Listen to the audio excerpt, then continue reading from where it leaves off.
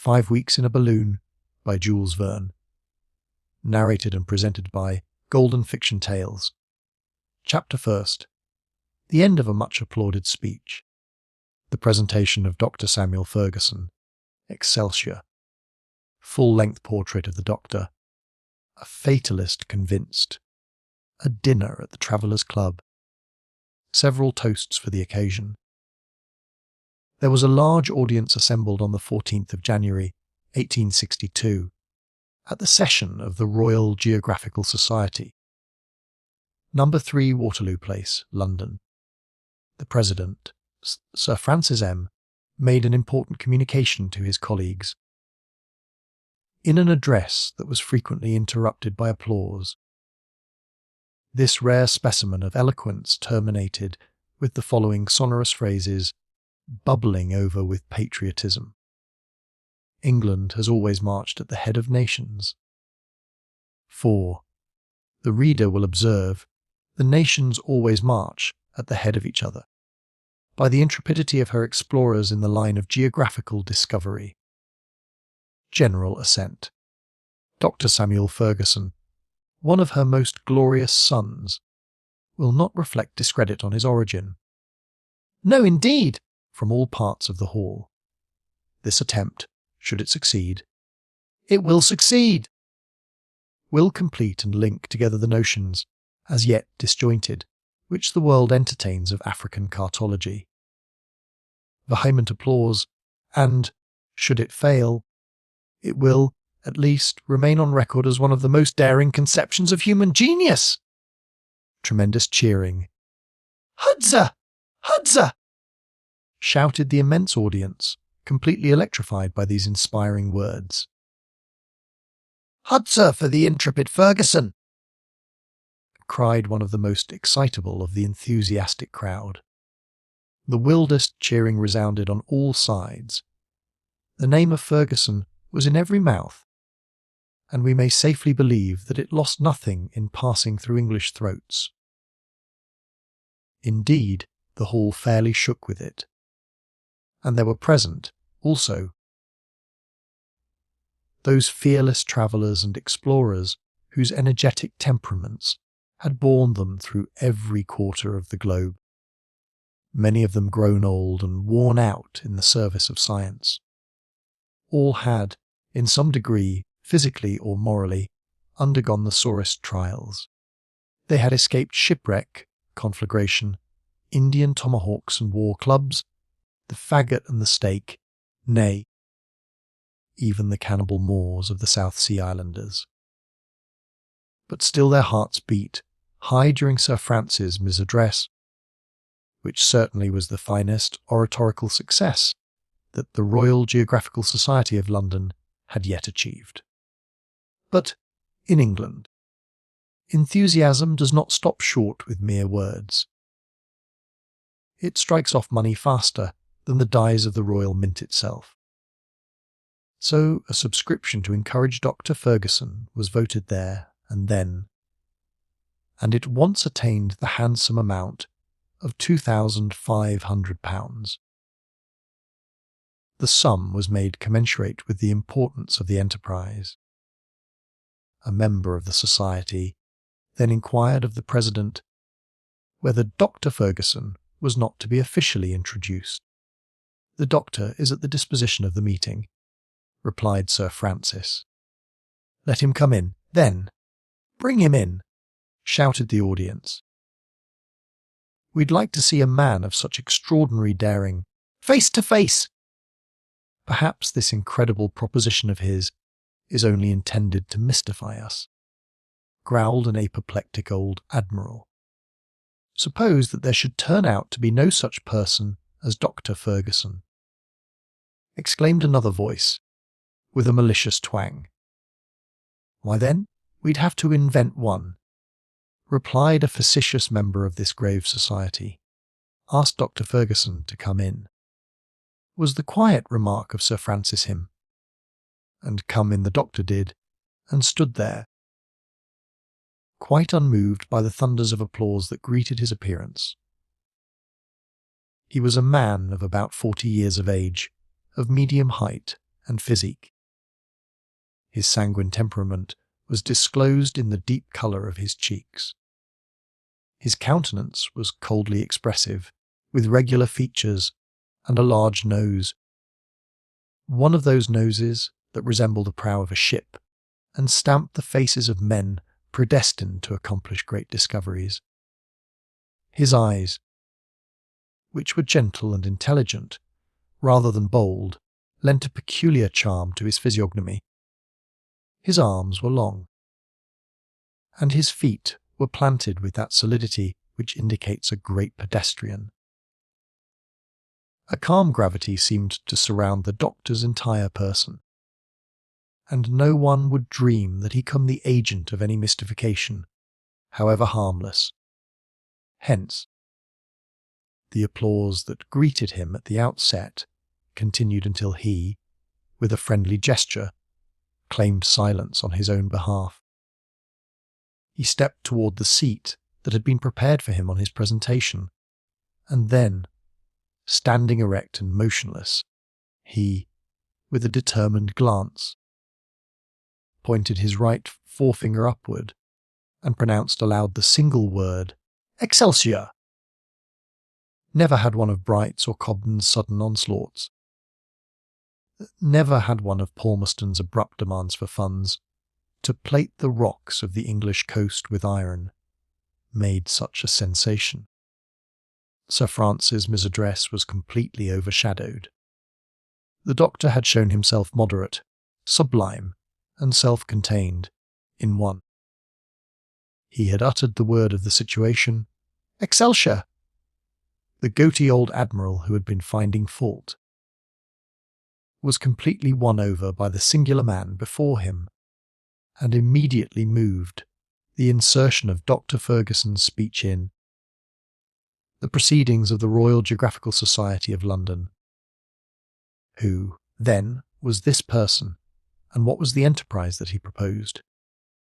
Ferguson's father, a brave and worthy captain in the English Navy, had associated his son with him from the young man's earliest years in the perils and adventures of his profession. The fine little fellow, who seemed to have never known the meaning of fear, yearly revealed a keen and active mind, an investigating intelligence, and a remarkable turn for scientific study.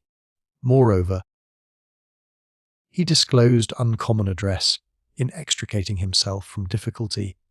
He was never perplexed, not even in handling his fork for the first time, an exercise in which children generally have so little success. His fancy kindled early at the recitals he read of daring enterprise and maritime adventure, and he followed with enthusiasm the discoveries that signalized the first part of the 19th century.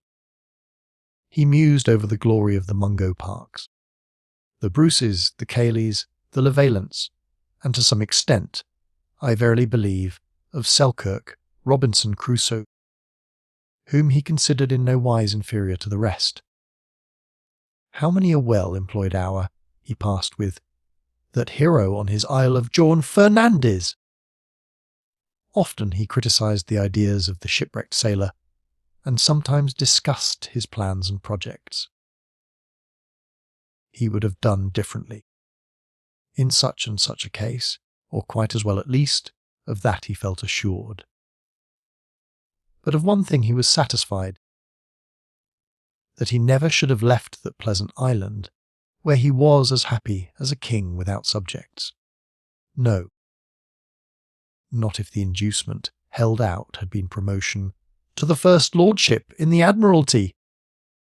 It may readily be conjectured whether these tendencies were developed during a youth of adventure, spent in every nook and corner of the globe.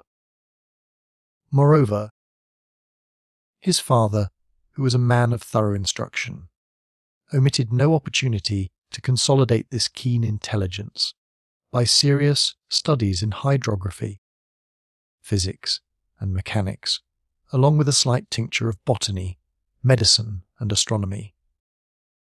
Upon the death of the estimable captain, Samuel Ferguson, then 22 years of age, had already made his voyage around the world.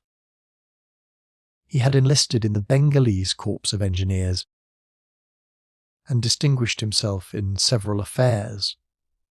But this soldier's life had not exactly suited him, caring but little for command. He had not been fond of obeying. He, therefore, sent in his resignation, and half botanizing, half playing the hunter, he made his way toward the north of the Indian peninsula and crossed it from Calcutta to Surat, a mere amateur trip for him. From Surat we see him going over to Australia, and in 1845 participating in Captain Stort's expedition, which had been sent out to explore the new Caspian Sea, supposed to exist in the centre of New Holland.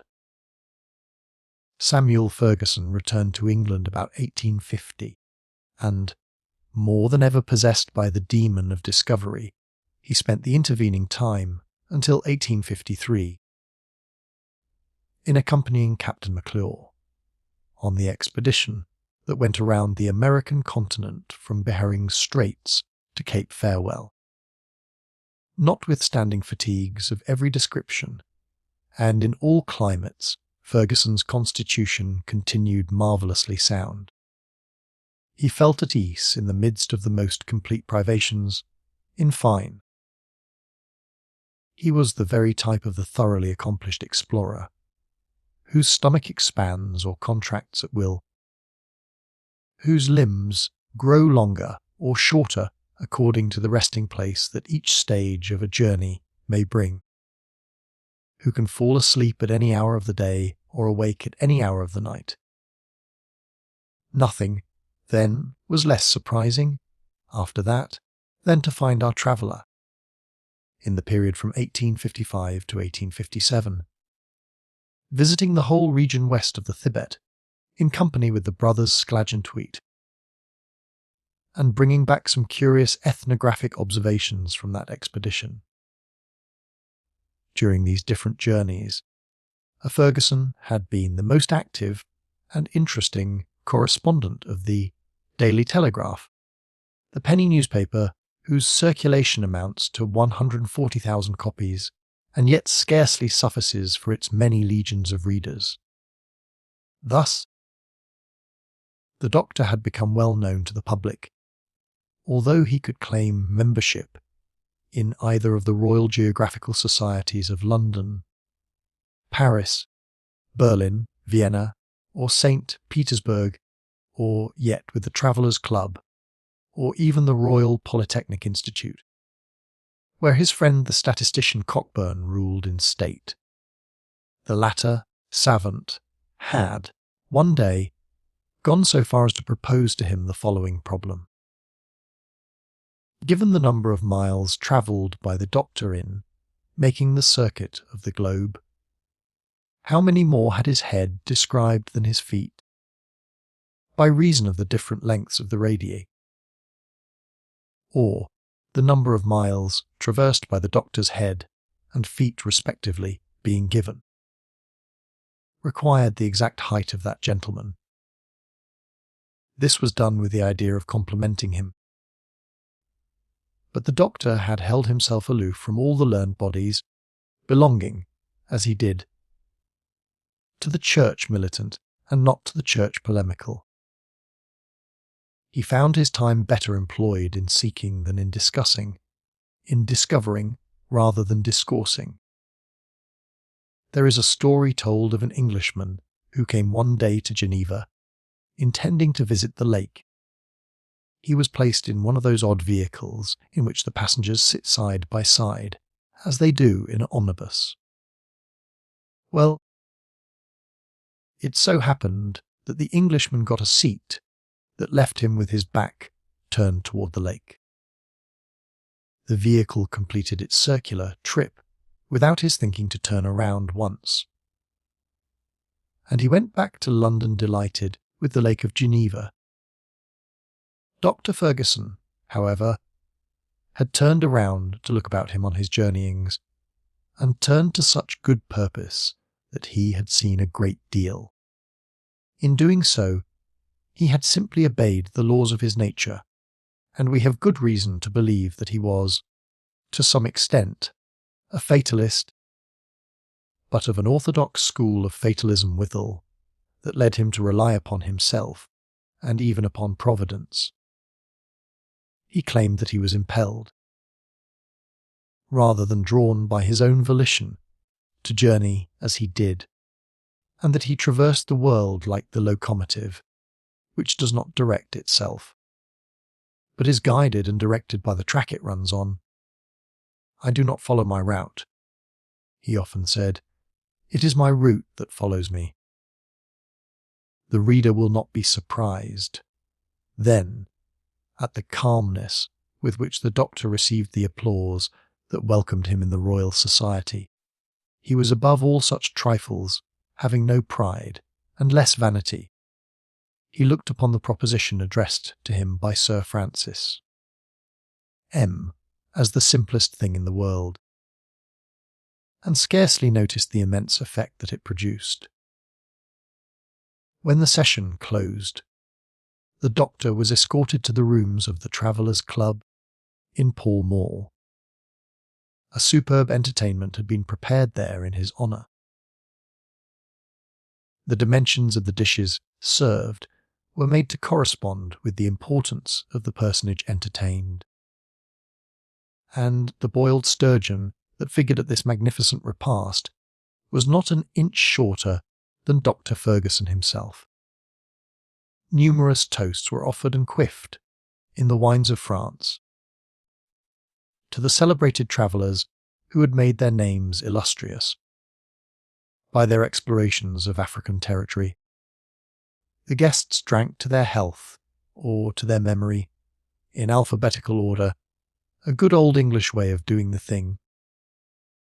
Among those remembered thus were Abady, Adams, Adamson, Anderson, Anord, Bakey, Baldwin, Bath, Batuda, Beak, Beltudrum, Duberba, Bimbachi, Bolognese, Bowick, Belzoni, Bonamain, Brisson, Brown, Bruce Brunrollet, Burchill, Burkharn, Cayley, Campbell, Chapman, Clappen, Clot, By, Colomieu, Corval, Cumming, Cuny, De Bono, Deccan, Deham, Desavanches, Dixon, Dochard, Dechellu, Duncan, Durand, Durrell, Duveria, Descarrick, D. Lorcher, Ehart, Ferret, Fresnel, Gallinier, Galton, Jaffroy, Golbery, Harm, Harnier, Heckwart, Heaglin, Hornman, Horton, Imbert, Cuffman, Noblecher, Craft, Cummer, Lafargue, Lefale, Lamrel, Lamprier, John Lander, Richard Lander, Lefebvre, Lugine, Levaillant,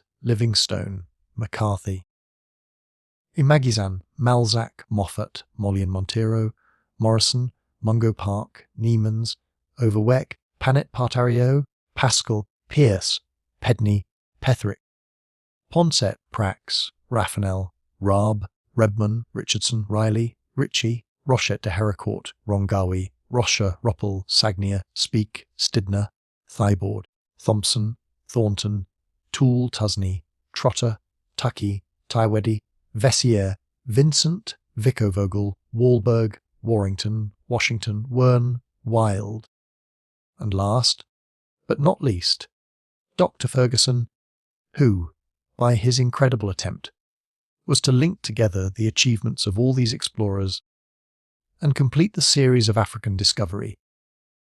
Chapter 2. The article in the Daily Telegraph. War between the scientific journals. Mr. Peterman backs his friend Dr. Fergusson. Reply of the savant Kona. Bets made. Sundry propositions offered to the doctor. On the next day, in its number of January 15th, the Daily Telegraph published an article couched in the following terms. Africa is, at length, about to surrender the secret of her vast solitudes. A modern Oedipus is to give us the key to that enigma which the learned men of 60 centuries have not been able to decipher. In other days, to seek the sources of the Nile, Fontes Nili Quera, was regarded as a mad endeavour, a chimera that could not be realised. Dr. Barth, in following out to Sudan the track traced by Deham and Clapperton, Dr. Livingstone, in multiplying his fearless explorations from the Cape of Good Hope to the basin of the Zambesi, Captains Burton and Speke, in the discovery of the great interior lakes, have opened 3 highways to modern civilization. Their point of intersection, which no traveller has yet been able to reach, is the very heart of Africa, and it is thither that all efforts should now be directed. The labours of these hardy pioneers of science are now about to be knit together by the daring project of Dr. Samuel Fergusson, whose fine explorations our readers have frequently had the opportunity of appreciating. This intrepid discoverer proposes to traverse all Africa from east to west in a balloon. If we are well informed, the point of departure for this surprising journey is to be the island of Zanzibar upon the eastern coast. As for the point of arrival, it is reserved for Providence alone to designate. The proposal for this scientific undertaking was officially made yesterday at the rooms of the Royal Geographical Society, and the sum of £2,500 was voted to defray the expenses of the enterprise. We shall keep our readers informed as to the progress of this enterprise, which has no precedent in the annals of exploration. As may be supposed, the foregoing article had an enormous echo among scientific people. At first, it stirred up a storm of incredulity. Dr. Fergusson passed for a purely chimerical personage of the Barnum stamp, who, after having gone through the United States, proposed to do the British Isles. A humorous reply appeared in the February number of the Bulletins de la Société Géographique of Geneva, which very wittily showed up the Royal Society of London and their phenomenal sturgeon. But Herr Petermann, in his Mythologen, published at Gotha, reduced the Geneva Journal to the most absolute silence. Herr Petermann knew Dr. Fergusson personally, and guaranteed the intrepidity of his dauntless friend. Besides, all manner of doubt was quickly put out of the question. Preparations for the trip were set on foot at London. The factories of Lyons received a heavy order for the silk required for the body of the balloon, and, finally, the British government placed the transport ship Resolute, Captain Bennett, at the disposal of the expedition at once. Upon word of all this, 1,000 encouragements were offered, and felicitations came pouring in from all quarters. The details of the undertaking were published in full in the bulletins of the Geographical Society of Paris. A remarkable article appeared in the Nouvelles Annales des Voyages, de la Géographie, de l'Histoire et de l'Archéologie de him. V. A. Maltebrun, New Annals of Travels, Geography, History, and Archaeology by him. V. A. Maltebrun, and a searching essay in the Zoetschrift for Algemeen Erdkunde by Dr. W. Kohner.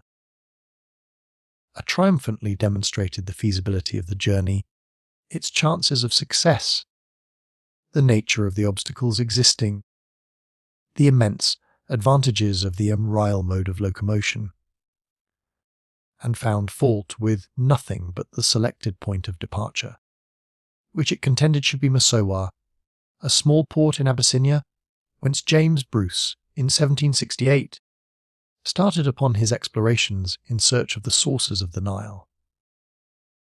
Apart from that, it mentioned, in terms of unreserved admiration, the energetic character of Dr. Fergusson and the heart, thrice panoplied in bronze, that could conceive and undertake such an enterprise. The North American Review could not, without some displeasure, contemplate so much glory monopolized by England.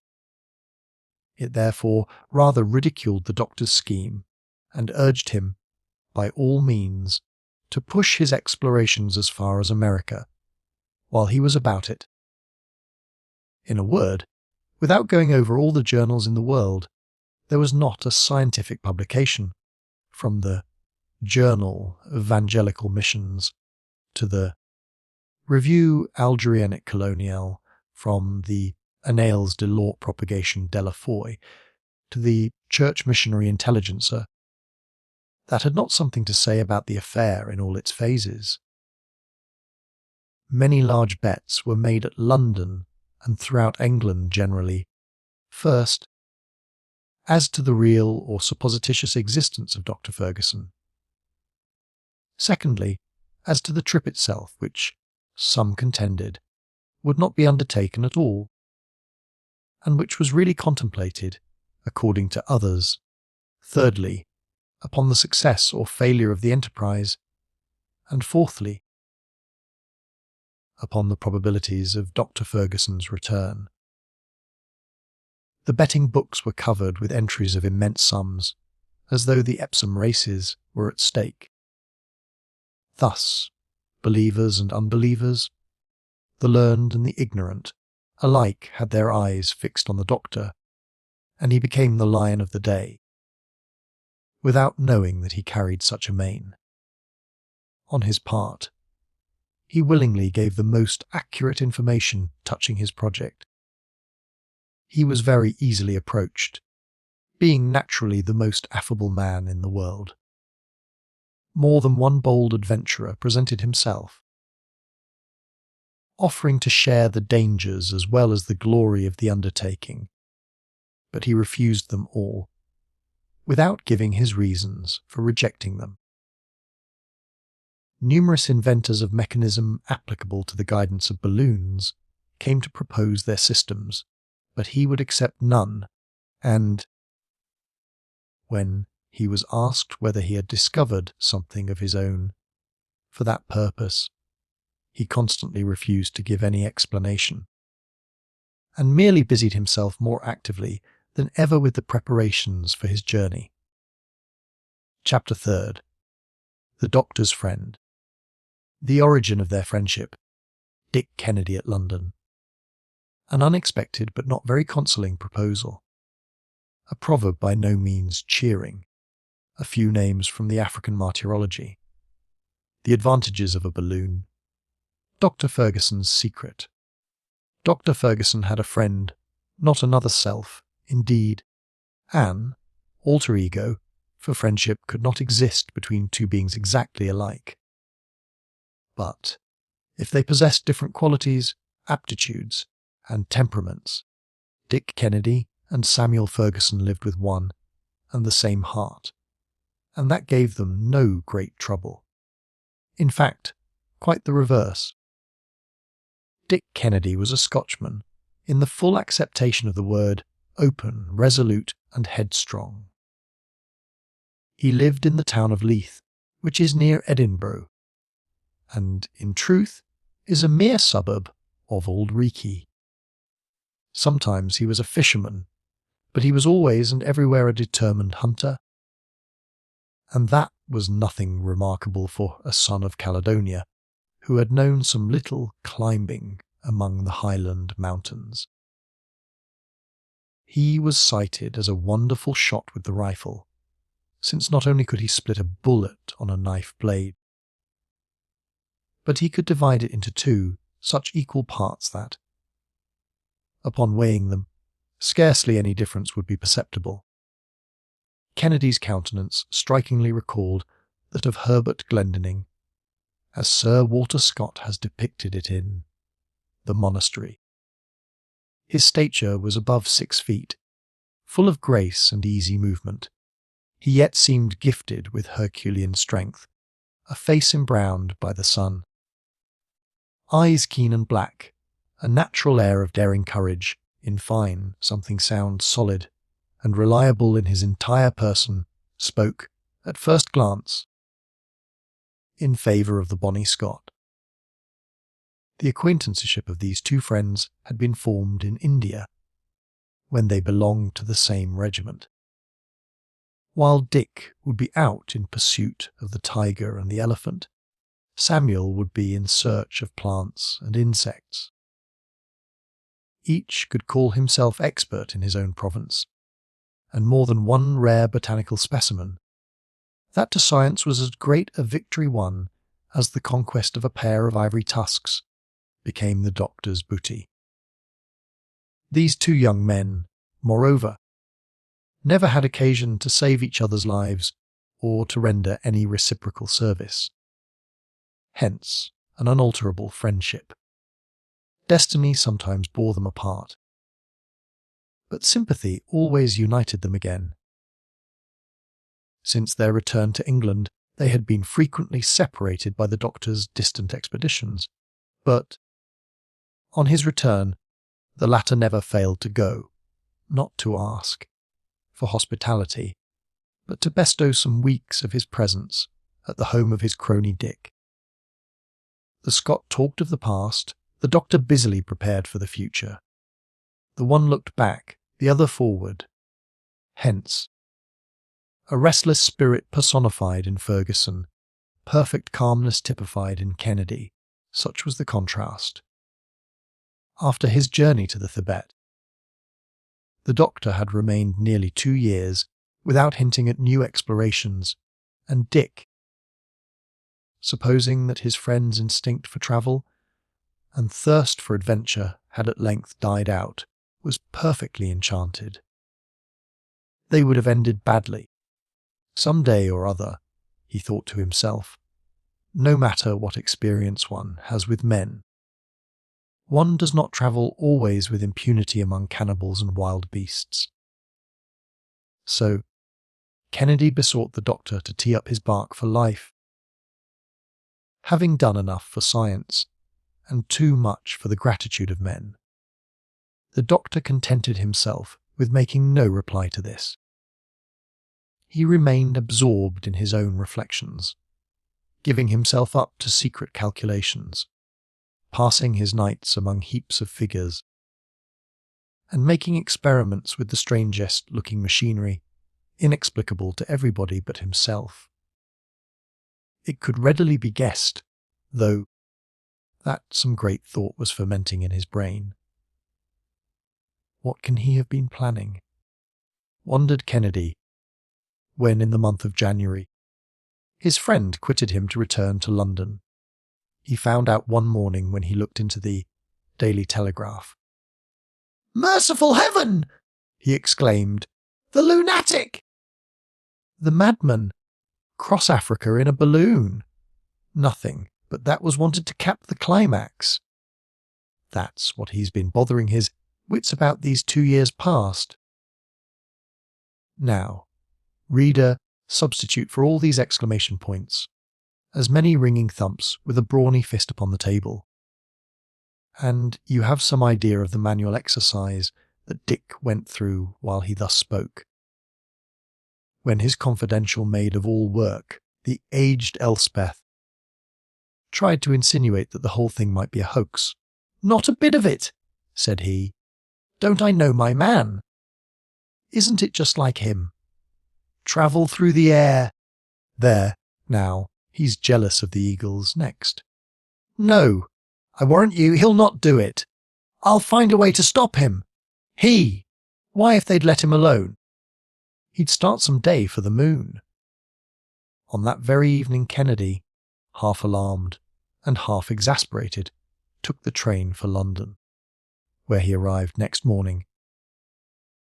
3/4 of an hour later a cab deposited him at the door of the doctor's modest dwelling in Soho Square, Greek Street. Forthwith he bounded up the steps and announced his arrival with 5 good, hearty, sounding raps at the door. Ferguson opened, in person. "Dick, you here?" he exclaimed, but with no great expression of surprise, after all. "Dick himself," was the response. "What, my dear boy, you at London? And this the mid-season of the winter shooting?" Yes, here I am, at London. And what have you come to town for? To prevent the greatest piece of folly that ever was conceived. Folly, said the doctor. Is what this paper says the truth? Rejoined Kennedy, holding out the copy of the Daily Telegraph mentioned above. Ah, that's what you mean, is it? These newspapers are great tattlers. But, sit down, my dear Dick. No, I won't sit down. Then, you really intend to attempt this journey? Most certainly. All my preparations are getting along finely, and where are your traps? Let me have a chance at them. I'll make them fly. I'll put your preparations in fine order. And so saying, the gallant Scot gave way to a genuine explosion of wrath. Come, be calm, my dear Dick, resumed the doctor. You're angry at me because I did not acquaint you with my new project. He calls this his new project. I have been very busy. The doctor went on, without heeding the interruption. I have had so much to look after. But rest assured that I should not have started without writing to you. Oh, indeed. I'm highly honoured, because it is my intention to take you with me. Upon this, the Scotchman gave a leap that a wild goat would not have been ashamed of among his native crags. Ah, really? Then, you want them to send us both to Bedlam. I have counted positively upon you, my dear Dick, and I have picked you out from all the rest. Kennedy stood speechless with amazement. After listening to me for 10 minutes, said the doctor, you will thank me. Are you speaking seriously? Very seriously. And suppose that I refuse to go with you. But you won't refuse. But, suppose that I were to refuse. Well, I'd go alone. Let us sit down, said Kennedy, and talk without excitement. The moment you give up jesting about it, we can discuss the thing. Let us discuss it, then, at breakfast. If you have no objections, my dear Dick. The two friends took their seats opposite to each other, at a little table with a plate of toast and a huge tea urn before them. My dear Samuel, said the sportsman, your project is insane. It is impossible. It has no resemblance to anything reasonable or practicable. That's for us to find out when we shall have tried it. But trying it is exactly what you ought not to attempt. Why so, if you please? Well, the risks, the difficulty of the thing. As for difficulties, replied Ferguson, in a serious tone, they were made to be overcome. As for risks and dangers, who can flatter himself that he is to escape them? Everything in life involves danger. It may even be dangerous to sit down at one's own table, or to put one's hat on one's own head. Moreover, we must look upon what is to occur as having already occurred, and see nothing but the present in the future, for the future is but the present a little farther on. There it is, exclaimed Kennedy, with a shrug. As great a fatalist as ever. Yes. But in the good sense of the word. Let us not trouble ourselves, then, about what fate has in store for us. And let us not forget our good old English proverb, the man who was born to be hung will never be drowned. There was no reply to make. But that did not prevent Kennedy from resuming a series of arguments, which may be readily conjectured, but which were too long for us to repeat. Well, then, he said, after an hour's discussion, if you are absolutely determined to make this trip across the African continent, if it is necessary for your happiness, why not pursue the ordinary routes? Why? Ejaculated the doctor, growing animated. Because all attempts to do so, up to this time, have utterly failed. Because from Mungo Park, assassinated on the Niger, to Vogel, who disappeared in the Wardai country, from Audney, who died at Murmur and Clapperton, lost at Sakatu, to the Frenchman Maison, who was cut to pieces, from Major Laing, killed by the Tuaregs, to Rocha from Hamburg, massacred in the beginning of 1860.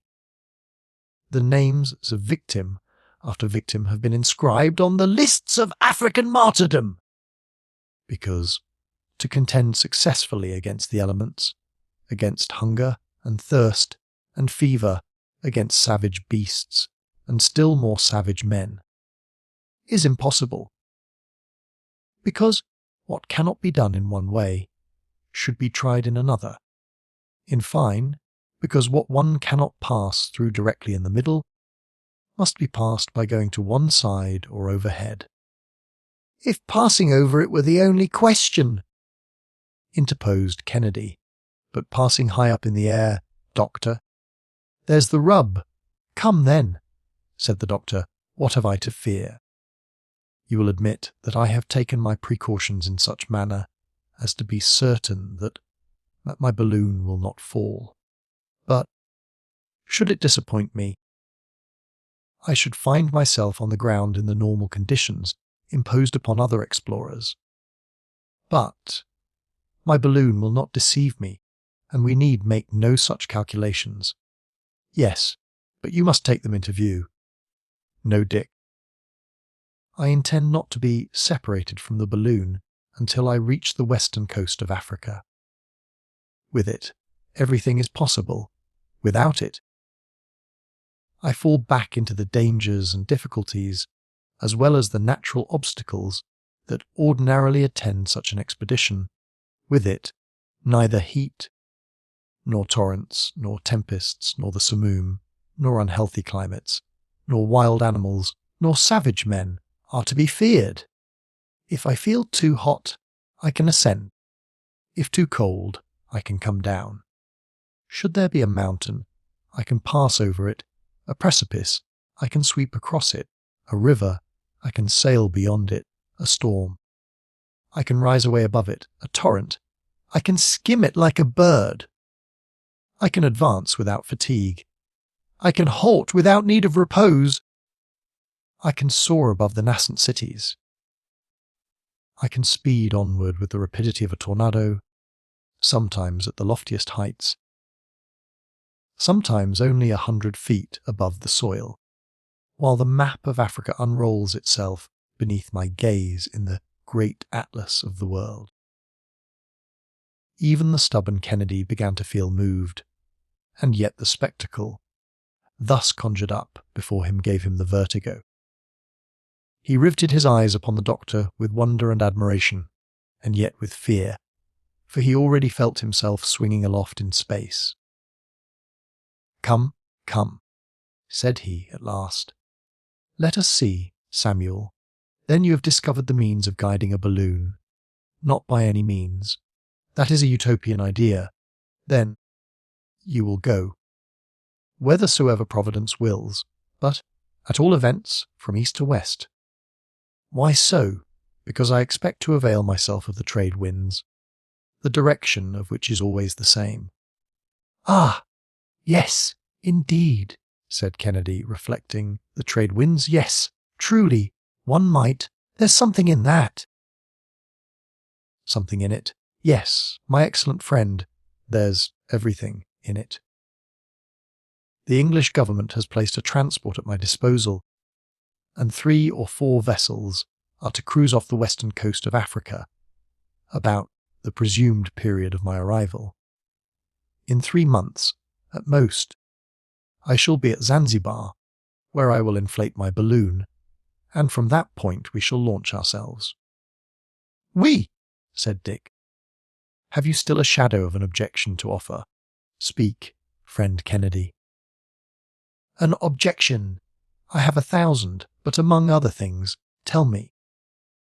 "If you expect to see the country, if you expect to mount and descend at pleasure, you cannot do so without losing your gas. Up to this time no other means have been devised, and it is this that has always prevented long journeys in the air. My dear Dick, I have only one word to answer. I shall not lose one particle of gas. And yet you can descend when you please.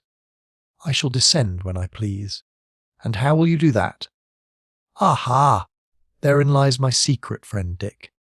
Have faith, and let my device be yours. Excelsior! Excelsior be it then, said the sportsman, who did not understand a word of Latin. But he made up his mind to oppose his friend's departure by all means in his power, and so pretended to give in, at the same time keeping on the watch. As for the doctor, he went on diligently with his preparations. Chapter 4. African Explorations. Bath, Richardson, Overweg, Brun, Rowlett, Penny, Andrea, de Bornou, Miani, Gilliam, Jean, Bruce, Craff and Rebman, Mazan, Rocher, Burton and Speke. The Emerald line which Dr. Fergusson counted upon following had not been chosen at random. His point of departure had been carefully studied, and it was not without good cause that he had resolved to ascend at the island of Zanzibar. This island, lying near to the eastern coast of Africa, is in the 6th degree of south latitude, that is to say, 430 geographical miles below the equator.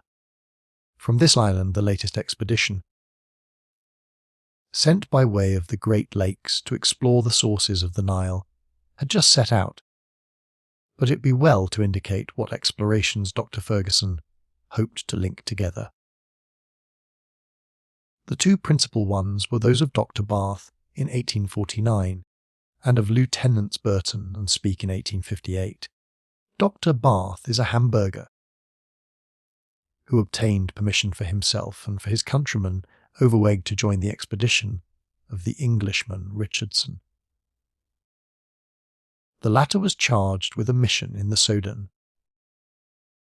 This vast region is situated between the 15th and 10th degrees of north latitude.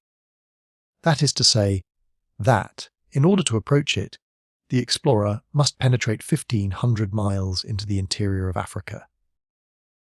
Until then, the country in question had been known only through the journeys of Deham, of Clapperton, and of Oudney, made from 1822 to 1824.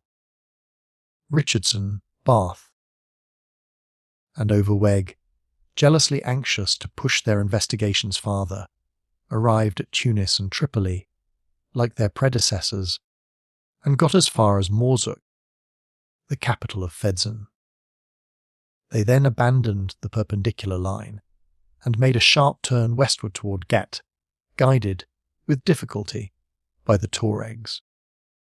After 1,000 scenes of pillage, of vexation, and attacks by armed forces, their caravan arrived, in October, at the vast oasis of Asban. Dr. Barth, separated from his companions, made an excursion to the town of Agades, and rejoined the expedition, which resumed its march on the 12th of December. At length it reached the province of Damoho. There the three travellers parted, and Barth took the road to Kano, where he arrived by dint of perseverance, and after paying considerable tribute. In spite of an intense fever, he quitted that place on the 7th of March, accompanied by a single servant. The principal aim of his journey was to reconnoitre Lake Chad, from which he was still 350 miles distant. He therefore advanced toward the east, and reached the town of Zorokolo, in the Bornou country, which is the core of the great Central Empire of Africa. There he heard of the death of Richardson, who had succumbed to fatigue and privation. He next arrived at Kuka, the capital of Bornou, on the borders of the lake. Finally, at the end of 3 weeks, on the 14th of April, 12 months after having quitted Tripoli, he reached the town of Nornu. We find him again setting forth on the 29th of March, 1851, with Overweg to visit the kingdom of Adamara to the south of the lake, and from there he pushed on as far as the town of Yola, a little below 9 degrees north latitude. This was the extreme southern limit reached by that daring traveller. He returned in the month of August to Kuka. From there he successively traversed the Mandara, Bargimi, and Clainam countries, and reached his extreme limit in the east, the town of Messina, situated at 17 degrees 20 minutes west longitude. On the 25th of November, 1852, after the death of Overweg, his last companion, he plunged into the west, visited Sokoto, crossed the Niger, and finally reached Timbuktu, where he had to languish during 8 long months, under vexations inflicted upon him by the sheik, and all kinds of ill treatment and wretchedness. But the presence of a Christian in the city could not long be tolerated, and the Fulans threatened to besiege it. The doctor, therefore, left it on the 17th of March, 1854, and fled to the frontier, where he remained for 33 days in the most abject destitution. He then managed to get back to Kano in November, thence to Kuka, where he resumed Deham's route after 4 months' delay. He regained Tripoli toward the close of August, 1855, and arrived in London on the 6th of September, the only survivor of his party. Such was the venturesome journey of Dr. Bath. Dr. Ferguson carefully noted the fact that he had stopped at 4 degrees north latitude and 17 degrees west longitude. Now let us see what Lieutenants Burton and Speke accomplished in Eastern Africa. The various expeditions that had ascended the Nile could never manage to reach the mysterious source of that river. According to the narrative of the German doctor, Ferdinand Werne, the expedition attempted in 1840, under the auspices of Mehmet Ali, stopped at Gondokoro between the 4th and 5th parallels of north latitude. In 1855, Brun Rollet, a native of Savoy, appointed consul for Sardinia in eastern Sudan, to take the place of Vordi, who had just died, set out from Khartoum, and, under the name of Yakub the merchant, trading in gums and ivory, got as far as Balinia, beyond the 4th degree, but had to return in ill health to Khartoum, where he died in 1857. Neither Dr. Penny, the head of the Egyptian Medical Service, who, in a small steamer, penetrated 1 degree beyond Gondokoro, and then came back to die of exhaustion at Khartoum, nor Miani, the Venetian, who, turning the cataracts below Gondokoro, reached the 2nd parallel, nor the Maltese trader, Andrea de Bono, who pushed his journey up the Nile still farther, could work their way beyond the apparently impassable limit.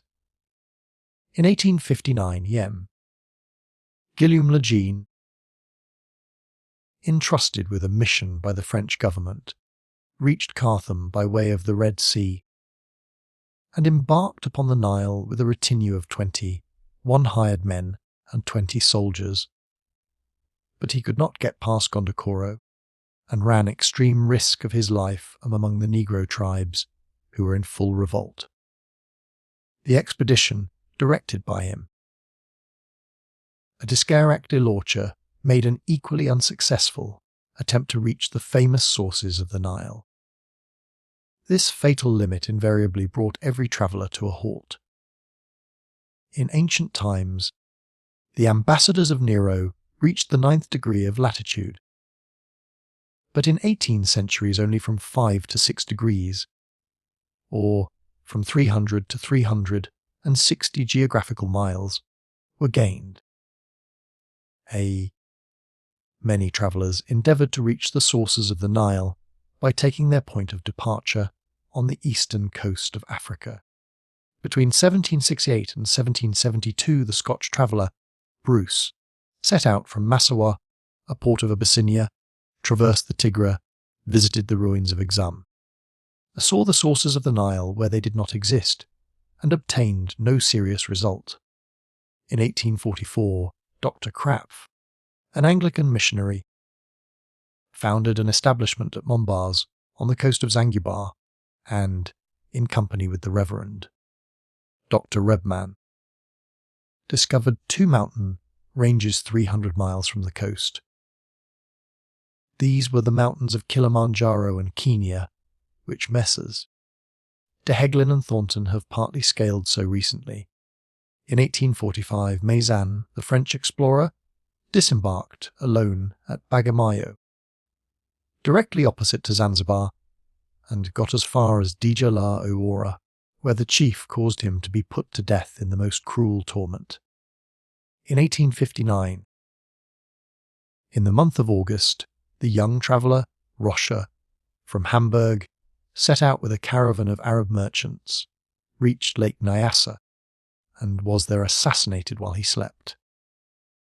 Finally, in 1857, Lieutenants Burton and Speke, both officers in the Bengal Army, were sent by the London Geographical Society to explore the great African lakes, and on the 17th of June they quitted Zanzibar and plunged directly into the west.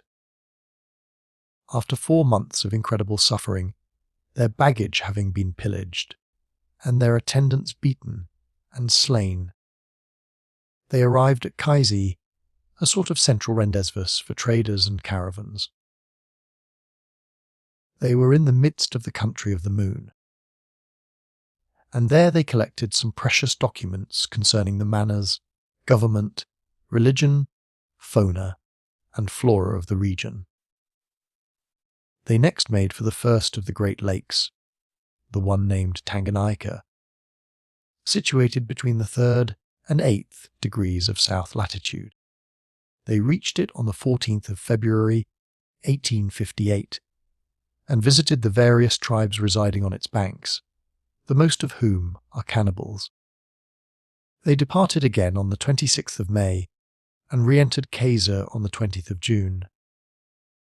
There Burton, who was completely worn out, lay ill for several months, during which time Speke made a push to the northward of more than 300 miles, going as far as Lake Okaracua, which he came in sight of on the 3rd of August, but he could descry only the opening of it at latitude 2 degrees 30 minutes.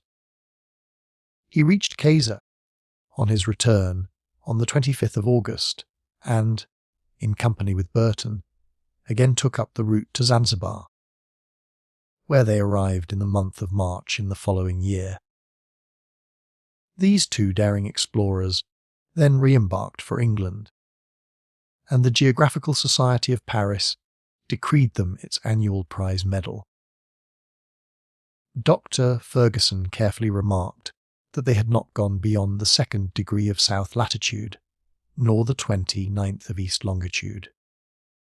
The problem, therefore, was how to link the explorations of Burton and Speke with those of Dr. Barth, since to do so was to undertake to traverse an extent of more than 12 degrees of territory. Chapter 5th. Kennedy's Dreams. Articles and pronouns in the plural. Dick's Insinuations. A promenade over the map of Africa. What is contained between 2 points of the compass? Expeditions now on foot. Speke and Grant. Krapf, de Decken, and de Heglin. Dr. Ferguson energetically pushed the preparations for his departure, and in person superintended the construction of his balloon, with certain modifications, in regard to which he observed the most absolute silence. For a long time past, he had been applying himself to the study of the Arab language and the various Mandingo idioms, and, thanks to his talents as a polyglot, he had made rapid progress. In the meanwhile his friend, the sportsman, never let him out of his sight, afraid, no doubt, that the doctor might take his departure without saying a word to anybody.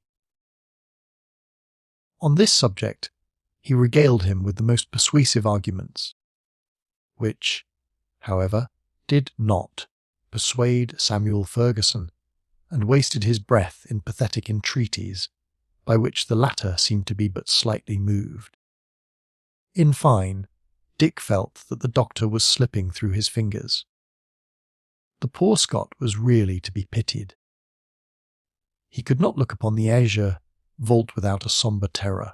When asleep, he felt oscillations that made his head reel, and every night he had visions of being swung aloft at immeasurable heights.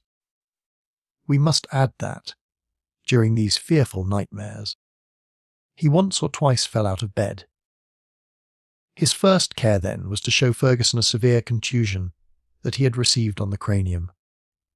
And yet, he would add, with warmth, that was at the height of only 3 feet, not an inch more, and such a bump as this! Only think, then!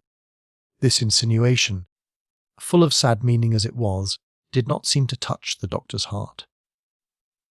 "Will not fall," was his invariable reply. "But still, suppose that we were to fall, we will not fall." This was decisive, and Kennedy had nothing more to say.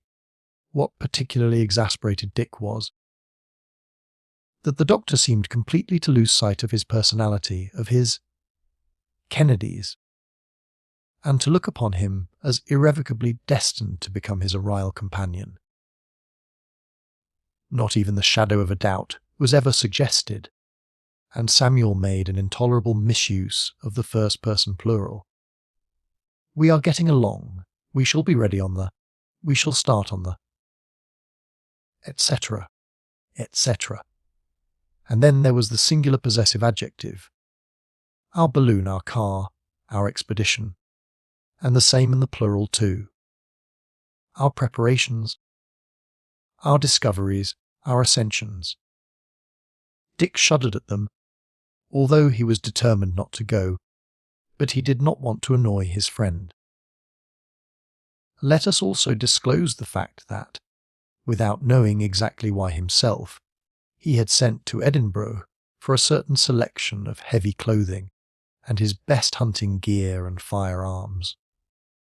One day, after having admitted that, with an overwhelming run of good luck, there might be one chance of success in 1,000, he pretended to yield entirely to the doctor's wishes.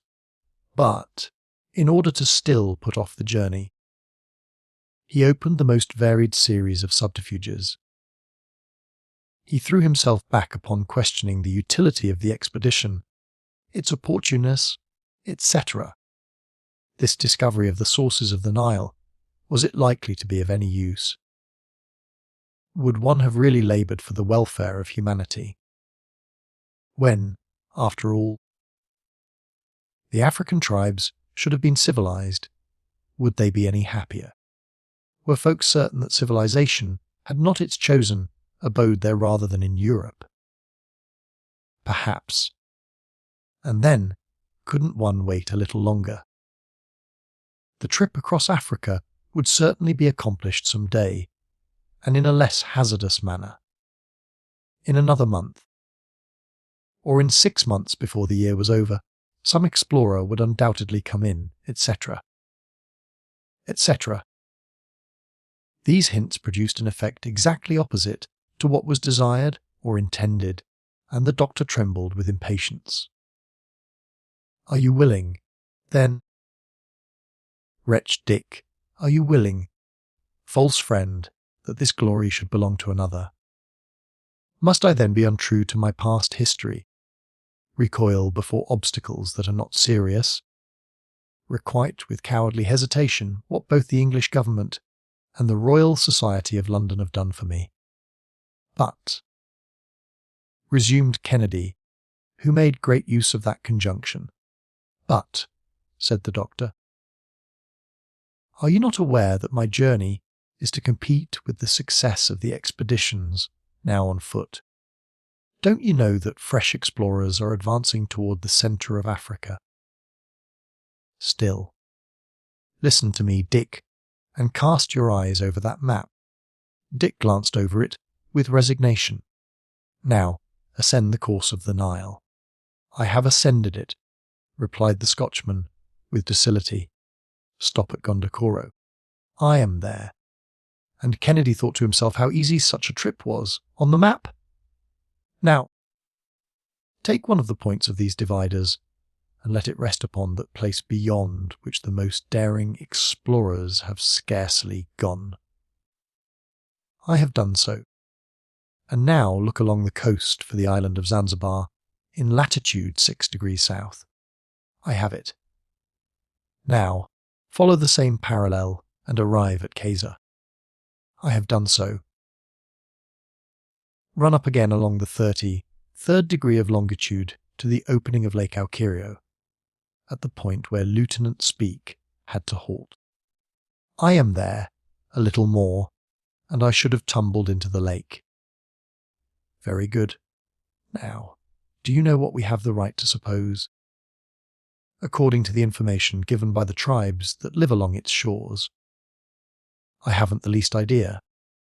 Why, that this lake, the lower extremity of which is in 2 degrees and 30 minutes, must extend also 2 degrees and a half above the equator. Really? Well, from this northern extremity there flows a stream which must necessarily join the Nile, if it be not the Nile itself. That is indeed curious. Then, let the other point of your dividers rest upon that extremity of Lake Okiro. It is done, friend Ferguson. Now, how many degrees can you count between the 2 points? Scarcely 2. And do you know what that means, Dick? Not the least in the world. Why, that makes scarcely 120 miles, in other words, a nothing. Almost nothing, Samuel. Well, do you know what is taking place at this moment? No, upon my honour, I do not. Very well, then I'll tell you. The Geographical Society regard as very important the exploration of this lake of which Speke caught a glimpse. Under their auspices, Lieutenant. Now Captain, Speke has associated with him Captain Grant, of the army in India. They have put themselves at the head of a numerous and well-equipped expedition. Their mission is to ascend the lake and return to Gondokoro. They have received a subsidy of more than £5,000, and the governor of the Cape of Good Hope has placed Hottentot soldiers at their disposal. They set out from Zanzibar at the close of October 1860. In the meanwhile, John Petherick, the English consul at the city of Khartoum, has received about £700 from the Foreign Office. He is to equip a steamer at Khartoum, stock it with sufficient provisions, and make his way to Gondokoro. There, he will await Captain Speke's caravan and be able to replenish its supplies to some extent. Well planned, said Kennedy. You can easily see, then, that time presses if we are to take part in these exploring labours. And that is not all, since, while some are thus advancing with sure steps to the discovery of the sources of the Nile, others are penetrating to the very heart of Africa. On foot, said Kennedy. Yes, on foot, rejoined the doctor, without noticing the insinuation. Dr. Krapp proposes to push forward, in the west, by way of the Job, a river lying under the equator. Baron de Deccan has already set out from Munbars, has reconnoitred the mountains of Kenya and Kilimanjaro, and is now plunging in toward the centre, but all this time on foot or on mules, exactly the same, so far as I am concerned, ejaculated Kennedy. Lastly, resumed the doctor him. De Heglin, the Austrian vice-consul at Khartoum, has just organised a very important expedition. the first aim of which is to search for the traveller Vogel, who, in 1853, was sent into the Sudan to associate himself with the labours of Dr. Barth. In 1856, he quitted Bornou and determined to explore the own country that lies between Lake Chad and Darfur. Nothing has been seen of him since that time. Letters that were received in Alexandria in 1860 said that he was killed at the order of the King of Wardai, but other letters, addressed by Dr. Hartmann to the traveller's father, relate that, according to the recital of a fellator of Bornou, Vogel was merely held as a prisoner at Wara. All hope is not then lost. Hence, a committee has been organised under the presidency of the Regent of Saxe, Kogrin Gotha. My friend Peterman is its secretary. A national subscription has provided for the expense of the expedition, whose strength has been increased by the voluntary accession of several learned men and him. De Huglin set out from Mosfeia in the month of June. While engaged in looking for Vogel, he is also to explore all the country between the Nile and Lake Chad, that is to say, to knit together the operations of Captain Speke and those of Dr. Barth. And then Africa will have been traversed from east to west.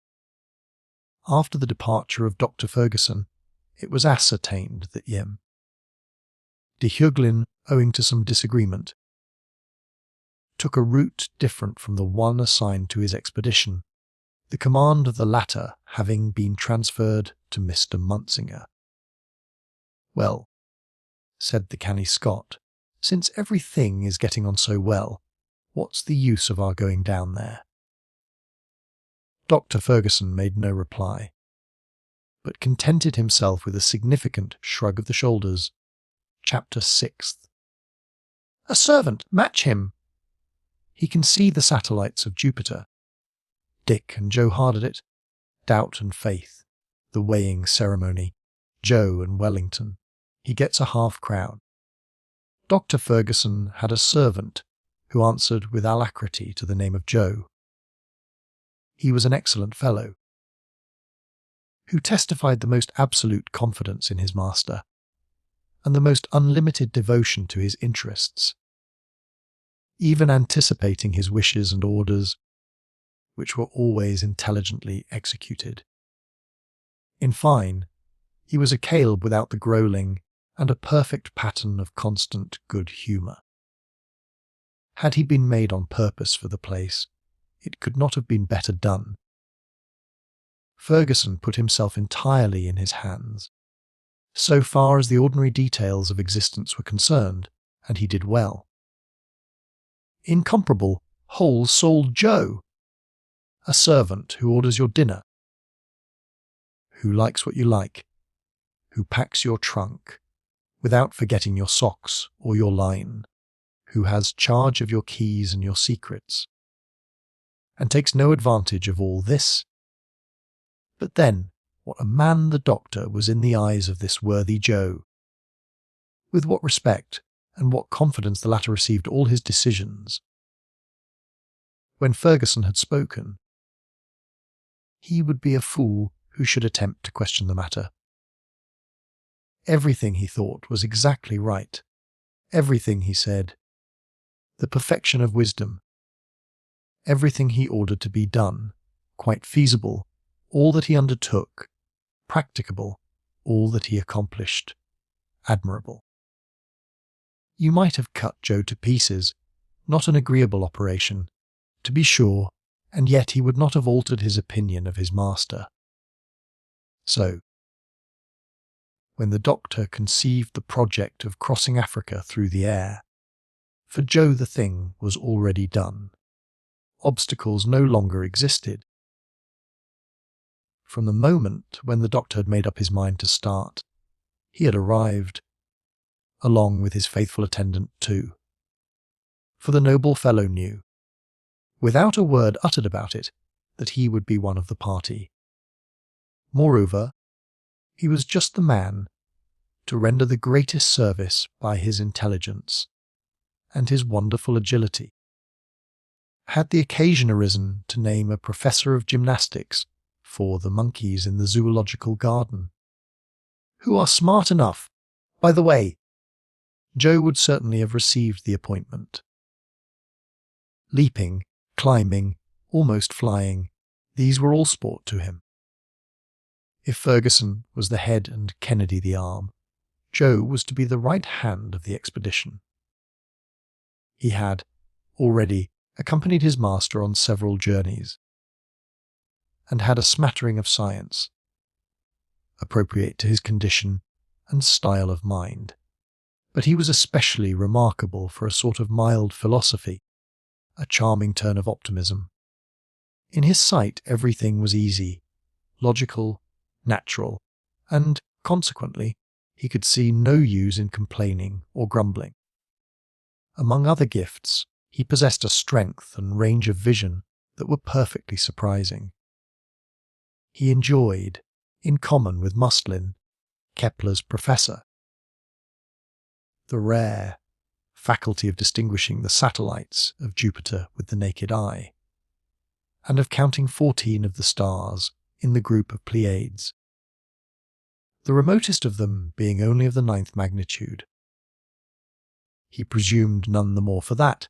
On the contrary, he made his bow to you at a distance, and when occasion arose he bravely knew how to use his eyes. With such profound faith as Joe felt in the doctor, it is not to be wondered at that incessant discussions sprang up between him and Kennedy, without any lack of respect to the latter, however. One doubted, the other believed, one had a prudent foresight, the other blind confidence. The doctor, however, vibrated between doubt and confidence, that is to say, he troubled his head with neither one nor the other. Well, Mr. Kennedy, Joe would say, well, my boy, the moment's at hand. It seems that we are to sail for the moon. You mean the mountains of the moon, which are not quite so far off. But, never mind. One trip is just as dangerous as the other. Dangerous? What? With a man like Dr. Ferguson. I don't want to spoil your illusions, my good Joe. But this undertaking of his is nothing more nor less than the act of a madman. He won't go, though. He won't go. Eh? Then you haven't seen his balloon at Mitchell's factory in the Bornou. I'll take precious good care to keep away from it. Well, you'll lose a fine sight, sir. What a splendid thing it is! What a pretty shape! What a nice car! How snug we'll feel in it! Then you really think of going with your master, answered Joe with an accent of profound conviction. Why, I'd go with him wherever he pleases. Who ever heard of such a thing? Leave him to go off alone. After we've been all over the world together. Who would help him when he was tired? Who would give him a hand in climbing over the rocks? Who would attend him when he was sick? No, Mr. Kennedy, Joe will always stick to the doctor. You're a fine fellow, Joe. But, then, you're coming with us? Oh, certainly, said Kennedy. That is to say, I will go with you up to the last moment, to prevent Samuel even then from being guilty of such an act of folly. I will follow him as far as Zanzibar, so as to stop him there, if possible. You'll stop nothing at all, Mr. Kennedy, with all respect to you, sir. My master is no hare-brained person. He takes a long time to think over what he means to do, and then, when he once gets started, the evil one himself couldn't make him give it up. Well, we'll see about that. Don't flatter yourself, sir. But then, the main thing is to have you with us. For a hunter like you, sir, Africa's a great country. So, either way, you won't be sorry for the trip. No, That's a fact. I shan't be sorry for it, if I can get this crazy man to give up his scheme. By the way, said Joe, you know that the weighing comes off today. The weighing, what weighing? Why, my master, and you, and I, are all to be weighed today. What? Like horse jockeys. Yes, like jockeys. Only never fear, you won't be expected to make yourself lean. If you're found to be heavy, you'll go as you are. Well, I can tell you, I am not going to let myself be weighed, said Kennedy firmly. But, sir, it seems that the doctor's machine requires it. Well, his machine will have to do without it. Humph! And suppose that it couldn't go up then. Egad, that's all I want. Come, Mr. Kennedy! My master will be sending for us directly. I shan't go. Oh, now you won't vex the doctor in that way. Aye, that I will. Well, said Joe with a laugh, you say that because he's not here, but when he says to your face, Dick, with all respect to you, sir, Dick, I want to know exactly how much you weigh. You'll go, I warrant it. No, I will not go. At this moment the doctor entered his study, where this discussion had been taking place, and, as he came in, cast a glance at Kennedy, who did not feel altogether at his ease. Dick, said the doctor, come with Joe, I want to know how much you both weigh. But you may keep your hat on. Come. And Kennedy went. They repaired in company to the workshop of the Messrs. Mitchell, where one of those so-called Roman scales in readiness. It was necessary, by the way, for the doctor to know the weight of his companions, so as to fix the equilibrium of his balloon. So he made Dick get up on the platform of the scales. The latter, without making any resistance, said, in an undertone, Well, that doesn't bind me to anything. 153 pounds, said the doctor, noting it down on his tablets. Am I too heavy? Why, no. Mr. Kennedy, said Joe, and then, I am light to make up for it. So saying, Joe with enthusiasm took his place on the scales, and very nearly upset them in his ready haste. He struck the attitude of Wellington, where he is made to ape a chills, at Hyde Park entrance, and was superb in it without the shield. 120 pounds, wrote the doctor. Aha, said Joe, with a smile of satisfaction. And why did he smile? He never could tell himself. It's my turn now, said Ferguson, and he put down 135 pounds to his own account. All three of us, said he, do not weight much more than 400 pounds. But, sir, said Joe, if it was necessary for your expedition, I could make myself thinner by 20 pounds, by not eating so much. Useless, my boy, replied the doctor. You may eat as much as you like, and here's £half-a-crown to buy you the ballast. Chapter 7th. Geometrical details, calculation of the capacity of the balloon, the double receptacle, the covering, the car, the mysterious apparatus, the provisions and stores. The final summing up. Dr. Ferguson had long been engaged upon the details of his expedition. It is easy to comprehend that the balloon, that marvellous vehicle which was to convey him through the air, was the constant object of his solicitude. At the outset, in order not to give the balloon too ponderous dimensions, he had decided to fill it with hydrogen gas, which is 14.5 times lighter than common air. The production of this gas is easy, and it has given the greatest satisfaction hitherto in aerostatic experiments. The doctor, according to very accurate calculations, found that, including the articles indispensable to his journey and his apparatus, he should have to carry a weight of 4,000 pounds. Therefore, he had to find out what be the ascensional force of a balloon capable of raising such a weight, and, consequently, what would be its capacity.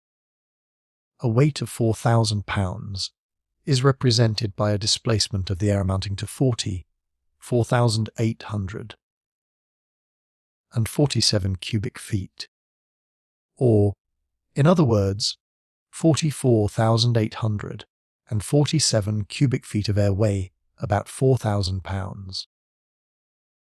By giving the balloon these cubic dimensions and filling it with hydrogen gas instead of common air, the former being 14.5 times lighter and weighing therefore only 276 pounds, a difference of 3,724 pounds in equilibrium is produced.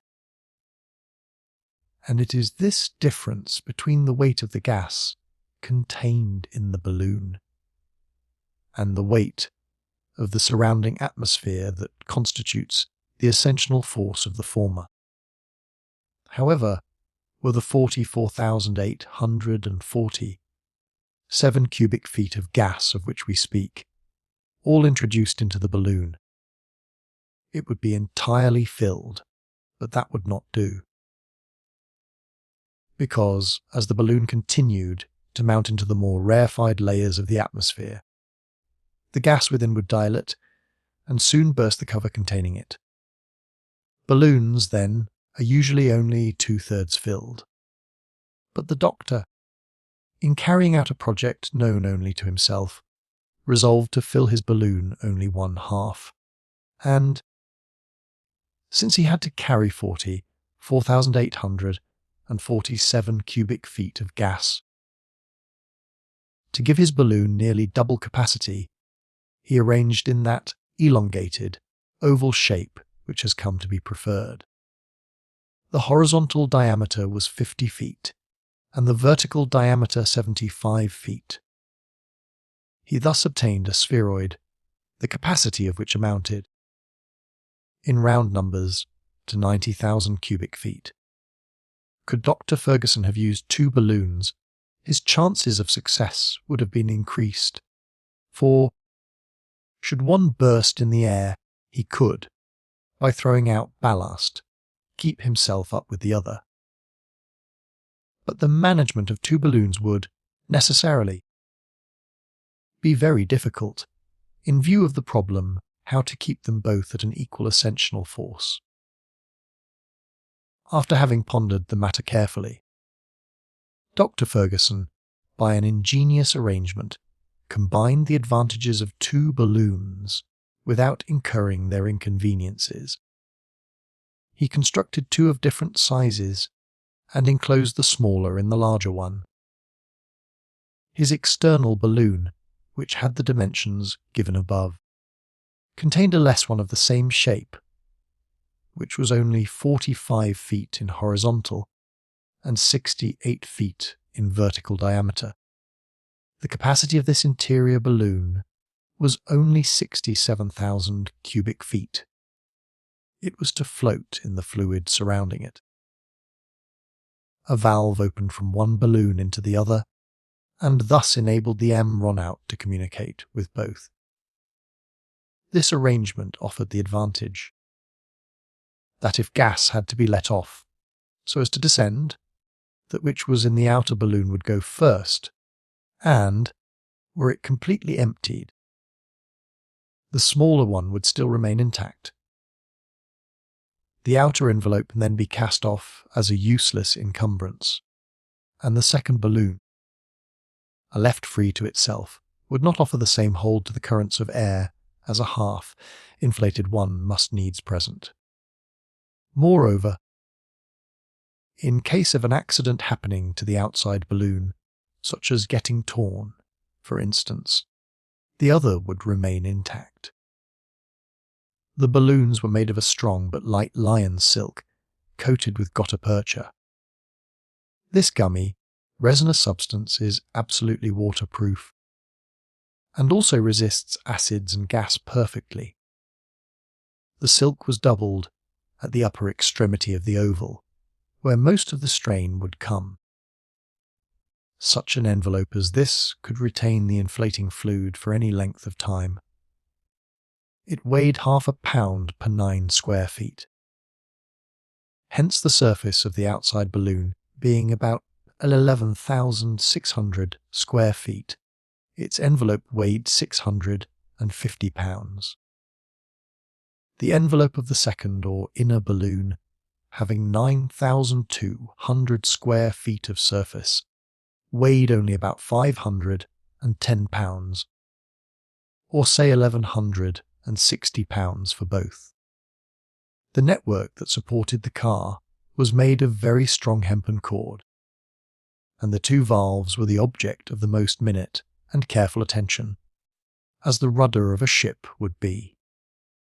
The car, which was of a circular form and 15 feet in diameter, was made of wicker work, strengthened with a slight covering of iron, and protected below by a system of elastic springs to deaden the shock of collision. Its weight, along with that of the network, did not exceed 250 pounds. In addition to the above, the doctor caused to be constructed 2 sheet iron chests, 2 lines in thickness. These were connected by means of pipes furnished with stoppocks.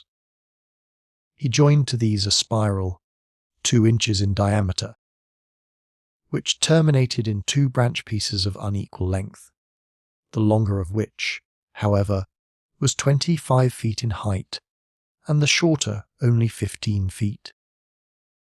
These sheet iron chests were embedded in the car in such a way as to take up the least possible amount of space. The spiral, which was not to be adjusted until some future moment, was packed up, separately, along with a very strong Bunsen electric battery. This apparatus had been so ingeniously combined that it did not weigh more than 700 pounds, even including 25 gallons of water in another receptacle. The instruments provided for the journey consisted of 2 barometers, 2 thermometers, 2 compasses, a sextant, 2 chronometers, an artificial horizon, and an altazimuth to throw out the height of distant and inaccessible objects. The Greenwich Observatory had placed itself at the doctor's disposal. The latter, however, did not intend to make experiments in physics. He merely wanted to be able to know in what direction he was passing, and to determine the position of the principal rivers, mountains, and towns. He also provided himself with 3 thoroughly tested iron anchors and a light but strong silk ladder 50 feet in length. He at the same time carefully weighed his stores of provision, which consisted of tea, coffee, biscuit, salted meat, and pemmican, a preparation which comprises many nutritive elements in a small space. Besides a sufficient stock of pure brandy, he arranged 2 water tanks, each of which contained 22 gallons. The consumption of these articles would necessarily, little by little, diminish the weight to be sustained. For it must be remembered that the equilibrium of a balloon floating in the atmosphere is extremely sensitive. The loss of an almost insignificant weight suffices to produce a very noticeable displacement. Nor did the doctor forget an awning to shelter the car, nor the coverings and blankets that were to be the bedding of the journey, nor some fowling pieces and rifles, with their requisite supply of powder and ball. Here is the summing up of his various items, and their weight as he computed it. Ferguson, 135 pounds. Kennedy, 153 pounds. Joe, 120 pounds. Weight of the outside balloon, 650 pounds. Weight of the second balloon, 510 pounds. Car and network, £280. Anchors, instruments, dawnings, and sundry utensils, guns, coverings, etc. £190. Meat, pemmican biscuits, tea, coffee, brandy, £386. Water, £400.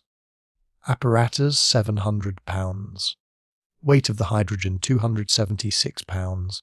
Ballast, £200. Total, £4,000. Such were the items of the £4,000 that Dr. Ferguson proposed to carry up with him.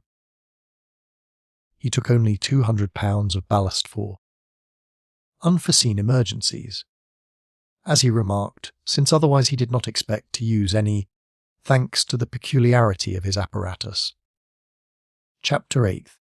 Joe's Importance, the Commander of the Resolute, Kennedy's Arsenal, Mutual Amenities, the Farewell Dinner, Departure on the 21st of February, the Doctor's Scientific Sessions, Duveria, Livingstone, Details of the Aerial Voyage, Kennedy Silenced, about the 10th of February.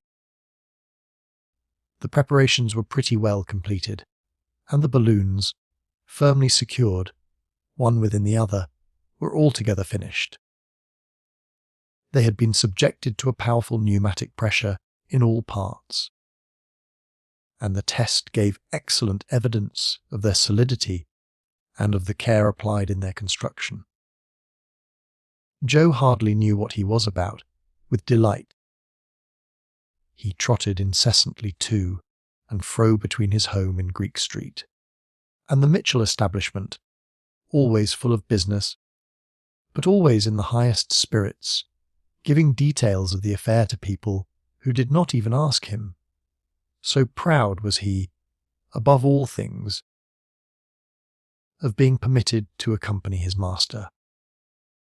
I have even a shrewd suspicion that what with showing the balloon, explaining the plans and views of the Doctor, giving folks a glimpse of the latter through a half-opened window, or pointing him out as he passed along the streets, the clever scamp earned a few half-crowns, but we must not find fault with him for that.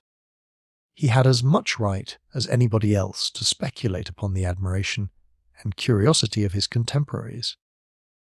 On the 16th of February, the Resolute, a cast anchor near Greenwich. She was a screw propeller of 800 tons, a fast sailer, and the very vessel that had been sent out to the polar regions to revictual the last expedition of Sir James Ross.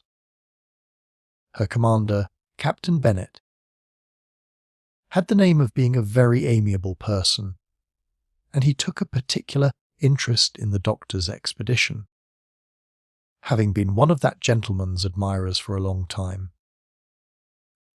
Bennet was rather a man of science than a man of war, which did not, however, prevent his vessel from carrying 4 carronades that had never hurt any body, to be sure, but had performed the most pacific duty in the world. The hold of the Resolute was so arranged as to find a stowing place for the balloon. The latter was shipped with the greatest precaution on the 18th of February, and was then carefully deposited at the bottom of the vessel in such a way as to prevent accident. The car and its accessories, the anchors, the cords, the supplies, the water tanks, which were to be filled on arriving, all were embarked and put away under Ferguson's own eyes. 10 tons of sulphuric acid and 10 tons of iron filings were put on board for the future production of the hydrogen gas. The quantity was more than enough, but it was well to be provided against accident. The apparatus to be employed in manufacturing the gas, including some 30 empty casks, was also stowed away in the hold.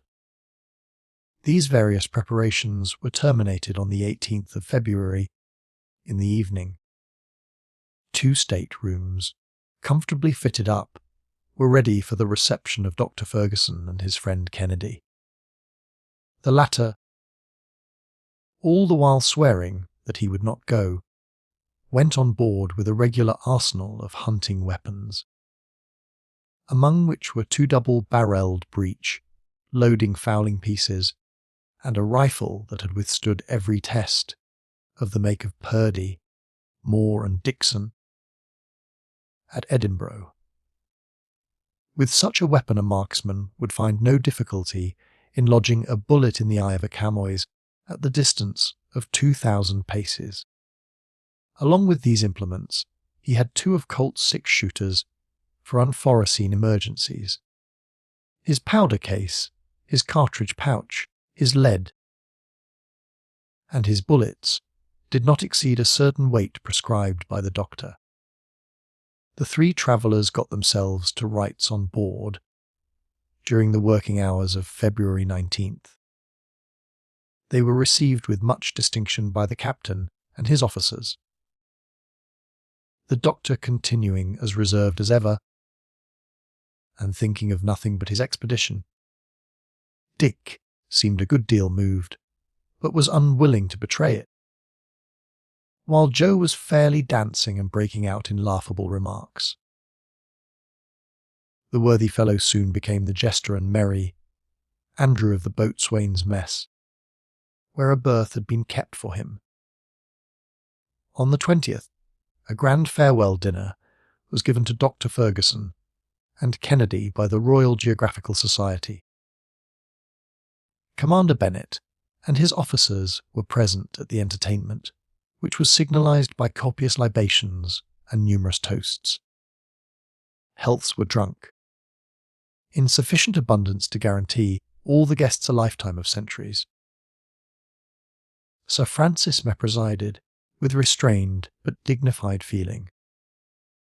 To his own supreme confusion, Dick Kennedy came in for a large share in the jovial felicitations of the night. After having drunk to the intrepid Ferguson the glory of England, they had to drink to the no less courageous Kennedy, his daring companion. Dick blushed a good deal, and that passed for modesty, whereupon the applause redoubled, and Dick blushed again. A message from the Queen arrived while they were at dessert. Her Majesty offered her compliments to the 2 travellers and expressed her wishes for their safe and successful journey. This, of course, rendered imperative fresh toasts to Her Most Gracious Majesty. At midnight, after touching farewells and warm shaking of hands, the guests separated. The boats of the Resolute were in waiting at the stairs of Westminster Bridge. The captain leaped in, accompanied by his officers and passengers, and the rapid current of the Thames, aiding the strong arms of the rowers, bore them swiftly to Greenwich. In an hour's time all were asleep on board. The next morning, February 21st, at 3 o'clock, the furnaces began to roar. At 5, the anchors were weighed, and the Resolute, powerfully driven by her screw, began to plough the water toward the mouth of the Thames. It is needless to say that the topic of conversation with every one on board was Dr. Ferguson's enterprise. Seeing and hearing the doctor soon inspired everybody with such confidence that, in a very short time, there was no one, excepting the incredulous Scotchman, on the steamer who had the least doubt of the perfect feasibility and success of the expedition. During the long, unoccupied hours of the voyage, the doctor held regular sittings, with lectures on geographical science, in the officers' mess room. These young men felt an intense interest in the discoveries made during the last 40 years in Africa, and the doctor related to them the explorations of Bath, Burton, Speke, and Grant, and depicted the wonders of this vast, mysterious country. now thrown open on all sides to the investigations of science. On the north, the young Deveria was exploring Sahara and bringing the chiefs of the Tuaregs to Paris. Under the inspiration of the French government, 2 expeditions were preparing, which, descending from the north and coming from the west, would cross each other at Timbuktu. In the south, the indefatigable Livingstone was still advancing toward the equator, and, since March 1862, he had, in company with Mackenzie, ascended the river Rivonia. The 19th century would, assuredly, not pass, contended the doctor. Without Africa having been compelled to surrender the secrets she has kept locked up in her bosom for 6,000 years. But the interest of Dr. Ferguson's hearers was excited to the highest pitch when he made known to them, in detail, the preparations for his own journey. They took pleasure in verifying his calculations, they discussed them, and the doctor frankly took part in the discussion. As a general thing, they were surprised at the limited quantity of provision that he took with him, and one day one of the officers questioned him on that subject. "That peculiar point astonishes you, does it?" said Ferguson. "It does, indeed. But how long do you think my trip is going to last? Whole months. If so, you are greatly mistaken. Were it to be a long one, we should be lost. We should never get back. But you must know that the distance from Zanzibar to the coast of Senegal is only 3,500, say 4,000 miles. Well, at the rate of 240 miles every 12 hours, which does not come near the rapidity of our railroad trains, by travelling day and night, it would take only 7 days to cross Africa. But then you could see nothing, make no geographical observations, or reconnoitre the face of the country." "Ah," replied the doctor, "if I am master of my balloon, if I can ascend and descend at will, I shall stop when I please, especially when 2 violent currents of air threaten to carry me out of my way with them." "And you will encounter such," said Captain Bennet. "There are tornadoes that sweep at the rate of more than 240 miles per hour. You see, then, that with such speed as that, we could cross Africa in 12 hours. One would rise at Zanzibar, and go to bed at St. Louis." "But," rejoined the officer, "could any balloon withstand the wear and tear of such velocity?" "It has happened before," replied Ferguson, "and the balloon withstood it perfectly well. It was at the time of the coronation of Napoleon in 1804. The aeronaut Journerin sent up a balloon at Paris about 11 o'clock in the evening.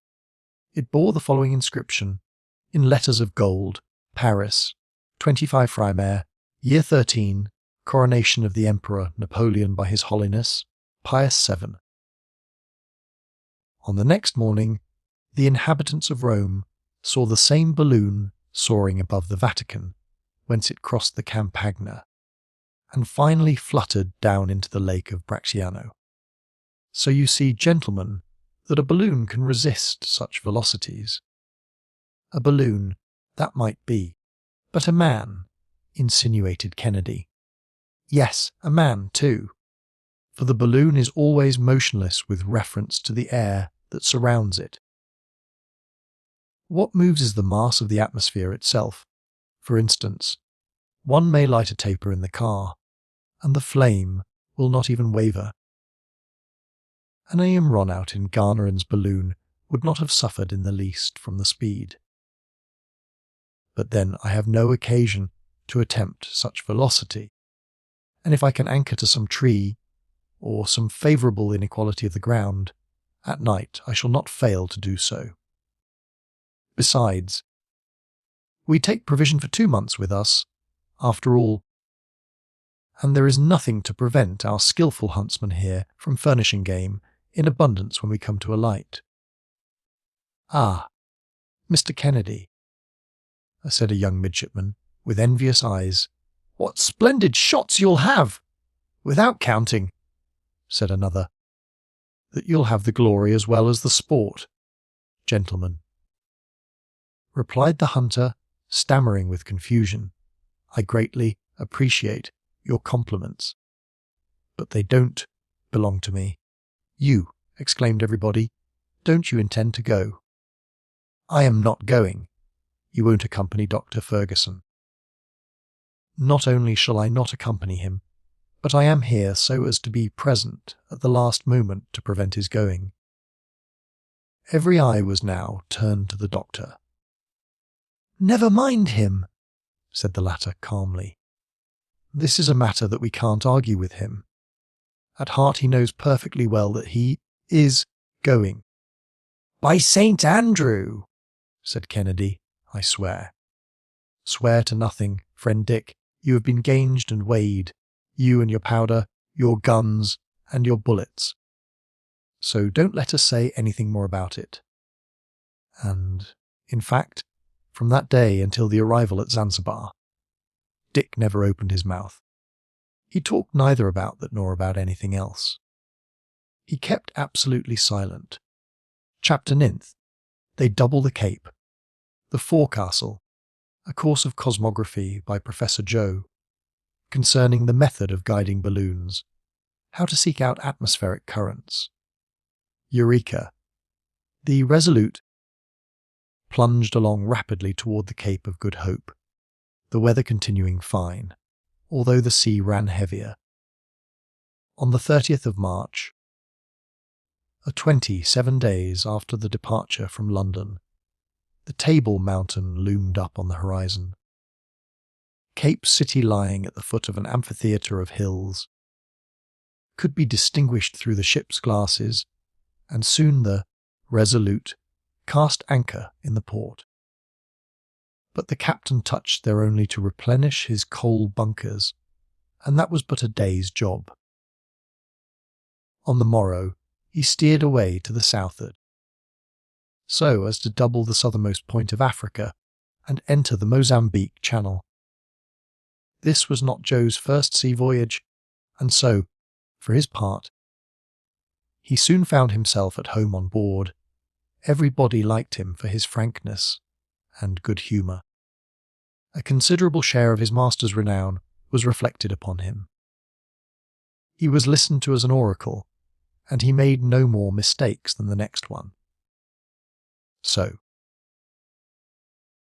while the doctor was pursuing his descriptive course of lecturing in the officers' mess, Joe reigned supreme on the forecastle, holding forth in his own peculiar manner, and making history to suit himself, a style of procedure pursued, by the way, by the greatest historians of all ages and nations. The topic of discourse was, naturally, the unreal voyage. Joe had experienced some trouble in getting the rebellious spirits to believe in it, but, once accepted by them, nothing connected with it was any longer an impossibility to the imaginations of the seamen, stimulated by Joe's harangues. Our dazzling narrator persuaded his hearers that, after this trip, many others still more wonderful would be undertaken. In fact, it was to be but the first of a long series of superhuman expeditions. You see, my friends, when a man has had a taste of that kind of travelling, he can't get along afterward with any other. So, on our next expedition, instead of going off to one side, we'll go right ahead, going up, too, all the time. Humph, then you'll go to the moon, said one of the crowd, with a stare of amazement. To the moon, exclaimed Joe, to the moon. Pooh, that's too common. Everybody might go to the moon that way. Besides, there's no water there, and you have to carry such a lot of it along with you. Then you have to take air along in bottles so as to breathe. Hey, that's all right. But can a man get a drop of the real stuff there? Said a sailor who liked his toddy. Not a drop, was Joe's answer. No, old fellow, not in the moon. But we're going to skip round among those little twinklers up there, the stars and the splendid planets that my old man so often talks about. For instance, we'll commence with Saturn. That one with the ring, asked the boatswain. Yes, the wedding ring, only no one knows what's become of his wife. What? Will you go so high up as that? Said one of the ship boys, gaping with wonder. Why, your master must be old Nick himself. Oh, no, he's too good for that. But, after Saturn, what then? Was the next inquiry of his impatient audience. After Saturn, well, we'll visit Jupiter. A funny place that is, too, where the days are only 9 hours and a half long, a good thing for the lazy fellows, and the years, would you believe it? Last 12 hours, which is fine for folks who have only 6 months to live. They get off a little longer by that. 12 years, ejaculated the boy. Yes, my youngster, so that in that country you'd be toddling after your mammy yet.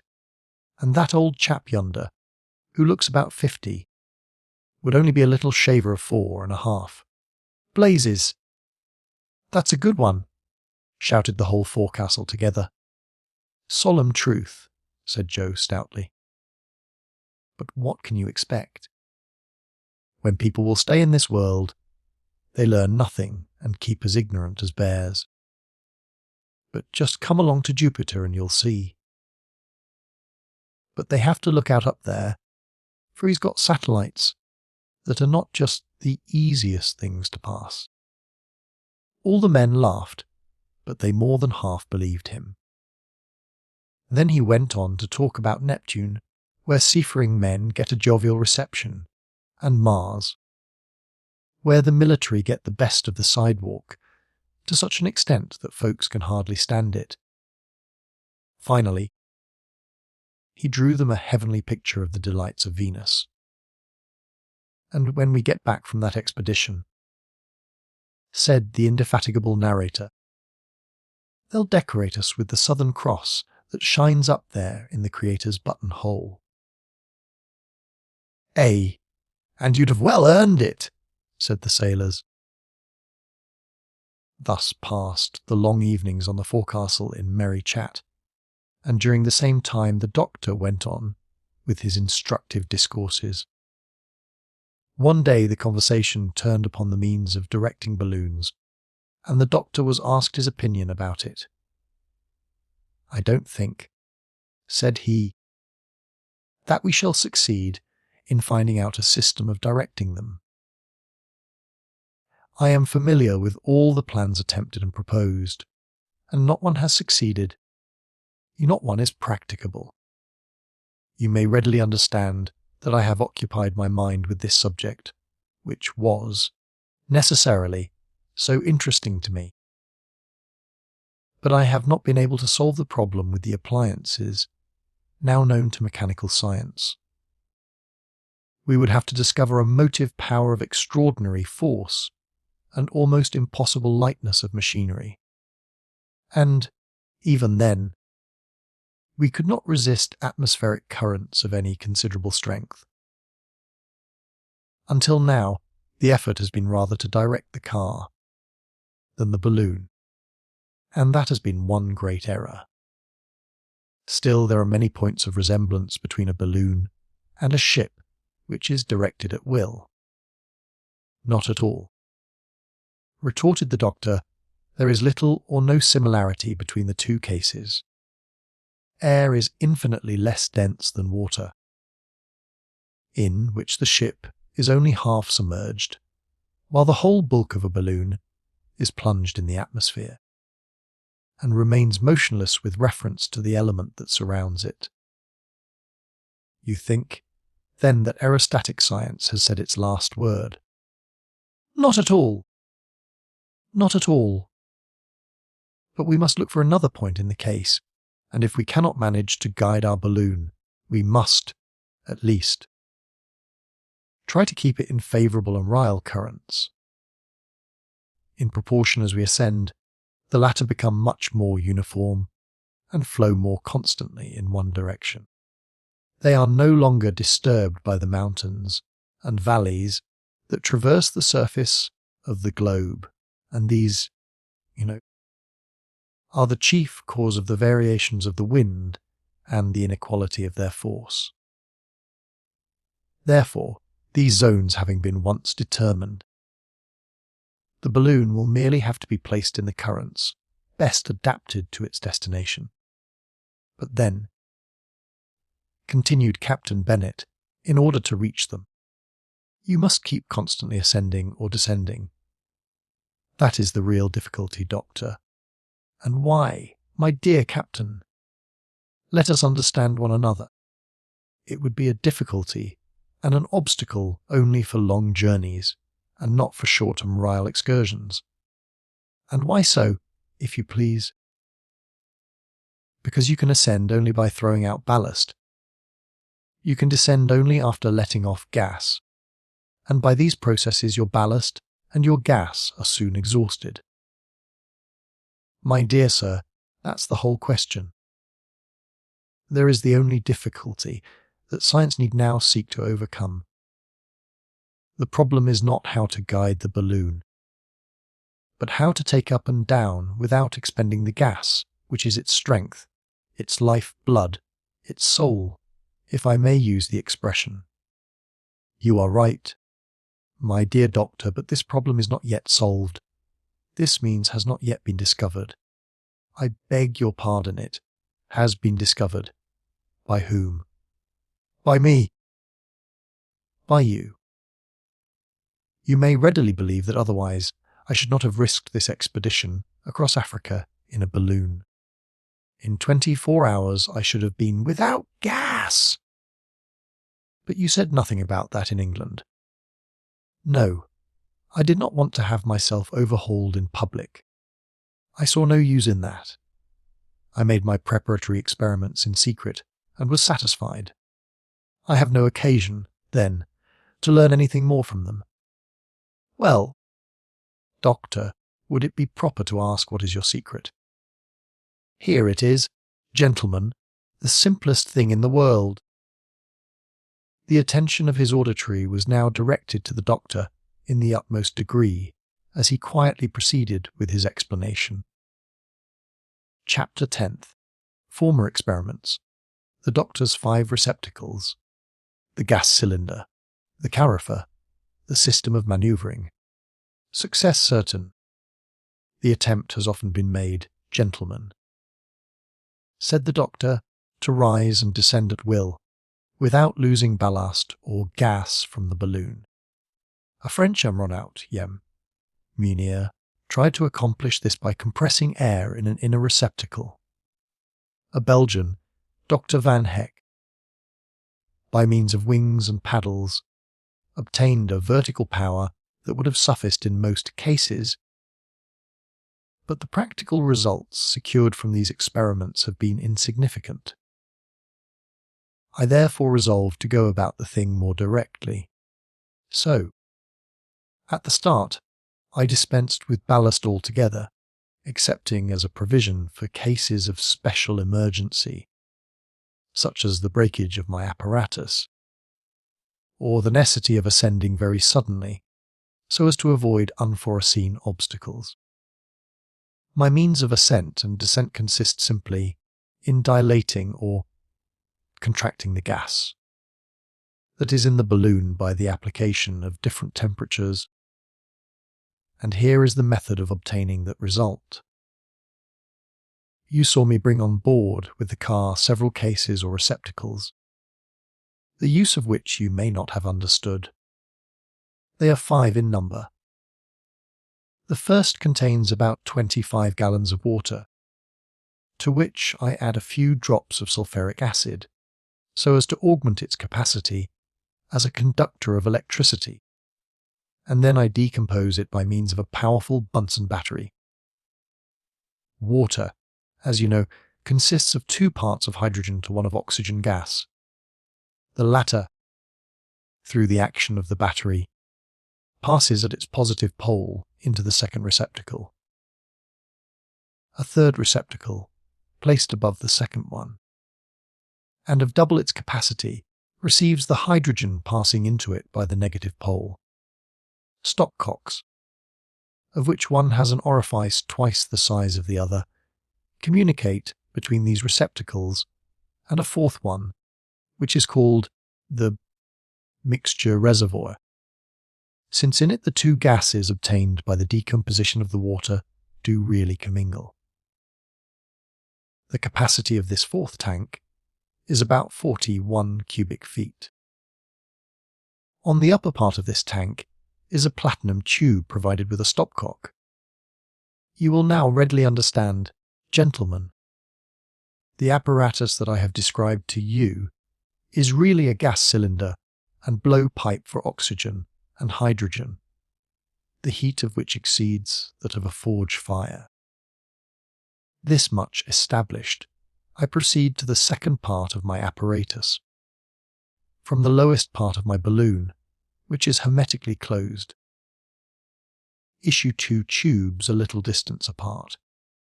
The one starts among the upper layers of the hydrogen gas, the other amid the lower layers.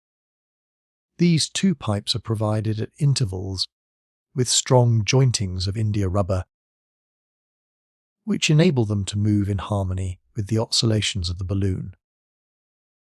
Both of them run down as far as the car, and lose themselves in an iron receptacle of cylindrical form, which is called the heat tank. The latter is closed at its 2 ends by 2 strong plates of the same metal. The pipe running from the lower part of the balloon runs into this cylindrical receptacle through the lower plate. It penetrates the latter and then takes the form of a helicoidal or screw-shaped spiral, the rings of which, rising one over the other, occupy nearly the whole of the height of the tank. Before again issuing from it, this spiral runs into a small cone with a concave base. That is turned downward in the shape of a spherical cap. It is from the top of this cone that the second pipe issues, and it runs, as I have said, into the upper beds of the balloon.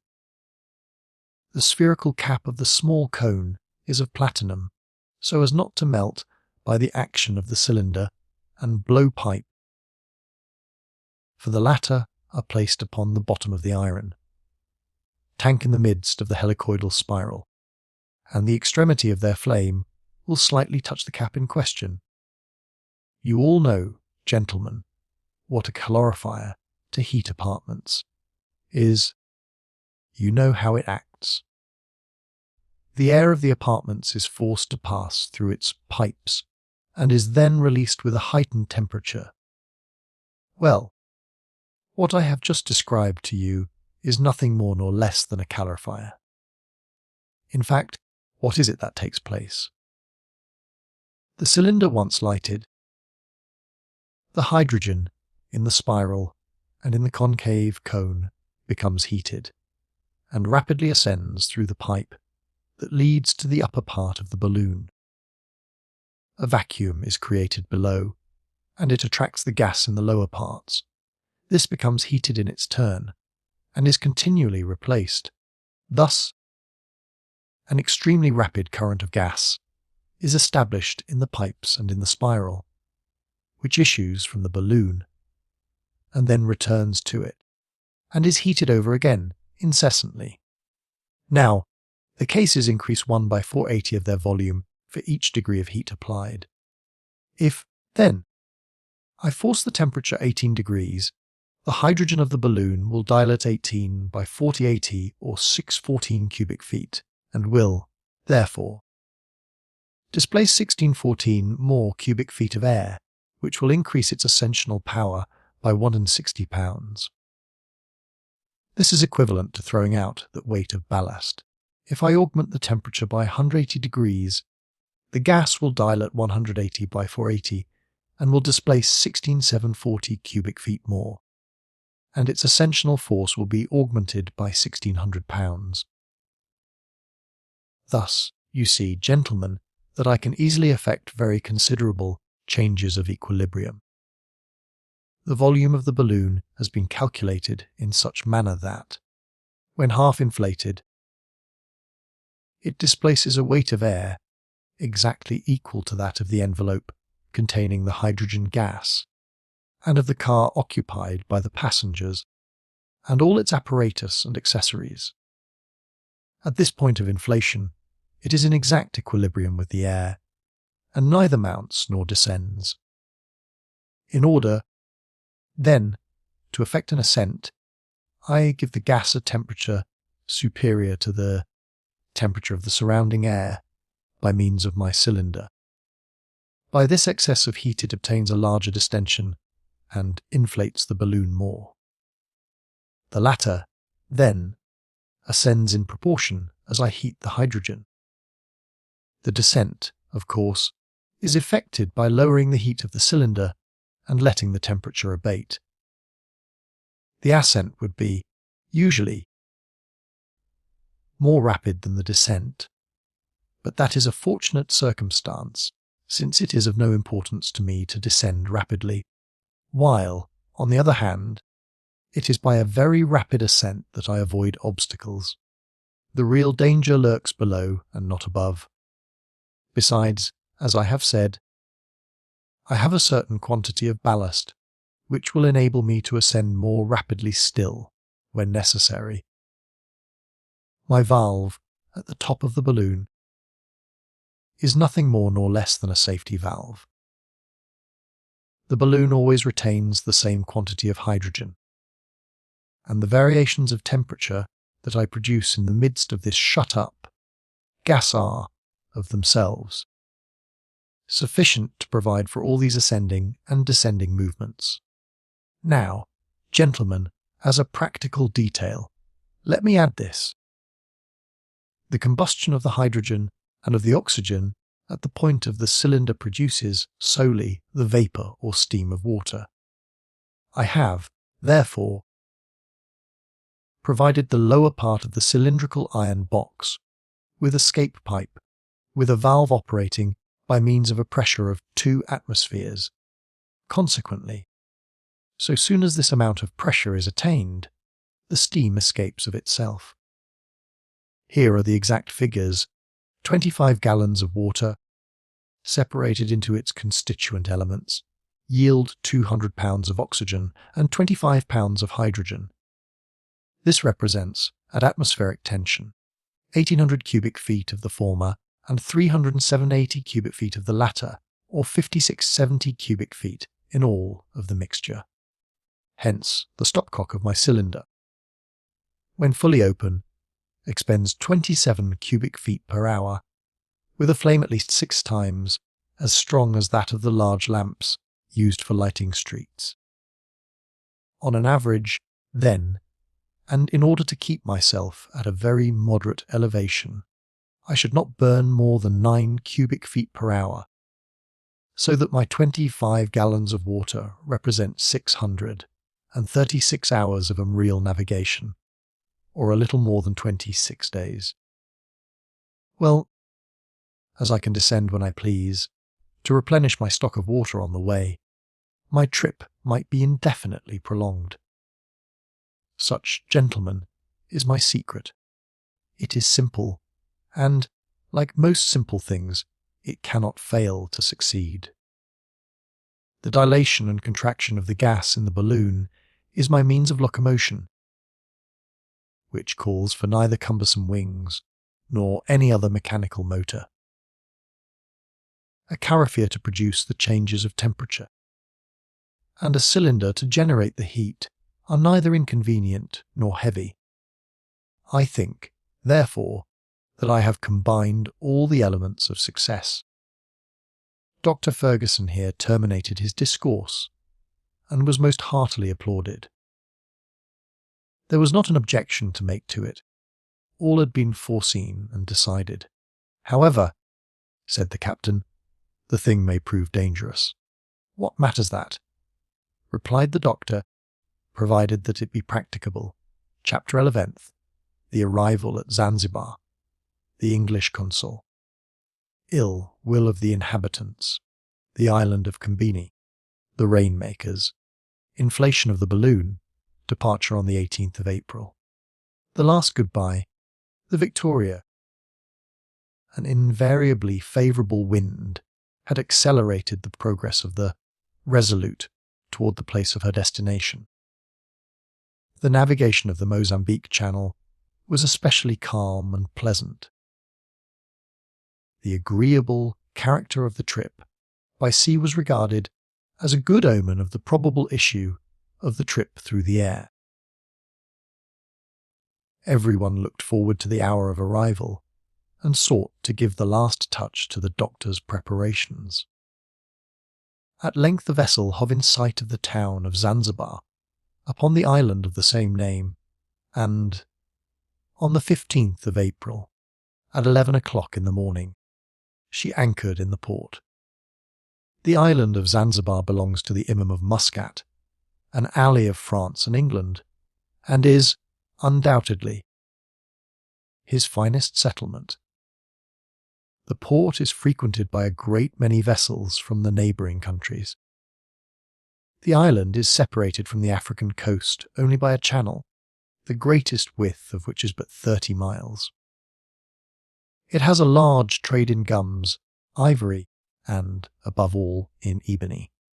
For Zanzibar is the great slave market. Thither converges all the booty captured in the battles which chiefs of the interior are continually fighting. This traffic extends along the whole eastern coast and as far as the Nile latitudes. Mr. G. Legion even reports that he has seen it carried on, openly, under the French flag. Upon the arrival of the Resolute, the English consul at Zanzibar came on board to offer his services to the doctor, of whose projects the European newspapers had made him aware for a month past. But, up to that moment, he had remained with the numerous phalanx of the incredulous. "I doubted," said he, holding out his hand to Dr. Fergusson, "but now I doubt no longer." He invited the Dr. Kennedy and the faithful Joe, of course, to his own dwelling. Through his courtesy, the doctor was enabled to have knowledge of the various letters that he had received from Captain Speke. The captain and his companions had suffered dreadfully from hunger and bad weather before reaching the Ugogo country. They could advance only with extreme difficulty, and did not expect to be able to communicate again for a long time. "Those are perils and privations which we shall manage to avoid," said the doctor. The baggage of the 3 travellers was conveyed to the consul's residence. Arrangements were made for disembarking the balloon upon the beach at Zanzibar. There was a convenient spot near the signal mast, close by an immense building that would serve to shelter it from the east winds. This huge tower, resembling a tun standing on one end, beside which the famous Heidelberg tun would have seemed but a very ordinary barrel, served as a fortification, and on its platform were stationed Baluchis armed with lances. These Baluchis are a kind of brawling, good-for-nothing Janissaries. But, when about to land the balloon, the consul was informed that the population of the island would oppose their doing so by force. Nothing is so blind as fanatical passion. The news of the arrival of a Christian, who was to ascend into the air, was received with rage. The Negroes, more exasperated than the Arabs, saw in this project an attack upon their religion. They took it into their heads that some mischief was meant to the sun and the moon. Now, these 2 luminaries are objects of veneration to the African tribes and they determined to oppose so sacrilegious an enterprise. The consul, informed of their intentions, conferred with Dr. Ferguson and Captain Bennet on the subject. The latter was unwilling to yield to threats, but his friend dissuaded him from any idea of violent retaliation. "We shall certainly come out winners," he said. "Even the Imam's soldiers will lend us a hand if we need it. But, my dear captain, an accident may happen in a moment, and it would require but one unlucky blow to do the balloon an irreparable injury, so that the trip would be totally defeated. Therefore we must act with the greatest caution. But what are we to do? If we land on the coast of Africa, we shall encounter the same difficulties. What are we to do? Nothing is more simple," replied the consul. "You observe those small islands outside of the port. Land your balloon on one of them. Surround it with a guard of sailors, and you will have no risk to run." "Just the thing," said the doctor, "and we shall be entirely at our ease in completing our preparations." The captain yielded to these suggestions, and the Resolute was headed for the island of Comuni during the morning of the 16th April. The balloon was placed in safety in the middle of a clearing in the great woods, with which the soil is studded. 2 masts, 80 feet in height, were raised at the same distance from each other. Blocks and tackle, placed at their extremities, afforded the means of elevating the balloon. By the aid of a transverse rope, it was then entirely uninflated. The interior balloon was fastened to the exterior one, in such manner as to be lifted up in the same way. To the lower end of each balloon were fixed the pipes that served to introduce the hydrogen gas. The whole day, on the 17th, was spent in arranging the apparatus destined to produce the gas. It consisted of some 30 casks, in which the decomposition of water was effected by means of iron filings and sulphuric acid placed together in a large quantity of the first, named fluid. The hydrogen passed into a huge central cask, after having been washed on the way, and thence into each balloon by the conduit pipes. In this manner each of them received a certain accurately ascertained quantity of gas. For this purpose, there had to be employed 1,866 pounds of sulphuric acid, 16,050 pounds of iron, and 9,166 gallons of water. This operation commenced on the following night, about 3 a.m., and lasted nearly 8 hours. The next day, the balloon, covered with its network, undulated gracefully above its car, which was held to the ground by numerous sacks of earth. The inflating apparatus was put together with extreme care, and the pipes issuing from the balloon were securely fitted to the cylindrical case. The anchors, the cordage, the instruments, the travelling wraps, the awning, the provisions, and the arms were put in the place assigned to them in the car. The supply of water was procured at Zanzibar. The 200 pounds of ballast were distributed in 50 bags placed at the bottom of the car, but within arm's reach. These preparations were concluded about 5 o'clock in the evening, while sentinels kept close watch around the island, and the boats of the Resolute patrolled the channel. The blacks continued to show their displeasure by grimaces and contortions.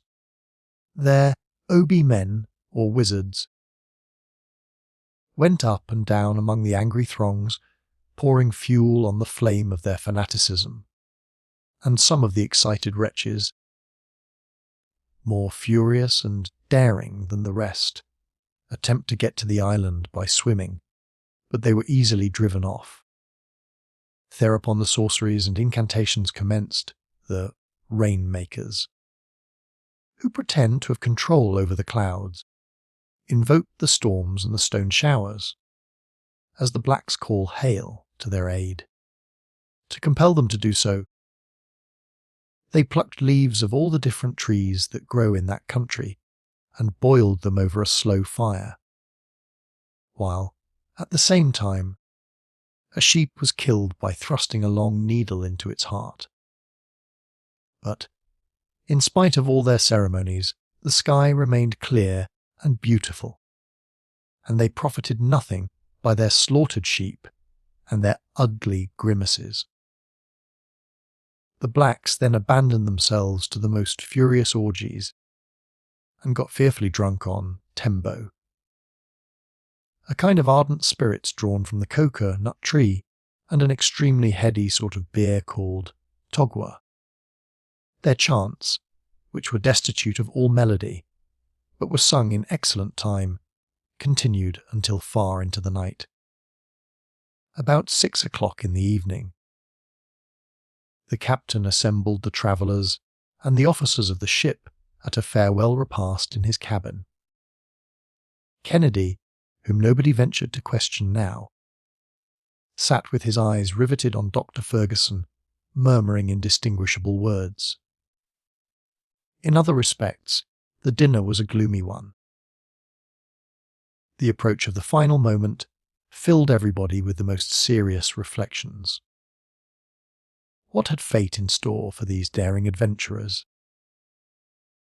Should they ever again find themselves in the midst of their friends, or seated at the domestic hearth? Were their travelling apparatus to fail? What would become of them among those ferocious savage tribes, in regions that had never been explored, and in the midst of boundless deserts? Such thoughts as these, which had been dim and vague until then, or but slightly regarded when they came up, returned upon their excited fancies with intense force at this parting moment.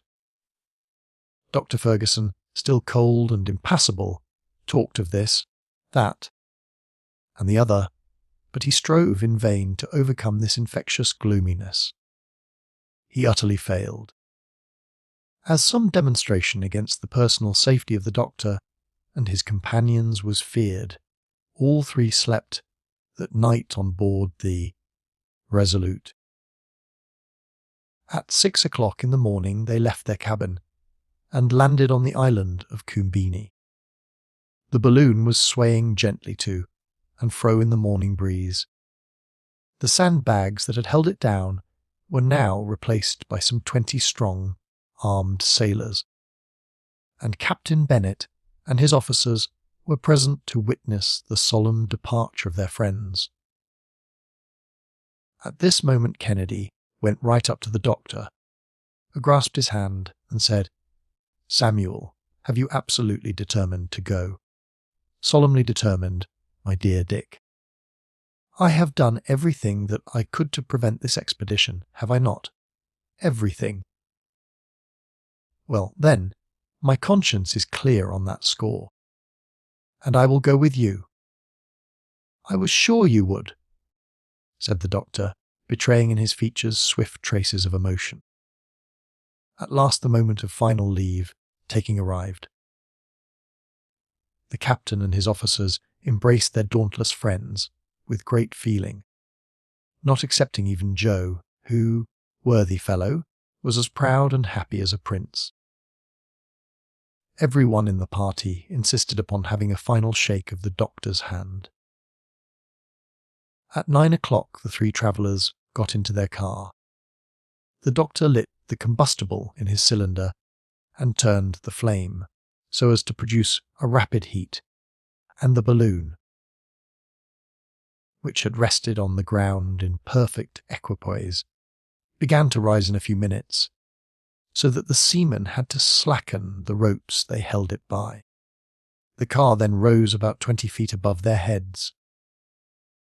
"My friends," exclaimed the doctor, standing up between his two companions and taking off his hat. "Let us give our royal ship a name that will bring her good luck. Let us christen her Victoria." This speech was answered with stentorian cheers of "Hodza for the Queen, Huza for Old England." At this moment the ascensional force of the balloon increased prodigiously, and Ferguson, Kennedy, and Joe waved a last goodbye to their friends. "Let go all," shouted the doctor at the word the Victoria shot rapidly up into the sky, while the 4 carronades on board the Resolute thundered forth a parting salute in her honour. Chapter 12. Crossing the Strait. The Mrima, Dick's remark and Joe's proposition, a recipe for coffee making, the Uzaramo, the unfortunate Mason, Mount Dathumi, the doctor's cards, night under a nopal.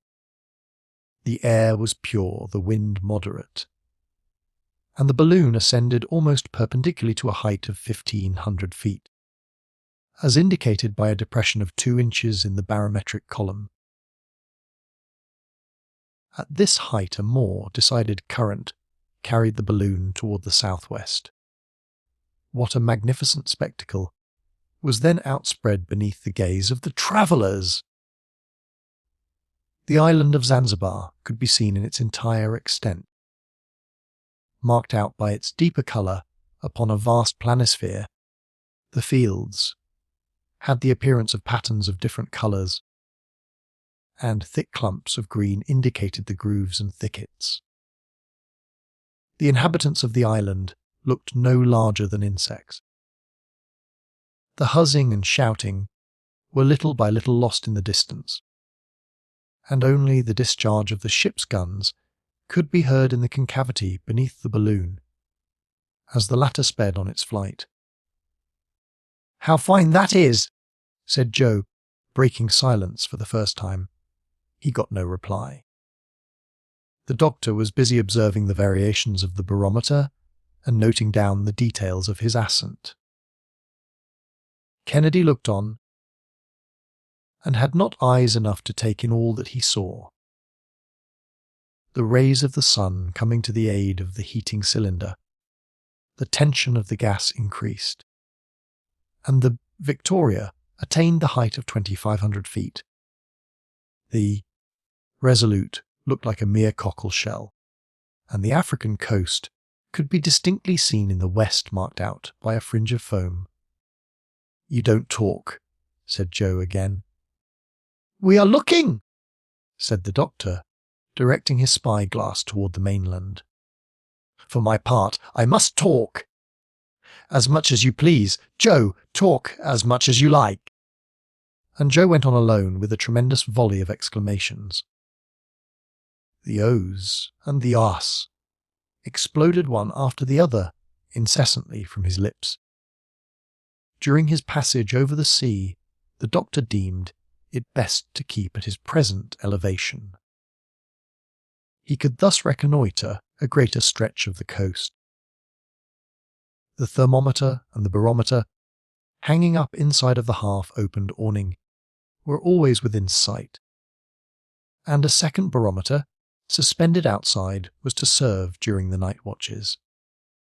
At the end of about 2 hours, the Victoria, driven along at a speed of a little more than 8 miles, very visibly neared the coast of the mainland.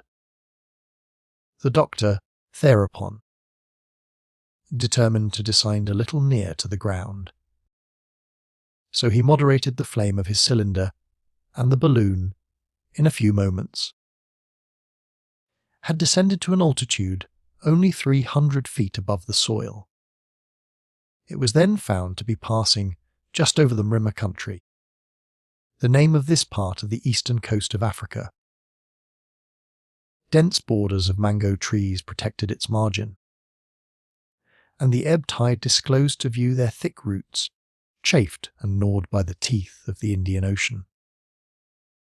The sands which, at an earlier period, formed the coastline, rounded away along the distant horizon, and Mount Nguro reared aloft its sharp summit in the northwest. The Victoria passed near to a village which the doctor found marked upon his chart as coal. Its entire population had assembled in crowds, and were yelling with anger and fear, at the same time vainly directing their arrows against this monster of the air that swept along so majestically away above all their powerless fury.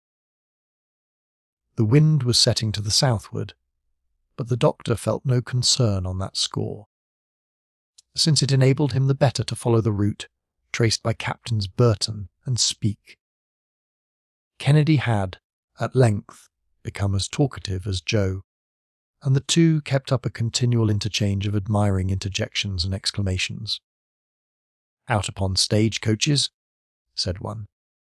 "Steamers indeed," said the other. "Railroads." Rubbish. Put in Kennedy that you travel on without seeing the country. "Balloons. They're the sort for me," Joe would add. "Why, you don't feel yourself going, and nature takes the trouble to spread herself out before one's eyes. What a splendid sight! What a spectacle! What a delight! A dream in a hammock! Suppose we take our breakfast." Was Joe's unpoetical change of tune, at last, for the keen. Open air had mightily sharpened his appetite. "Good idea, my boy. Oh, it won't take us long to do the cooking, biscuit and potted meat. And as much coffee as you like," said the doctor. "I give you leave to borrow a little heat from my cylinder.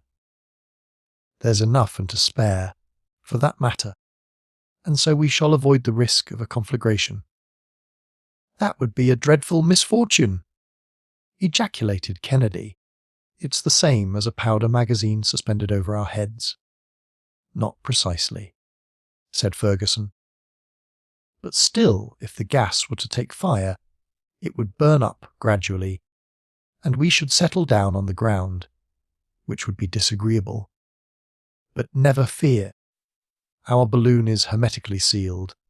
Let us eat a bite then," replied Kennedy. "Now, gentlemen, put in Joe while doing the same as you. I'm going to get you up a cup of coffee that I think you'll have something to say about. The fact is," added the doctor, "that Joe, along with 1,000 other virtues, has a remarkable talent for the preparation of that delicious beverage. He compounds it of a mixture of various origin, but he never would reveal to me the ingredients." "Well, master, since we are so far above ground, I can tell you the secret. It is just to mix equal quantities of mocha, of Bourbon coffee, and of Rio Nunes." A few moments later, 3 steaming cups of coffee were served and topped off a substantial breakfast, which was additionally seasoned by the jokes and repartees of the guests. Each one then resumed his post of observation. The country over which they were passing was remarkable for its fertility. Narrow, winding paths plunged in beneath the overarching verdure.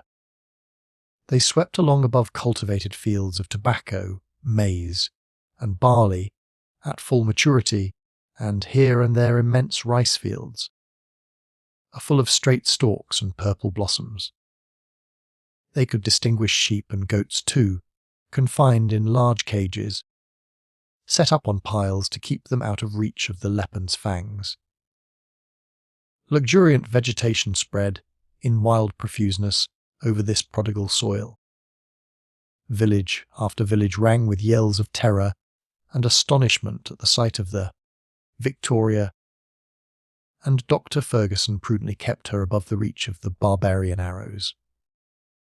The savages below, thus baffled, ran together from their huddle of huts and followed the travellers with their vain imprecations while they remained in sight.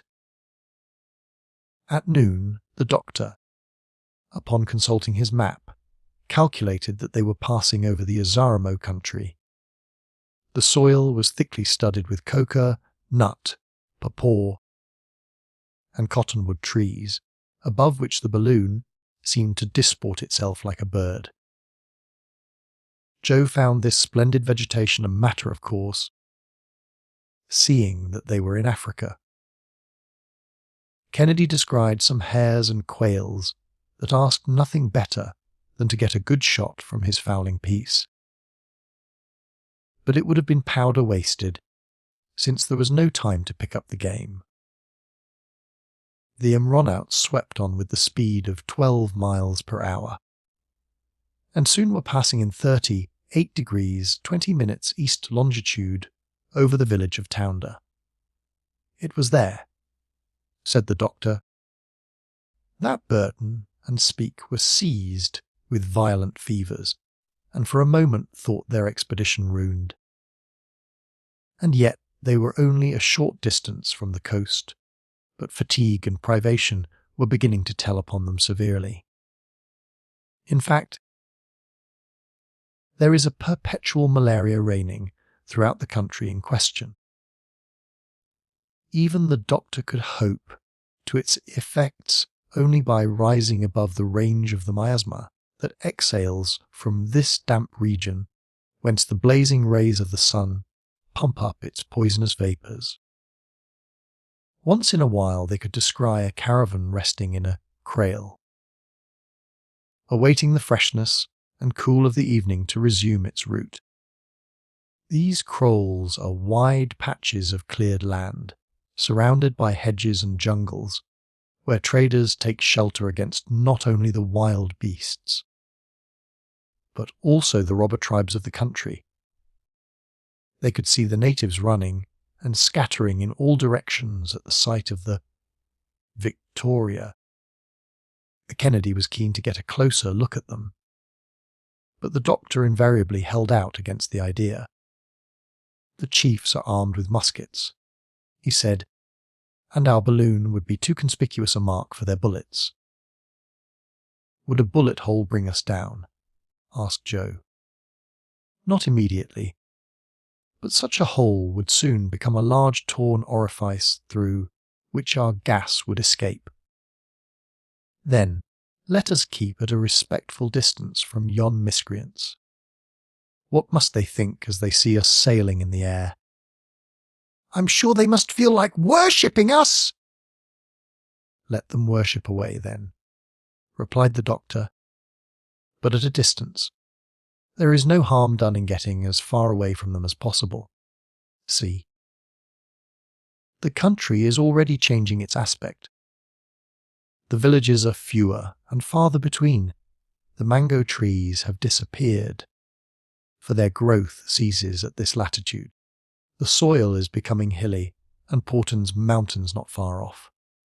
Yes, said Kennedy, it seems to me that I can see some high land on this side.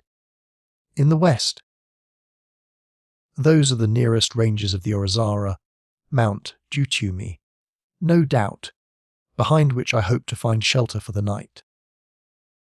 I'll stir up the heat in the cylinder a little, for we must keep at an elevation of 500 or 600 feet. That was a grand idea of yours, sir, said Joe. It's mighty easy to manage it. You turn a cock, and the thing's done. Ah, here we are more at our ease, said the sportsman.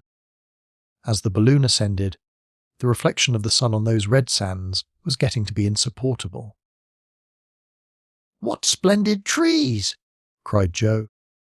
They're quite natural, but they are very fine. Why, a dozen of them would make a forest. Those are baobabs, replied Dr. Ferguson. See, there's one with a trunk fully 100 feet in circumference. It was, perhaps, at the foot of that very tree that Mason, the French traveller, expired in 1845, for we are over the village of Djela Abora, to which he pushed on alone.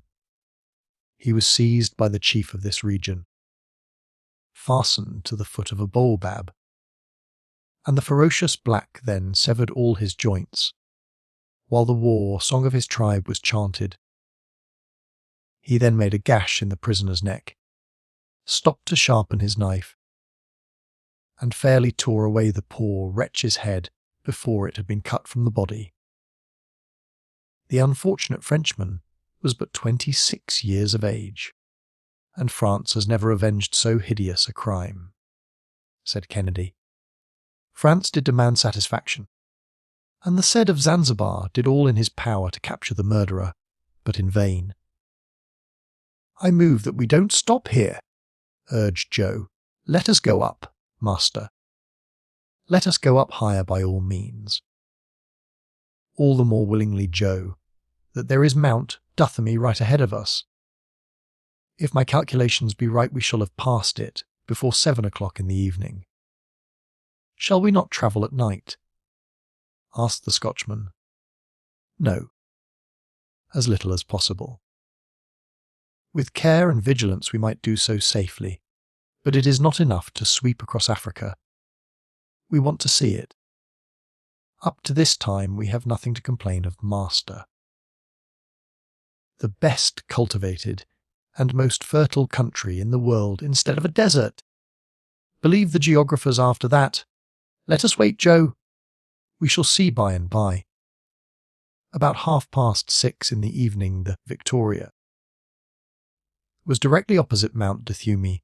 In order to pass, it had to ascend to a height of more than 3,000 feet, and to accomplish that the doctor had only to raise the temperature of his gas 18 degrees. It might have been correctly said that he held his balloon in his hand. Kennedy had only to indicate to him the obstacles to be surmounted, and the Victoria sped through the air, skimming the summits of the range. At 8 o'clock it descended the farther slope, the acclivity of which was much less abrupt. The anchors were thrown out from the car on one of them. Coming in contact with the branches of an enormous nopal, caught on it firmly. Joe at once let himself slide down the rope and secured it. The silk ladder was then lowered to him, and he remounted to the car with agility. The balloon now remained perfectly at rest, sheltered from the eastern winds. The evening meal was got ready, and the aeronauts, excited by their day's journey, made a heavy onslaught upon the provisions. "What distance have we traversed today?" asked Kennedy, disposing of some alarming mouthfuls. The doctor took his bearings by means of lunar observations, and consulted the excellent map that he had with him for his guidance. It belonged to the Atlas of Der Neuester Entdeckungen in Africa, the latest discoveries in Africa, published at Gotha by his learned friend Dr. Petermann, and by that savant sent to him. This atlas was to serve the doctor on his whole journey, for it contained the itinerary of Burton and speak to the Great Lakes, the Sudan. According to Dr. Barth, the lower Senegal, according to Guillaume Le Jeune, and the delta of the Niger, by Dr. Blakey. Ferguson had also provided himself with a work which combined in one compilation all the notions already acquired concerning the Nile. It was entitled The Sources of the Nile, being a general survey of the basin of that river and of its head stream, with the history of the Nilotic discovery, by Charles Beekdead. He also had the excellent charts published in the Bulletins of the Geographical Society of London, and not a single point of the countries already discovered could, therefore, escape his notice. Upon tracing on his maps, he found that his latitudinal route had been 2 degrees, or 120 miles, to the westward. Kennedy remarked that the route tended toward the south, but this direction was satisfactory to the doctor, who desired to reconnoitre the tracks of his predecessors as much as possible. It was agreed that the night should be divided into 3 watches, so that each of the party should take his turn in watching over the safety of the rest. The doctor took the watch commencing at 9 o'clock, Kennedy the one commencing at midnight, and Joe the 3 o'clock morning watch. So Kennedy and Joe, well wrapped in their blankets, stretched themselves at full length under the awning and slept quietly while Dr. Ferguson kept on the lookout. Chapter 13th. Change of weather. Kennedy has the fever. The doctor's medicine travels on land. The basin of Imenge, Mount Rubeho. 6,000 feet elevation. A halt in the daytime. The night was calm. However, on Saturday morning, Kennedy, as he awoke, complained of lassitude and feverish chills. The weather was changing. The sky, covered with clouds, seemed to be laying in supplies for a fresh deluge. A gloomy region is that Zanzibar country, where it rains continually, excepting, perhaps for a couple of weeks in the month of January. A violent shower was not long in drenching our travellers. Below them, the roads, intersected by nullahs, a sort of instantaneous torrent, were soon rendered impracticable, entangled as they were, besides, with thorny thickets and gigantic lianas, or creeping vines. The sulphuretted hydrogen emanations, which Captain Burton mentions, could be distinctly smelt. According to his statement, and I think he's right, said the doctor, one could readily believe that there is a corpse hidden behind every thicket. An ugly country, this, sighed Joe, and it seems to me that Mr. Kennedy is none the better for having passed the night in it. To tell the truth, I have quite a high fever, said the sportsman. There's nothing remarkable about that, my dear Dick, for we are in one of the most unhealthy regions in Africa. But we shall not remain here long, so let's be off. Thanks to a skillful manoeuvre achieved by Joe, the anchor was disengaged, and Joe reascended to the car by means of the ladder. The doctor vigorously dilated the gas, and the Victoria resumed her flight, driven along by a spanking breeze. Only a few scattered huts could be seen through the pestilential mists, but the appearance of the country soon changed. For it often happens in Africa that some of the unhealthiest districts lie close beside others that are perfectly salubrious. Kennedy was visibly suffering, and the fever was mastering his vigorous constitution. It won't do to fall ill, though, he grumbled, and so saying, he wrapped himself in a blanket and lay down under the awning. A little patience, Dick, and you'll soon get over this, said the doctor. Get over it! Eagered, Samuel, if you've any drug in your travelling chest that will set me on my feet again, bring it without delay. I'll swallow it with my eyes shut. Oh, I can do better than that, friend Dick, for I can give you a febrifuge that won't cost anything. And how will you do that?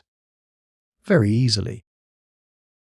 I am simply going to take you up above these clouds that are now deluging us, and remove you from this pestilential atmosphere.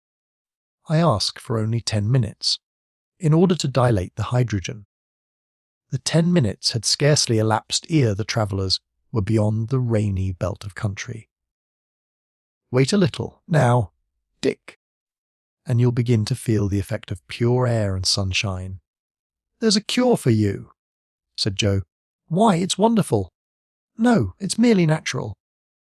Oh, natural. Yes, no doubt of that. I bring Dick into good air, as the doctors do every day in Europe, or as I would send a patient at Martinique to the Pitons, a lofty mountain on that island, to get clear of the yellow fever. Ah, by Jove, this balloon is a paradise. exclaimed Kennedy, feeling much better already. "It leads to it, anyhow," replied Joe quite gravely. It was a curious spectacle, that mass of clouds piled up at the moment. Away below them, the vapours rolled over each other and mingled together in confused masses of super brilliance as they reflected the rays of the sun. The Victoria had attained an altitude of 4,000 feet, and the thermometer indicated a certain diminution of temperature. The land below could no longer be seen. 50 miles away to the westward, Mount Rubho raised its sparkling crest, marking the limit of the Ugogo country in east longitude 30, 6 degrees 20 minutes. The wind was blowing at the rate of 20 miles an hour, but the aeronauts felt nothing of this increased speed. They observed no jar, and had scarcely any sense of motion at all. 3 hours later, the doctor's prediction was fully verified. Kennedy no longer felt a single shiver of the fever, but partook of some breakfast with an excellent appetite. "That beats sulphate of quinine," said the energetic Scot with hearty emphasis and much satisfaction. "Positively," said Joe. "This is where I'll have to retire to when I get old." About 10 o'clock in the morning the atmosphere cleared up, the clouds parted, and the country beneath could again be seen, the Victoria meanwhile rapidly descending. Dr. Ferguson was in search of a current that would carry him more to the northeast, and he found it about 600 feet from the ground. The country was becoming more broken and even mountainous. The Zungamo district was fading out of sight in the east with the last cocoa nut trees of that latitude are long. The crests of a mountain range assumed a more decided prominence. A few peaks rose here and there, and it became necessary to keep a sharp lookout for the pointed cones that seemed to spring up every moment. "We're right among the breakers," said Kennedy. "Keep cool, Dick. We shan't touch them," was the doctor's quiet answer. "It's a jolly way to travel anyhow," said Joe, with his usual flow of spirits. In fact, the doctor managed his balloon with wondrous dexterity. "Now, if we had been compelled to go afoot over that drenched soil," said he, "we should still be dragging along in a pestilential mire. Since our departure from Zanzibar, half our beasts of burden would have died with fatigue. We should be looking like ghosts ourselves, and despair would be seizing on our hearts. We should be in continual squibbles with our guides and porters, and completely exposed to their unbridled brutality. During the daytime, a damp, penetrating, unendurable humidity. At night, a cold frequently intolerable, and the stings of a kind of fly whose bite pierces the thickest cloth and drives the victim crazy. All this, too, without saying anything about wild beasts and ferocious native tribes. "I move that we don't try it," said Joe in his droll way. "I exaggerate nothing," continued Ferguson, for, upon reading the narratives of such travellers as have had the hardihood to venture into these regions, your eyes would fill with tears. About 11 o'clock they were passing over the basin of a Menge, and the tribes scattered over the adjacent hills were impotently menacing the Victoria with their weapons. Finally, she sped along as far as the last undulations of the country which precede Rubho. These form the last and loftiest chain of the mountains of Usagara. The aeronauts took careful and complete note of the orographic conformation of the country.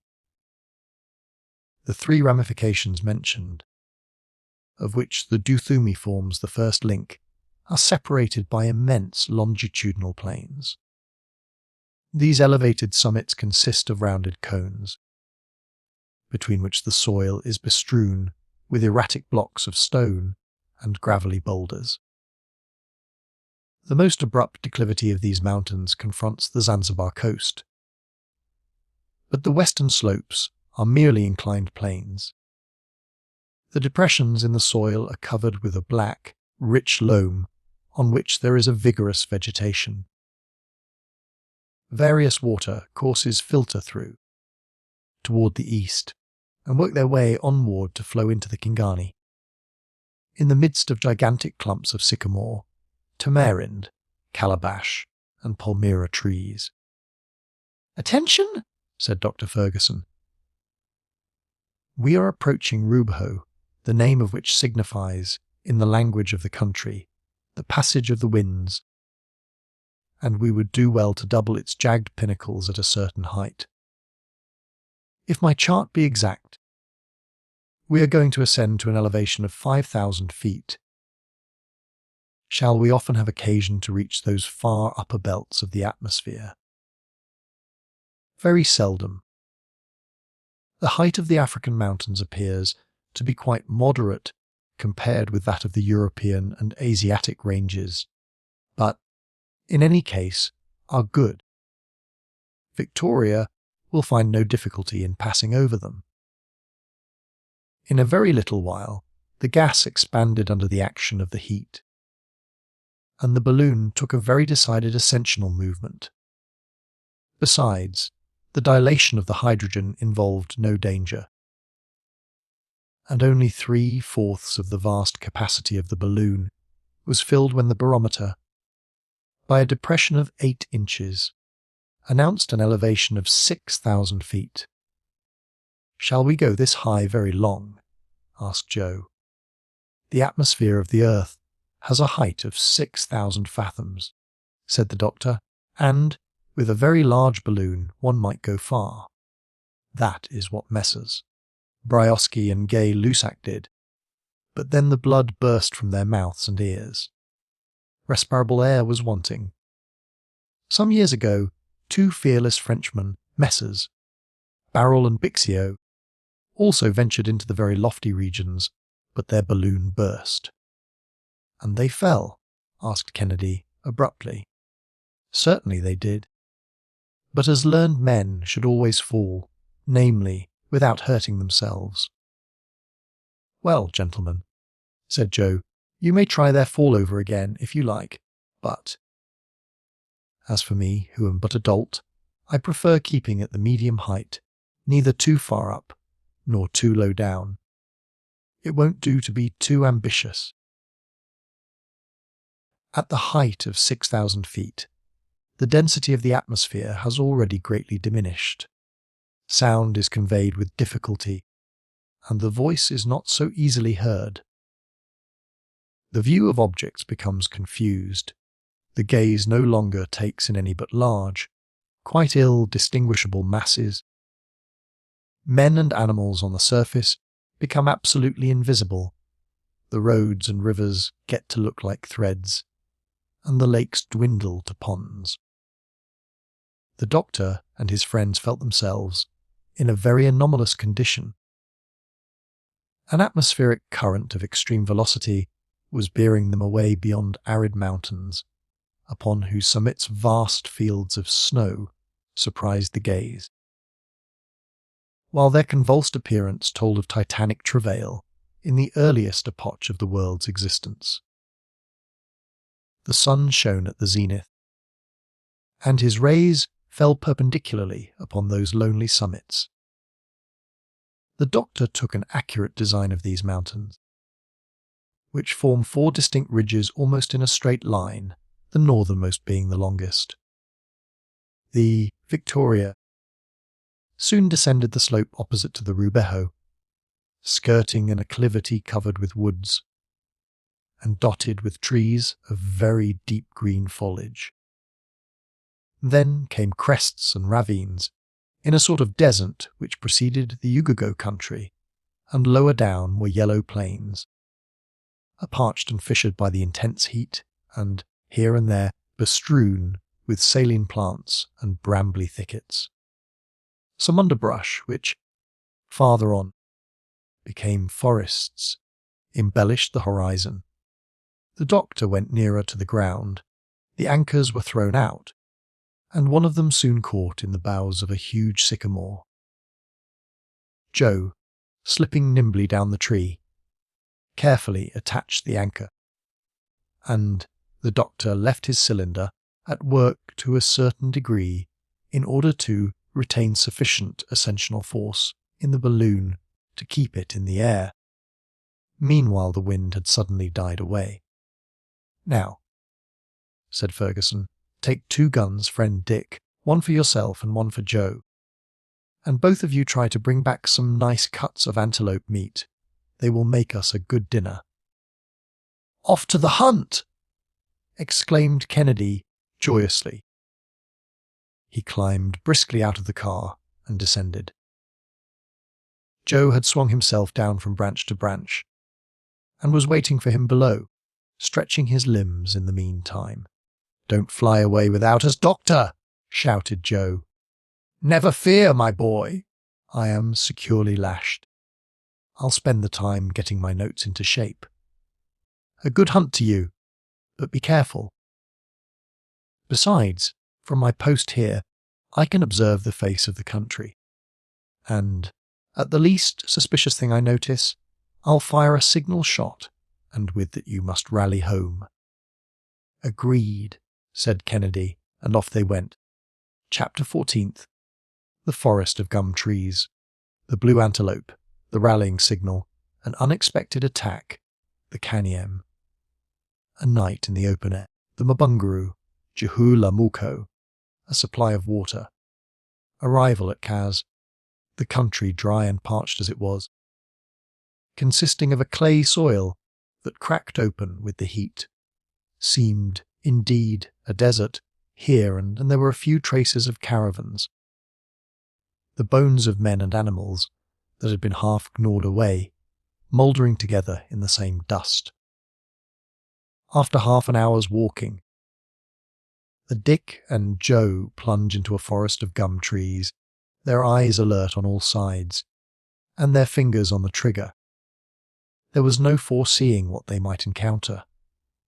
Without being a rifleman, Joe could handle firearms with no trifling dexterity. A walk does one good. "Mr. Kennedy, but this isn't the easiest ground in the world," he said, kicking aside some fragments of quartz with which the soil was bestrewn. Kennedy motioned to his companion to be silent and to halt. The present case compelled them to dispense with hunting dogs, and, no matter what Joe's agility might be, he could not be expected to have the scent of a setter or a greyhound. A herd of 12 antelopes were quenching their thirst in the bed of a torrent where some pools of water had lodged. The graceful creatures, a snuffing danger in the breeze, seemed to be disturbed and uneasy. Their beautiful heads could be seen between every draught, raised in the air with quick and sudden motion as they sniffed the wind in the direction of our 2 hunters with their flexible nostrils. A Kennedy stole around behind some clumps of shrubbery, while Joe remained motionless where he was. The former, at length, got within gunshot and fired. The herd disappeared in the twinkling of an eye. One male antelope only, that was hit just behind the shoulder joint, fell headlong to the ground, and Kennedy leaped toward his booty. It was a blauwbok, a superb animal of a pale, bluish colour shading upon the grey, but with the belly and the inside of the legs as white as the driven snow. "A splendid shot!" exclaimed the hunter. "It's a very rare species of the antelope, and I hope to be able to prepare his skin in such a way as to keep it." "Indeed," said Joe. "Do you think of doing that, Mr. Kennedy?" "Why, certainly I do. Just see what a fine hide it is." but Dr. Ferguson will never allow us to take such an extra weight." "You're right, Joe. Still, it is a pity to have to leave such a noble animal. The whole of it." "Oh, we won't do that, sir. We'll take all the good eatable parts of it, and, if you'll let me, I'll cut him up just as well as the chairman of the Honourable Corporation of Butchers of the City of London could do." "As you please, my boy. But you know that in my hunter's way I can just as easily skin and cut up a piece of game as kill it." "I'm sure of that, Mr. Kennedy." "Well, then, you can build a fireplace with a few stones. There's plenty of dry, dead wood, and I can make the hot coals tell in a few minutes." "Oh, that won't take long," said Kennedy, going to work on the fireplace, where he had a brisk flame crackling and sparkling in a minute or two. Joe had cut some of the nicest steaks and the best parts of the tenderloin from the carcass of the antelope, and these were quickly transformed to the most savoury of broils. "There, those will tickle the doctor," said Kennedy. "Do you know what I was thinking about?" said Joe. "Why, about the steaks you're broiling, to be sure," replied Dick, not the least in the world. "I was thinking what a figure we'd cut if we couldn't find the balloon again." "By George, what an idea! Why, do you think the doctor would desert us?" "No. But suppose his anchor were to slip? Impossible. And besides, the doctor would find no difficulty in coming down again with his balloon. He handles it at his ease. But suppose the wind were to sweep it off, so that he couldn't come back toward us?" "Come, come, Joe. A truce to your suppositions, they're anything but pleasant." "Ah, sir, everything that happens in this world is natural, of course, but, then, anything may happen, and we ought to look out beforehand." At this moment the report of a gun rang out upon the air. "What's that?" exclaimed Joe. "It's my rifle. I know the ring of her," said Kennedy. "Yes, danger for us, for him, too, perhaps. Let's be off." And the hunters, having gathered up the product of their expedition, rapidly made their way back along the path that they had marked by breaking boughs and bushes when they came. The density of the underbrush prevented their seeing the balloon, although they could not be far from it. A second shot was heard. "We must hurry," said Joe. "There!" a third report. "Why, it sounds to me as if he was defending himself against something." "Let us make haste." They now began to run at the top of their speed. When they reached the outskirts of the forest, they, at first glance, saw the balloon in its place and the doctor in the car. "What's the matter?" shouted Kennedy. "Good God!" suddenly exclaimed Joe. "What do you see?" "Down there." "Look, a crowd of blacks surrounding the balloon." And in fact, there, 2 miles from where they were, they saw some 30 wild natives close together, yelling, gesticulating, and cutting all kinds of antics at the foot of the sycamore. Some, climbing into the tree itself, were making their way to the topmost branches. The danger seemed pressing. "My master is lost!" cried Joe. "Come, a little more coolness, Joe, and let us see how we stand. We hold the lives of 4 of those villains in our hands." Forward, then. They had made a mile with headlong speed, when another report was heard from the car. The shot had, evidently, told upon a huge black demon who had been hoisting himself up by the anchor rope.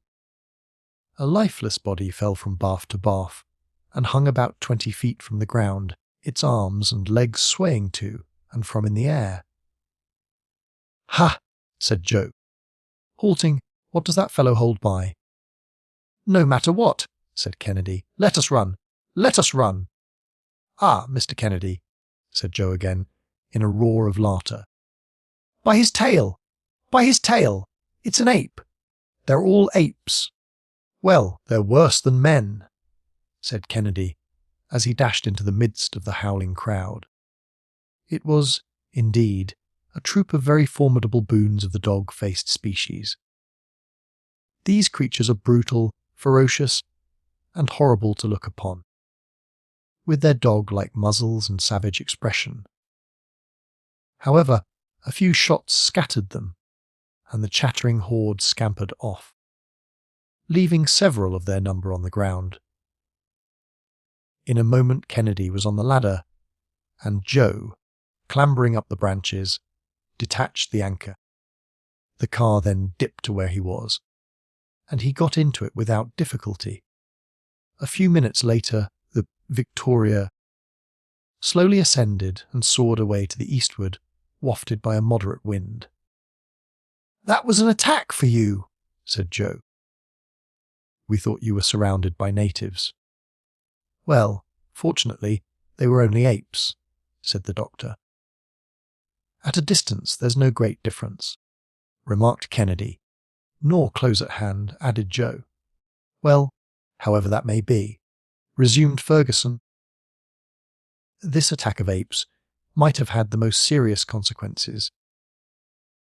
Had the anchor yielded to their repeated efforts, who knows whether the wind would have carried me? What did I tell you, Mr. Kennedy?" "You were right, Joe. But, even right as you may have been, you were, at that moment, preparing some antelope steaks, the very sight of which gave me a monstrous appetite." "I believe you," said the doctor. "The flesh of the antelope is exquisite. You may judge of that yourself. Now, sir, for supper's ready. Upon my word as a sportsman, those venison steaks have a gamey flavour that's not to be sneezed at, I tell you." "Good," said Joe, with his mouth full. "I could live on antelope all the days of my life, and all the better with a glass of grog to wash it down." So saying, the good fellow went to work to prepare a jorum of that fragrant beverage, and all hands tasted it with satisfaction. "Everything has gone well thus far," said he. "Very well indeed," assented Kennedy. "Come now, Mr. Kennedy, are you sorry that you came with us? I'd like to see anybody prevent my coming." It was now 4 o'clock in the afternoon. The Victoria had struck a more rapid current. The face of the country was gradually rising, and, ere long, the barometer indicated a height of 1,500 feet above the level of the sea. The doctor was, therefore, obliged to keep his balloon up by a quite considerable dilation of gas, and the cylinder was hard at work all the time. Towards 7 o'clock, the balloon was sailing over the basin of Kanime. The doctor immediately recognized that immense clearing, 10 miles in extent, with its villages buried in the midst of baobab and calabash trees. It is the residence of one of the sultans of the Ugo country, where civilization is, perhaps, the least backward.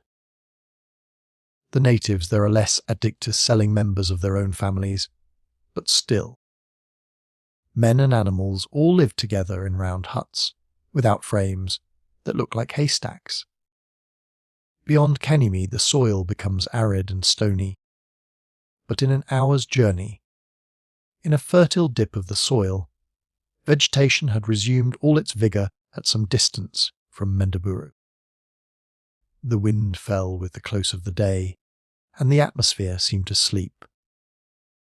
The doctor vainly sought for a current of air at different heights, and, at last, seeing this calm of all nature, he resolved to pass the night afloat, and, for greater safety, rose to the height of 1,000 feet, where the balloon remained motionless. The night was magnificent, the heavens glittering with stars, and profoundly silent in the upper air. Dick and Joe stretched themselves on their peaceful couch, and were soon sound asleep, the doctor keeping the first watch. At 12 o'clock the latter was relieved by Kennedy. "Should the slightest accident happen, waken me," said Ferguson, "and, above all things, don't lose sight of the barometer." "To us it is the compass!" The night was cold. There were 27 degrees of difference between its temperature and that of the daytime. With nightfall had begun the nocturnal concert of animals driven from their hiding places by hunger and thirst. The frogs struck in their guttural soprano, redoubled by the yelping of the jackals, while the imposing bass of the African lion sustained the accords of this living orchestra. Upon resuming his post in the morning, the doctor consulted his compass and found that the wind had changed during the night. The balloon had been bearing about 30 miles to the northwest during the last 2 hours. It was then passing over Mabungru, a stony country strewn with blocks of syenite of a fine polish, and knobbed with huge boulders and angular ridges of rock, conic masses like the rocks of Karnak. Studded the soil like so many Druidic dolmens, the bones of buffaloes and elephants whitened it here and there, but few trees could be seen, excepting in the east, where there were dense woods, among which a few villages lay half concealed. Towards 7 o'clock they saw a huge round rock nearly 2 miles in extent, like an immense tortoise. "We are on the right track," said Dr. Ferguson. "There's Jehula Makowa, where we must halt for a few minutes. I am going to renew the supply of water necessary for my cylinder, and so let us try to anchor somewhere. There are very few trees," replied the hunter. "Never mind, let us try. Joe, throw out the anchors!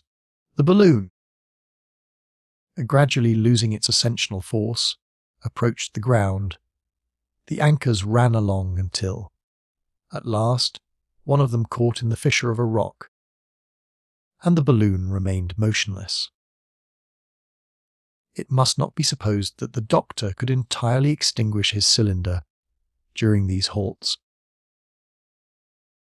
The equilibrium of the balloon had been calculated at the level of the sea, and, as the country was continually ascending, and had reached an elevation of from 600 to 700 feet, the balloon would have had a tendency to go lower than the surface of the soil itself.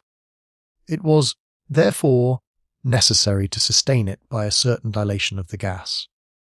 But, in case the doctor, in the absence of all wind, had let the car rest upon the ground, the balloon, thus relieved of a considerable weight, would have kept up of itself, without the aid of the cylinder. The maps indicated extensive ponds on the western slope of the Jehula Mukwa. Joe went thither alone with a cask that would hold about 10 gallons. He found the place pointed out to him, without difficulty, near to a deserted village, got his stock of water, and returned in less than 3/4 of an hour. He had seen nothing particular excepting some immense elephant pits. In fact, he came very near falling into one of them, at the bottom of which lay a half-eaten carcass. He brought back with him a sort of clover which the apes eat with avidity. The doctor recognized the fruit of the benbu, tree which grows in profusion, on the western part of Jehu La Mukwa. Ferguson waited for Joe with a certain feeling of impatience, for even a short halt in this inhospitable region always inspires a degree of fear. The water was got aboard without trouble, as the car was nearly resting on the ground. Joe then found it easy to loosen the anchor and leaped lightly to his place beside the doctor. The latter then replenished the flame in the cylinder, and the balloon majestically soared into the air. It was then about 100 miles from Kazeh, an important establishment in the interior of Africa, where, thanks to a southeasterly current, the travellers might hope to arrive on that same day. They were moving at the rate of 14 miles per hour, and the guidance of the balloon was becoming difficult, as they dared not rise very high without extreme dilation of the gas. The country itself being at an average height of 3,000 feet. Hence, the doctor preferred not to force the dilation, and so adroitly followed the sinuosities of a pretty sharply inclined plane, and swept very close to the villages of Thembo and Tura Wells. The latter forms part of the Untitled, a magnificent country where the trees attain enormous dimensions, among them the cactus, which grows to gigantic size. About 2 o'clock, in magnificent weather, but under a fiery sun that devoured the least breath of air, the balloon was floating over the town of Kazeh, situated about 350 miles from the coast. "We left Zanzibar at 9 o'clock in the morning," said the doctor, consulting his notes, "and, after 2 days' passage, we have, including our deviations, travelled nearly 500 geographical miles. Captains Burton and Speke took 4 months and a half to make the same distance." Chapter 15th. Kazeh. The noisy marketplace, the appearance of the balloon, the Wangaga, the sons of the moon, the doctor's walk, the population of the place, the royal Tem, the sultan's wives, a royal drunken bout, Joe an object of worship, how they dance in the moon, a reaction, 2 moons in one sky, the instability of divine honours. Kazeh, an important point in Central Africa, is not a city, in truth. There are no cities in the interior. Kazeh is but a collection of 6 extensive excavations. There are enclosed a few houses and slave huts, with little courtyards and small gardens, are carefully cultivated with onions, potatoes, cucumbers, pumpkins, and mushrooms of perfect flavour, growing most luxuriantly. The Untitled is the country of the moon, above all the rest, the fertile and magnificent garden spot of Africa. In its centre is the district of Untitled, a delicious region, where some families of Amani, who are of very pure Arabic origin, live in luxurious idleness. They have, for a long period, held the commerce between the interior of Africa and Arabia. They trade in gums, ivory, fine muslin, and slaves.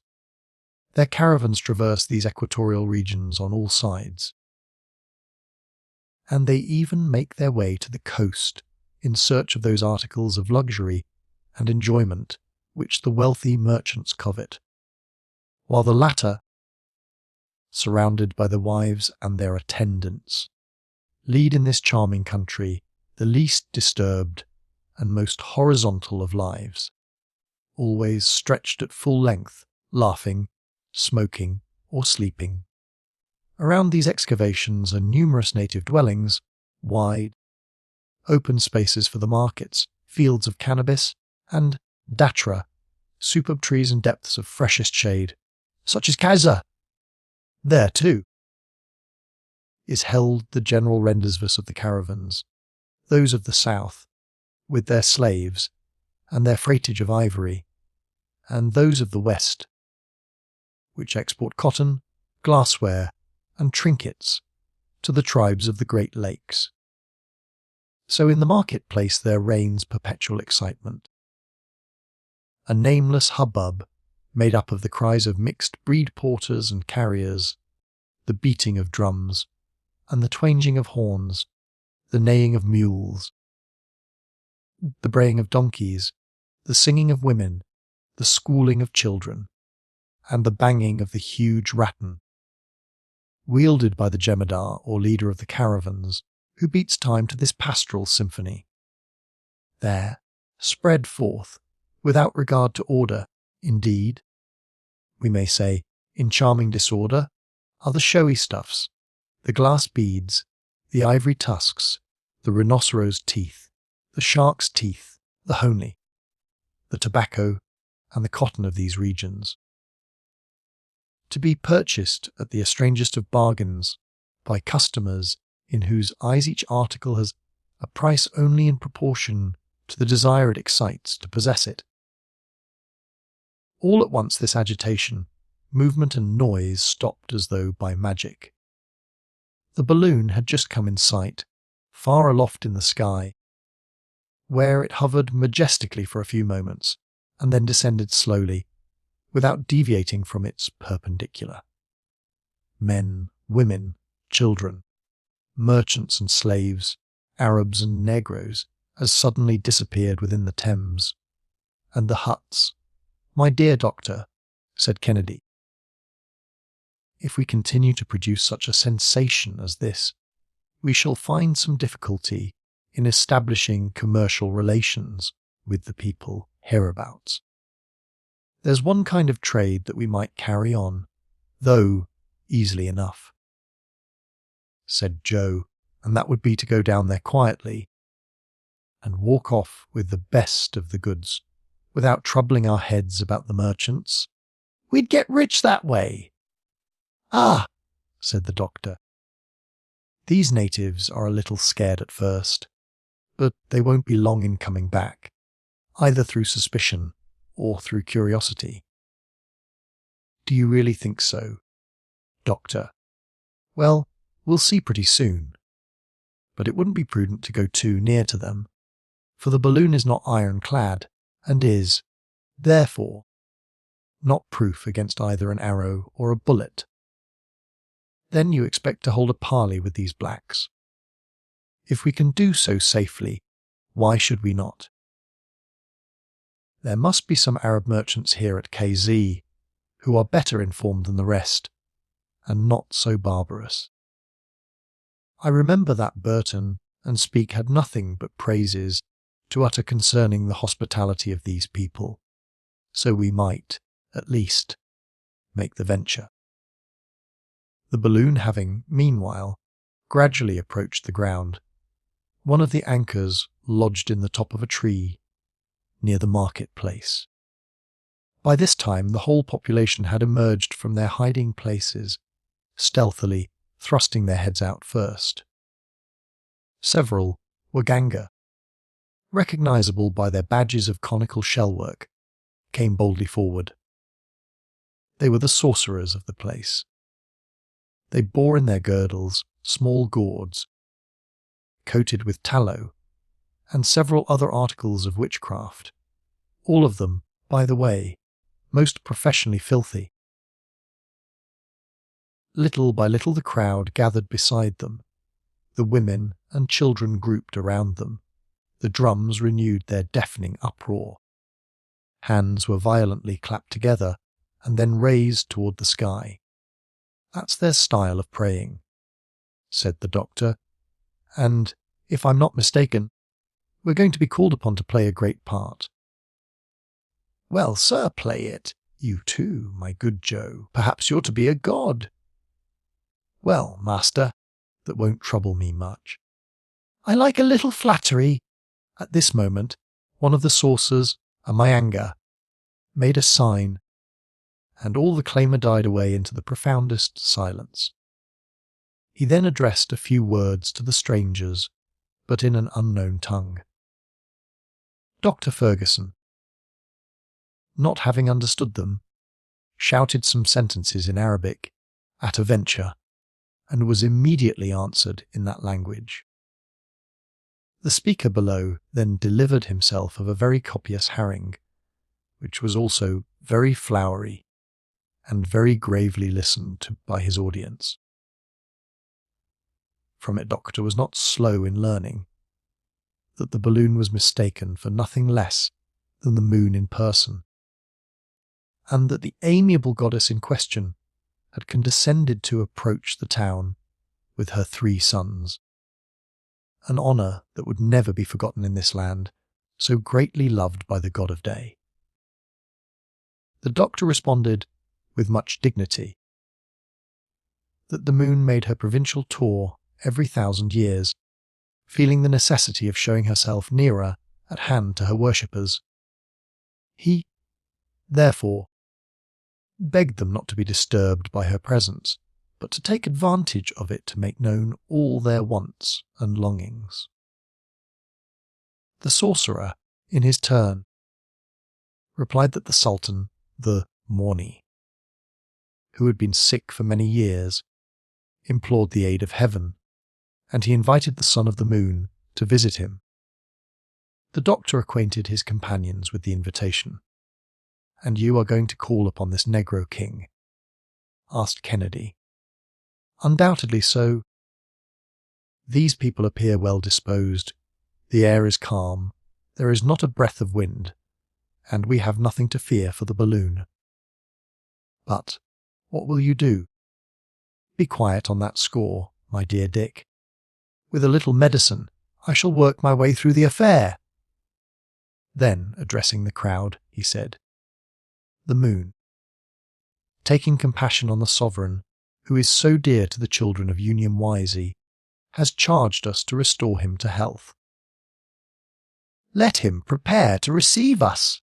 The clamour, the songs and demonstrations of all kinds increased twofold, and the whole immense ant's nest of black heads was again in motion. "Now, my friends," said Dr. Ferguson, "we must look out for everything beforehand. We may be forced to leave this at any moment, unexpectedly, and be off with extra speed. Dick had better remain, therefore, in the car, and keep the cylinder warm so as to secure a sufficient ascensional force for the balloon. The anchor is solidly fastened, and there is nothing to fear in that respect. I shall descend, and Joe will go with me, only that he must remain at the foot of the ladder." "What? Are you going alone into that blackamoor's den?" "How? Doctor, am I not to go with you?" "No, I shall go alone. These good folks imagine that the goddess of the moon has come to see them, and their superstition protects me, so have no fear, and each one remain at the post that I have assigned to him." "Well, since you wish it," sighed Kennedy, "look closely to the dilation of the gas." Agreed. By this time the shouts of the natives had swelled to double volume as they vehemently implored the aid of the heavenly powers. There, said Joe. "They're rather rough in their orders to their good moon and her divine sons." The doctor, equipped with his travelling medicine, chest, descended to the ground, preceded by Joe, who kept a straight countenance and looked as grave and knowing as the circumstances of the case required. He then seated himself at the foot of the ladder in the Arab fashion, with his legs crossed under him, and a portion of the crowd collected around him in a circle at respectful distances. In the meanwhile the doctor, escorted to the sound of savage instruments, and with wild religious dances, slowly proceeded toward the royal Tem, situated a considerable distance outside of the town. It was about 3 o'clock, and the sun was shining brilliantly. In fact, what less could it do upon so grand an occasion? The doctor stepped along with great dignity, the Waganga surrounding him and keeping off the crowd. He was soon joined by the natural son of the Sultan, a handsomely built young fellow, who, according to the custom of the country, was the sole heir of the paternal goods, to the exclusion of the old man's legitimate children. He prostrated himself before the son of the moon, but the latter graciously raised him to his feet. 3/4 of an hour later, through shady paths, surrounded by all the luxuriance of tropical vegetation, this enthusiastic procession arrived at the Sultan's palace, a sort of square edifice called Itatinia and situated on the slope of a hill. A kind of veranda, formed by the thatched roof, adorned the outside, supported upon wooden pillars, which had some pretensions to being carved. Long lines of dark, red clay decorated the walls in characters that strove to reproduce the forms of men and serpents, the latter better imitated, of course, than the former. The roofing of this abode did not rest directly upon the walls, and the air could, therefore, circulate freely. But windows there were none, and the door hardly deserved the name. Dr. Fergusson was received with all the honours by the guards and favourites of the Sultan. These were men of a fine race. The Wanyamwezi, so called, a pure type of the Central African populations, strong, robust, well-made, and in splendid condition. Their hair, divided into a great number of small tresses, fell over their shoulders, and by means of black and blue incisions they tattooed their cheeks from the temples to the mouth. Their ears, frightfully distended, held dangling to them discs of wood and plates of gum copal. They were clad in brilliantly painted cloths, and the soldiers were armed with the saw-toothed war club, the bow and arrows barbed and poisoned with the juice of the euphorbium, the cutlass, the sema, a long sabre, also with saw-like teeth, and some small battle axes. The doctor advanced into the palace, and there, notwithstanding the Sultan's illness, the din, which was terrific before, redoubled the instant that he arrived. He noticed, at the lintels of the door, some rabbits' tails and zebras' manes suspended as talismans. He was received by the whole troop of His Majesty's wives to the harmonious accords of the upatu, a sort of cymbal made of the bottom of a copper kettle, and to the uproar of the kilindo, a drum 5 feet high, hollowed out from the trunk of a tree, and hammered by the ponderous, horny fists of 2 jet-black virtuosi. Most of the women were rather good-looking, and they laughed and chattered merrily as they smoked their tobacco and thang in huge black pipes. They seemed to be well made, too. Under the long robes that they wore gracefully flung about their persons, and carried a sort of kilt, woven from the fibres of calabash fastened around their girdles. 6 of them were not the least merry of the party, although put aside from the rest, and reserved for a cruel fate.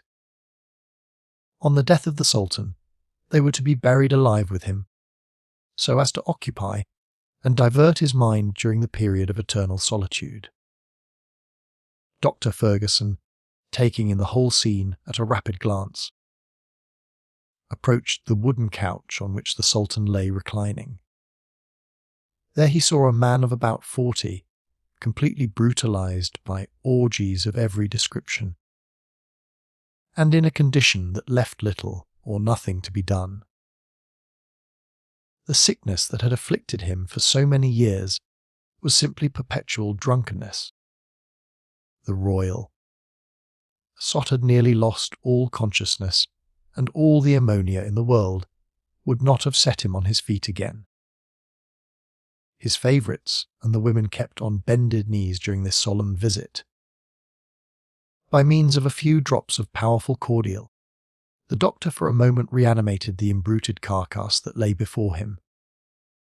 The Sultan stirred, and, for a dead body that had given no sign whatever of life for several hours previously, this symptom was received with a tremendous repetition of shouts and cries in the doctor's honour.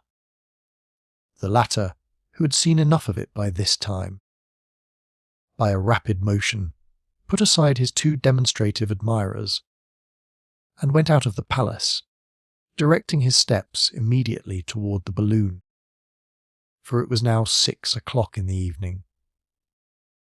Joe, during his absence, had been quietly waiting at the foot of the ladder, where the crowd paid him their most humble respects. Like a genuine son of the moon, he let them keep on.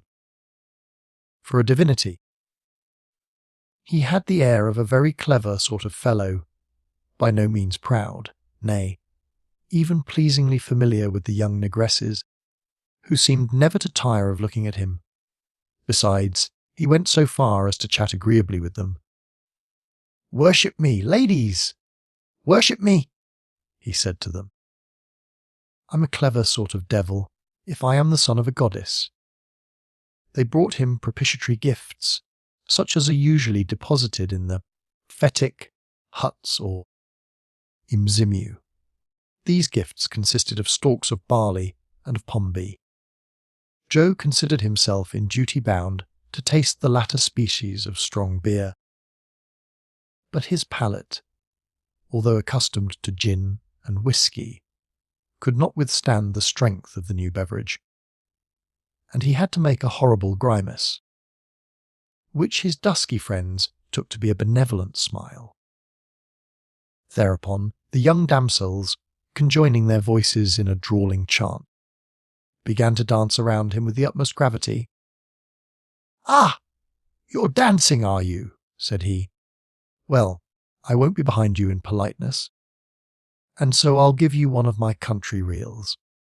So at he went, in one of the wildest jigs that ever was seen, twisting, turning, and jerking himself in all directions, dancing with his hands, dancing with his body, dancing with his knees, dancing with his feet, describing the most fearful contortions and extravagant evolutions, throwing himself into incredible attitudes, grimacing beyond all belief, and, in fine, giving his savage admirers a strange idea of the style of ballet adopted by the deities in the moon. Then the whole collection of blacks, are naturally as imitative as monkeys, at once reproduced all his airs and graces, his leaps and shakes and contortions. They did not lose a single gesticulation, they did not forget an attitude, and the result was such a pandemonium of movement, noise, and excitement, as it would be out of the question even feebly to describe. But, in the very midst of the fun, Joe saw the doctor approaching. The latter was coming at full speed, surrounded by a yelling and disorderly throng. The chiefs and sorcerers seemed to be highly excited. They were close upon the doctor's heels, crowding and threatening him. Singular reaction! What had happened? Had the Sultan unluckily perished in the hands of his celestial physician? Kennedy, from his post of observation, saw the danger without knowing what had caused it, and the balloon, powerfully urged by the dilation of the gas, strained and tugged at the ropes that held it as though impatient to soar away. The doctor had got as far as the foot of the ladder. A superstitious fear still held the crowd aloof and hindered them from committing any violence on his person. He rapidly scaled the ladder, and Joe followed him with his usual agility. "Not a moment to lose," said the doctor. "Don't attempt to let go the anchor. We'll cut the cord. Follow me." "But what's the matter?" asked Joe, clambering into the car. "What's happened?" questioned Kennedy, rifle in hand. "Look," replied the doctor, pointing to the horizon. "Well," ejaculated the Scot, "the moon." And in fact, there was the moon rising red and magnificent, a globe of fire in a field of blue. It was she, indeed. She and the balloon, both in one sky. Either there were two moons, Then, all these strangers were impostors, designing scamps, false deities. Such were the very natural reflections of the crowd, and hence the reaction in their feelings. Joe could not, for the life of him, keep in a roar of laughter, and the population of Kazeh, comprehending that their prey was slipping through their clutches, set up prolonged howlings, aiming, the while, their bows and muskets at the balloon. But one of the sorcerers made a sign, and all the weapons were lowered. He then began to climb into the tree, intending to seize the rope and bring the machine to the ground. Joe leaned out with a hatchet ready. "Shall I cut away?" said he. "No, wait a moment," replied the doctor. "But this black. We may, perhaps, save our anchor, and I hold a great deal by that. There'll always be time enough to cut loose." The sorcerer, having climbed to the right place, worked so vigorously that he succeeded in detaching the anchor, and the latter violently jerked.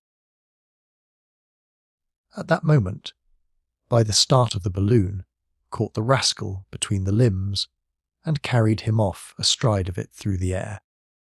The stupefaction of the crowd was indescribable as they saw one of their wagonga thus whirled away into space. "Hudza!" roared Joe as the balloon, thanks to its ascensional force, shot up higher into the sky with increased rapidity. "He holds on well," said Kennedy. "A little trip will do him good." "Shall we let this darky drop all at once?" inquired Joe. "Oh no," replied the doctor.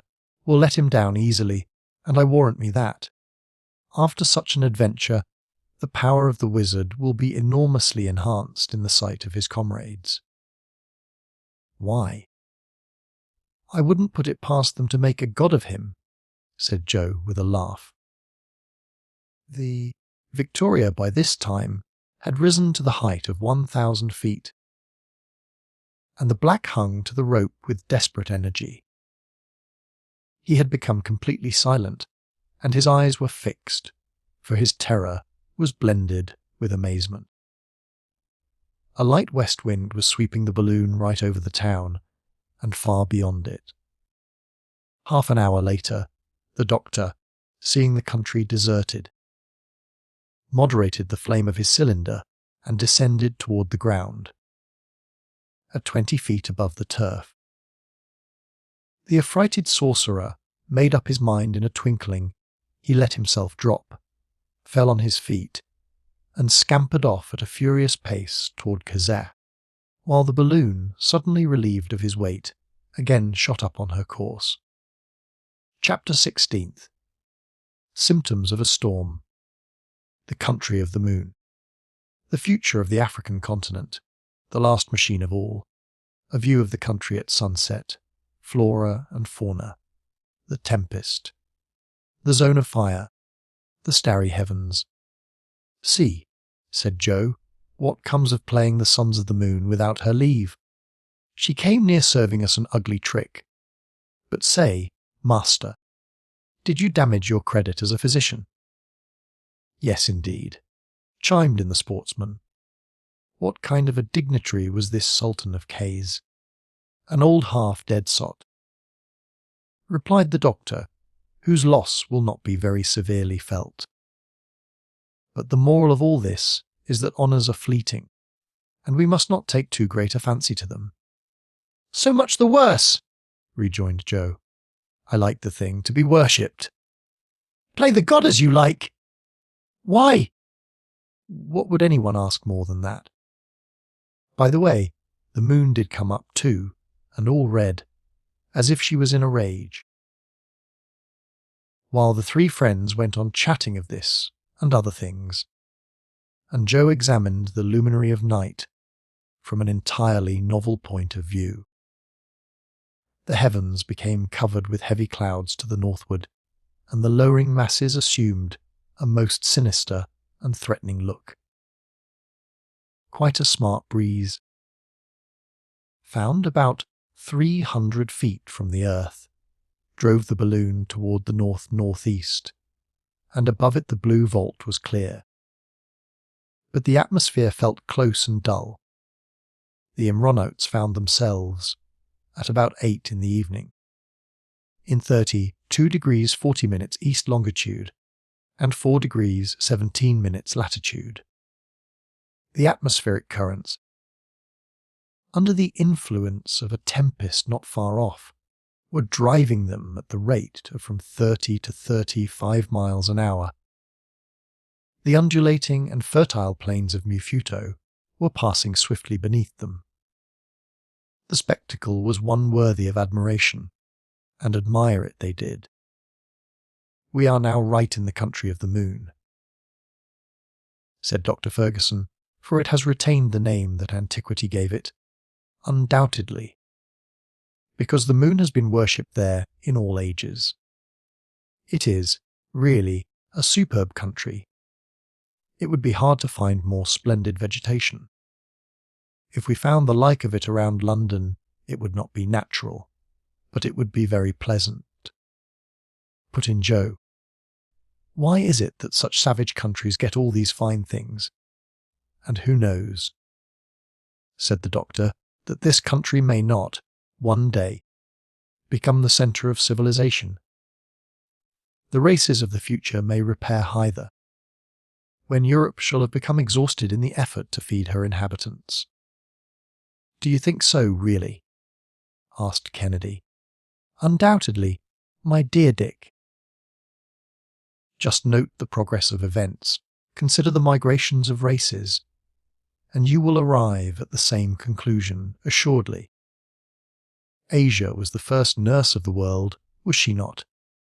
For about 4,000 years she travailed, she grew pregnant, she produced, and then, when stones began to cover the soil, where the golden harvests sung by Homer had flourished, her children abandoned her exhausted and barren bosom.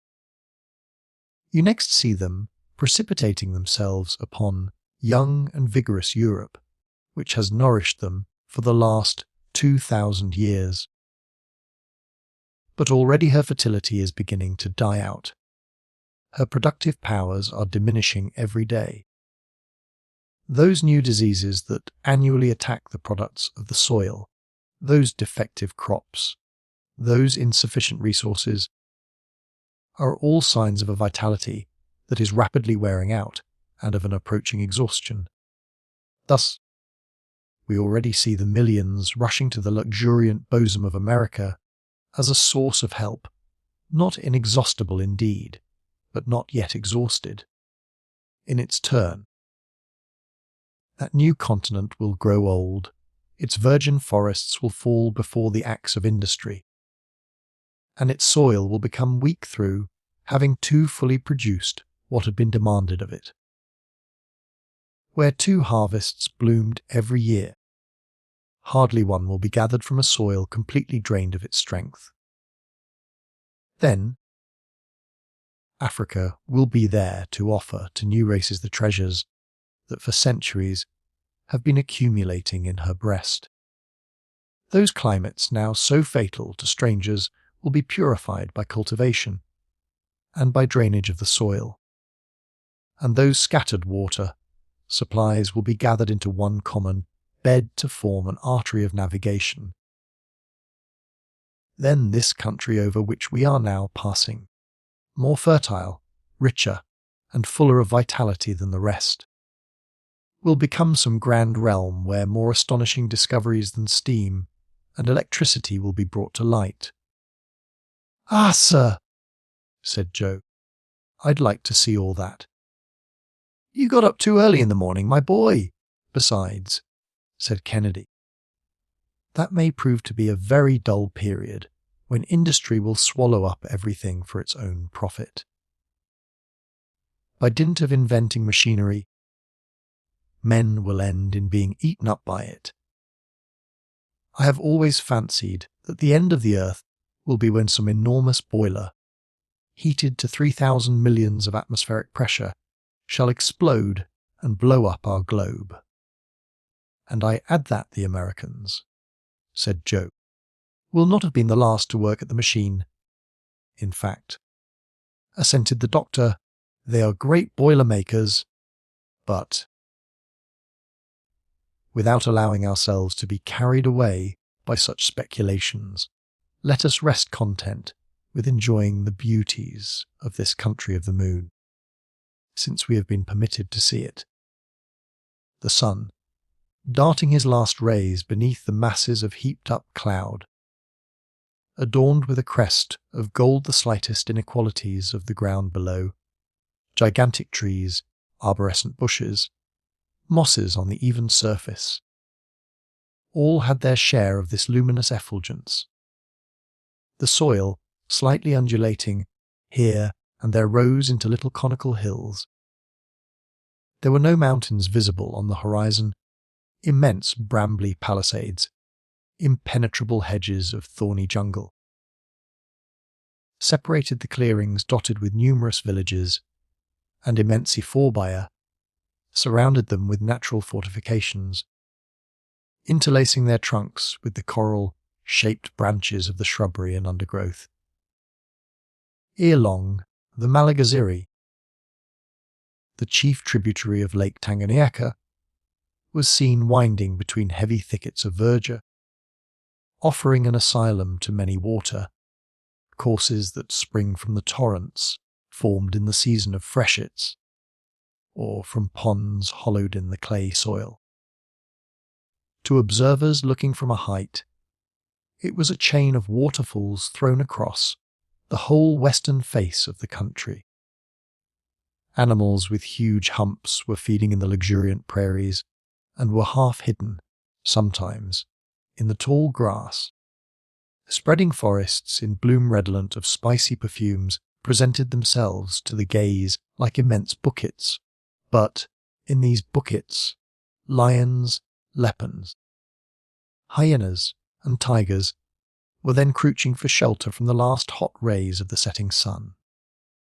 From time to time, an elephant made the tall tops of the undergrowth sway to and fro, and you could hear the crackling of huge branches as his ponderous ivory tusks broke them in his way. "What a sporting country!" exclaimed Dick, unable longer to restrain his enthusiasm. Why, a single ball fired at random into those forests would bring down game worthy of it. Suppose we try it once? No, my dear Dick, the night is close at hand, a threatening night with a tempest in the background. And the storms are awful in this country, where the heated soil is like one vast electric battery. You are right, sir, said Joe. The heat has got to be enough to choke one, and the breeze has died away. One can feel that something's coming. The atmosphere is saturated with electricity, replied the doctor. Every living creature is sensible that this state of the air portends a struggle of the elements, and I confess that I never before was so full of the fluid myself. Well then, suggested Dick, would it not be advisable to alight? On the contrary, Dick, I'd rather go up, only that I am afraid of being carried out of my course by these counter-currents contending in the atmosphere. Have you any idea, then, of abandoning the route that we have followed since we left the coast? If I can manage to do so, replied the doctor, I will turn more directly northward. By from 7 to 8 degrees, I shall then endeavour to ascend toward the presumed latitudes of the sources of the Nile. Perhaps we may discover some traces of Captain Speke's expedition, or of him, de Huglin's caravan. Unless I am mistaken, we are at 32 degrees 40 minutes east longitude, and I should like to ascend directly north of the equator. "Look there!" exclaimed Kennedy. "Suddenly, see those hippopotami sliding out of the pools, those masses of blood-coloured flesh, and those crocodiles snuffing the air aloud. They're choking! ejaculated Joe. "Ah! What a fine way to travel this is, and how one can snap his fingers at all that vermin! Doctor! Mr. Kennedy! See those packs of wild animals hurrying along close together? There are fully 200. Those are wolves. No, Joe, not wolves, but wild dogs. A famous breed that does not hesitate to attack the lion himself.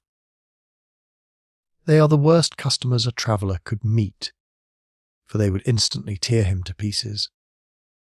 Well, it isn't Junt that'll undertake to muzzle them, responded that amiable youth. After all, though, if that's the nature of the beast, we mustn't be too hard on them for it. Silence gradually settled down under the influence of the impending storm. The thickened air actually seemed no longer adapted to the transmission of sound. The atmosphere appeared, muffled, and, like a room hung with tapestry, lost all its sonorous reverberation. The rover bird, so called, the coroneted crane, the red and blue jays, the mockingbird, the flycatcher, disappeared among the foliage of the immense trees, and all nature revealed symptoms of some approaching catastrophe. At 9 o'clock the Victoria hung motionless over Messine, an extensive group of villages scarcely distinguishable in the gloom. Once in a while, the reflection of a wandering ray of light in the dull water disclosed a succession of ditches regularly arranged, and, by one last gleam, the eye could make out the calm and sombre forms of palm trees, sycamores, and gigantic euphorbia. "I am stifling," said the Scot, inhaling, with all the power of his lungs, as much as possible of the rarefied air. "We are not moving an inch. Let us descend." "But the tempest," said the doctor, with much uneasiness. "If you are afraid of being carried away by the wind, it seems to me that there is no other course to pursue. Perhaps the storm won't burst tonight." Said Joe, "The clouds are very high." "That is just the thing that makes me hesitate about going beyond them. We should have to rise still higher, lose sight of the earth, and not know all night whether we were moving forward or not, or in what direction we were going. Make up your mind, dear doctor, for time presses. It's a pity that the wind has fallen," said Joe. "Again, it would have carried us clear of the storm. It is indeed a pity, my friends," rejoined the doctor. "The clouds are dangerous for us. They contain opposing currents which might catch us in their eddies, and lightnings that might set on fire. Again, those perils avoided, the force of the tempest might hurl us to the ground, were we to cast our anchor in the tree tops. Then what shall we do? Well, we must try to get the balloon into a medium zone of the atmosphere, and there keep her suspended between the perils of the heavens and those of the earth. We have enough water for the cylinder, and our 200 pounds of ballast are untouched. In case of emergency, I can use them. We will keep watch with you," said the hunter. "No, my friends. Put the provisions under shelter and lie down. I will rouse you if it becomes necessary. But, master, wouldn't you do well to take some rest yourself, as there's no danger close on us just now?" insisted poor Joe. "No, thank you, my good fellow. I prefer to keep awake. We are not moving, and should circumstances not change, we'll find ourselves tomorrow in exactly the same place. Good night, then, sir. Good night. If you can only find it so."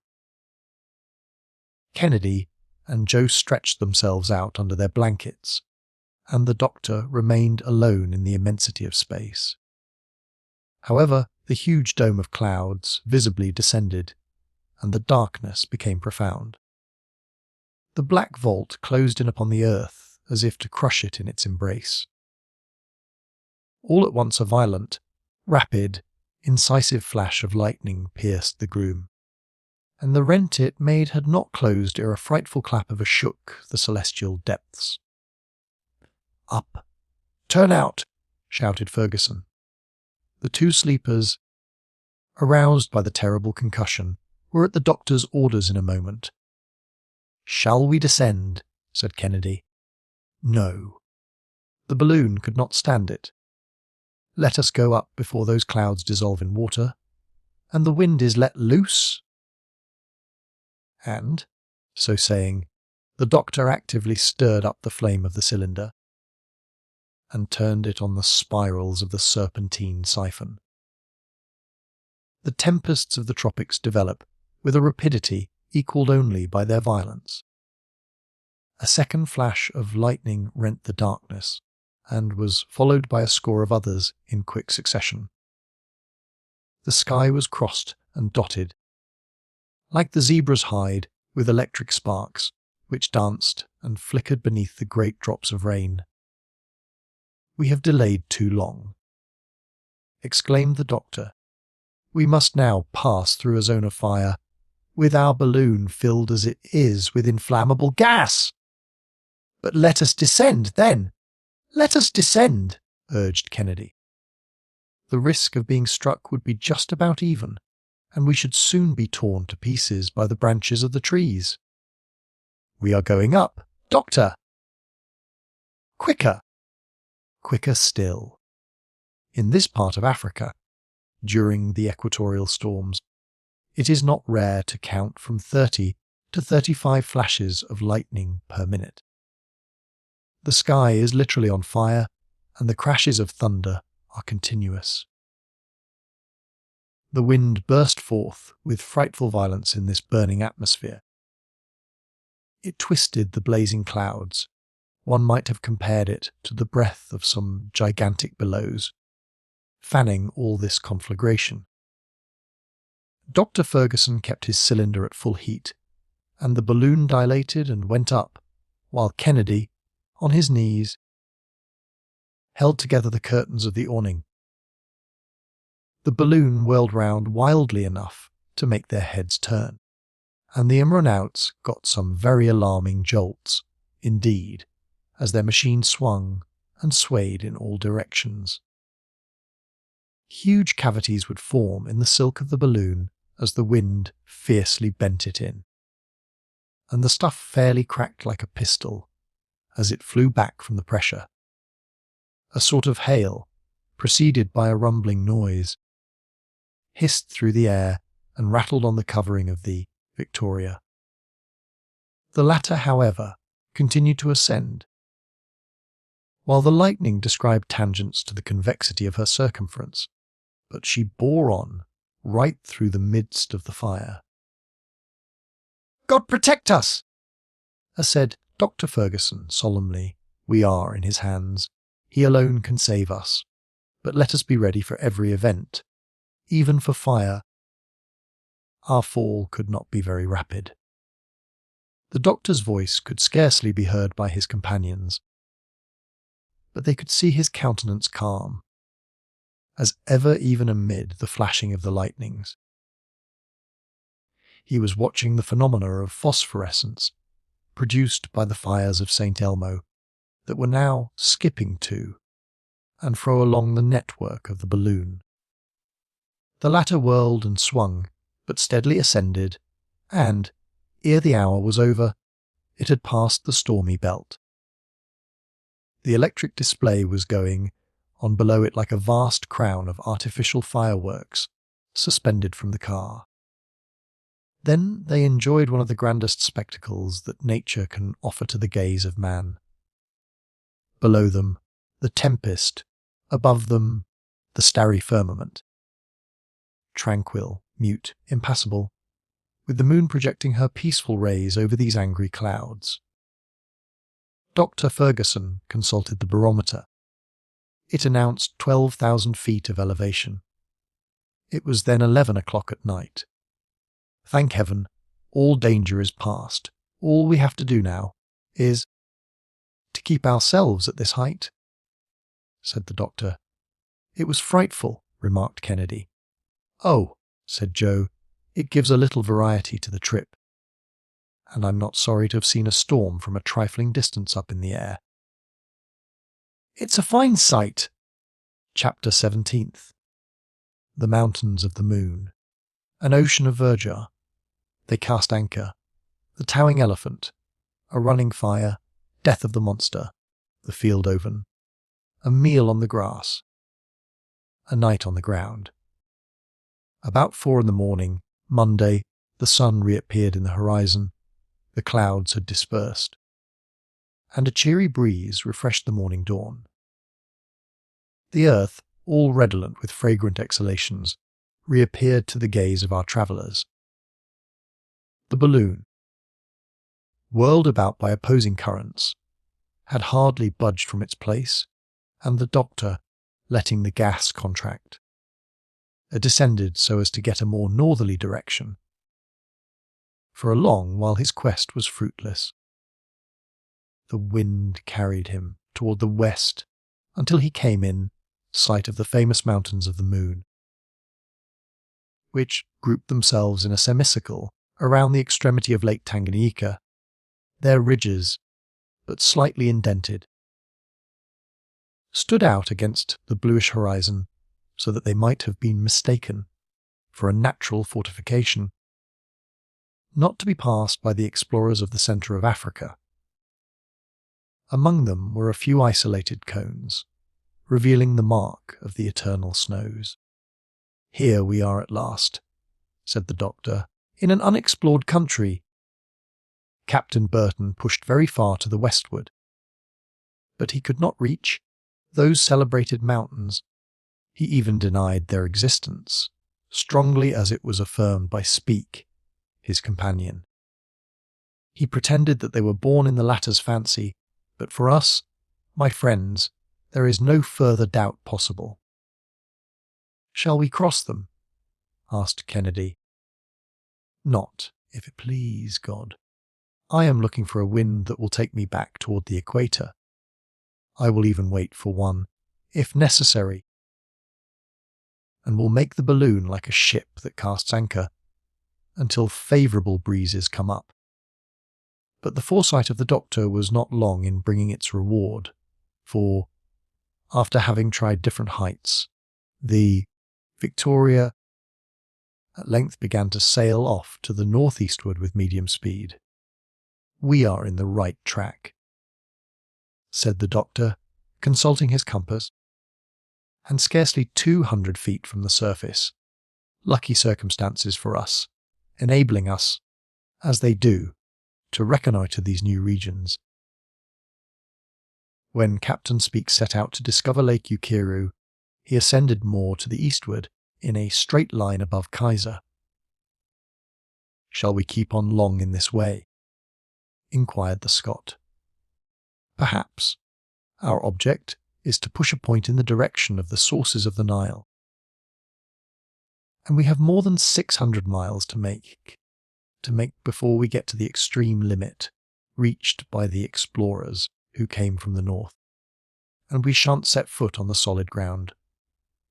Murmured Joe, it's enough to cramp a fellow's legs. Oh, yes, indeed, my good Joe, said the doctor, reassuring him. We have to economise our provisions, you know, and on the way, Dick, you must get us some fresh meat. Whenever you like, doctor. We shall also have to replenish our stock of water. Who knows but we may be carried to some of the dried-up regions. So we cannot take too many precautions. At noon the Victoria was at 29 degrees 15 minutes east longitude and 3 degrees 15 minutes south latitude. She passed the village of Yofu, the last northern limit of the Unyamwezi, opposite to the Lake Ukiru, which could still be seen. The tribes living near to the equator seem to be a little more civilized, and are governed by absolute monarchs, whose control is an unlimited despotism. Their most compact union of power constitutes the province of Karagwah. It was decided by the Amronauts that they would alight at the first favourable place.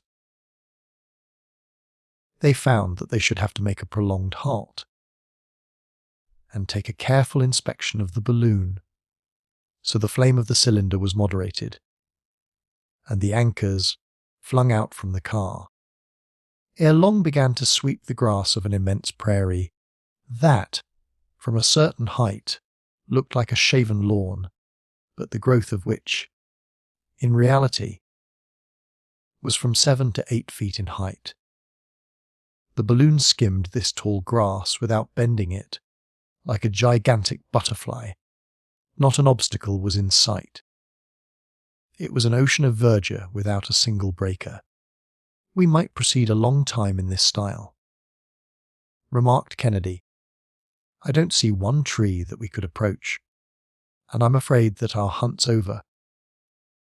"Wait, Dick, you could not hunt anyhow in this grass. That grows higher than your head. We'll find a favourable place presently." In truth, it was a charming excursion that they were making now. A veritable navigation on this green, almost transparent sea, gently undulating in the breath of the wind.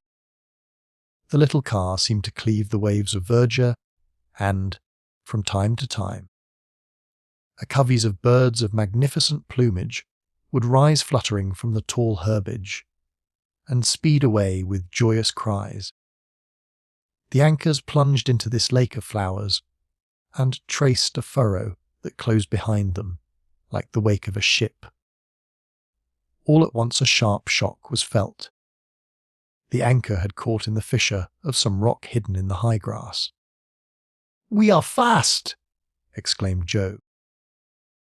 These words had scarcely been uttered when a shrill cry rang through the air, and the following phrases, mingled with exclamations, escaped from the lips of our travellers. "What's that? A strange cry, look! Why, we're moving! The anchor has slipped! No, it holds, and holds fast too," said Joe, who was tugging at the rope.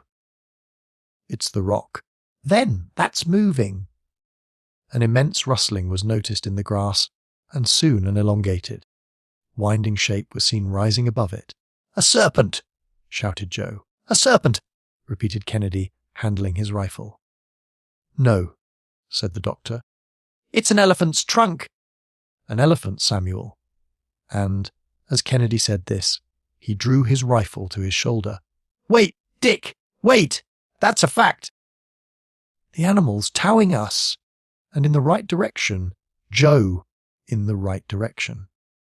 The elephant was now making some headway, and soon reached a clearing where his whole body could be seen. By his gigantic size, the doctor recognized a male of a superb species. He had 2 whitish tusks, beautifully curved, and about 8 feet in length, and in these the shanks of the anchor had firmly caught. The animal was vainly trying with his trunk to disengage himself from the rope that attached him to the car. "Get up! Go ahead, old fellow!" shouted Joe, with delight, doing his best to urge this rather novel team. "Here is a new style of travelling. No more horses for me. An elephant, if you please." "But where is he taking us to?" said Kennedy, whose rifle itched in his grasp. "He's taking us exactly to where we want to go, my dear Dick." "A little patience. Wigger more, as the Scotch country folk say," shouted Joe in high glee. Gee up there!" The huge animal now broke into a very rapid gallop. He flung his trunk from side to side, and his monstrous bounds gave the car several rather heavy thumps. Meanwhile the doctor stood ready, hatchet in hand, to cut the rope should need arise.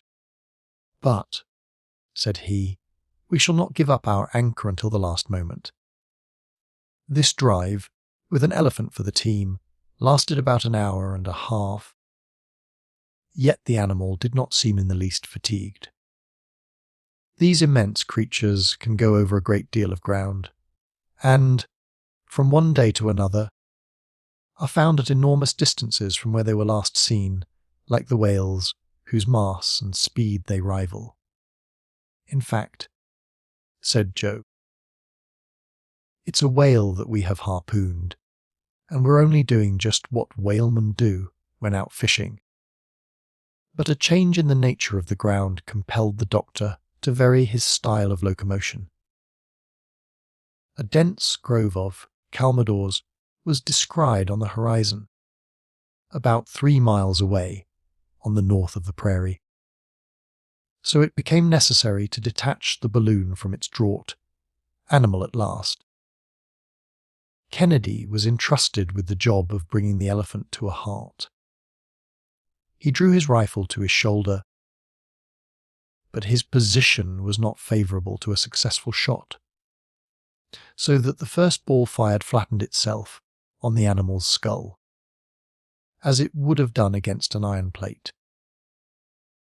The creature did not seem in the least troubled by it, but the sound of the discharge, he had increased his speed, and now was going as fast as a horse at full gallop.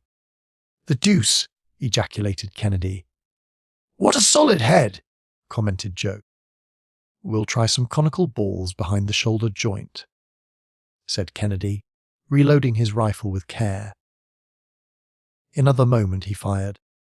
The animal gave a terrible cry, but went on faster than ever. "Come," said Joe, taking aim with another gun. "I must help you, or we'll never end it." And now 2 balls penetrated the creature's side. The elephant halted, lifted his trunk, and resumed his run toward the wood with all his speed. He shook his huge head, and the blood began to gush from his wounds.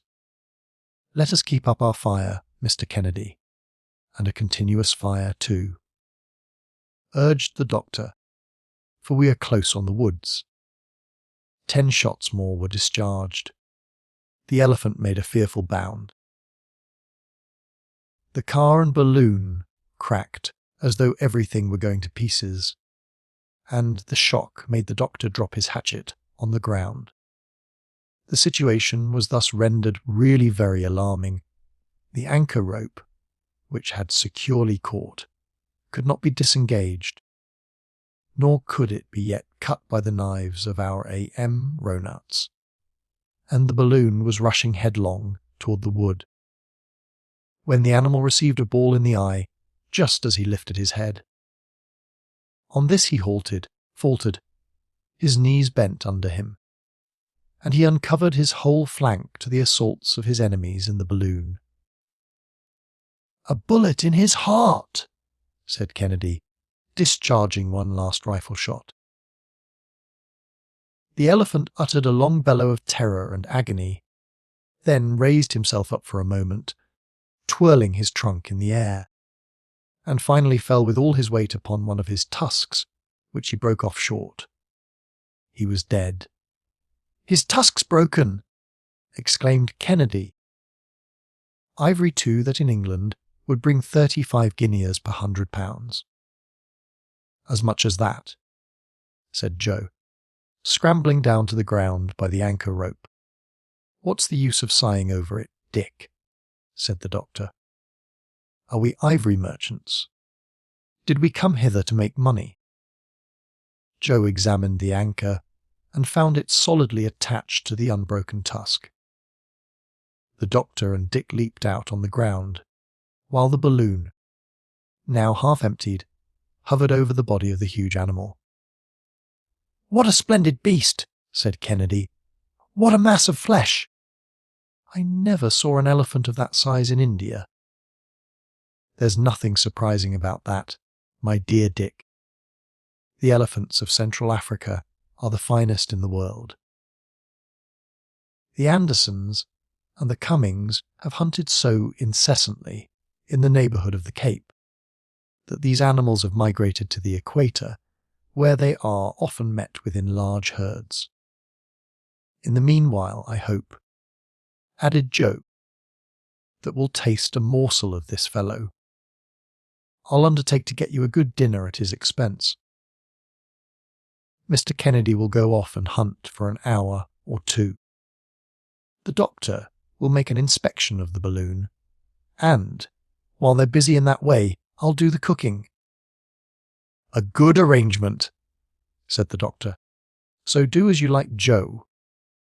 "As for me," said the hunter, "I shall avail myself of the 2 hours' recess that Joe has condescended to let me have. Go, my friend, but no imprudence. Don't wander too far away." "Never fear, doctor."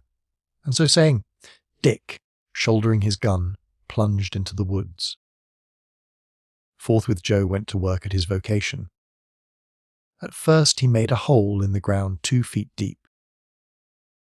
This he filled with the dry wood that was so abundantly scattered about, where it had been strewn by the elephants, whose tracks could be seen where they had made their way through the forest. This hole filled, he heaped a pile of faggots on it 1 foot in height, and set fire to it. Then he went back to the carcass of the elephant, which had fallen only about 100 feet from the edge of the forest. He next proceeded adroitly to cut off the trunk, which might have been 2 feet in diameter at the base. Of this he selected the most delicate portion, and then took with one of the animal's spongy feet. In fact, these are the finest morsels, like the hump of the bison, the paws of the bear, and the head of the wild boar. When the pile of faggots had been thoroughly consumed, inside and outside, the whole, cleared of the cinders and hot coals, retained a very high temperature, the pieces of elephant meat, surrounded with aromatic leaves, were placed in this extempore oven and covered with hot coals. Then Joe piled up a second heap of sticks over all, and, when it had burned out the meat, was cooked to a turn. Then Joe took the viands from the oven, spread the savoury mess upon green leaves, and arranged his dinner upon a magnificent patch of greensward. He finally brought out some biscuit, some coffee, and some cognac, and got a can of pure, fresh water from a neighbouring streamlet. The repast thus prepared was a pleasant sight to behold, and Joe, without being too proud, thought that it would also be pleasant to eat. A journey without danger or fatigue. He soliloquized, "Your meals, when you please. A swinging hammock all the time. What more could a man ask? And there was Kennedy, who didn't want to come." On his part, Dr. Ferguson was engrossed in a serious and thorough examination of the balloon. The latter did not appear to have suffered from the storm. The silk and the gutta percha had resisted wonderfully, and, upon estimating the exact height of the ground and the ascensional force of the balloon, our aeronaut saw, with satisfaction, that the hydrogen was in exactly the same quantity as before. The covering had remained completely waterproof. It was now only 5 days since our travellers had quitted Zanzibar. Their pemmican had not yet been touched. Their stock of biscuit and potted meat was enough for a long trip, and there was nothing to be replenished but the water. The pipes and spirals seemed to be in perfect condition, since, thanks to their India rubber jointings, they had yielded to all the oscillations of the balloon. His examination ended, the doctor betook himself to setting his notes in order. He made a very accurate sketch of the surrounding landscape, with its long prairie stretching away out of sight, the forest of calmadors, and the balloon resting motionless over the body of the dead elephant. At the end of his 2 hours, Kennedy returned with a string of fat partridges and the haunch of an oryx, a sort of gemsbok, belonging to the most agile species of antelopes. Joe took upon himself to prepare this surplus stock of provisions for a later repast. "But dinner's ready," he shouted in his most musical voice. And the three travellers had only to sit down on the green turf.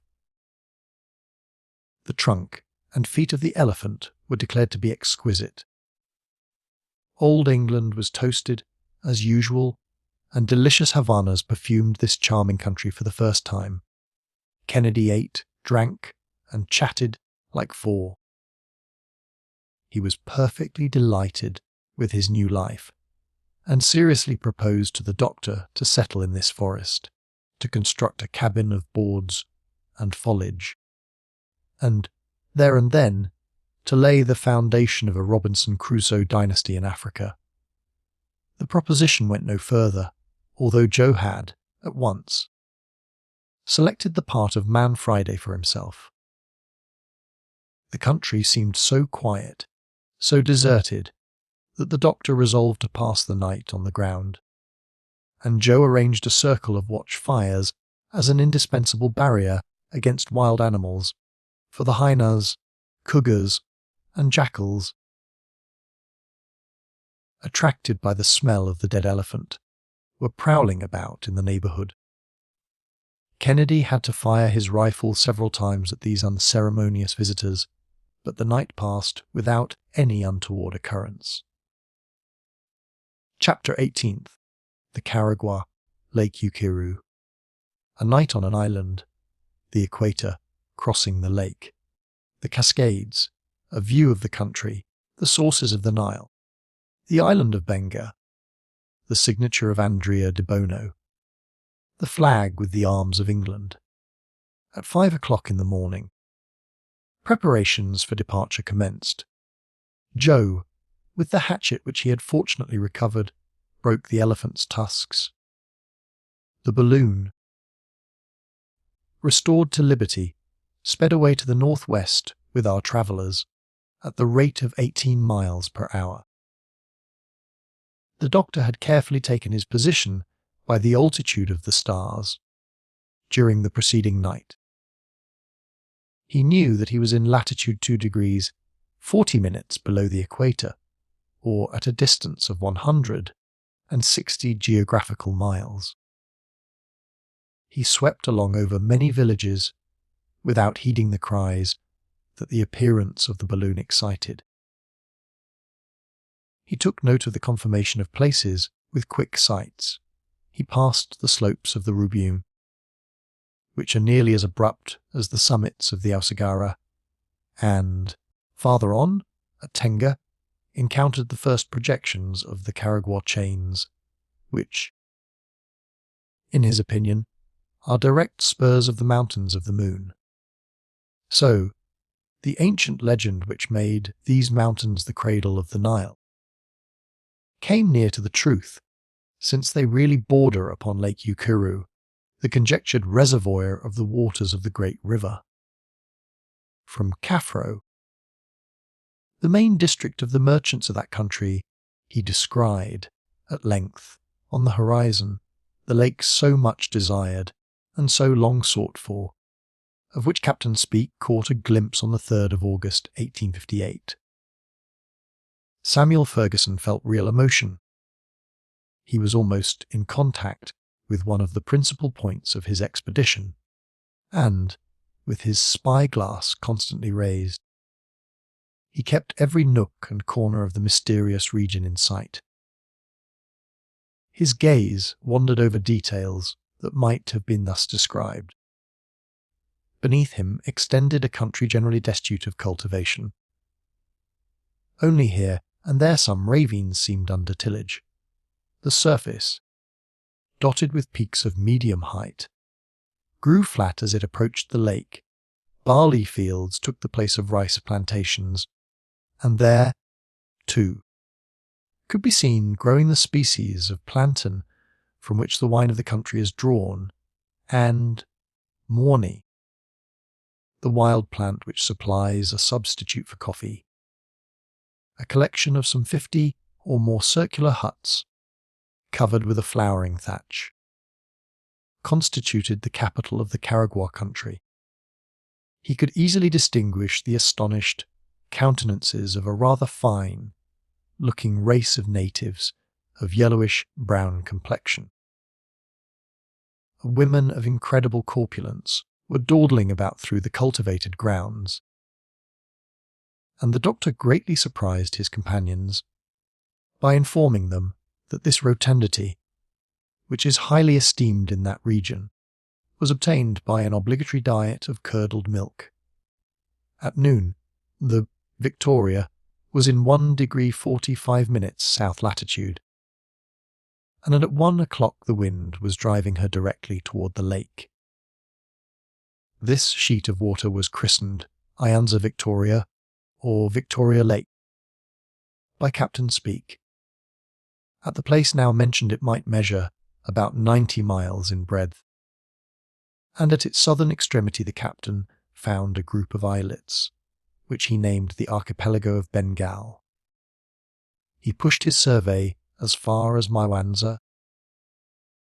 On the eastern coast, where he was received by the Sultan, he made a triangulation of this part of the lake, but he could not procure a boat. Either to cross it or to visit the great island of Ukiru, which is very populous, is governed by 3 sultans, and appears to be only a promontory at low tide. The balloon approached the lake more to the northward, to the doctor's great regret, for it had been his wish to determine its lower outlines. Its shores seemed to be thickly set with brambles and thorny plants, growing together in wild confusion, and were literally hidden, sometimes, from the gaze by myriads of mosquitoes of a light brown hue. The country was evidently habitable and inhabited. Troops of hippopotami could be seen disporting themselves in the forests of reeds, or plunging beneath the whitish waters of the lake. The latter, seen from above, presented toward the west so broad an horizon that it might have been called a sea. The distance between the 2 shores is so great that communication cannot be established, and storms are frequent and violent, for the winds sweep with fury over this elevated and unsheltered basin. The doctor experienced some difficulty in guiding his course. He was afraid of being carried toward the east, but, fortunately, a current bore him directly toward the north, and at 6 o'clock in the evening the balloon alighted on a small desert island in 30 minutes south latitude, and 32 degrees 52 minutes east longitude, about 20 miles from the shore.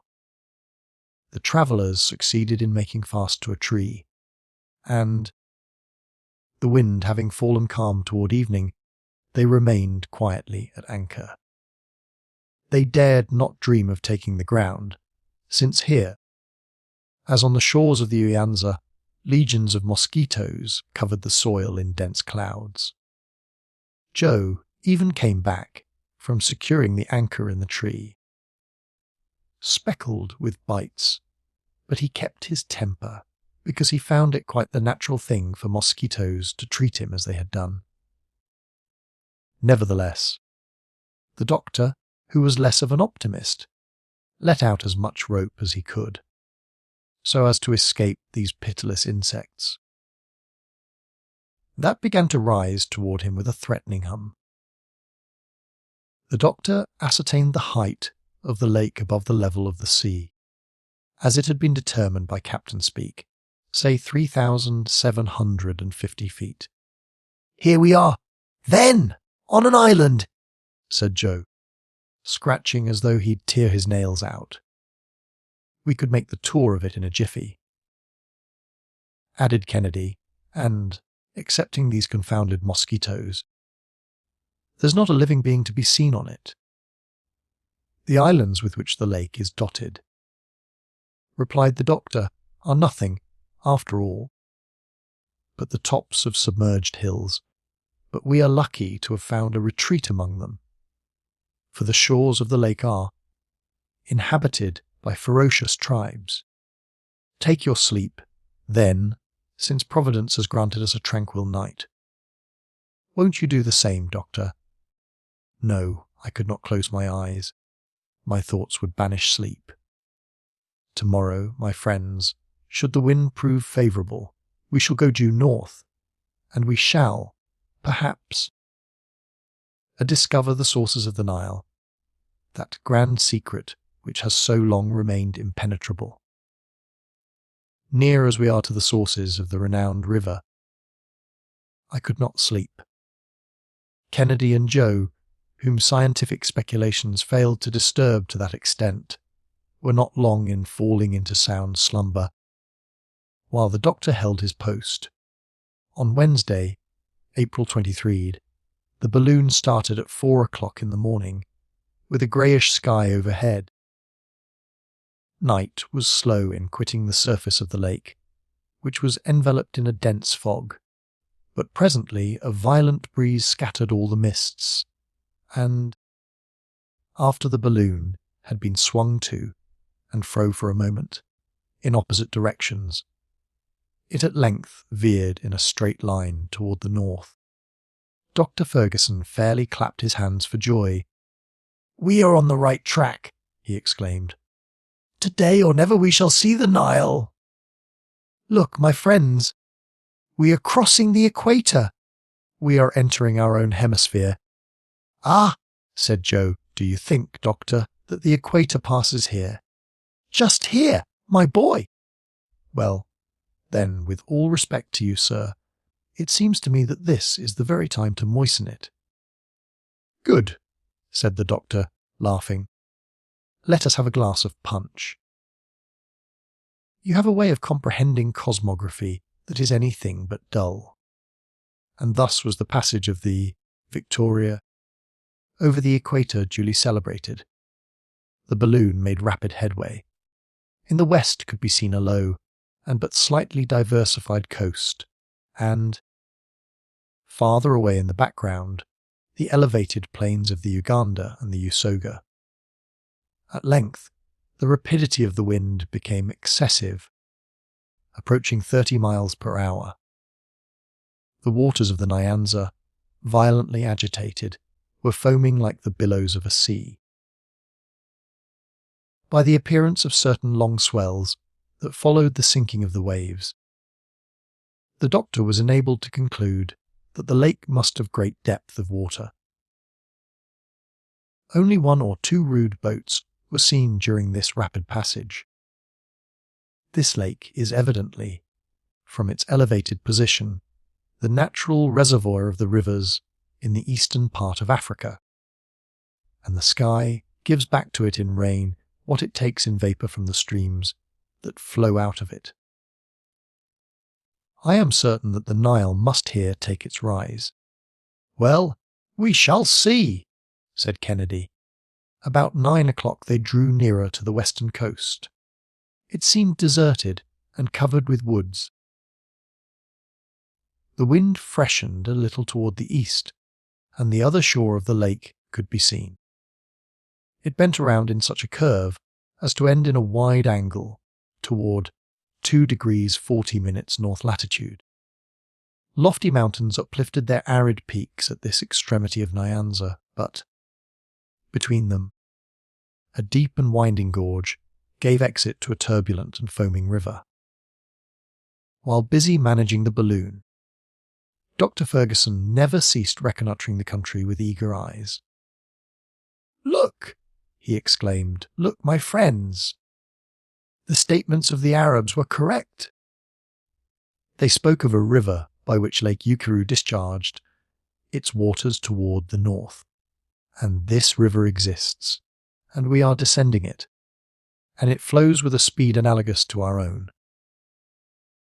And this drop of water now gliding away beneath our feet is, beyond all question, rushing on, to mingle with the Mediterranean.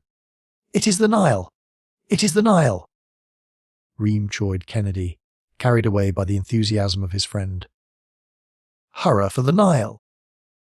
shouted Joe, glad and always ready to cheer for something. Enormous rocks, here and there, embarrassed the course of this mysterious river. The water foamed as it fell in rapids and cataracts, which confirmed the doctor in his preconceived ideas on the subject. From the environing mountains numerous torrents came plunging and seething down, and the eye could take them in by hundreds. There could be seen, starting from the soil, delicate jets of water scattering in all directions, crossing and recrossing each other, mingling, contending in the swiftness of their progress, and all rushing toward that nascent stream which became a river after having drunk them in. "Here is, indeed, the Nile," reiterated the doctor with the tone of profound conviction. The origin of its name, like the origin of its waters, has fired the imagination of the learned. They have sought to trace it from the Greek, the Coptic, the Sanskrit. But all that matters little now, since we have made it surrender the secret of its source. "But," said the Scotchman, "how are you to make sure of the identity of this river with the one recognized by the travellers from the north?" "We shall have certain, irrefutable, convincing and infallible proof," replied Ferguson. "Should the wind hold another hour in our favour." The mountains drew farther apart, revealing in their place numerous villages and fields of white Indian corn, doora, and sugar cane. The tribes inhabiting the region seemed excited and hostile. They manifested more anger than adoration, and evidently saw in the Imronauts only obtrusive strangers, and not condescending deities. It appeared as though, in approaching the sources of the Nile, these men came to rob them of something, and so the Victoria had to keep out of range of their muskets. "To land here would be a ticklish matter," said the Scot. "Well," said Joe, "so much the worse for these natives. They'll have to do without the pleasure of our conversation. Nevertheless, descend I must," said the doctor, "were it only for a quarter of an hour. Without doing so I cannot verify the results of our expedition. It is indispensable, then, doctor, indispensable, and we will descend, even if we have to do so with a volley of musketry." "The thing suits me," said Kennedy, toying with his pet rifle. "And I'm ready, master." "Whenever you say the word," added Joe, preparing for the fight. "It would not be the first time," remarked the doctor. "That science has been followed up, sword in hand. The same thing happened to a French savant among the mountains of Spain, when he was measuring the terrestrial meridian. Be easy on that score, doctor, and trust to your 2 bodyguards. Are we there, master?" "Not yet. In fact, I shall go up a little first, in order to get an exact idea of the configuration of the country." The hydrogen expanded, and in less than 10 minutes the balloon was soaring at a height of 2,500 feet above the ground. From that elevation could be distinguished an inextricable network of smaller streams, which the river received into its bosom. Others came from the west, from between numerous hills, in the midst of fertile plains.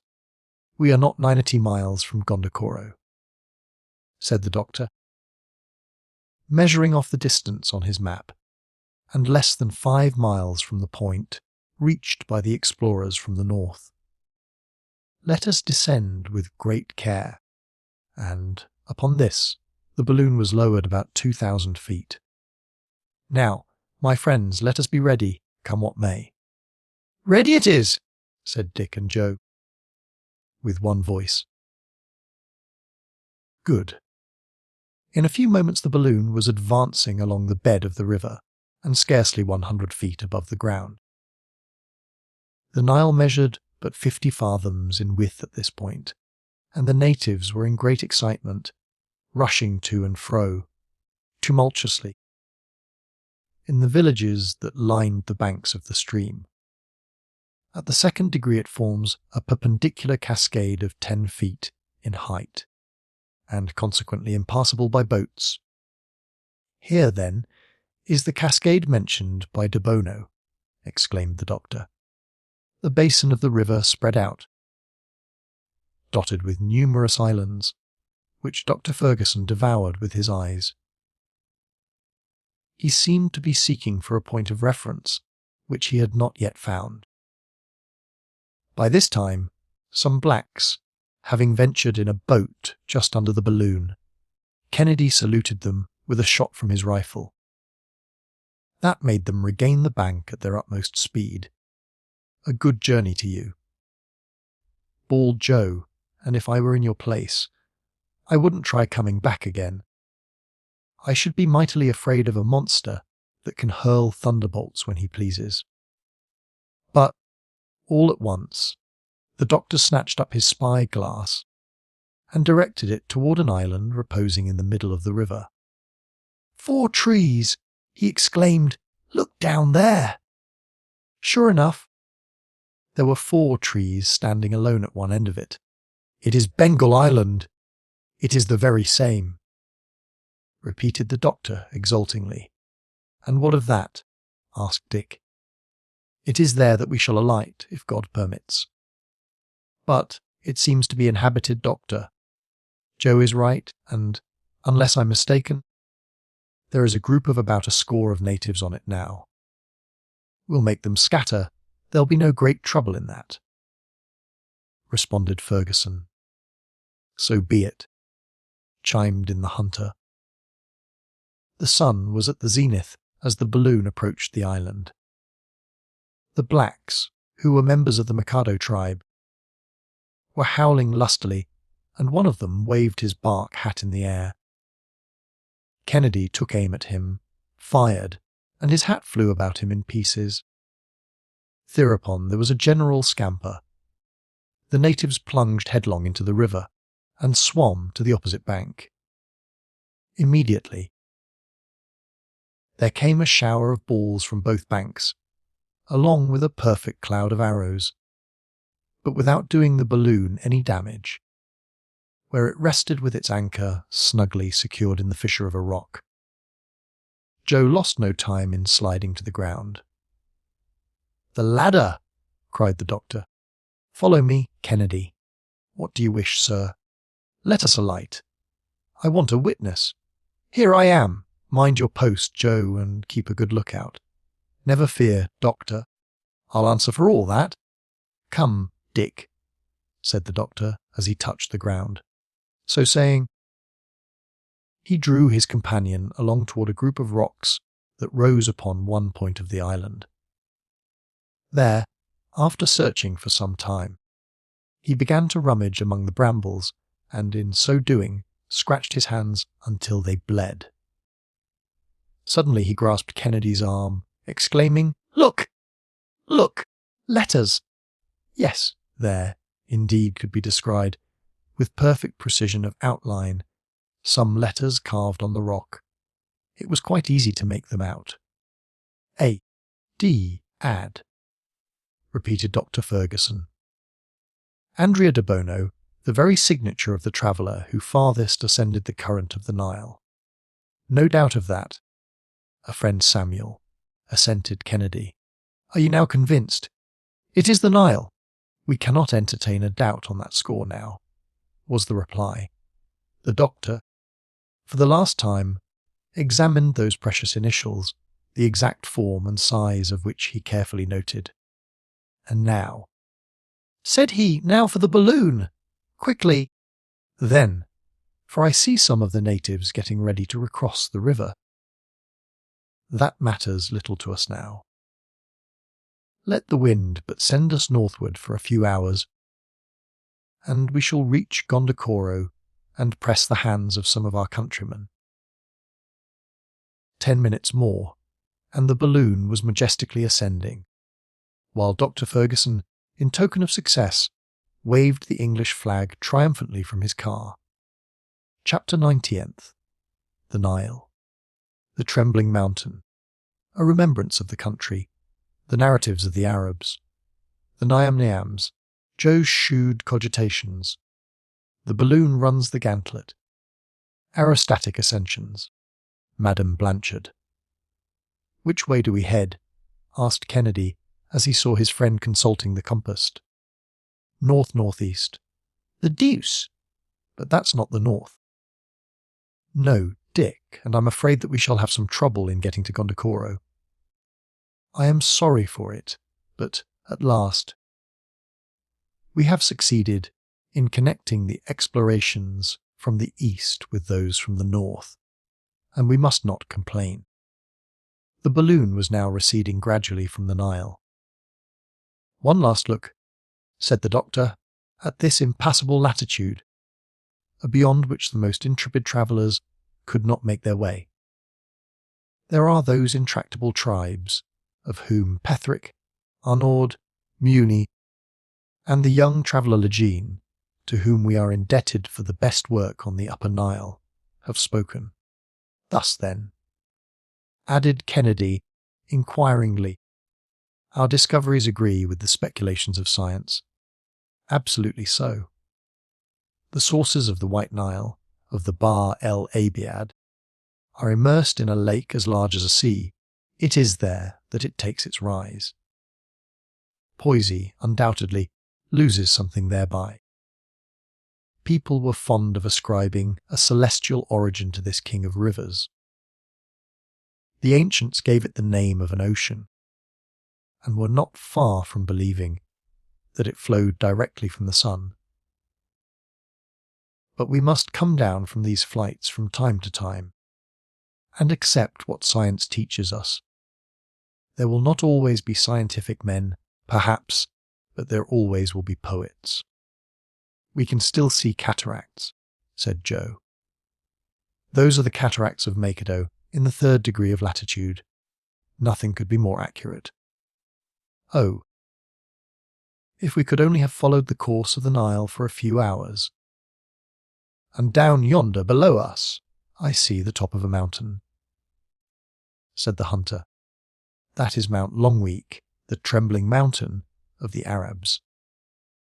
This whole country was visited by Bornou, who went through it under the name of Latif Effendi. The tribes living near the Nile are hostile to each other, and are continually waging a war of extermination. You may form some idea, then, of the difficulties he had to encounter. The wind was carrying the balloon toward the northwest, and, in order to avoid Mount Longweek, it was necessary to seek a more slanting current. My friends," said the doctor, "here is where our passage of the African continent really commences. Up to this time we have been following the traces of our predecessors. Henceforth we are to launch ourselves upon the unknown. We shall not lack the courage, shall we?" "Never!" said Dick and Joe together, almost in a shout. "Onward, then, and may we have the help of heaven!" At 10 o'clock at night, after passing over ravines, forests, and scattered villages, the aeronauts reached the side of the Trembling Mountain, along whose gentle slopes they went quietly gliding. In that memorable day, the 23rd of April, they had, in 15 hours, impelled by a rapid breeze, traversed a distance of more than 315 miles. But this latter part of the journey had left them in dull spirits, and complete silence reigned in the car. Was Dr. Ferguson absorbed in the thought of his discoveries? Were his 2 companions thinking of their trip through those unknown regions? There were, no doubt, mingled with these reflections, the keenest reminiscences of home and distant friends. Joe alone continued to manifest the same careless philosophy, finding it quite natural. That home should not be there from the moment that he left it, but he respected the silent mood of his friends, the doctor and Kennedy. About 10 the balloon anchored on the side of the trembling mountain, so called because, in Arab tradition, it is said to tremble the instant that a Mussulman sets foot upon it. The travellers then partook of a substantial meal, and all quietly passed the night as usual, keeping the regular watches. On awaking the next morning, they all had pleasanter feelings. The weather was fine, and the wind was blowing from the right quarter, so that a good breakfast, seasoned with Joe's merry pranks, put them in high good humour. The region they were now crossing is very extensive. It borders on the mountains of the Moon on one side, and those of Darfur on the other, a space about as broad as Europe. We are, no doubt, crossing what is supposed to be the kingdom of Usoga. Geographers have pretended that there existed, in the centre of Africa, a vast depression, an immense central lake. We shall see whether there is any truth in that idea, said the doctor. But how did they come to think so? Asked Kennedy. From the recitals of the Arabs. Those fellows are great narrators, too much so, probably. Some travellers who had got as far as Kazeh, or the Great Lakes, saw slaves that had been brought from this region, interrogated them concerning it, and, from their different narratives, made up a jumble of notions, and deduced systems from them.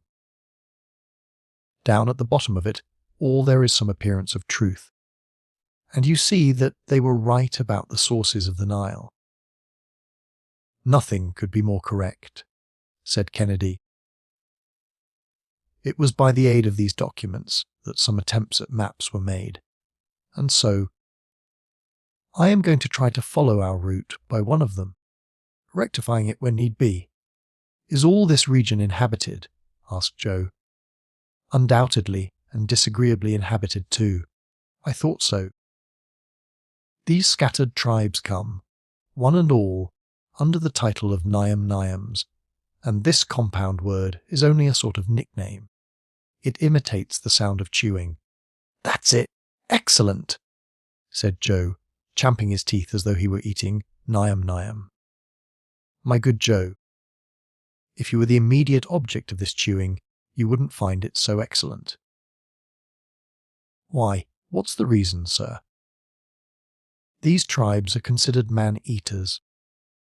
Is that really the case? Not a doubt of it. It has also been asserted that these natives had tails, like mere quadrupeds. But it was soon discovered that these appendages belonged to the skins of animals, that they wore for clothing. More's the pity! A tail's a nice thing to chase away mosquitoes. That may be Joe, but we must consign the story to the domain of fable. Like the dog's heads which the traveller, Brun Rollet, attributed to other tribes. Dog's heads, quite convenient for barking, and even for man-eating. But one thing that has been, unfortunately, proven true, is the ferocity of these tribes who are really very fond of human flesh, and devour it with avidity.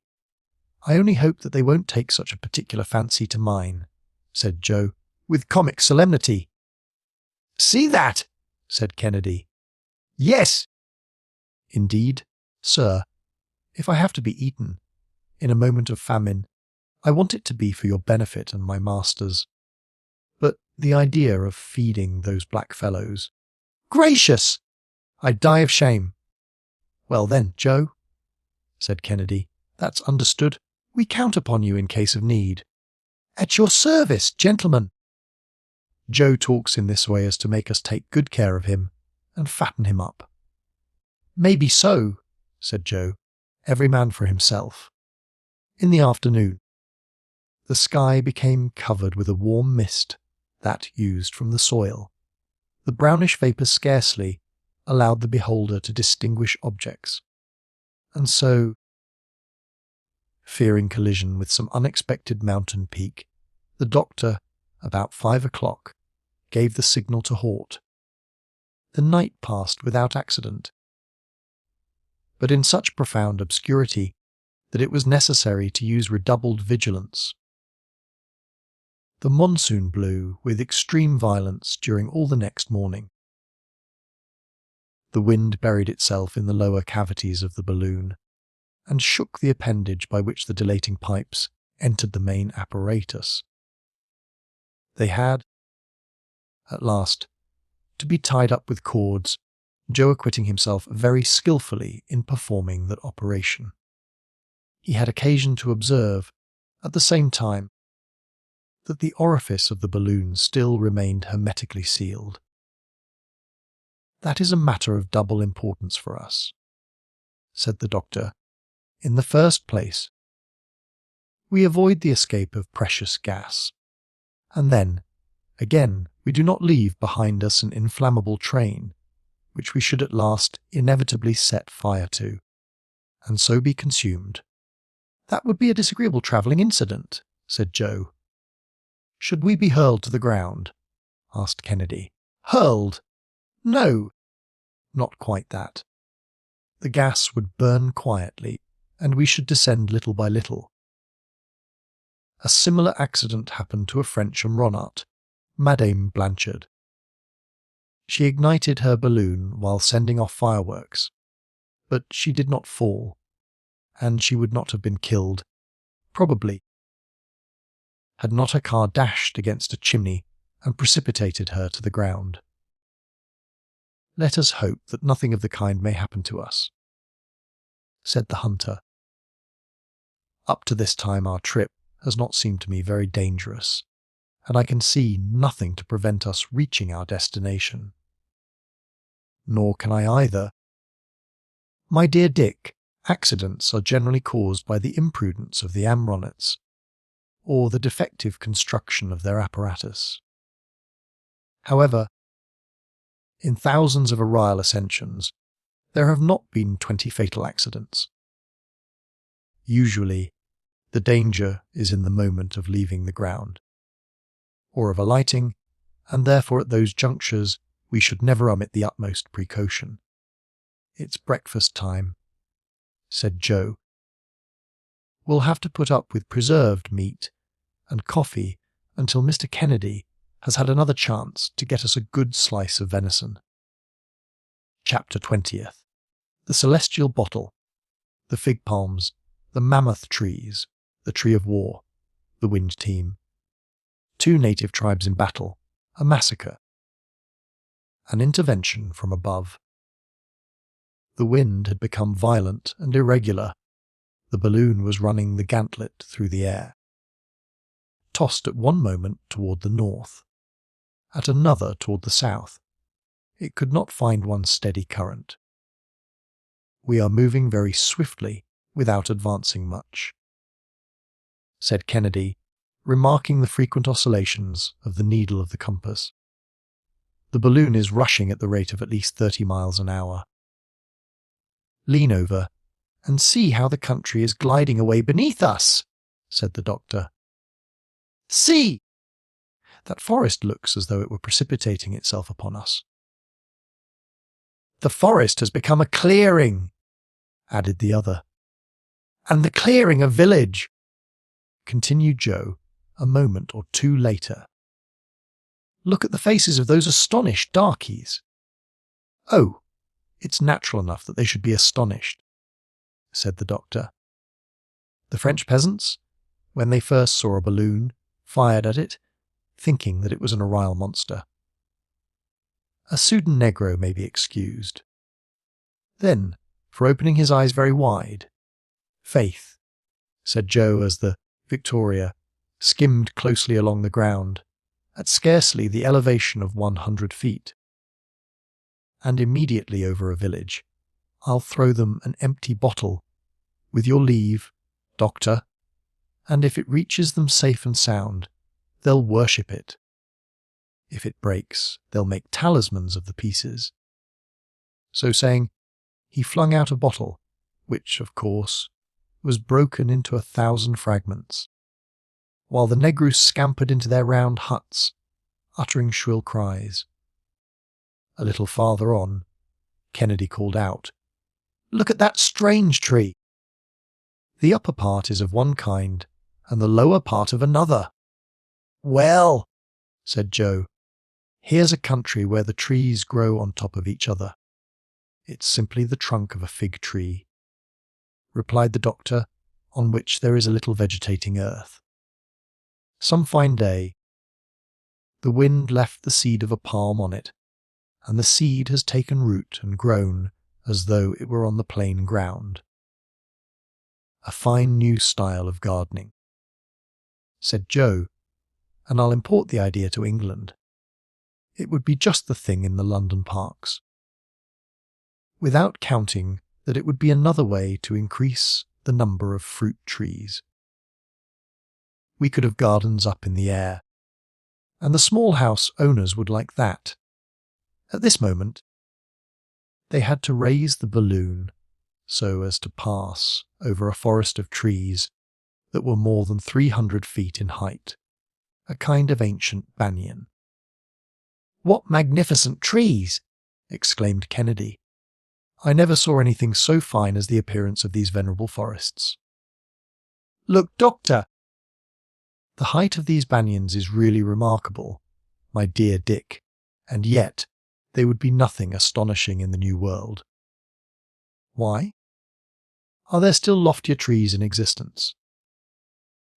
"Undoubtedly, among the mammoth trees of California, there is a cedar 480 feet in height.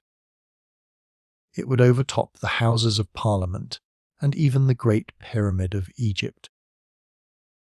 The trunk at the surface of the ground was 120 feet in circumference, and the concentric layers of the wood disclosed an age of more than 4,000 years.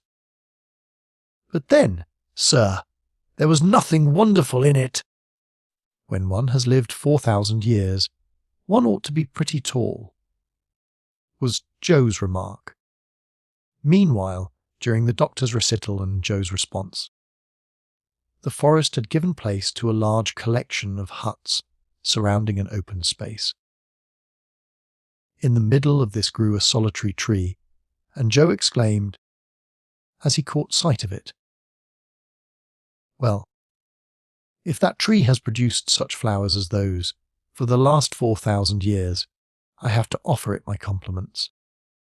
Anyhow," and he pointed to a gigantic sycamore, whose whole trunk was covered with human bones.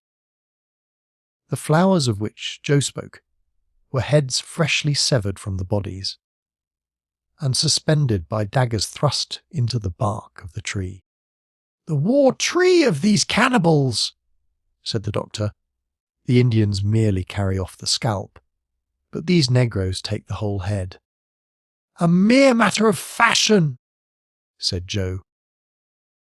But already the village and the bleeding heads were disappearing on the horizon. Another place offered a still more revolting spectacle. Half-devoured corpses, skeletons mouldering to dust, human limbs scattered here and there, and left to feed the jackals and hyenas.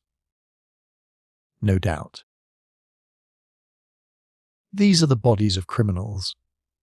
According to the custom in Abyssinia, these people have left them a prey to the wild beasts, who kill them with their terrible teeth and claws, and then devour them at their leisure.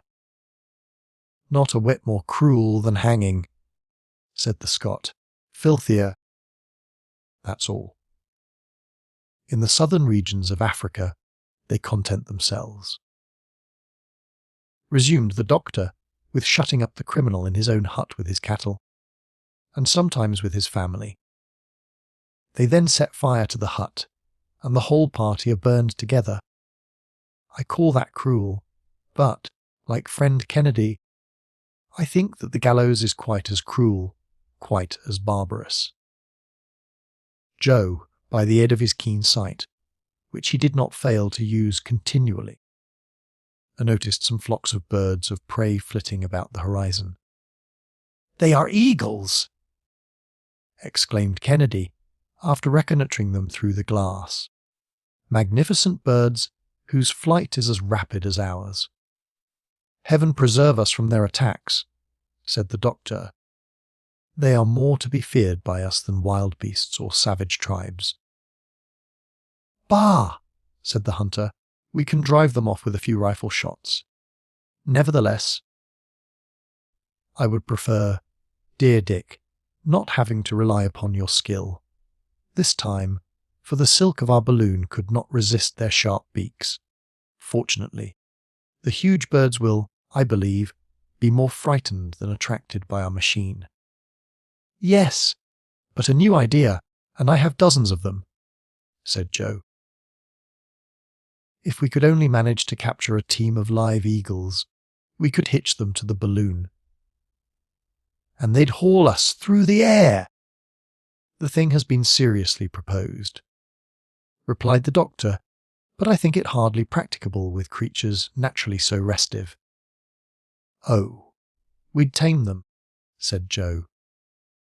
"Instead of driving them with bits, we'd do it with eye blinkers that would cover their eyes. Half-blinded in that way, they'd go to the right or to the left, as we desired.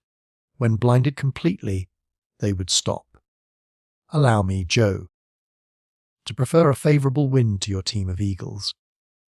It costs less for fodder, and is more reliable." "Well, you may have your choice, master, but I stick to my idea." It now was noon. The Victoria had been going at a more moderate speed for some time. The country merely passed below it. It no longer flew. Suddenly, shouts and whistlings were heard by our aeronauts, and, leaning over the edge of the car, they saw on the open plain below them an exciting spectacle. Two hostile tribes were fighting furiously, and the air was dotted with volleys of arrows. The combatants were so intent upon their murderous work that they did not notice the arrival of the balloon. There were about 300 mingled confusedly in the deadly struggle, most of them red with the blood of the wounded, in which they fairly wallowed, were horrible to behold. As they at last caught sight of the balloon, there was a momentary pause, but their yells redoubled, and some arrows were shot at the Victoria, one of them coming close enough for Joe to catch it with his hand. "Let us rise out of range," exclaimed the doctor. "There must be no rashness. We are forbidden any risk." Meanwhile, the massacre continued on both sides. With battle-axes and war clubs, as quickly as one of the combatants fell, a hostile warrior ran up to cut off his head, while the women, mingling in the fray, gathered up these bloody trophies and piled them together at either extremity of the battlefield. Often, too, they even fought for these hideous spoils. "What a frightful scene," said Kennedy, with profound disgust. "They're ugly acquaintances," added Joe. "But then, if they had uniforms, they'd be just like the fighters of all the rest of the world." "I have a keen hankering to take a hand in at that fight," said the hunter, brandishing his rifle. "No, no," objected the doctor, vehemently. "No, let us not meddle with what don't concern us. Do you know which is right, or which is wrong, that you would assume the part of the Almighty? Let us, rather, hurry away from this revolting spectacle. Could the great captains of the world float thus above the scenes of their exploits, they would at last, perhaps, conceive a disgust for blood and conquest."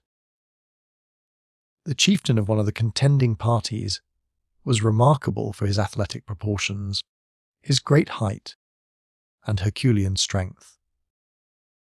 With one hand he plunged his spear into the compact ranks of his enemies, and with the other mowed large spaces in them with his battle-axe.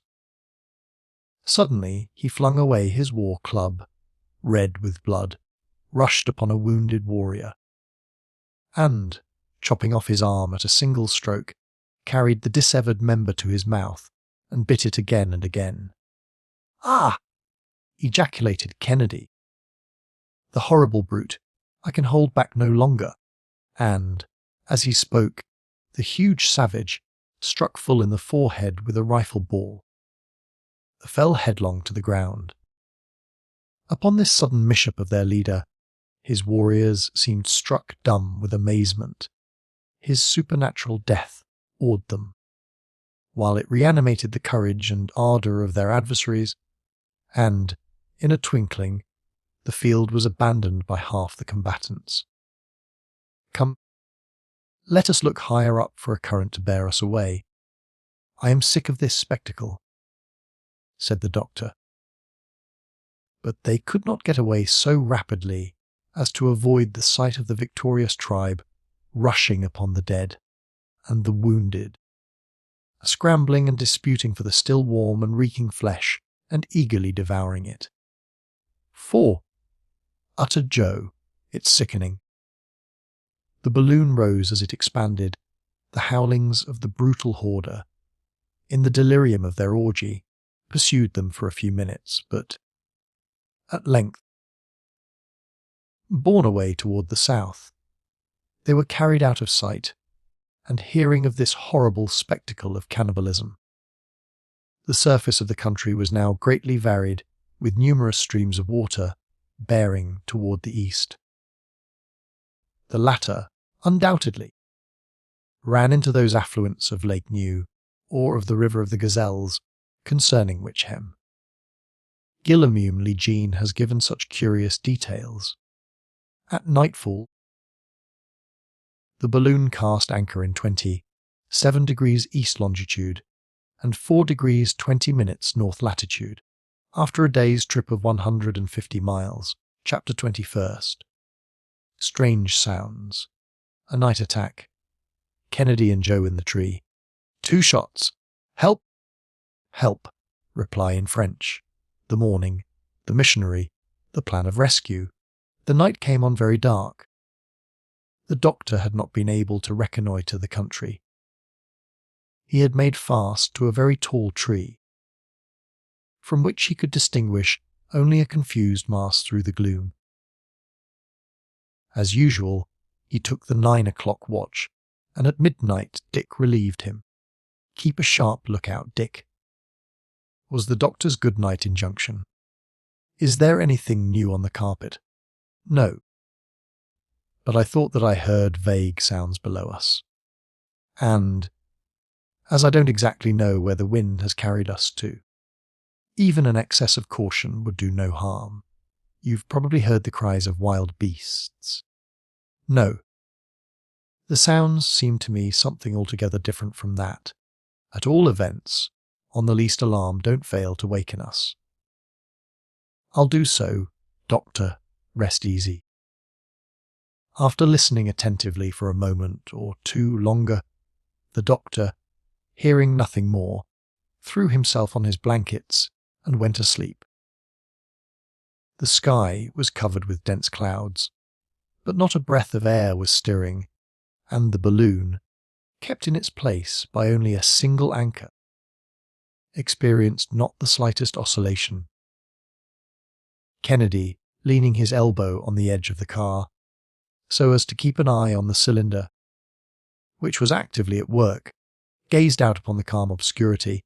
He eagerly scanned the horizon, and, as often happens to minds that are uneasy or possessed with preconceived notions, he fancied that he sometimes detected vague gleams of light in the distance.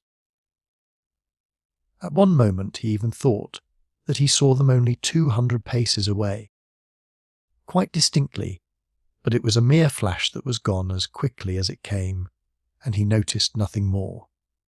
It was, no doubt, one of those luminous illusions that sometimes impress the eye in the midst of very profound darkness. Kennedy was getting over his nervousness and falling into his wandering meditations again, when a sharp whistle pierced his ear. Was that the cry of an animal or of a night bird, or did it come from human lips? Kennedy, perfectly comprehending the gravity of the situation, was on the point of waking his companions, but he reflected that, in any case, men or animals, the creatures that he had heard must be out of reach. So he merely saw that his weapons were all right, and then, with his night glass, again plunged his gaze into space. It was not long before he thought he could perceive below him vague forms that seemed to be gliding toward the tree. And then, by the aid of a ray of moonlight that shot like an electric flash between two masses of cloud, he distinctly made out a group of human figures moving in the shadow. The adventure with the dog-faced baboons returned to his memory, and he placed his hand on the doctor's shoulder. The latter was awake in a moment. "Silence," said Dick. "Let us speak below our breath. Has anything happened?" "Yes, let us waken Joe." The instant that Joe was aroused, Kennedy told him what he had seen. "Those confounded monkeys again," said Joe. "Possibly, but we must be on our guard." "Joe and I," said Kennedy, "will climb down the tree by the ladder. And, in the meanwhile," added the doctor, "I will take my measures so that we can ascend rapidly at a moment's warning." "Agreed. Let us go down, then," said Joe. "Don't use your weapons," excepting at the last extremity. It would be a useless to make the natives aware of our presence in such a place as this. Dick and Joe replied with signs of assent, and then letting themselves slide noiselessly toward the tree, took their position in a fork among the strong branches where the anchor had caught. For some moments they listened minutely and motionlessly among the foliage, and ere long Joe seized Kennedy's hand as he heard a sort of rubbing sound against the bark of the tree. "Don't you hear that?" he whispered. "Yes, and it's coming nearer. Suppose it should be a serpent. That hissing or whistling that you heard before. No, there was something human in it. I'd prefer the savages, for I have a horror of those snakes." "The noise is increasing," said Kennedy again, after a lapse of a few moments. "Yes! Something's coming up toward us, climbing. Keep watch on this side, and I'll take care of the other." "Very good." There they were, isolated at the top of one of the larger branches, shooting out in the midst of one of those miniature forests called baobab trees. The darkness, heightened by the density of the foliage, was profound. However, Joe, leaning over to Kennedy's ear and pointing down the tree, whispered, "The blacks, they're climbing toward us." The two friends could even catch the sound of a few words uttered in the lowest possible tones. Joe gently brought his rifle to his shoulder as he spoke. "Wait!" said Kennedy. Some of the natives had really climbed the baobab, and now they were seen rising on all sides, winding along the boughs like reptiles, and advancing slowly but surely. All the time plainly enough discernible, not merely to the eye but to the nostrils, by the horrible odours of the rancid grease with which they bedaubed their bodies. Ere long, two heads appeared to the gaze of Kennedy and Joe, on a level with the very branch to which they were clinging. "Attention!" said Kennedy. "Fire!" The double concussion resounded like a thunderbolt, and died away into cries of rage and pain, and in a moment the whole horde had disappeared. But, in the midst of these yells and howls, a strange, unexpected, nay, what seemed an impossible, cry had been heard. a human voice had, distinctly, called aloud in the French language. "Help! Help!" Kennedy and Joe, dumb with amazement, had regained the car immediately. "Did you hear that?" the doctor asked them. "Undoubtedly. That supernatural cry, Amoy! Amoy! Comes from a Frenchman in the hands of these barbarians. A traveller. A missionary, perhaps." "Poor wretch," said Kennedy. "They're assassinating him, making a martyr of him." The doctor then spoke, and it was impossible for him to conceal his emotions. There can be no doubt of it. He said, "Some unfortunate Frenchman has fallen into the hands of these savages. We must not leave this place without doing all in our power to save him." When he heard the sound of our guns, he recognized an unhoped for assistance, a providential interposition. We shall not disappoint his last hope. Are such your views? They are, Doctor, and we are ready to obey you. Let us, then, lay our heads together to devise some plan, and in the morning we'll try to rescue him. "But how shall we drive off those abominable blacks?" asked Kennedy. "It's quite clear to me, from the way in which they made off, that they are unacquainted with firearms. We must, therefore, profit by their fears. But we shall await daylight before acting, and then we can form our plans of rescue according to circumstances. The poor captive cannot be far off," said Joe, because— "Help! Help!" repeated the voice, but much more feebly this time. "The savage wretches!" exclaimed Joe, trembling with indignation. "Suppose they should kill him tonight?" "Do you hear, Doctor?" resumed Kennedy, seizing the doctor's hand. "Suppose they should kill him tonight?" "It is not at all likely, my friends. These savage tribes kill their captives in broad daylight. They must have the sunshine. Now, if I were to take advantage of the darkness to slip down to the poor fellow," said Kennedy. "And I'll go with you," said Joe, warmly. Pause, my friends. Pause. The suggestion does honour to your hearts and to your courage, but you would expose us all to great peril, and do still greater harm to the unfortunate man whom you wish to aid. "Why so?" asked Kennedy. "These savages are frightened and dispersed. They will not return. Dick, I implore you, heed what I say. I am acting for the common good, and if by any accident you should be taken by surprise, all would be lost. But think of that poor wretch, hoping for aid, waiting there, praying, calling aloud. Is no one to go to his assistance? He must think that his senses deceived him, that he heard nothing."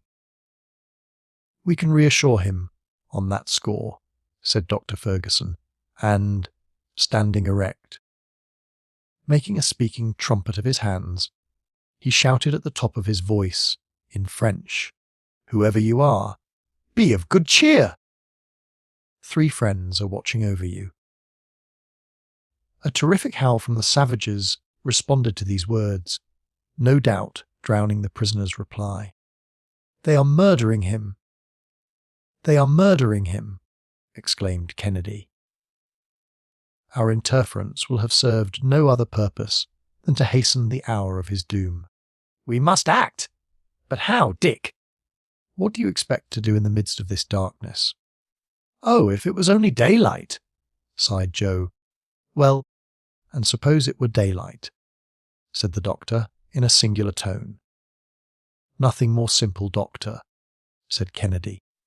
"I'd go down and scatter all these savage villains with powder and ball." "And you, Joe, what would you do?" "I, master? Why, I'd act more prudently, maybe. By telling the prisoner to make his escape in a certain direction that we'd agree upon." "And how would you get him to know that?" "By means of this arrow that I caught flying the other day. I'd tie a note to it, or I'd just call out to him in a loud voice what you want him to do, because these black fellows don't understand the language that you'd speak in. Your plans are impracticable, my dear friends. The greatest difficulty would be for this poor fellow to escape at all, even admitting that he should manage to elude the vigilance of his captors. As for you, my dear Dick, with determined daring, and profiting by their alarm at our firearms, your project might possibly succeed, but, were it to fail, you would be lost, and we should have 2 persons to save instead of 1. No, we must put all the chances on our side, and go to work differently. But let us act at once, said the hunter. Perhaps we may, said the doctor, throwing considerable stress upon the words.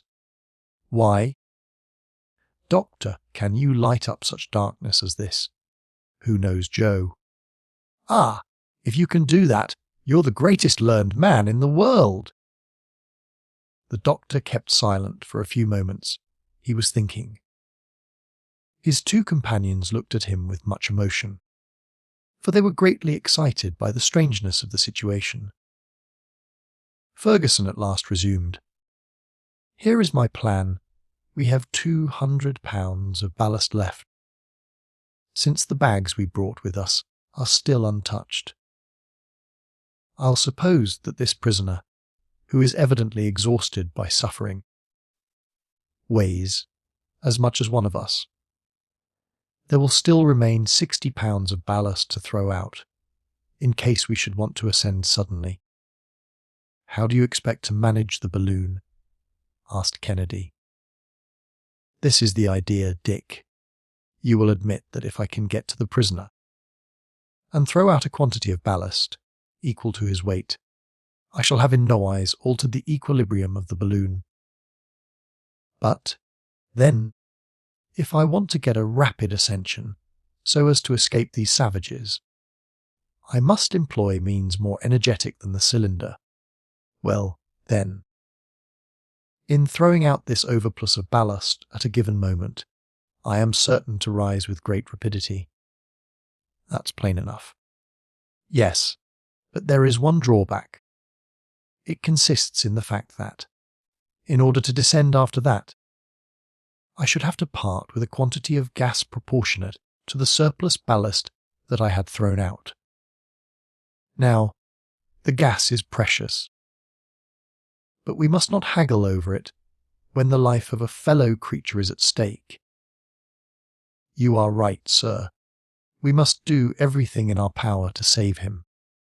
Let us work, then, and get these bags all arranged on the rim of the car, so that they may be thrown overboard at one movement. But this darkness, it hides our preparations, and will be dispersed only when they are finished. Take care to have all our weapons close at hand. Perhaps we may have to fire, so we have 1 shot in the rifle, 4 for the 2 muskets, 12 in the 2 revolvers, or 17 in all, which might be fired in a quarter of a minute.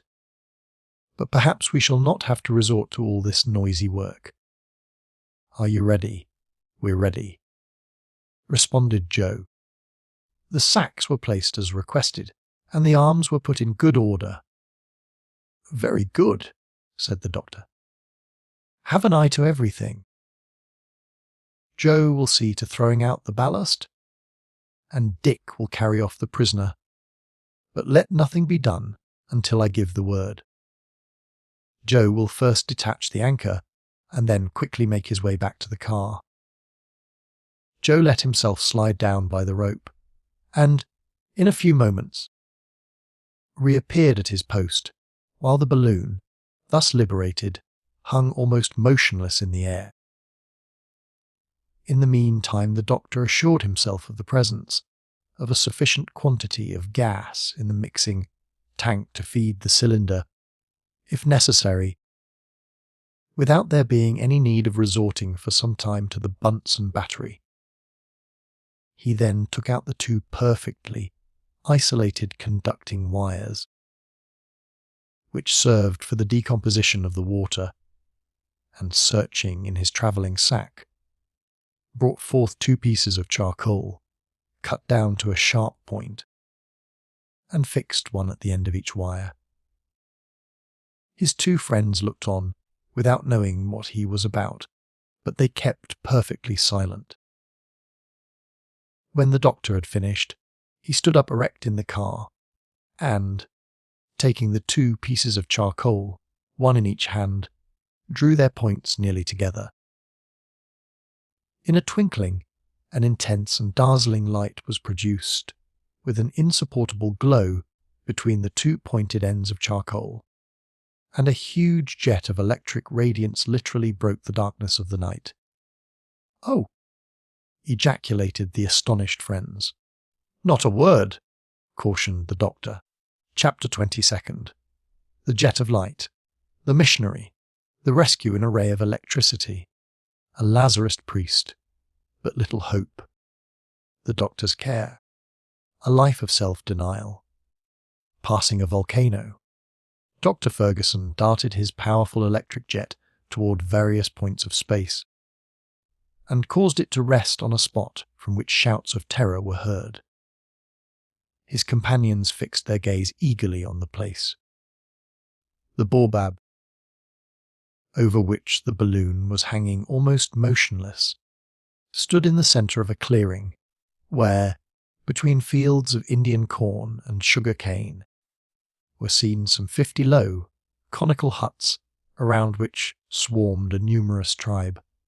100 feet below the balloon stood a large post, or stake, and at its foot lay a human being, a young man of 30 years or more, with long black hair, half naked, wasted and wan, bleeding, covered with wounds, his head bowed over upon his breast, as Christ's was when he hung upon the cross.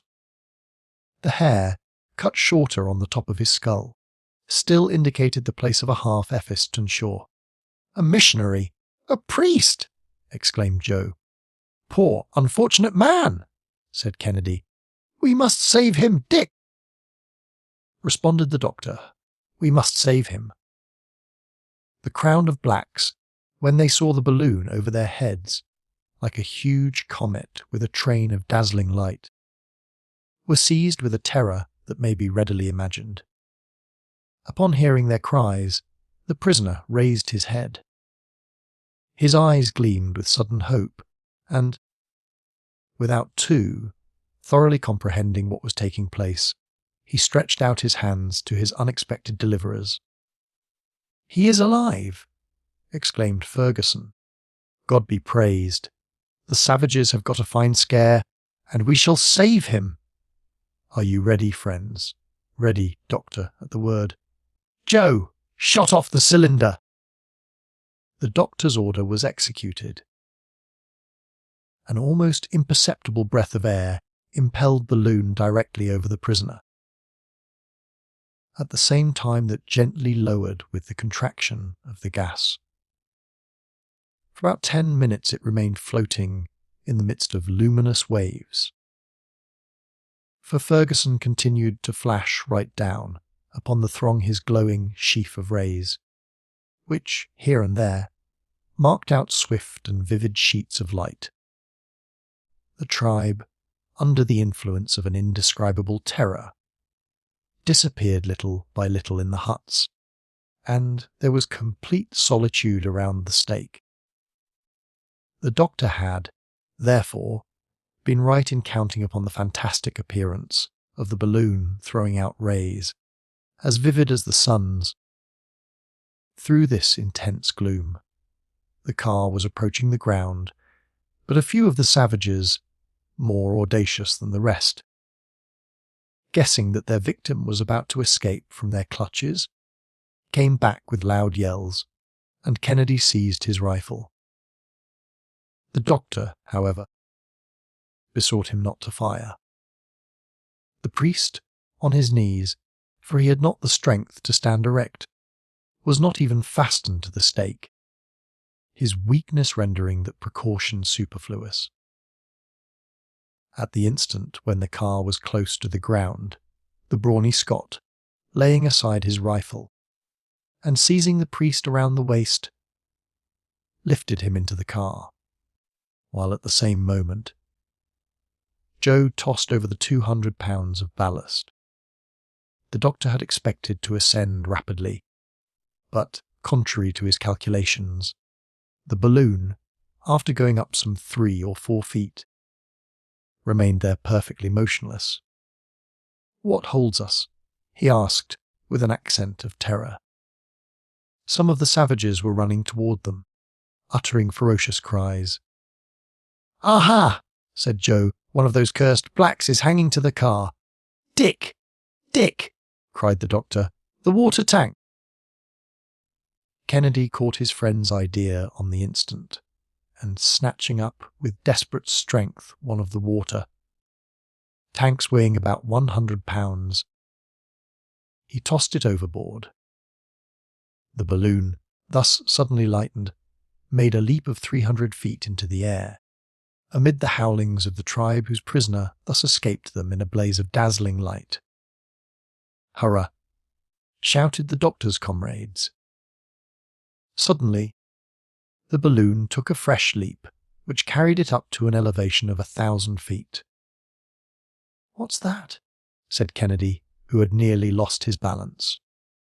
"Oh, nothing, only that black villain leaving us," replied the doctor tranquilly, and Joe, leaning over, saw the savage that had clung to the car wailing over and over, with his arms outstretched in the air, and presently dashed to pieces on the ground.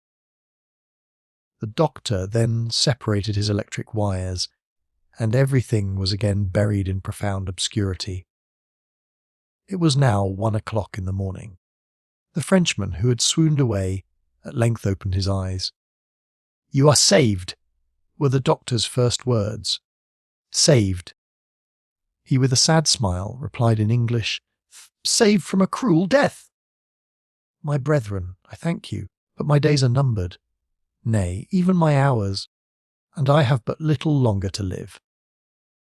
With this, the missionary, again yielding to exhaustion, relapsed into his fainting fit. "He is dying," said Kennedy. "No," replied the doctor, bending over him, "but he is very weak, so let us lay him under the awning." And they did gently deposit on their blankets that poor, wasted body, covered with scars and wounds, still bleeding where fire and steel had, in 20 places, left their agonizing marks. The doctor, taking an old handkerchief, quickly prepared a little lint, which he spread over the wounds, after having washed them. These rapid attentions were bestowed with the celerity and skill of a practised surgeon, and, when they were complete, the doctor, taking a cordial from his medicine chest, poured a few drops upon his patient's lips. The latter feebly pressed his kind hands, and scarcely had the strength to say, "Thank you, thank you." The doctor comprehended that he must be left perfectly quiet. So he closed the folds of the awning and resumed the guidance of the balloon. The latter, after taking into account the weight of the new passenger, had been lightened of 180 pounds, and therefore kept aloft without the aid of the cylinder. At the first dawn of day, a current drove it gently toward the west-northwest. The doctor went in under the awning for a moment or two to look at his still sleeping patient. "May heaven spare the life of our new companion. Have you any hope?" said the Scot. "Yes, Dick, with care, in this pure, fresh atmosphere." "How that man has suffered!" said Joe, with feeling. "He did bolder things than we've done, in venturing all alone among those savage tribes." "That cannot be questioned," assented the hunter. During the entire day the doctor would not allow the sleep of his patient to be disturbed. It was really a long stupor, broken only by an occasional murmur of pain that continued to disquiet and agitate the doctor greatly. Toward evening the balloon remained stationary in the midst of the gloom, and during the night, while Kennedy and Joe relieved each other in carefully tending the sick man, Ferguson kept watch over the safety of all. By the morning of the next day, the balloon had moved, but very slightly, to the westward. The dawn came up pure and magnificent. The sick man was able to call his friends with a stronger voice. They raised the curtains of the awning, and he inhaled with delight the keen morning air. "How do you feel today?" asked the doctor. "Better, perhaps," he replied. "But you, my friends, I have not seen you yet, excepting in a dream. I can, indeed, scarcely recall what has occurred. Who are you, that your names may not be forgotten in my dying prayers?" "We are English travellers," replied Ferguson. "We are trying to cross Africa in a balloon, and, on our way, we had the good fortune to rescue you." "Science has its heroes," said the missionary. "But religion its martyrs," rejoined the Scot. "Are you a missionary?" asked the doctor. "I am a priest of the Lazarist mission. Heaven sent you to me." "A heaven be praised!" The sacrifice of my life had been accomplished. "But you come from Europe. Tell me about Europe, about France." "I have been without news for the last 5 years. 5 years alone, and among these savages," exclaimed Kennedy with amazement. "They are souls to redeem." "Ignorant and barbarous brethren, whom religion alone can instruct and civilize." Dr. Ferguson, yielding to the priest's request, talked to him long and fully about France. He listened eagerly, and his eyes filled with tears. He seized Kennedy's and Joe's hands by turns in his own, which were burning with fever. The doctor prepared him some tea, and he drank it with satisfaction. After that, he had strength enough to raise himself up a little, and smiled with pleasure at seeing himself borne along through so pure a sky. "You are daring travellers," he said, "and you will succeed in your bold enterprise. You will again behold your relatives, your friends, your country, you." At this moment, the weakness of the young missionary became so extreme that they had to lay him again on the bed, where a prostration, lasting for several hours, held him like a dead man under the eye of Dr. Ferguson. The latter could not suppress his emotion, for he felt that this life now in his charge was ebbing away. Were they then so soon to lose him whom they had snatched from an agonizing death? The doctor again washed and dressed the young martyr's frightful wounds, and had to sacrifice nearly his whole stock of water to refresh his burning limbs. He surrounded him with the tenderest and most intelligent care, until, at length, the sick man revived, little by little, in his arms, and recovered his consciousness, if not his strength. The doctor was able to gather something of his history from his broken murmurs. "Speak in your native language," he said to the sufferer. "I understand it, and it will fatigue you less." The missionary was a poor young man from the village of Aradon, in Brittany, in the Morbihan country. His earliest instincts had drawn him toward an ecclesiastical career, but to this life of self-sacrifice he was also desirous of joining a life of danger. By entering the mission of the order of priesthood of which Saint Vincent de Paul was the founder, and, at 20, he quitted his country for the inhospitable shores of Africa. From the sea coast, overcoming obstacles, little by little, braving all privations, a pushing onward, afoot and praying, he had advanced to the very centre of those tribes that dwell among the tributary streams of the upper Nile. For 2 years his faith was spurned, his zeal denied recognition, his charities taken in ill part, and he remained a prisoner to one of the cruelest tribes of the Nyambara, the object of every species of maltreatment. But still he went on teaching, instructing and praying. The tribe having been dispersed and he left for dead in one of those combats which are so frequent between the tribes, instead of retracing his steps, he persisted in his evangelical mission. His most tranquil time was when he was taken for a madman. Meanwhile, he had made himself familiar with the idioms of the country, and he catechized in them. At length, during 2 more long years, he traversed these barbarous regions, impelled by that superhuman energy that comes from God. For a year past, he had been residing with that tribe of the Niams known as the Barafri, one of the wildest and most ferocious of them all.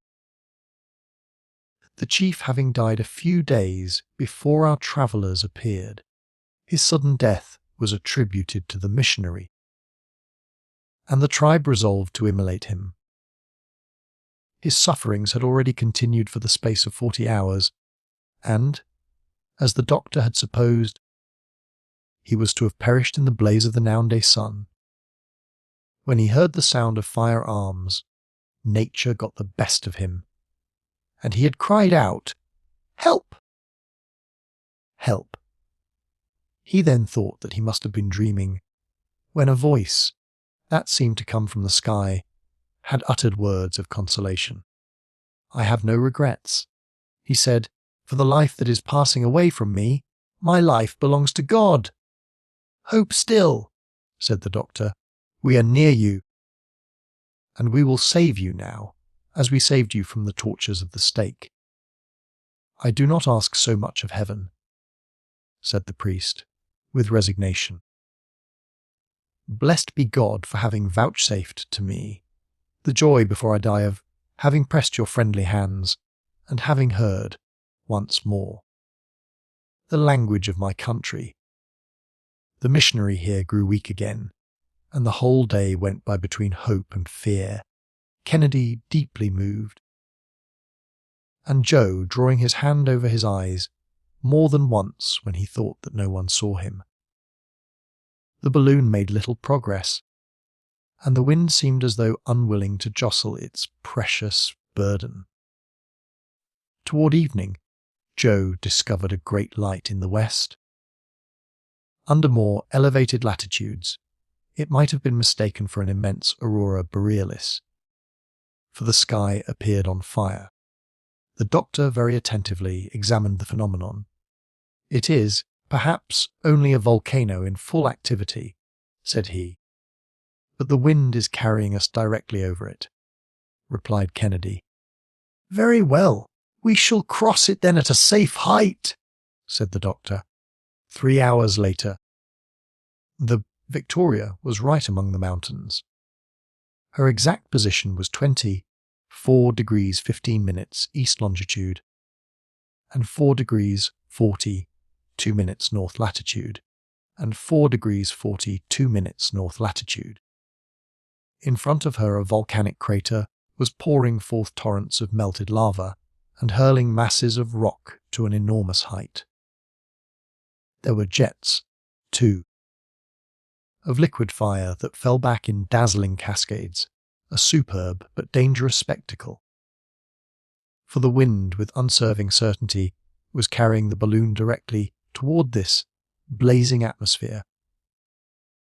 This obstacle, which could not be turned, had to be crossed, so the cylinder was put to its utmost power, and the balloon rose to the height of 6,000 feet, leaving between it and the volcano a space of more than 300 fathoms. From his bed of suffering, the dying missionary could contemplate that fiery crater from which 1,000 jets of dazzling flame were that moment escaping. "How grand it is!" said he, "and how infinite is the power of God in its most terrible manifestations!" This overflow of blazing lava wrapped the sides of the mountain with a veritable drapery of flame. The lower half of the balloon glowed redly in the upper night. A torrid heat ascended to the car, and Dr. Ferguson made all possible haste to escape from this perilous situation. By 10 o'clock the volcano could be seen only as a red point on the horizon, and the balloon tranquilly pursued her course in a less elevated zone of the atmosphere. Chapter 23. Joe in a fit of rage. The death of a good man. The night of watching by the body, barrenness and drought, the burial, the quartz rocks, Joe's hallucinations, a precious ballast, a survey of the gold-bearing mountains, the beginning of Joe's despair. A magnificent night overspread the earth, and the missionary lay quietly asleep in utter exhaustion. "He'll not get over it," sighed Joe. "Poor young fellow, scarcely 30 years of age. He'll die in our arms. His breathing, which was so feeble before, is growing weaker still, and I can do nothing to save him," said the doctor, despairingly. "The infamous scoundrels!" exclaimed Joe, grinding his teeth, in one of those fits of rage that came over him at long intervals. And to think that, in spite of all, this good man could find words only to pity them, to excuse, to pardon them. Heaven has given him a lovely night, Joe. His last on earth, perhaps. He will suffer but little more after this, and his dying will be only a peaceful falling asleep. The dying man uttered some broken words, and the doctor at once went to him. His breathing became difficult, and he asked for air. The curtains were drawn entirely back, and he inhaled with rapture the light breezes of that clear, beautiful night. The stars sent him their trembling rays, and the moon wrapped him in the white winding sheet of its effulgence. "My friends," said he, in an enfeebled voice, "I am going. May God requite you, and bring you to your safe harbour. May he pay for me the debt of gratitude that I owe to you." "You must still hope," replied Kennedy. "This is but a passing fit of weakness. You will not die. How could any one die on this beautiful summer night? Death is at hand." Replied the missionary, "I know it. Let me look it in the face. Death, the commencement of things eternal, is but the end of earthly cares. Place me upon my knees. My brethren, I beseech you." Kennedy lifted him up, and it was distressing to see his weakened limbs bend under him. "My God! My God!" exclaimed the dying apostle. "Have pity on me!" His countenance shone. Far above that earth on which he had known no joys, in the midst of that night which sent to him its softest radiance, on the way to that heaven toward which he uplifted his spirit, as though in a miraculous assumption, he seemed already to live and breathe in the new existence. His last gesture was a supreme blessing on his new friends of only one day. Then he fell back into the arms of Kennedy, whose countenance was bathed in hot tears. "Dead," said the doctor, bending over him, "dead." And with one common accord, the three friends knelt together in silent prayer. "Tomorrow," resumed the doctor, "we shall bury him in the African soil, which he has besprinkled with his blood."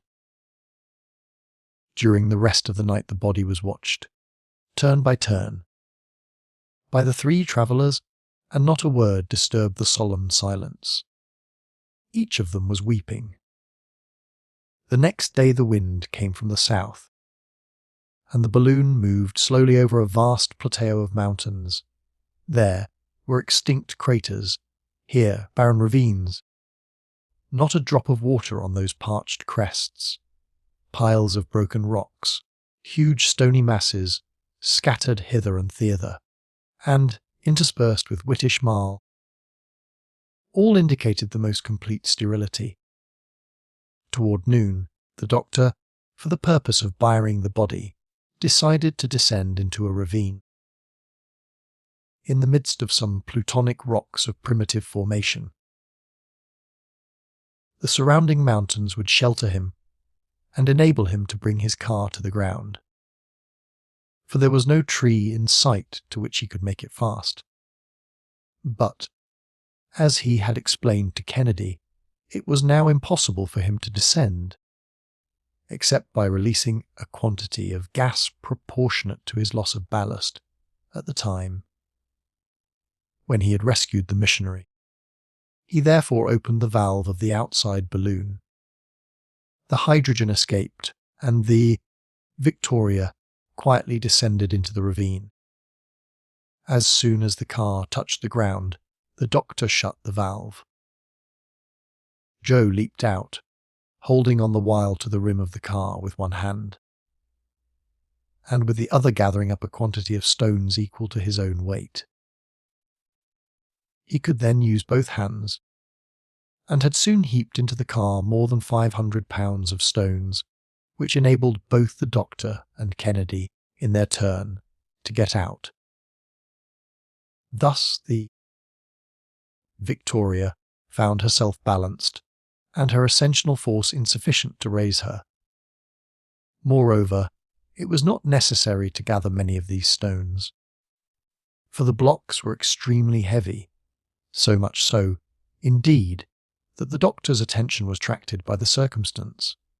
The soil, in fact, was bestrewn with quartz and porphyritic rocks. "This is a singular discovery," said the doctor mentally.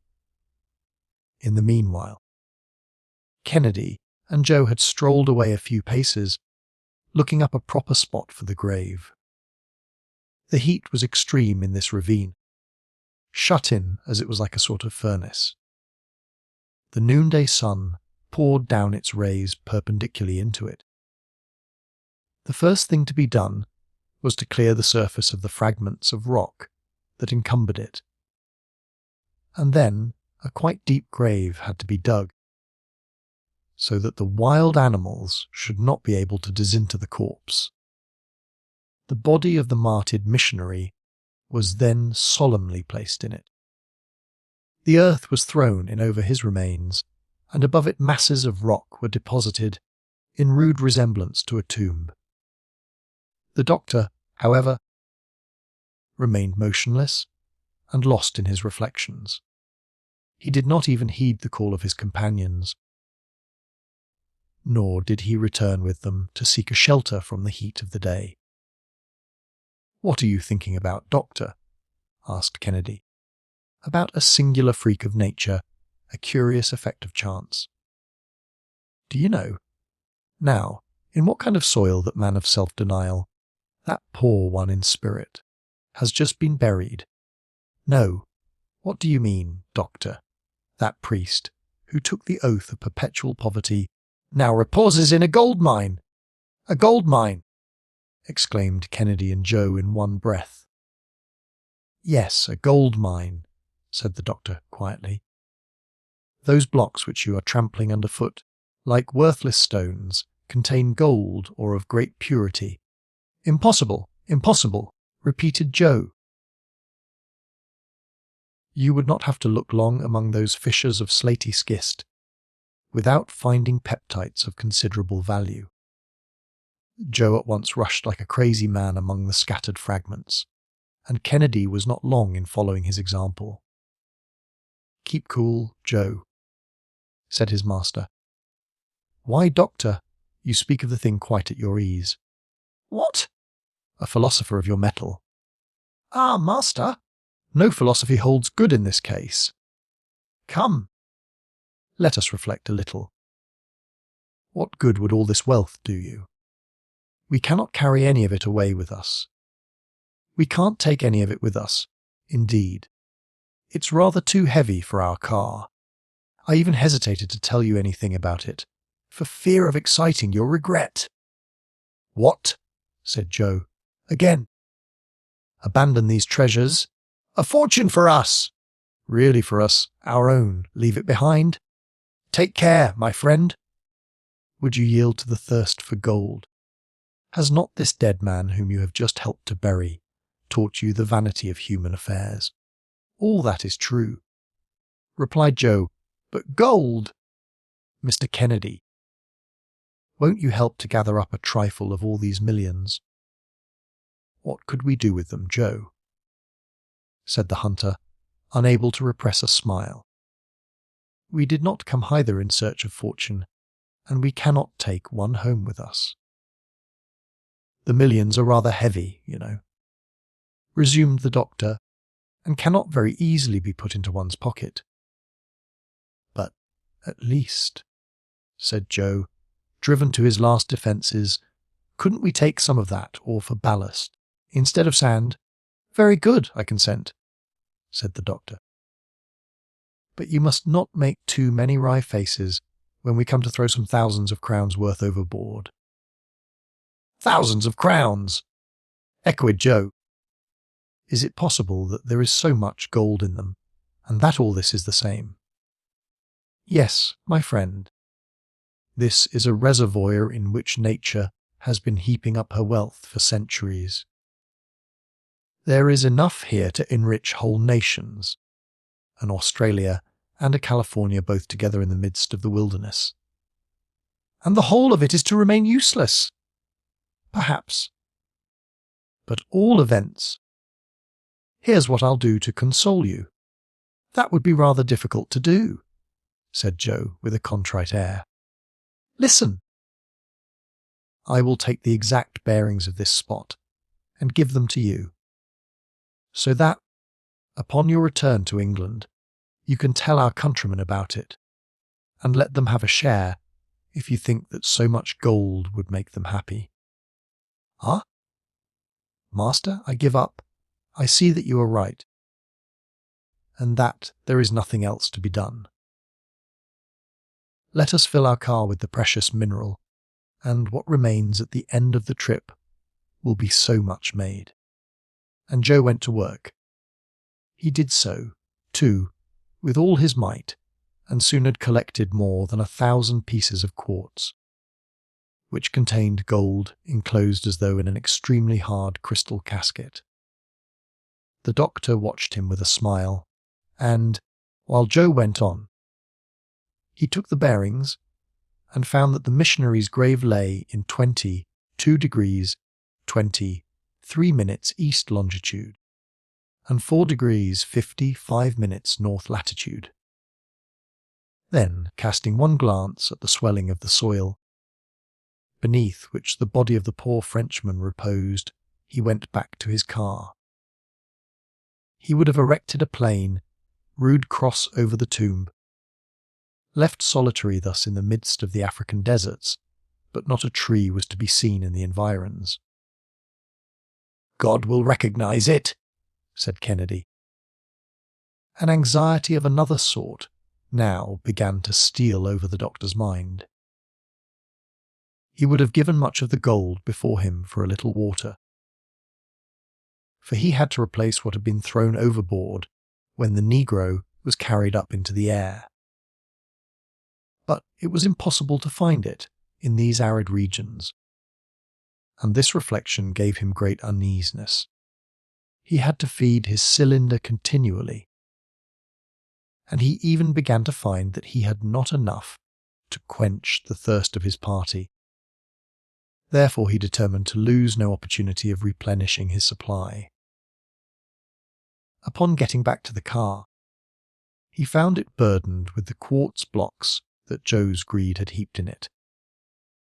He got in, however, without saying anything. Kennedy took his customary place, and Joe followed, but not without casting a covetous glance at the treasures in the ravine. The doctor rekindled the light in the cylinder, the spiral became heated, The current of hydrogen came in a few minutes, and the gas dilated, but the balloon did not stir an inch. Joe looked on uneasily, but kept silent. "Joe," said the doctor. Joe made no reply. "Joe, don't you hear me?" Joe made a sign that he heard, but he would not understand. "Do me the kindness to throw out some of that quartz." "But, doctor, you gave me leave." "I gave you leave to replace the ballast. That was all." "But, do you want to stay forever in this desert?" Joe cast a despairing look at Kennedy, but the hunter put on the air of a man who could do nothing in the matter. "Well, Joe, then your cylinder don't work," said the obstinate fellow. "My cylinder. It is lit, as you perceive, but the balloon will not rise until you have thrown off a little ballast." Joe scratched his ear, picked up a piece of quartz, the smallest in the lot, weighed and reweighed it, and tossed it up and down in his hand. It was a fragment of about 3 or 4 pounds. At last he threw it out, but the balloon did not budge. "Humph," said he, "we're not going up yet." "Not yet," said the doctor. "Keep on throwing." Kennedy laughed. Joe now threw out some 10 pounds, but the balloon stood still. Joe got very pale. "Poor fellow," said the doctor. "Mr. Kennedy, you and I weigh, unless I am mistaken, about 400 pounds, so that you'll have to get rid of at least that weight, since it was put in here to make up for us." "Throw away 400 pounds, said Joe piteously, "and some more with it, or we can't rise. Come, courage." Joe, the brave fellow, heaving deep sighs, began at last to lighten the balloon, but from time to time he would stop and ask, "Are you going up?" "No, not yet," was the invariable response. "It moves," said he at last. "Keep on," replied the doctor. "It's going up, I'm sure." "Keep on yet," said Kennedy. And Joe, picking up one more block, desperately tossed it out of the car. The balloon rose 100 feet or so, and, aided by the cylinder, soon passed above the surrounding summits. "Now, Joe," resumed the doctor, "there still remains a handsome fortune for you, and if we can only keep the rest of this with us until the end of our trip, there you are, rich for the balance of your days." Joe made no answer, but stretched himself out luxuriously on his heap of quartz. "See, my dear Dick," the doctor went on. "Just see the power of this metal over the cleverest lad in the world. What passions, what greed, what crimes. The knowledge of such a mine as that would cause. It is sad to think of it." By evening the balloon had made 90 miles to the westward, and was, in a direct line, 1,400 miles from Zanzibar. Chapter 24. The wind dies away. The vicinity of the desert. The mistake in the water supply. The nights of the equator. Dr. Ferguson's anxieties. The situation flatly stated. Energetic replies of Kennedy and Joe. One night more. The balloon having been made fast to a solitary tree, almost completely dried up by the aridity of the region in which it stood, passed the night in perfect quietness, and the travellers were enabled to enjoy a little of the repose which they so greatly needed. The emotions of the day had left sad impressions on their minds. Toward morning, the sky had resumed its brilliant purity and its heat.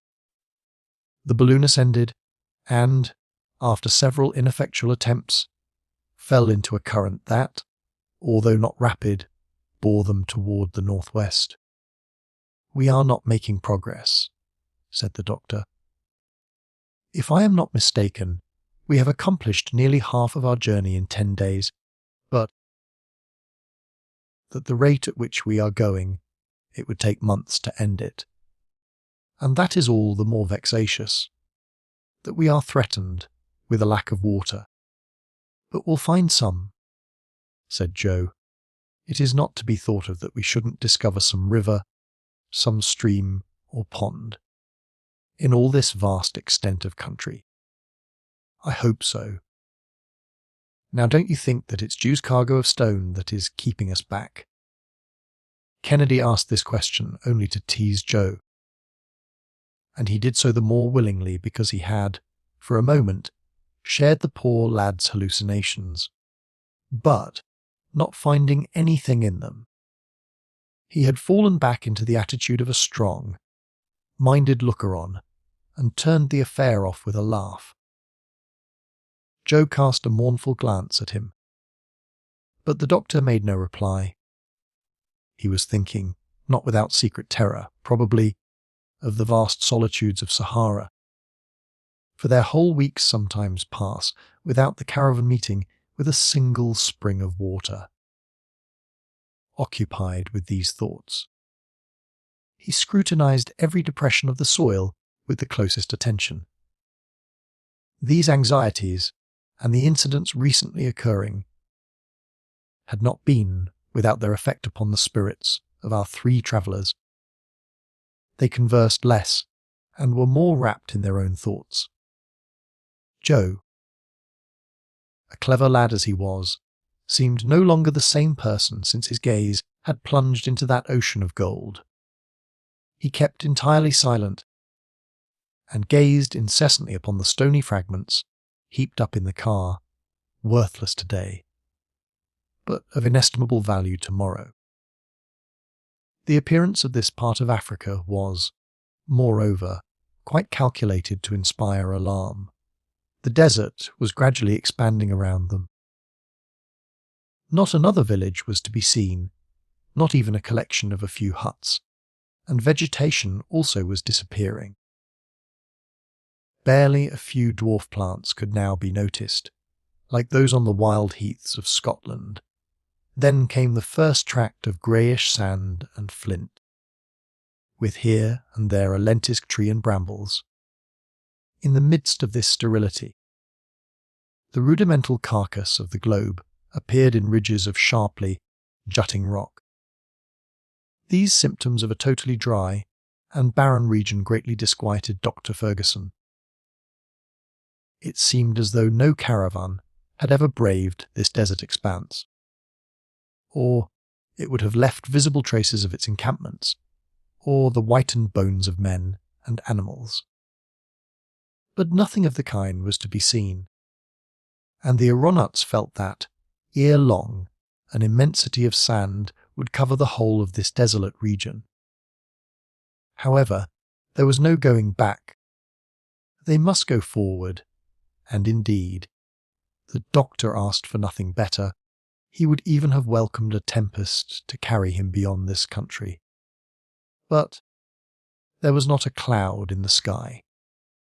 At the close of the day, the balloon had not made 30 miles.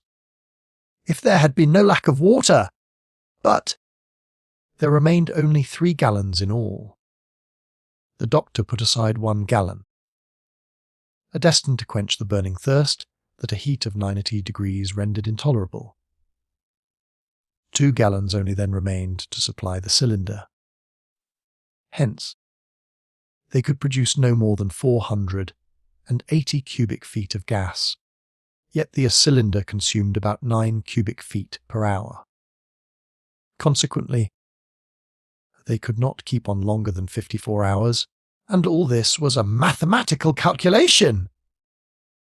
54 hours, said the doctor to his companions.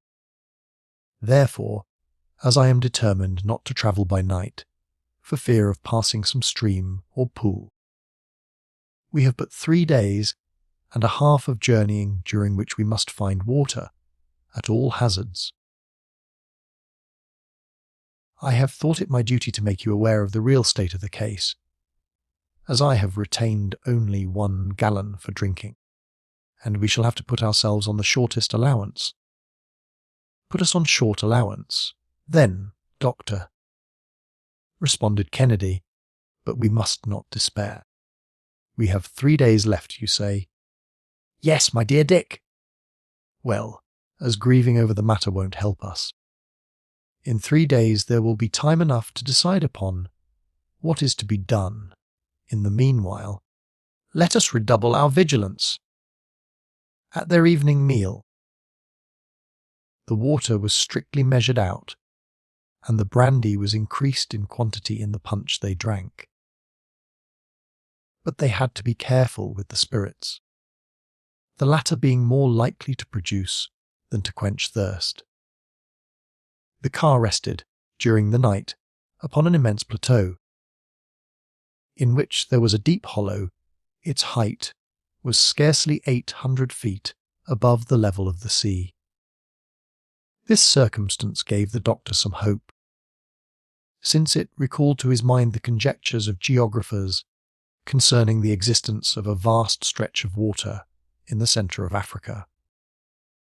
But if such a lake really existed, the point was to reach it, and not a sign of change was visible in the motionless sky. To the tranquil night and its starry magnificence succeeded the unchanging daylight and the blazing rays of the sun, and, from the earliest dawn, the temperature became scorching. At 5 o'clock in the morning, the doctor gave the signal for departure, and, for a considerable time, the balloon remained immovable in the leaden atmosphere.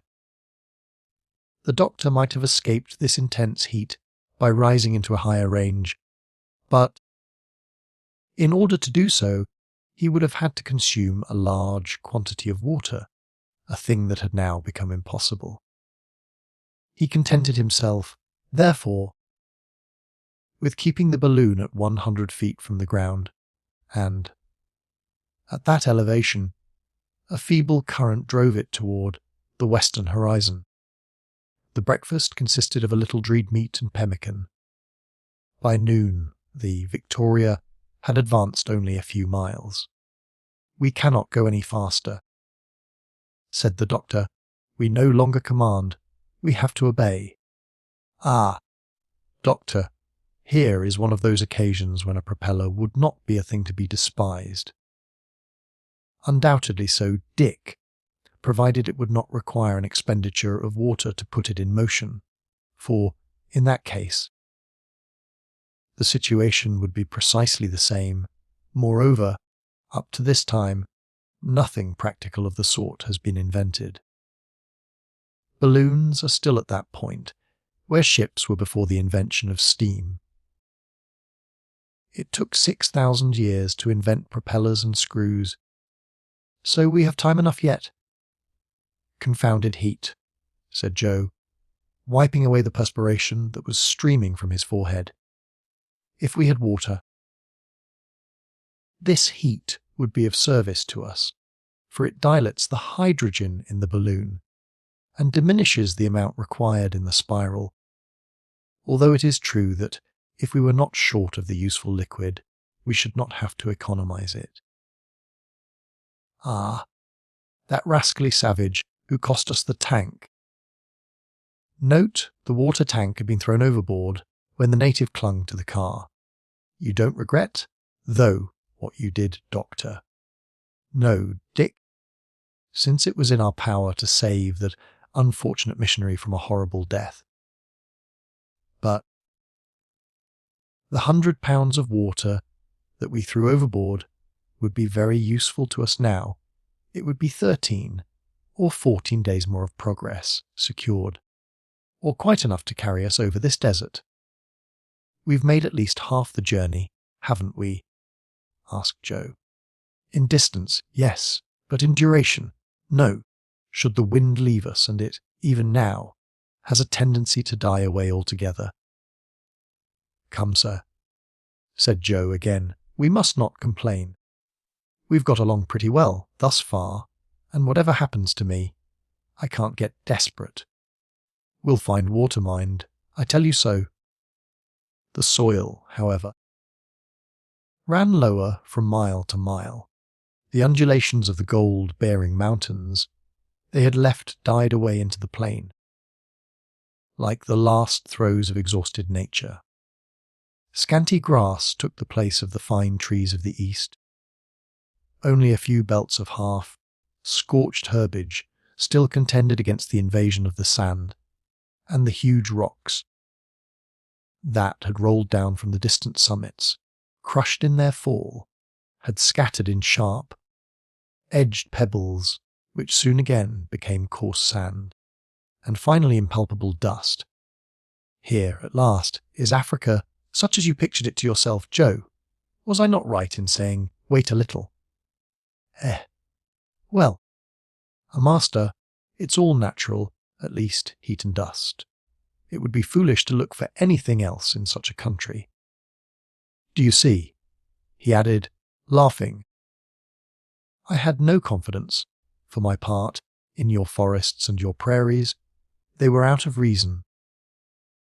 What was the use of coming so far to find scenery just like England?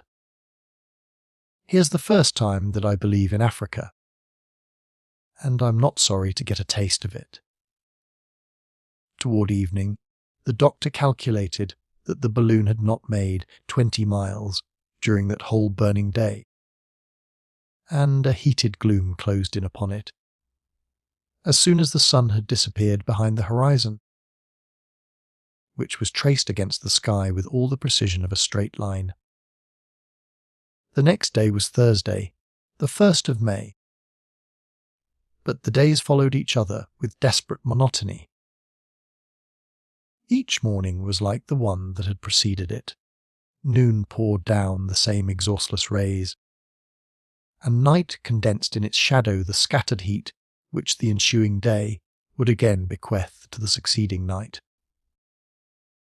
The wind, now scarcely observable, was rather a gasp than a breath, and the morning could almost be foreseen when even that gasp would cease. The doctor reacted against the gloominess of the situation and retained all the coolness and self-possession of a disciplined heart. With his glass, he scrutinized every quarter of the horizon. He saw the last rising ground gradually melting to the dead level, and the last vegetation disappearing, while, before him, stretched the immensity of the desert. The responsibility resting upon him pressed sorely, but he did not allow his disquiet to appear. Those two men, Dick and Joe, friends of his, both of them, he had induced to come with him almost by the force alone of friendship and of duty. Had he done well in that? Was it not like attempting to tread forbidden paths? Was he not, in this trip, trying to pass the borders of the impossible? Had not the Almighty reserved for later ages the knowledge of this inhospitable continent? All these thoughts, of the kind that arise in hours of discouragement, succeeded each other and multiplied in his mind, and, by an irresistible association of ideas, the doctor allowed himself to be carried beyond the bounds of logic and of reason. After having established in his own mind what he should not have done, the next question was what he should do then. Would it be impossible to retrace his steps? Were there not currents higher up that would waft him to less arid regions? Well informed with regard to the countries over which he had passed, he was utterly ignorant of those to come, and thus his conscience speaking aloud to him, he resolved, in his turn, to speak frankly to his two companions. He thereupon laid the whole state of the case plainly before them. He showed them what had been done, and what there was yet to do. At the worst, they could return, or attempt it at least. What did they think about it? I have no other opinion than that of my excellent master, said Joe. What he may have to suffer, I can suffer, and that better than he can, perhaps. Where he goes, there I'll go. And you, Kennedy. I, Doctor. I'm not the man to despair. No one was less ignorant than I of the perils of the enterprise. But I did not want to see them, from the moment that you determined to brave them. Under present circumstances, my opinion is that we should persevere, go clear to the end. Besides, to return looks to me quite as perilous as the other course. So onward, then. You may count upon us. Thanks, my gallant friends, replied the doctor. With much real feeling, I expected such devotion as this, but I needed these encouraging words. Yet, once again, thank you, from the bottom of my heart. And, with this, the three friends warmly grasped each other by the hand. Now, hear me, said the doctor. According to my solar observations, we are not more than 300 miles from the Gulf of Guinea. The desert, therefore, cannot extend indefinitely, since the coast is inhabited, and the country has been explored for some distance back into the interior. If needs be, we can direct our course to that quarter, and it seems out of the question that we should not come across some oasis, or some well, where we could replenish our stock of water. But what we want now is the wind, for without it we are held here suspended in the air at a dead calm. Let us wait with resignation, said the hunter. But each of the party, in his turn, vainly scanned the space around him during that long, wearisome day. Nothing could be seen to form the basis of a hope. The very last inequalities of the soil disappeared, with the setting sun, whose horizontal rays stretched in long lines of fire over the flat immensity. It was the desert. Our runouts had scarcely gone a distance 15 miles, having expended, as on the preceding day, 135 cubic feet of gas to feed the cylinder, and 2 pints of water out of the remaining 8 had been sacrificed to the demands of intense thirst. The night passed quietly, too quietly, indeed. But the doctor did not sleep. Chapter 25th, A Little Philosophy, A Cloud on the Horizon. In the midst of a fog, the strange balloon, an exact view of the Victoria, the palm trees, traces of a caravan, the well in the midst of the desert. On the morrow, there was the same purity of sky, the same stillness of the atmosphere. The balloon rose to an elevation of 500 feet, but it had scarcely changed its position to the westward in any perceptible degree. We are right in the open desert, said the doctor. Look at that vast reach of sand. What a strange spectacle! What a singular arrangement of nature! Why should there be, in one place, such extreme luxuriance of vegetation yonder, and here this extreme aridity, and that in the same latitude, and under the same rays of the sun? The why concerns me but little, answered Kennedy. The reason interests me less than the fact. The thing is so, that's the important part of it. Oh, it is well to philosophize a little, Dick, it does no harm. Let us philosophize. Then, if you will, we have time enough before us. We are hardly moving. The wind is afraid to blow, it sleeps. That will not last forever. Put in Joe. I think I see some banks of clouds in the east. Joe's right, said the doctor, after he had taken a look. Good, said Kennedy. Now for our clouds, with a fine rain. And a fresh wind to dash it into our faces. Well, we'll see, Dick, we'll see. But this is Friday, master, and I'm afraid of Fridays. Well, I hope that this very day you'll get over those notions. I hope so, master too, we added, mopping his face. Heat's a good thing, especially in winter, but in summer it don't do to take too much of it. Don't you fear the effect of the sun's heat on our balloon? Asked Kennedy, addressing the doctor. No. The gutta percha coating resists much higher temperatures than even this. With my spiral, I have subjected it inside to as much as 158 degrees sometimes, and the covering does not appear to have suffered. A cloud! A real cloud! Shouted Joe at this moment, for that piercing eyesight of his beat all the glasses. And, in fact, a thick bank of vapour, now quite distinct, could be seen slowly emerging above the horizon. It appeared to be very deep, and, as it were, puffed out. It was, in reality, a conglomeration of smaller clouds. The latter invariably retained their original formation, and from this circumstance the doctor concluded that there was no current of air in their collected mass. This compact body of vapour had appeared about 8 o'clock in the morning, and, by 11, it had already reached the height of the sun's disk. The latter then disappeared entirely behind the murky veil, and the lower belt of cloud, at the same moment, lifted above the line of the horizon, which was again disclosed in a full blaze of daylight. It's only an isolated cloud, remarked the doctor. It won't do to count much upon that.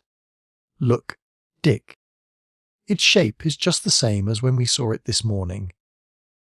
Then, Doctor, there's to be neither rain nor wind. At least for us. I fear so. The cloud keeps at a great height. Well, Doctor, suppose we were to go in pursuit of this cloud, since it refuses to burst upon us. I fancy that to do so wouldn't help us much. It would be a consumption of gas, and, consequently, of water, to little purpose, but, in our situation, we must not leave anything untreed. Therefore, let us ascend. And with this, the doctor put on a full head of flame from the cylinder, and the dilation of the hydrogen, occasioned by such sudden and intense heat, sent the balloon rapidly aloft, about 1,500 feet from the ground. It encountered an opaque mass of cloud, and entered a dense fog, suspended at that elevation, but it did not meet with the least breath of wind. This fog seemed even destitute of humidity, and the articles brought in contact with it were scarcely dampened in the slightest degree. The balloon, completely enveloped in the vapour, gained a little increase of speed, perhaps, and that was all. The doctor gloomily recognised what trifling success he had obtained from his manoeuvre, and was relapsing into deep meditation, when he heard Joe exclaim, in tones of most intense astonishment, "Ah, by all that's beautiful! What's the matter, Joe? Doctor! Mr. Kennedy! Here's something curious." "What is it?" "Then, we are not alone up here. There are rogues about. They've stolen our invention." "Has he gone crazy?" asked Kennedy. Joe stood there, perfectly motionless, the very picture of amazement. "Can the hot sun have really affected the poor fellow's brain?" said the doctor, turning toward him. "Will you tell me?" "Look," said Joe, pointing to a certain quarter of the sky. "By St. James!" exclaimed Kennedy. In turn, why, who would have believed it? "Look, look, Doctor!" "I see it," said the doctor, very quietly. "Another balloon, and other passengers." "Like ourselves." And, sure enough, there was another balloon about 200 paces from them, floating in the air with its car and its amronauts. It was following exactly the same route as the Victoria.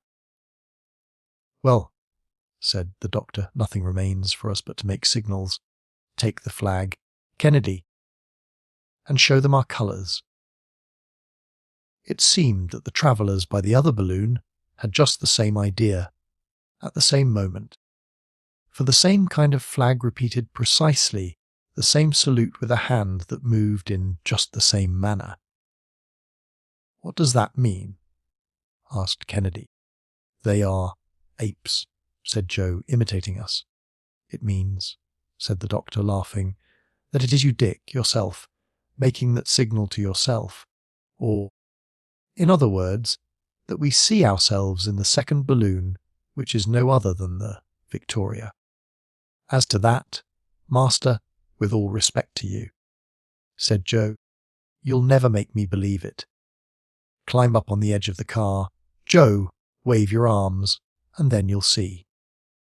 Joe obeyed, and all his gestures were instantaneously and exactly repeated. "It is merely the effect of the mirage," said the doctor, "and nothing else.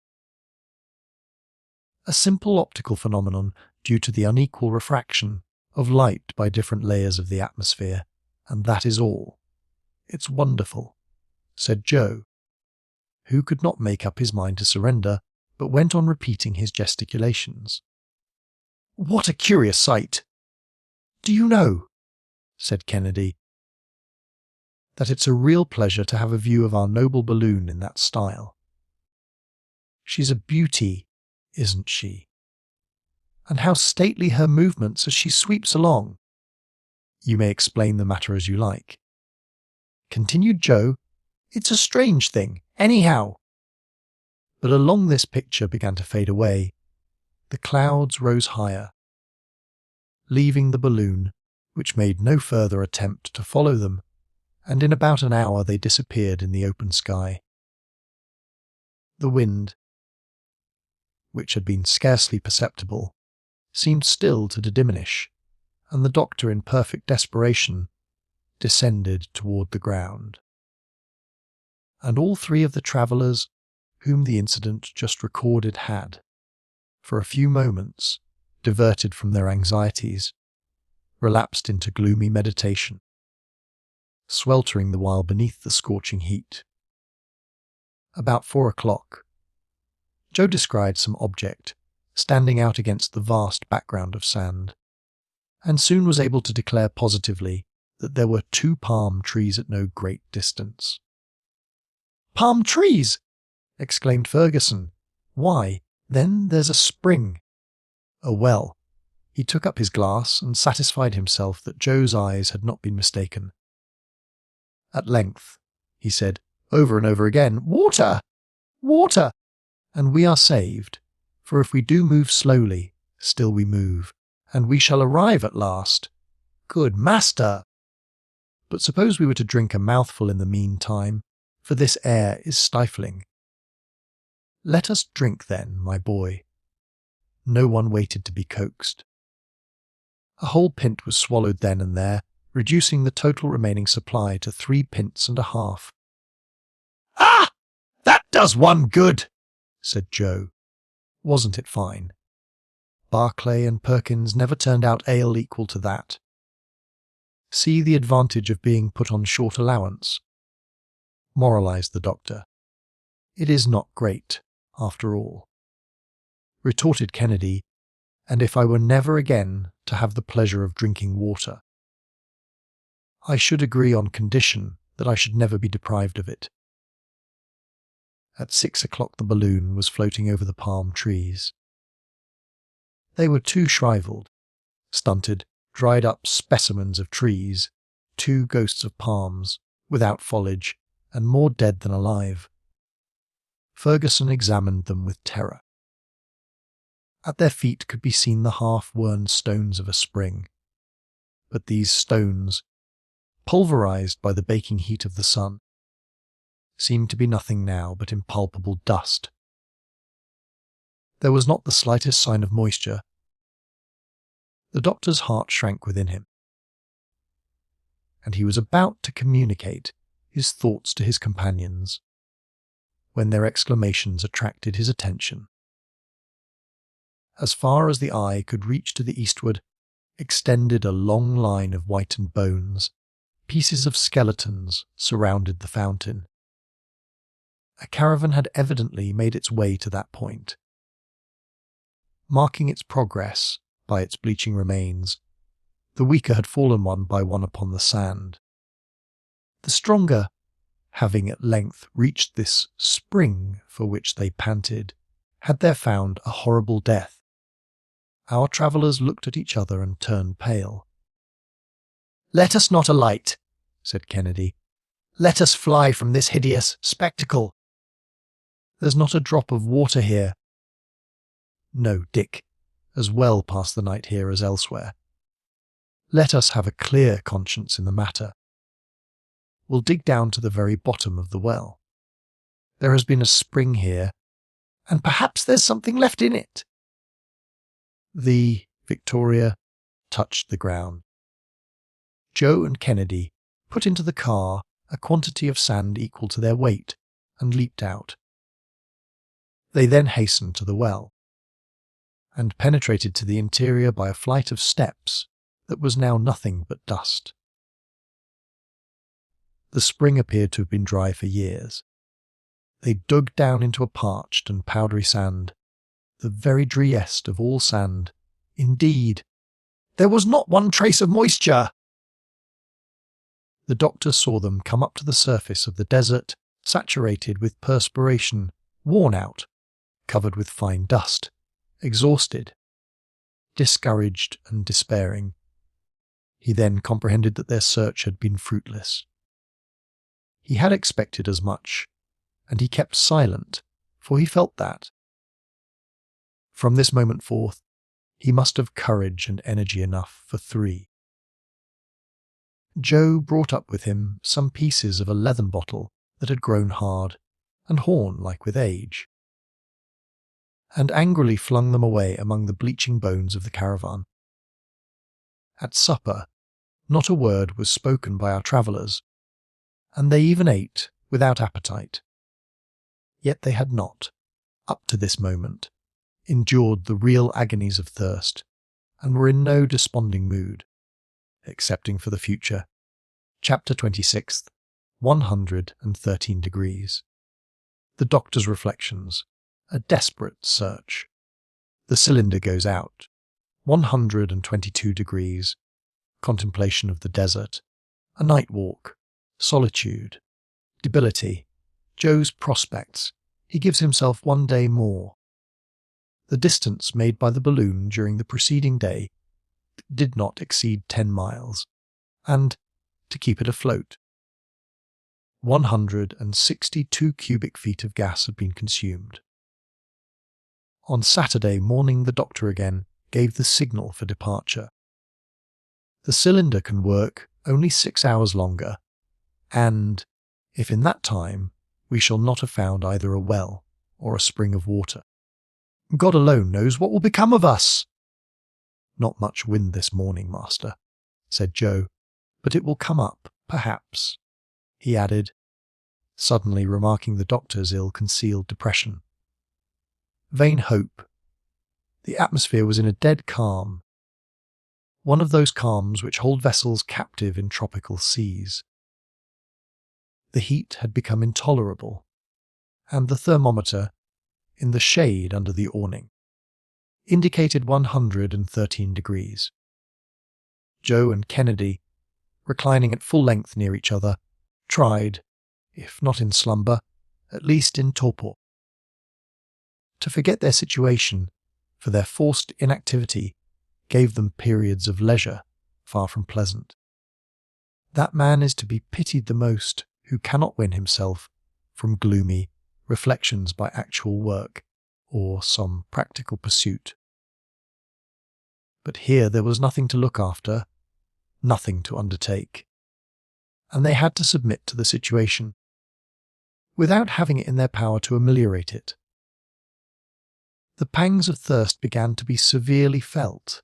Brandy, far from appeasing this imperious necessity, augmented it and richly merited the name of tiger's milk, applied to it by the African natives. Scarcely 2 pints of water remained, and that was heated. Each of the party devoured the few precious drops with his gaze, yet neither of them dared to moisten his lips with them. 2 pints of water in the midst of the desert. Then it was that Dr. Ferguson, buried in meditation, asked himself whether he had acted with prudence. Would he not have done better to have kept the water that he had decomposed in pure loss? In order to sustain him in the air, he had gained a little distance, to be sure, but was he any nearer to his journey's end? What difference did 60 miles to the rear make in this region, when there was no water to be had where they were? The wind, should it rise, would blow there as it did here, only less strongly at this point, if it came from the east. But hope urged him onward. And yet those 2 gallons of water, expended in vain, would have sufficed for 9 days' halt in the desert. And what changes might not have occurred in 9 days?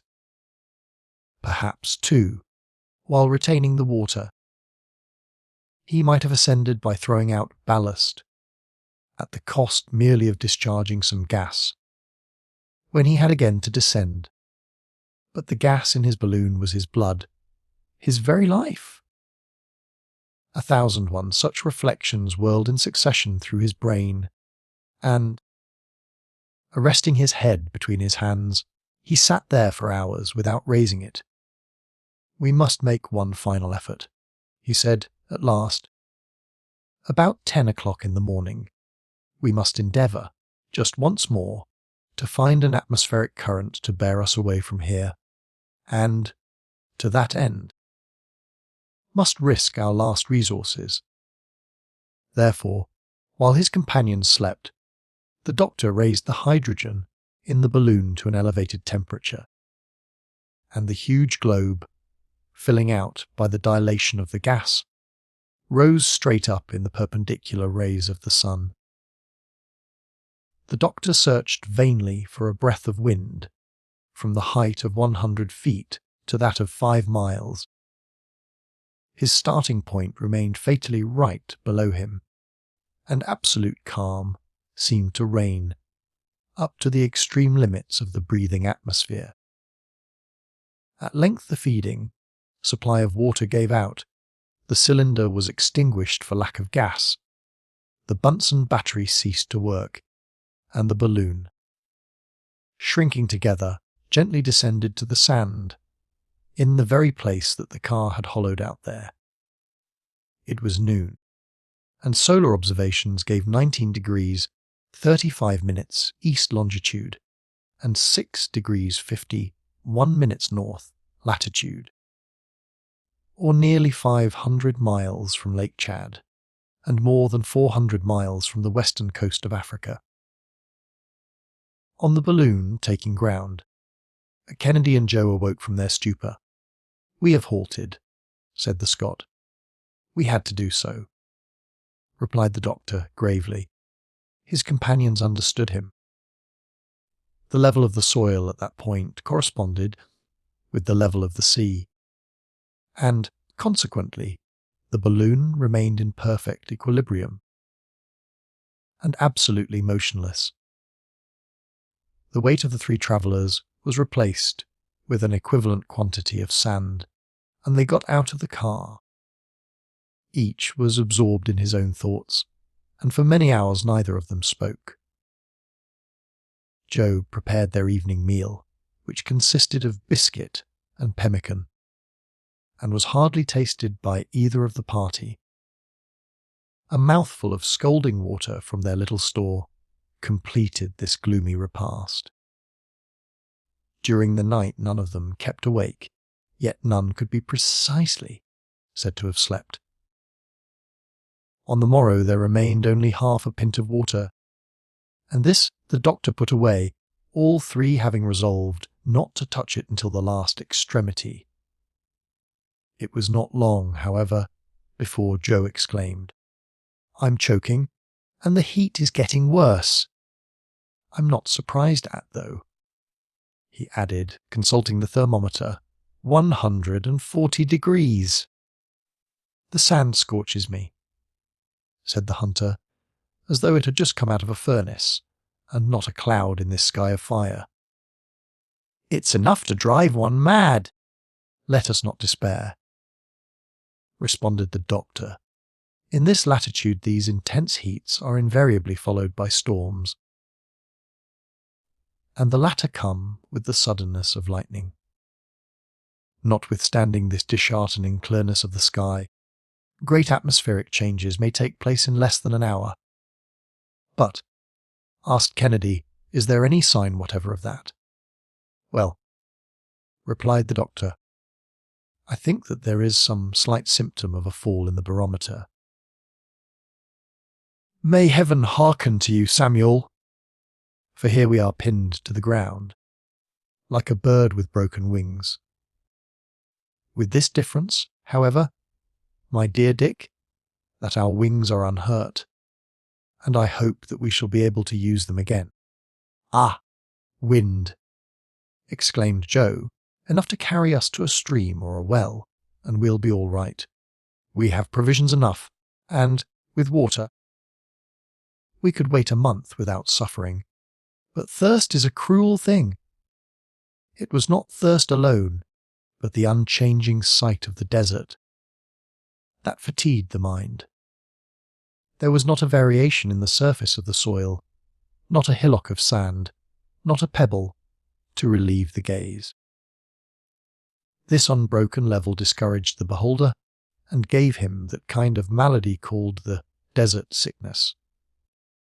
The impassable monotony of the arid blue sky, and the vast yellow expanse of the desert sand, at length produced a sensation of terror.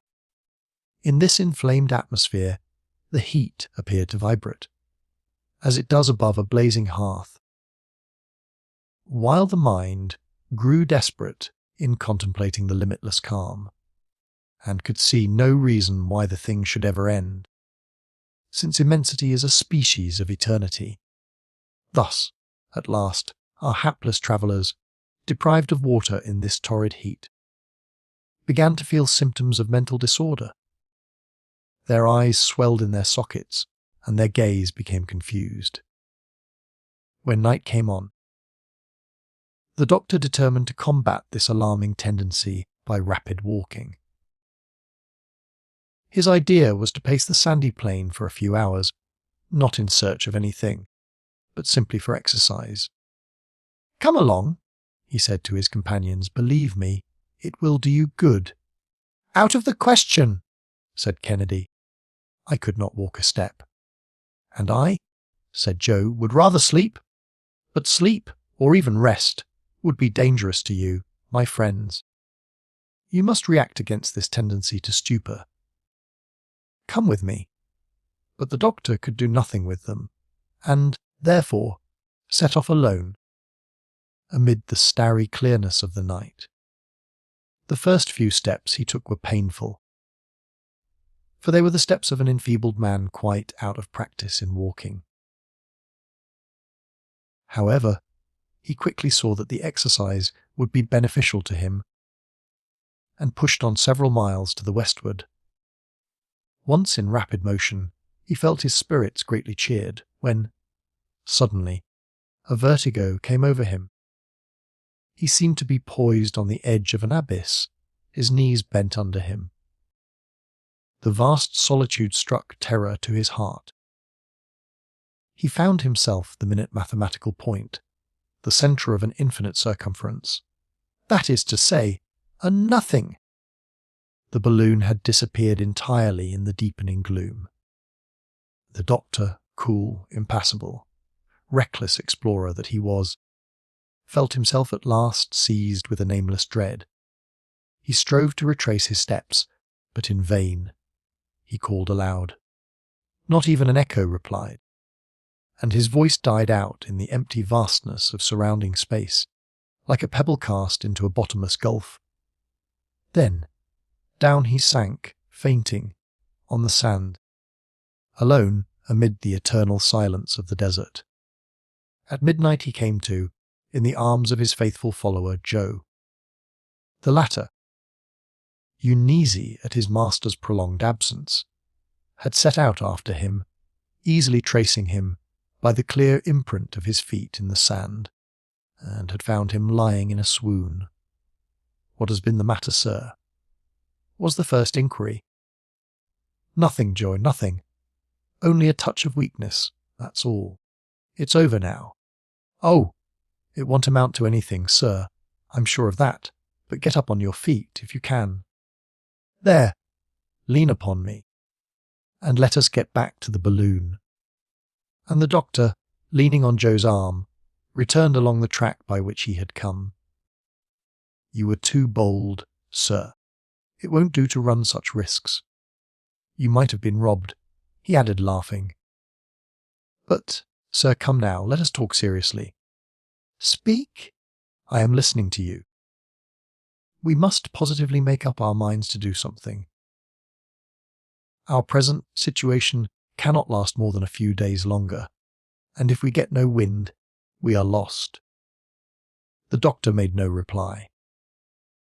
"Well, then one of us must sacrifice himself for the good of all, and it is most natural that it should fall to me to do so. What have you to propose?" "What is your plan?" "A very simple one. It is to take provisions enough, and to walk right on until I come to some place, as I must do sooner or later. In the meantime, if heaven sends you a good wind, you need not wait, but can start again. For my part, if I come to a village, I'll work my way through with a few Arabic words that you can write for me on a slip of paper, and I'll bring you help or lose my hide. What do you think of my plan? It is absolute folly, Joe, but worthy of your noble heart." "The thing is impossible. You will not leave us."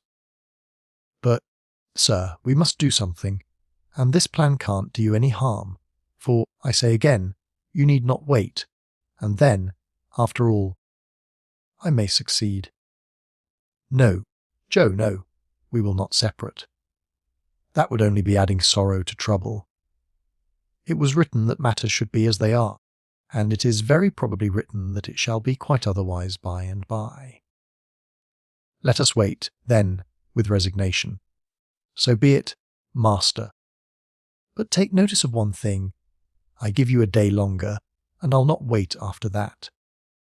Today is Sunday, we might say Monday. As it is 1 o'clock in the morning, and if we don't get off by Tuesday, I'll run the risk." "I've made up my mind to that." The doctor made no answer, and in a few minutes they got back to the car, where he took his place beside Kennedy, who lay there plunged in silence so complete that it could not be considered sleep. Chapter 27. Terrific heat, hallucinations, the last drops of water, nights of despair, an attempt at suicide, the simoom, the oasis, the lion and lioness. The doctor's first care on the morrow was to consult the barometer. He found that the mercury had scarcely undergone any perceptible depression. "Nothing," he murmured, "nothing." He got out of the car and scrutinized the weather. There was only the same heat, the same cloudless sky, the same merciless draught. "Must we, then, give up to despair?" he exclaimed, in agony. Joe did not open his lips. He was buried in his own thoughts, and planning the expedition he had proposed. Kennedy got up, feeling very ill, and a prey to nervous agitation. He was suffering horribly with thirst, and his swollen tongue and lips could hardly articulate a syllable. There still remained a few drops of water. Each of them knew this, and each was thinking of it, and felt himself drawn toward them, but neither of the three dared to take a step. Those three men, friends and companions as they were, fixed their haggard eyes upon each other with an instinct of ferocious longing, which was most plainly revealed in the hardy Scot, whose vigorous constitution yielded the soonest to these unnatural privations. Throughout the day he was delirious, pacing up and down, uttering hoarse cries, gnawing his clenched fists, and ready to open his veins and drink his own hot blood. "Ah," he cried, "land of thirst! Well, might you be called the land of despair?" At length he sank down in utter prostration, and his friends heard no other sound from him than the hissing of his breath between his parched and swollen lips. Toward evening, Joe had his turn of delirium. The vast expanse of sand appeared to him an immense pond, full of clear and limpid water, and, more than once, he dashed himself upon the scorching waste to drink long draughts, and rose again with his mouth clogged with hot dust. "Curses on it!" he yelled. In his madness, "It's nothing but salt water." Then, while Ferguson and Kennedy lay there motionless, the resistless longing came over him to drain the last few drops of water that had been kept in reserve. The natural instinct proved too strong. He dragged himself toward the car.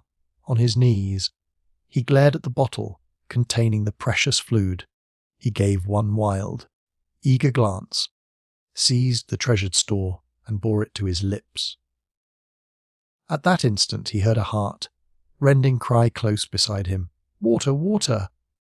It was Kennedy, who had crawled up close to him and was begging there, upon his knees and weeping piteously. Joe, himself in tears, gave the poor wretch the bottle, and Kennedy drained the last drop with savage haste. "Thanks," he murmured hoarsely, but Joe did not hear him, for both alike had dropped fainting on the sand. What took place during that fearful night neither of them knew, but, on Tuesday morning, under those showers of heat which the sun poured down upon them, the unfortunate men felt their limbs gradually drying up, and when Joe attempted to rise he found it impossible. He looked around him. In the car, the doctor, completely overwhelmed, sat with his arms folded on his breast, gazing with idiotic fixedness upon some imaginary point in space. Kennedy was frightful to behold. He was rolling his head from right to left like a wild beast in a cage. All at once, his eyes rested on the butt of his rifle, which jutted above the rim of the car. "Ah!" he screamed, raising himself with a superhuman effort. Desperate, mad, he snatched at the weapon and turned the barrel toward his mouth. "Kennedy!" shouted Joe, throwing himself upon his friend. "Let go! Hands off!" moaned the Scot in a hoarse, grating voice, and then the two struggled desperately for the rifle. "Let go, or I'll kill you!" repeated Kennedy. But Joe clung to him only the more fiercely, and they had been contending thus without the doctor seeing them for many seconds, when suddenly the rifle went off. At the sound of its discharge, the doctor rose up erect, like a spectre, and glared around him. But all at once his glance grew more animated. He extended his hand toward the horizon, and in a voice no longer human shrieked, "There! There! Off there!" There was such fearful force in the cry that Kennedy and Joe released each other, and both looked where the doctor pointed. The plain was agitated like the sea shaken by the fury of a tempest. Billows of sand went tossing over each other amid blinding clouds of dust. An immense pillar was seen whirling toward them through the air from the southeast, with terrific velocity. The sun was disappearing behind an opaque veil of cloud, whose enormous barrier extended clear to the horizon, while the grains of fine sand went gliding together with all the supple ease of liquid particles, and the rising dust tide gained more and more with every second. Ferguson's eyes gleamed with a ray of energetic hope. "The Simom!" he exclaimed. "The Simom!" repeated Joe, without exactly knowing what it meant. "So much the better," said Kennedy, with the bitterness of despair. "So much the better. We shall die." "So much the better," echoed the doctor, "for we shall live." And, so saying, he began rapidly to throw out the sand that encumbered the car. At length his companions understood him and took their places at his side. "And now, Joe," said the doctor, "throw out some 50 pounds of your ore. There!" Joe no longer hesitated, although he still felt a fleeting pang of regret. The balloon at once began to ascend. "It was high time," said the doctor. The simoom, in fact, came rushing on like a thunderbolt, and a moment later the balloon would have been crushed, torn to atoms, annihilated. The awful whirlwind was almost upon it, and it was already pelted with showers of sand driven like hail by the storm. "Out with more ballast!" shouted the doctor. "There," responded Joe, tossing over a huge fragment of quartz. With this, the Victoria rose swiftly above the range of the whirling column, but, caught in the vast displacement of the atmosphere thereby occasioned, it was borne along with incalculable rapidity away above this foaming sea. The three travellers did not speak. They gazed and hoped, and even felt refreshed by the breath of the tempest. About 3 o'clock, the whirlwind ceased.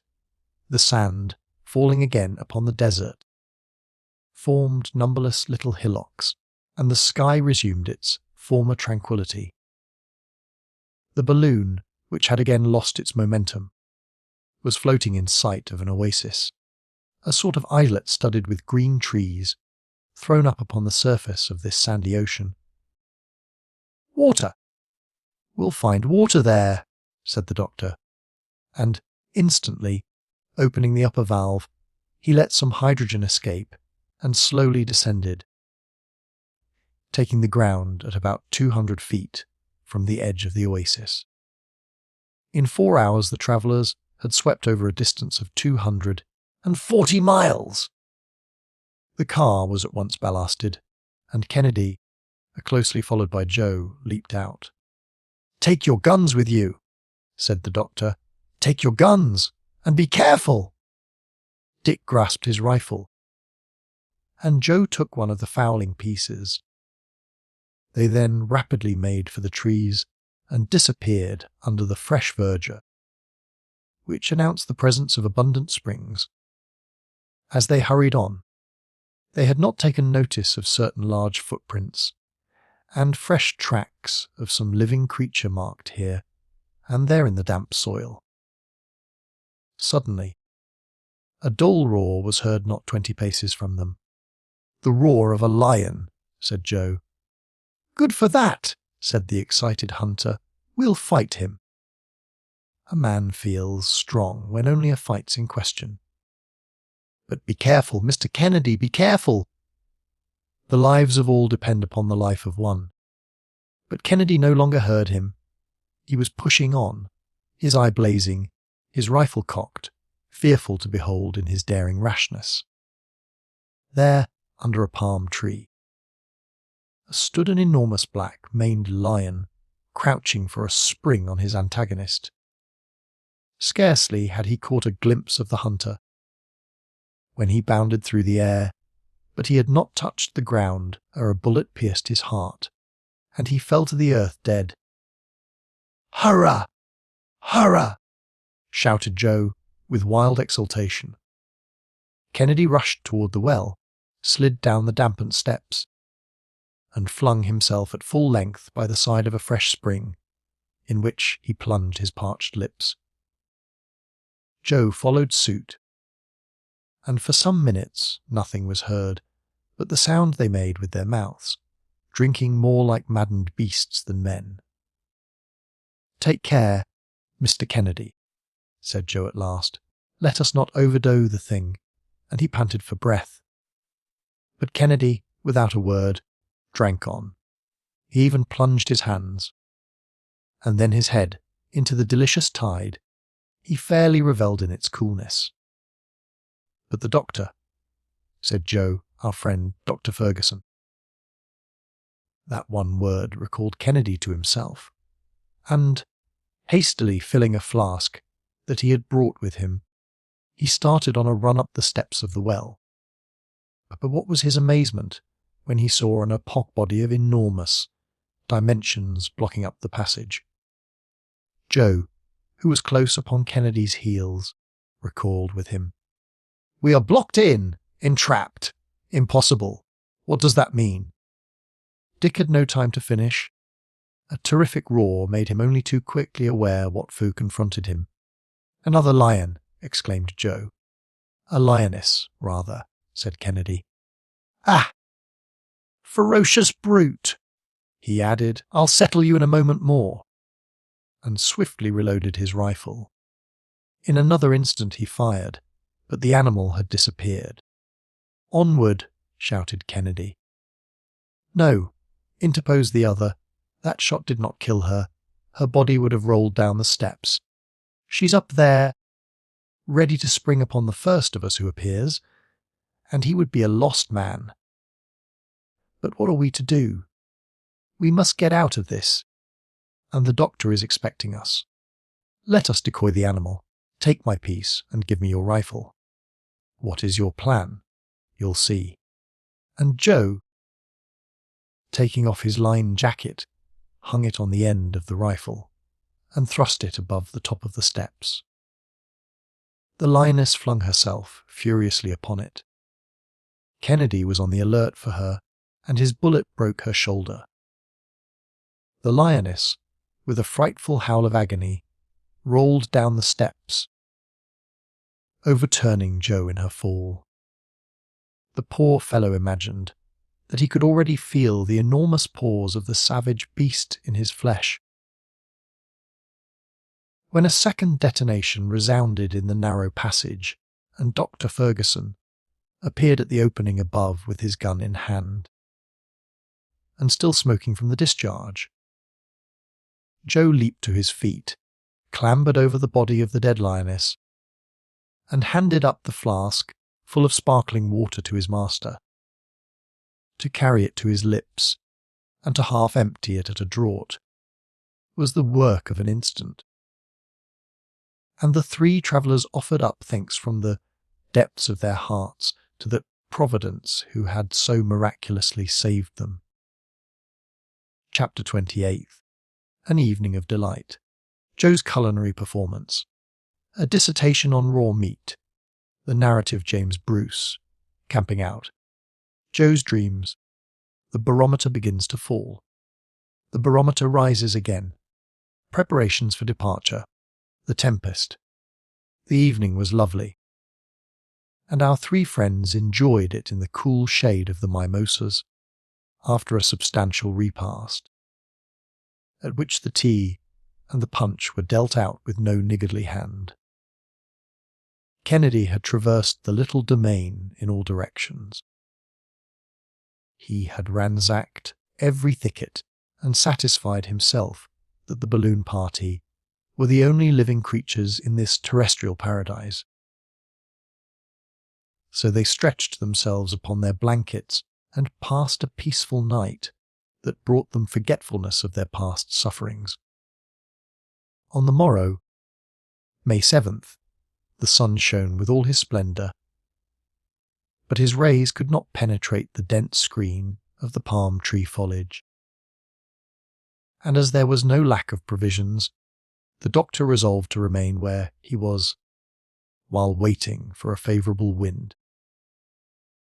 Joe had conveyed his portable kitchen to the oasis, and proceeded to indulge in any number of culinary combinations, using water all the time with the most profuse extravagance. What a strange succession of annoyances and enjoyments, moralised Kennedy.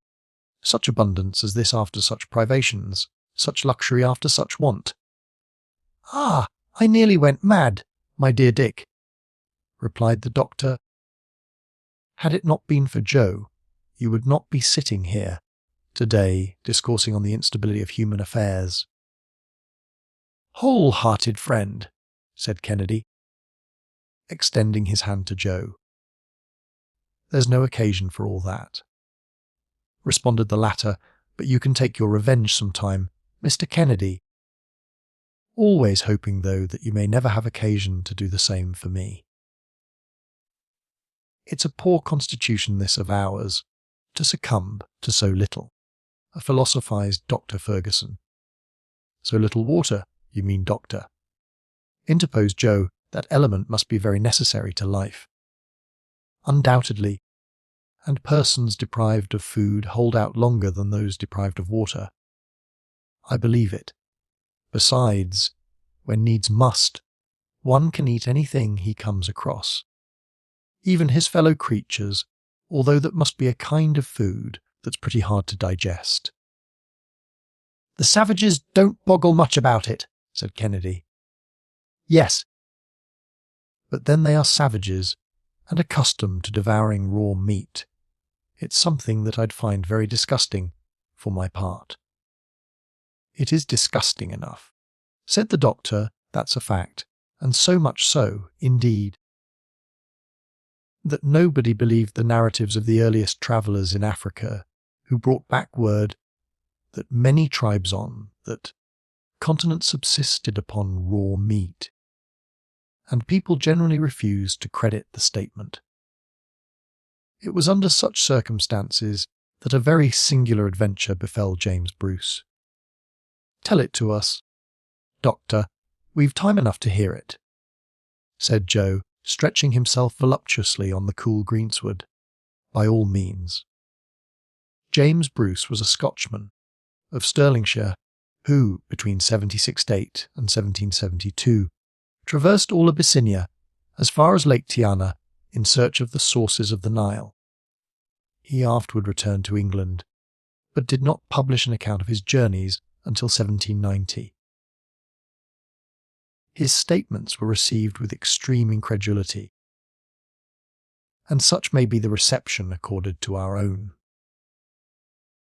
The manners and customs of the Abyssinians seemed so different from those of the English that no one would credit the description of them. Among other details, Bruce had put forward the assertion that the tribes of Eastern Africa fed upon raw flesh, and this set everybody against him. He might say so as much as he pleased.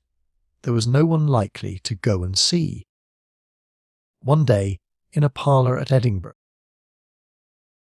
a Scotch gentleman took up the subject in his presence, as it had become the topic of daily pleasantry, and, in reference to the eating of raw flesh, said that the thing was neither possible nor true. Bruce made no reply, but went out and returned a few minutes later with a raw steak, seasoned with pepper and salt in the African style. "Sir," said he to the Scotchman, "in doubting my statements, you have grossly affronted me. In believing the thing to be impossible, you have been egregiously mistaken, and, in proof thereof, you will now eat this beef, steak raw, or you will give me instant satisfaction." The Scotchman had a wholesome dread of the brawny traveller, and did eat the steak, although not without a good many merry faces. Thereupon, with the utmost coolness, James Bruce added, "Even admitting, sir, that the thing were untrue, you will, at least, no longer maintain that it is impossible." "Well put in," said Joe, and if the Scotchman found it lie heavy on his stomach, he got no more than he deserved. If, on our return to England, they dare to doubt what we say about our travels, well, Joe, what would you do? Why? I'll make the doubters swallow the pieces of the balloon, without either salt or pepper. All burst out laughing at Joe's queer notions, and thus the day slipped by in pleasant chat. With returning strength, hope had revived, and with hope came the courage to do and to dare. The past was obliterated in the presence of the future with providential rapidity. Joe would have been willing to remain forever in this enchanting asylum. It was the realm he had pictured in his dreams. He felt himself at home. His master had to give him his exact location, and it was with the gravest air imaginable that he wrote down on his tablets 15 degrees 40, 3 minutes east longitude, and 8 degrees 30, 2 minutes north latitude. Kennedy had but one regret, to wit, that he could not hunt in that miniature forest, because, according to his ideas, there was a slight deficiency of ferocious wild beasts in it. "But, my dear Dick," said the doctor, "haven't you rather a short memory? How about the lion and the lioness?" "Oh, that!" he ejaculated with the contempt of a thoroughbred sportsman for game already killed. But the fact is that finding them here would lead one to suppose that we can't be far from a more fertile country. It don't prove much, Dick, for those animals, when goaded by hunger or thirst, will travel long distances, and I think that, tonight, we had better keep a more vigilant lookout, and light fires. Besides, what, in such heat as this, said Joe. Well, if it's necessary, we'll have to do it. But I do think it a real pity to burn this pretty grove. That has been such a comfort to us. Oh, above all things, we must take the utmost care not to set it on fire, replied the doctor, so that others in the same strait as ourselves may some day find shelter here in the middle of the desert. I'll be very careful. Indeed, doctor. But do you think that this oasis is known? Undoubtedly, it is a halting place for the caravans that frequent the centre of Africa, and a visit from one of them might be anything but pleasant to you, Joe. Why? Are there any more of those rascally Niams around here? Certainly. That is the general name of all the neighbouring tribes, and under the same climates, the same races are likely to have similar manners and customs. "Pah!" said Joe, "but, after all, it's natural enough. If savages had the ways of gentlemen, where would be the difference? By George, these fine fellows wouldn't have to be coaxed, long to eat the Scotchman's raw steak, nor the Scotchman either, into the bargain." With this very sensible observation, Joe began to get ready his firewood for the night, making just as little of it as possible. Fortunately, these precautions were superfluous, and each of the party, in his turn, dropped off into the soundest slumber. On the next day the weather still showed no sign of change, but kept provokingly and obstinately fair. The balloon remained motionless, without any oscillation to betray a breath of wind. The doctor began to get uneasy again. If their stay in the desert were to be prolonged like this, their provisions would give out. After nearly perishing for want of water, they would, at last, have to starve to death. But he took fresh courage as he saw the mercury fall considerably in the barometer, and noticed evident signs of an early change in the atmosphere. He therefore resolved to make all his preparations for a start, so as to avail himself of the first opportunity. The feeding tank and the water tank were both completely filled. Then he had to re-establish the equilibrium of the balloon, and Joe was obliged to part with another considerable portion of his precious quartz. With restored health, his ambitious notions had come back to him, and he made more than one wry face before obeying his master. But the latter convinced him that he could not carry so considerable a weight with him through the air, and gave him his choice between the water and the gold. Joe hesitated no longer, but flung out the requisite quantity of his much surprised or upon the sand. The next people who come this way, he remarked, will be rather surprised to find a fortune in such a place. And suppose some learned traveller should come across these specimens, suggested Kennedy. You may be certain, Dick, that they would take him by surprise, and that he would publish his astonishment in several folios, so that some day we shall hear of a wonderful deposit of gold bearing quartz in the midst of the African sands. And Joe there will be the cause of it all. This idea of mystifying some learned sage tickled Joe hugely and made him laugh. During the rest of the day the doctor vainly kept on the watch for a change of weather. The temperature rose, and, had it not been for the shade of the oasis, would have been insupportable. The thermometer marked 149 degrees in the sun, and a veritable rain of fire filled the air. This was the most intense heat that they had yet noted. Joe arranged their bivouac for that evening, as he had done for the previous night, and during the watches kept by the doctor and Kennedy, there was no fresh incident.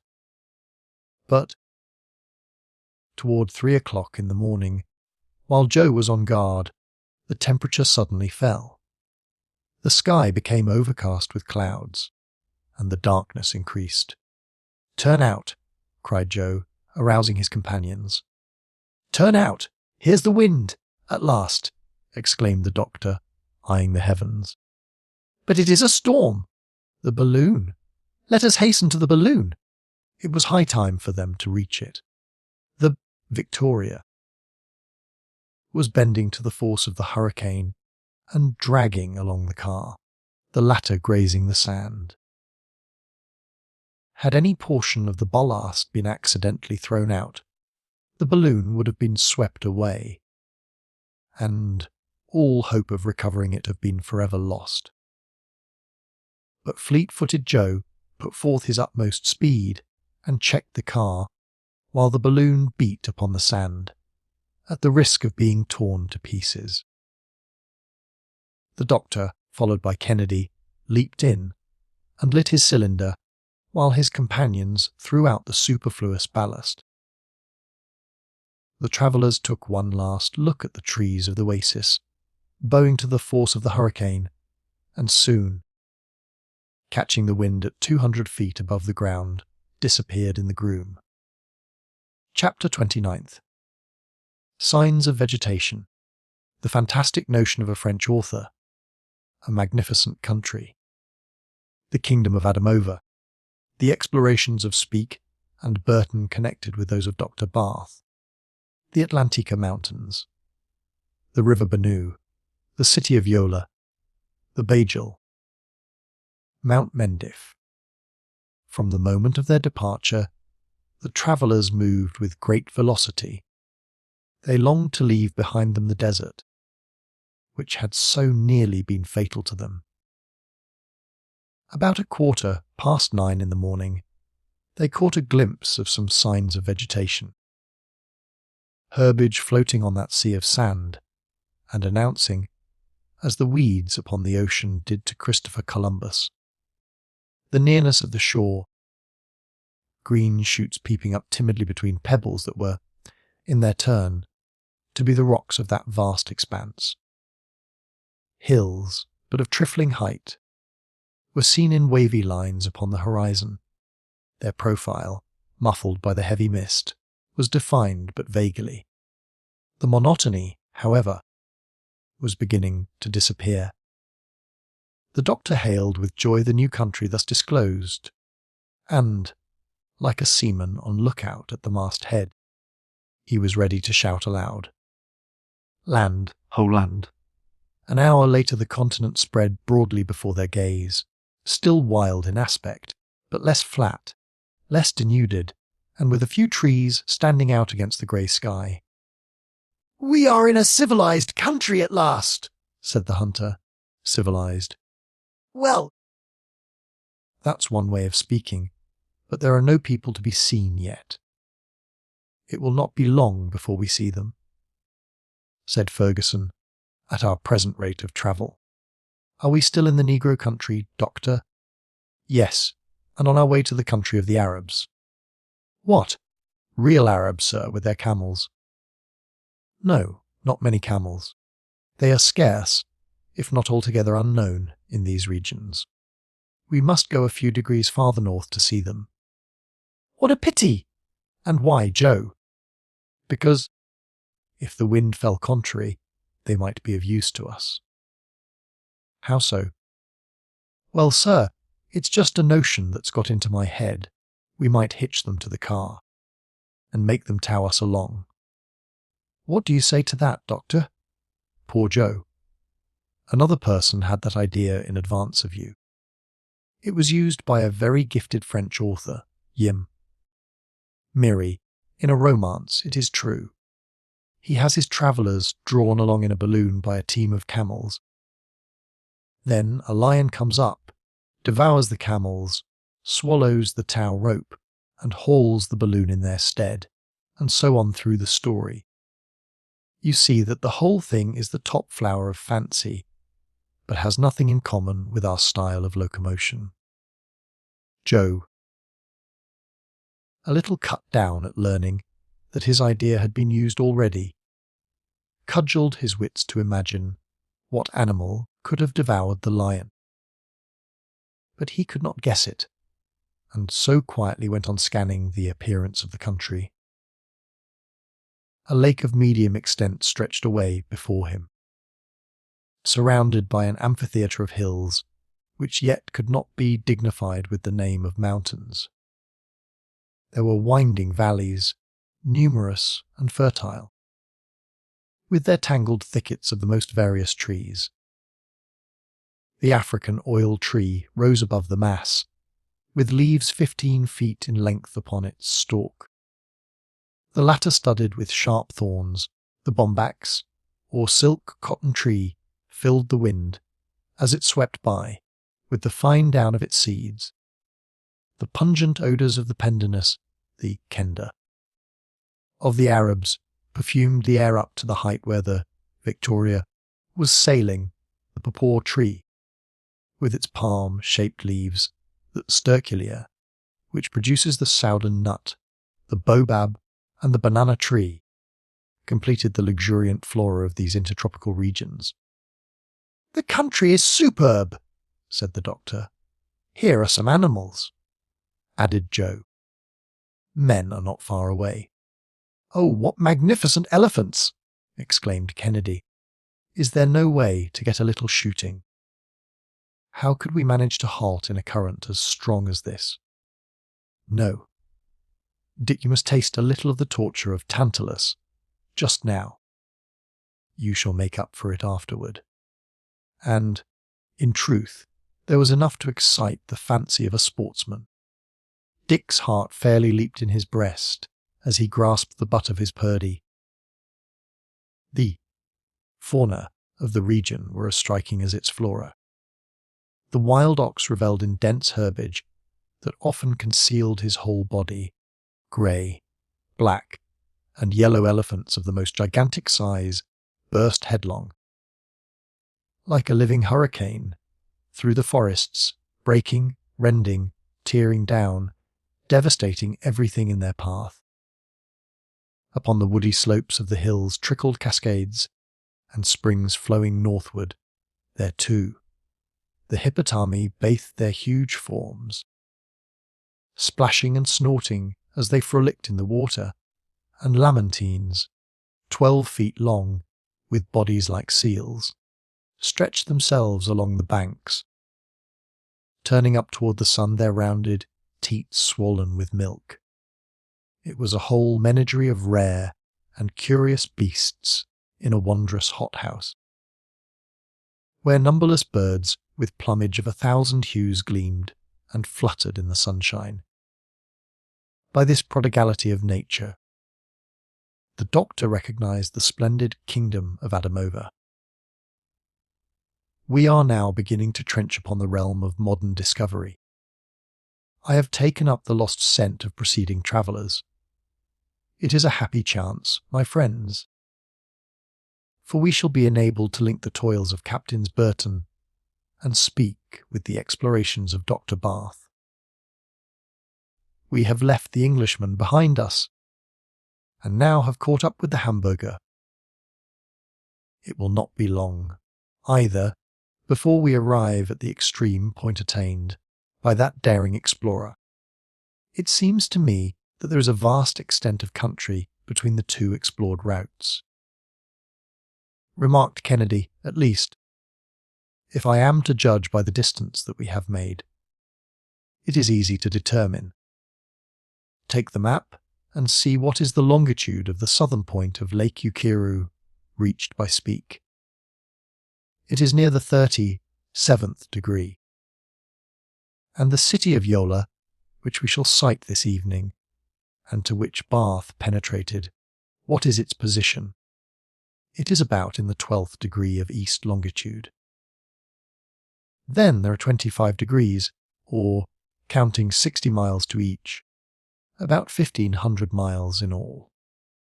A nice little walk, said Joe, for people who have to go on foot. It will be accomplished, however. Livingstone and Moffat are pushing on up this line toward the interior. Nyassa, which they have discovered, is not far from Lake Tanganyika, seen by Burton. Ere the close of the century these regions will, undoubtedly, be explored. But, added the doctor, consulting his compass, I regret the wind is carrying us so far to the westward. I wanted to get to the north. After 12 hours of progress, the Victoria found herself on the confines of Niger. The first inhabitants of this region, the Khawas Arabs, were feeding their wandering flocks. The immense summits of the Atlantika Mountains, seen above the horizon, mountains that no European foot had yet scaled, and whose height is computed to be 10,000 feet. Their western slope determines the flow of all the waters in this region of Africa toward the ocean. They are the mountains of the moon to this part of the continent.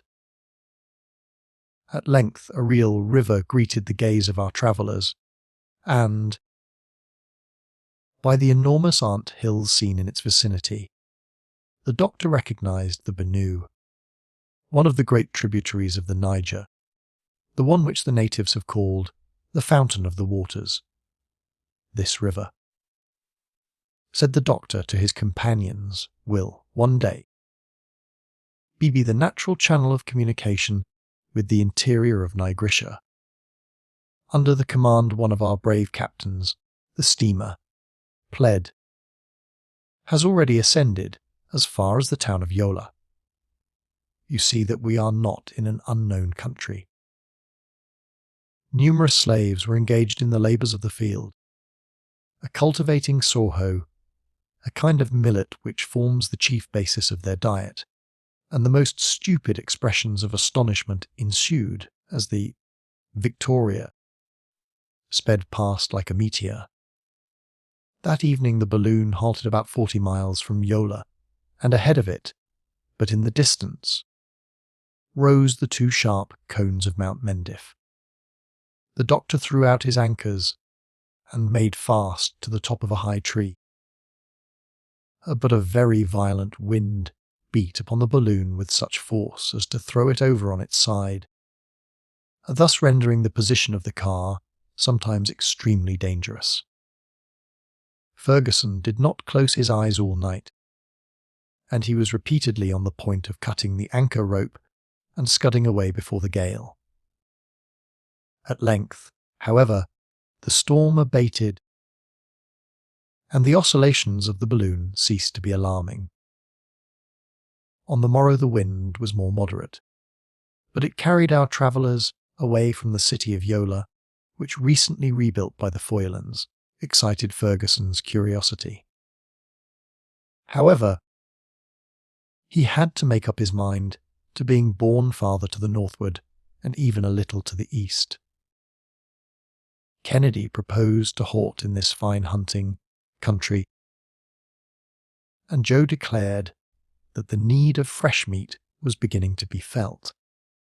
But the savage customs of the country, the attitude of the population, and some shots fired at the Victoria admonished the doctor to continue his journey. They were then crossing a region that was the scene of massacres and burnings, and where warlike conflicts between the barbarian sultans, contending for their power amid the most atrocious carnage, never cease. Numerous and populous villages of long low, huts stretched away between broad pasture, fields whose dense herbage was besprinkled with violet-coloured blossoms. The huts, looking like huge beehives, were sheltered behind bristling palisades. The wild hillsides and hollows frequently reminded the beholder of the glens in the Highlands of Scotland, as Kennedy more than once remarked. In spite of all he could do, the doctor bore directly to the northeast, toward Mount Mendif, which was lost in the midst of environing clouds.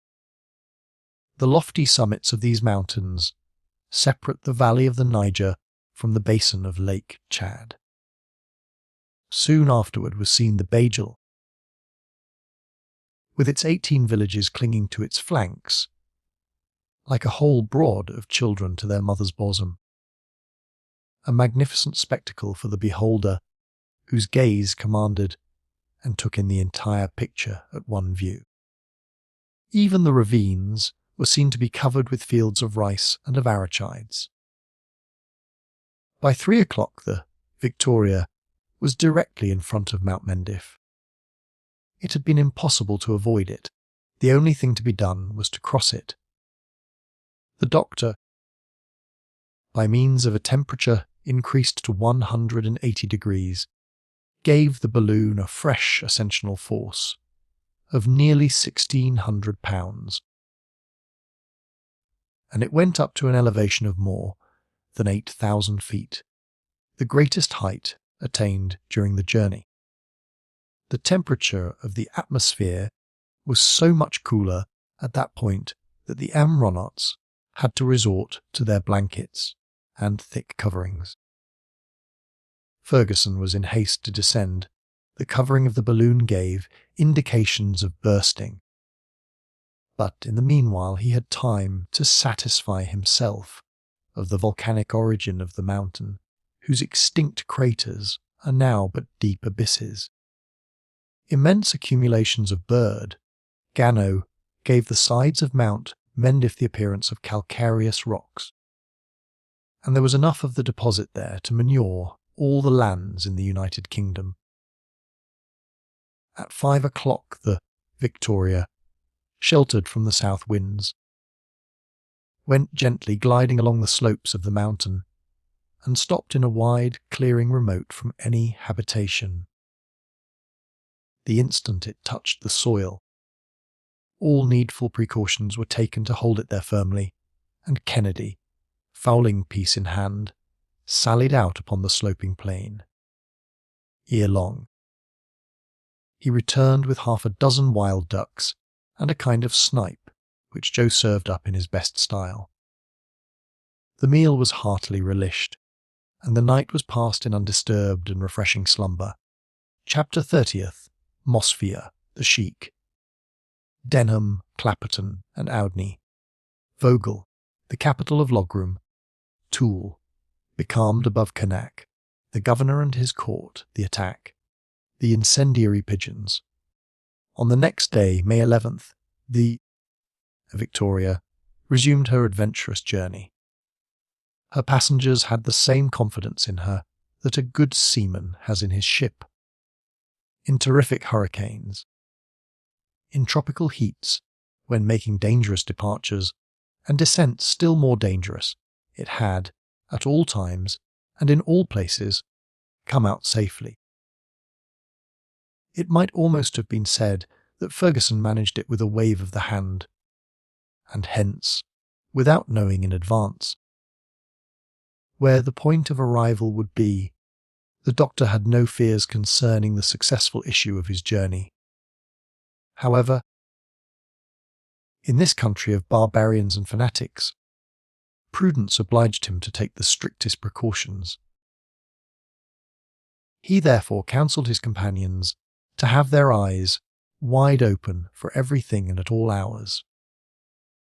The wind drifted a little more to the northward, and, toward 9 o'clock, they sighted the larger city of Mosfeia, built upon an eminence which was itself enclosed between two lofty mountains. Its position was impregnable, a narrow road running between a marsh and a thick wood being the only channel of approach to it. At the moment of which we write, a sheik, accompanied by a mounted escort, and clad in a garb of brilliant colours, preceded by couriers and trumpeters, who put aside the gorse of the trees as he rode up, was making his grand entry into the place. The doctor lowered the balloon in order to get a better look at this cavalcade of natives.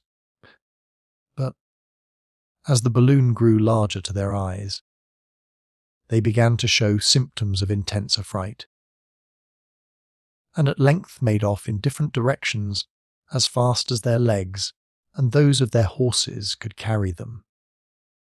The sheik alone did not budge an inch. He merely grasped his long musket, cocked it, and proudly waited in silence. The doctor came on to within 150 feet of him, and then, with his roundest and fullest voice, saluted him courteously in the Arabic tongue. But, upon hearing these words falling, as it seemed, from the sky, the sheik dismounted and prostrated himself in the dust of the highway, where the doctor had to leave him, finding it impossible to divert him from his adoration. Unquestionably, Ferguson remarked, those people take us for supernatural beings. When Europeans came among them for the first time, they were mistaken for creatures of a higher race. When this sheik comes to speak of today's meeting, he will not fail to embellish the circumstance with all the resources of an Arab imagination. You may, therefore, judge what an account their legends will give of us some day. Not such a desirable thing, after all. Said the Scot, in the point of view that affects civilization, it would be better to pass for mere men. That would give these Negro races a superior idea of European power. Very good, my dear Dick, but what can we do about it? You might sit all day explaining the mechanism of a balloon to the savants of this country, and yet they would not comprehend you, but would persist in ascribing it to supernatural aid. Doctor, you spoke of the first time Europeans visited these regions. Who were the visitors? Inquired Joe. My dear fellow, we are now upon the very track of Major Deham. It was at this very city of Mosfeia that he was received by the Sultan of Mandara.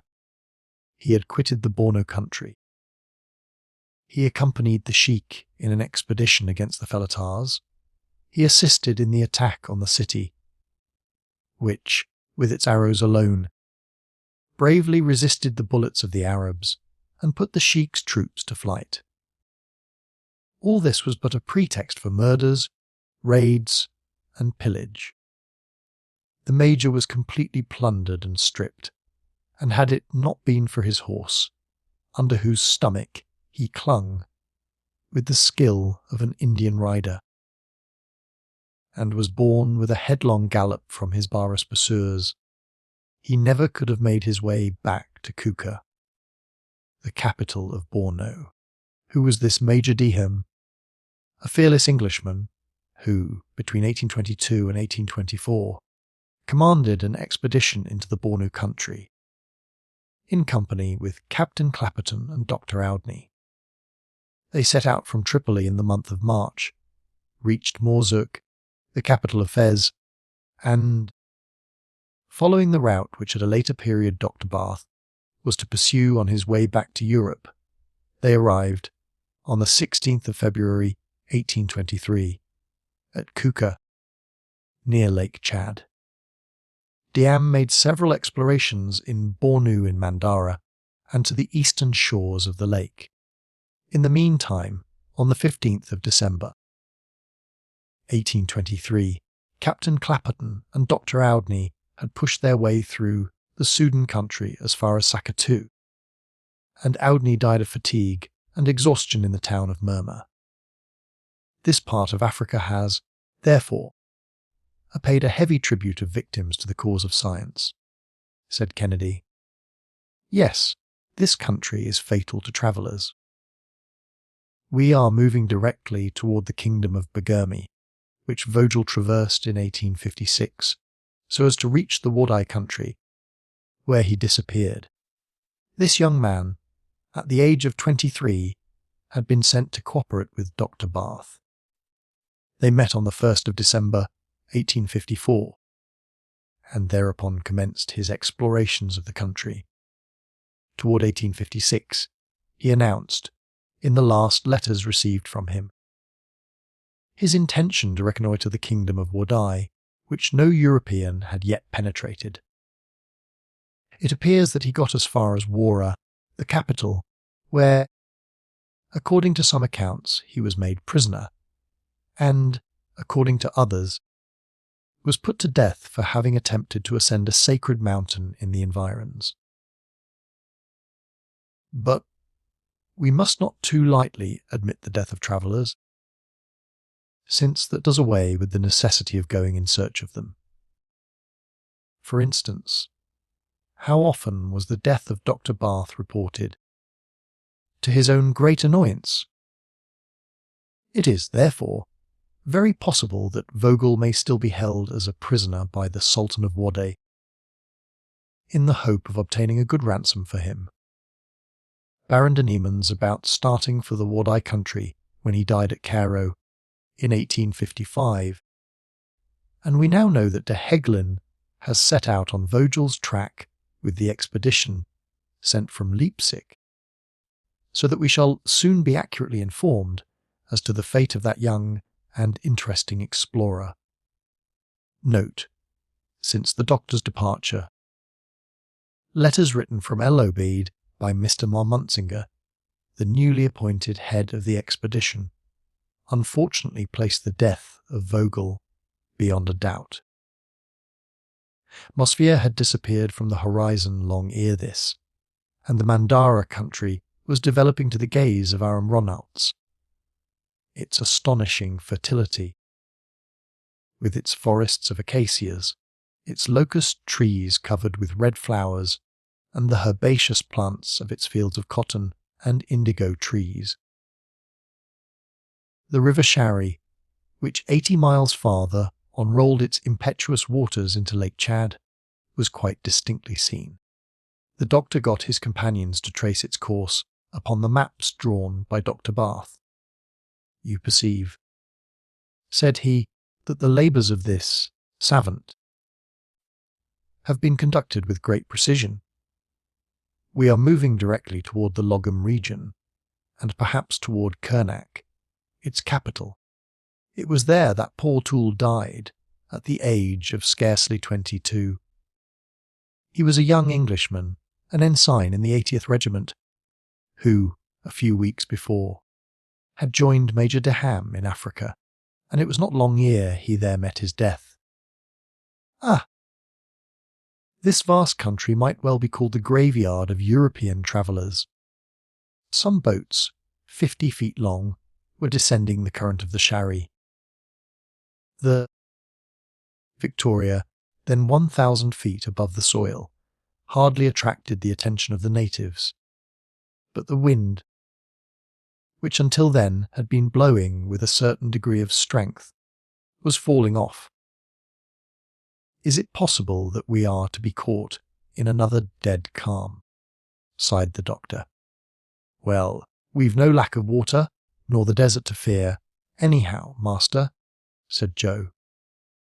No, but there are races here still more to be dreaded. Why? Said Joe again. There's something like a town.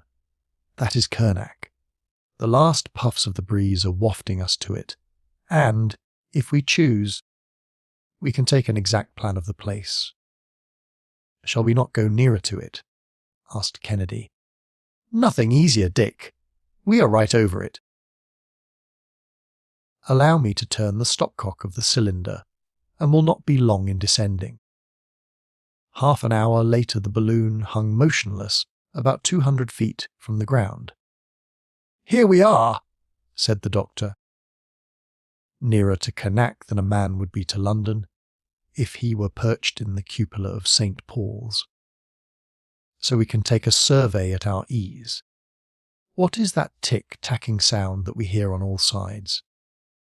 Joe looked attentively, and at length discovered the noise they heard was produced by a number of weavers beating cloth stretched in the open air on large trunks of trees.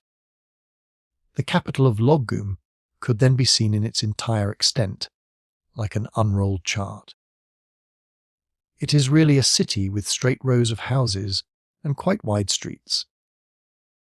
In the midst of a large open space there was a slave market, attended by a great crowd of customers for the Mandara women, who have extremely small hands and feet, are in excellent request, and can be sold at lucrative rates. At the sight of the Victoria, the scene so often produced occurred again. At first there were outcries, and then followed general stupefaction. Business was abandoned, work was flung aside, and all noise ceased. The aeronauts remained as they were, completely motionless, and lost not a detail of the populous city. They even went down to within 60 feet of the ground. Hereupon the governor of Logum came out from his residence, displaying his green standard, and accompanied by his musicians, who blew on hoarse buffalo horns, as though they would split their cheeks or anything else, excepting their own lungs. The crowd at once gathered around him. In the meanwhile, Dr. Ferguson tried to make himself heard, but in vain. This population looked like proud and intelligent people, with their high foreheads, their almost aquiline noses, and their curling hair, but the presence of the Victoria troubled them greatly. Horsemen could be seen galloping in all directions, and it soon became evident that the governor's troops were assembling to oppose so extraordinary a foe. Joe wore himself out waving handkerchiefs of every colour and shape to them, but his exertions were all to no purpose. However, the sheik, surrounded by his court, proclaimed silence, and pronounced a discourse of which the doctor could not understand a word. It was Arabic, mixed with Bagirmi. He could make out enough, however, by the universal language of gestures, to be aware that he was receiving a very polite invitation to depart. Indeed, he would have asked for nothing better, but for lack of wind, the thing had become impossible.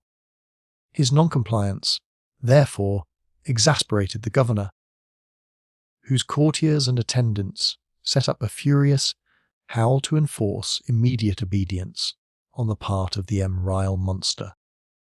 They were odd-looking fellows, those courtiers, with their 5 or 6 shirts swathed around their bodies. They had enormous stomachs, some of which actually seemed to be artificial. The doctor surprised his companions by informing them that this was the way to pay court to the Sultan.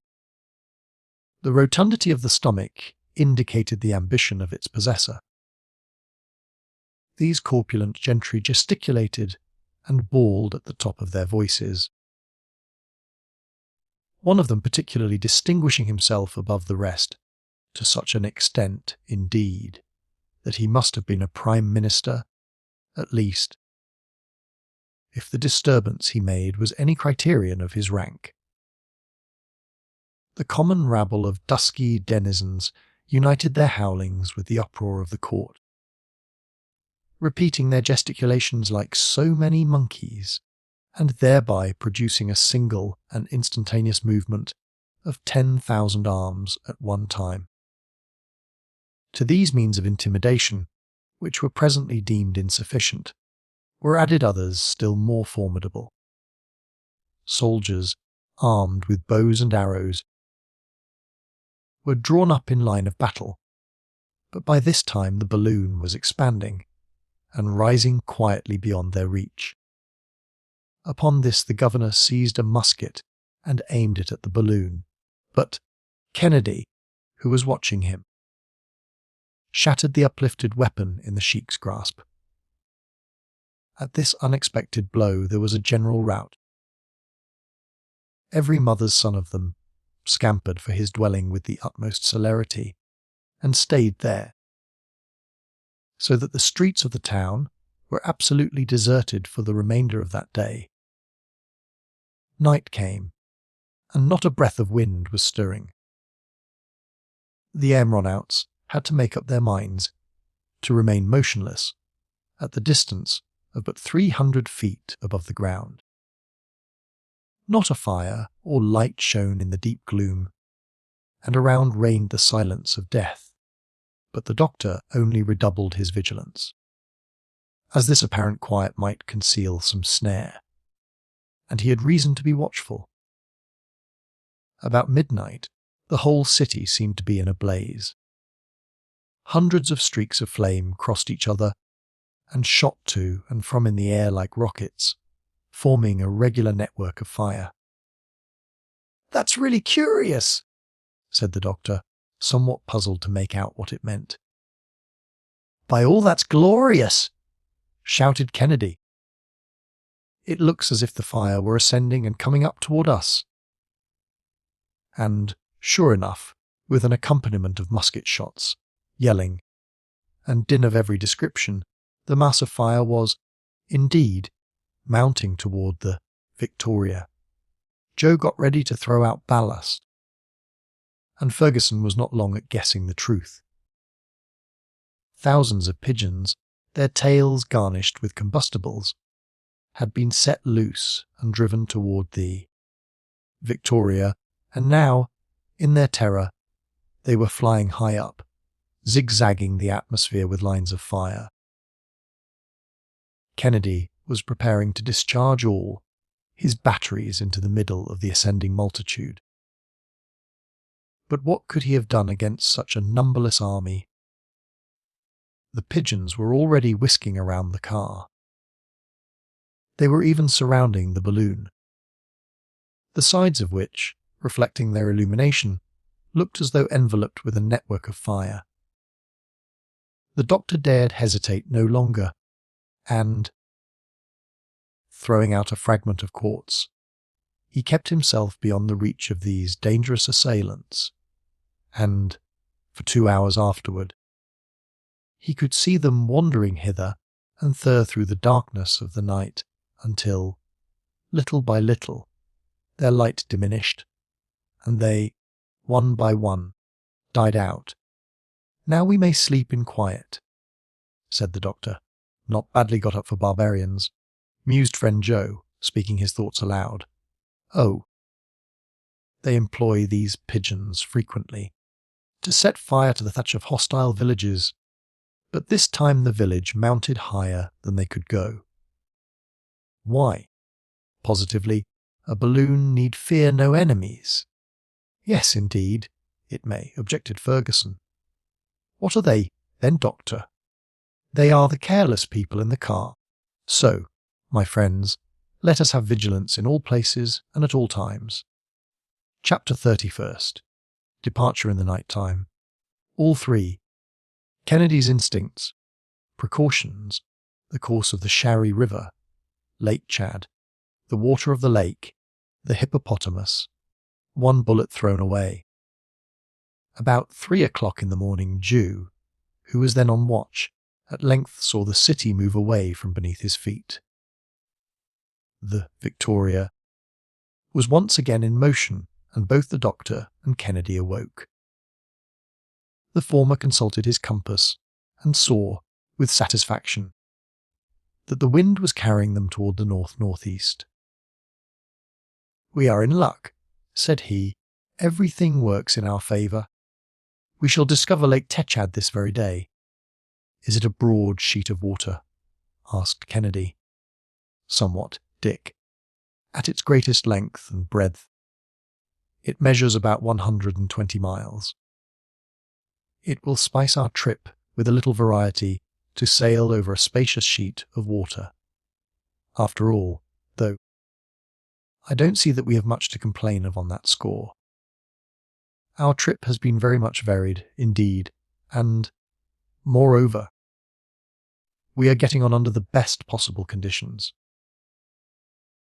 Unquestionably so, excepting those privations on the desert, we have encountered no serious danger. It is not to be denied that our noble balloon has behaved wonderfully well. Today is May 12th, and we started on the 18th of April. That makes 25 days of journeying. In 10 days more we shall have reached our destination. Where is that? I do not know, but what does that signify? You are right again, Samuel.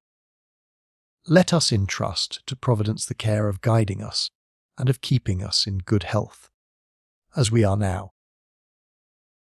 We don't look much as though we had been crossing the most pestilential country in the world. We had an opportunity of getting up in life, and that's what we have done. Hurrah for trips in the air, cried Joe. Here we are at the end of 25 days in good condition, well fed, and well rested. We've had too much rest, in fact, for my legs begin to feel rusty, and I wouldn't be vexed a bit to stretch them with a run of 30 miles or so. You can do that, Joe, in the streets of London. But in fine we set out 3 together, like Deham, Clapperton, and Overweg, like Bath, Richardson, and Vogel, and, more fortunate than our predecessors here, we are 3 in number still. But it is most important for us not to separate. If, while one of us was on the ground, the Victoria should have to ascend in order to escape some sudden danger, who knows whether we should ever see each other again? Therefore it is that I say again to Kennedy frankly that I do not like his going off alone to hunt. But still, Samuel, you will permit me to indulge that fancy a little. There is no harm in renewing our stock of provisions. Besides, before our departure, you held out to me the prospect of some superb hunting, and thus far I have done but little in the line of the Andersons and Cummings. But, my dear Dick, your memory fails you, or your modesty makes you forget your own exploits. It really seems to me that, without mentioning small game, you have already an antelope, an elephant, and 2 lions on your conscience. But what's all that to an African sportsman who sees all the animals in creation strutting along under the muzzle of his rifle? There! Look at that troop of giraffes! Those giraffes, roared Joe. Why, they're not as big as my fist, because we are 1,000 feet above them. But close to them you would discover that they are 3 times as tall as you are.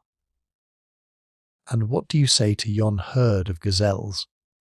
And those ostriches that run with the speed of the wind, resumed Kennedy. Those ostriches, remonstrated Joe again. Those are chickens, and the greatest kind of chickens. Come, Doctor, can't we get down nearer to them? Pleaded Kennedy. We can get closer to them, Dick, but we must not land. And what good will it do you to strike down those poor animals when they can be of no use to you? Now, if the question were to destroy a lion, a tiger, a cat, a hyena, I could understand it, but to deprive an antelope or a gazelle of life, to no other purpose than the gratification of your instincts as a sportsman, seems hardly worth the trouble. But, after all, my friend, we are going to keep at about 100 feet only from the soil, and, should you see any ferocious wild beast, oblige us by sending a ball through its heart.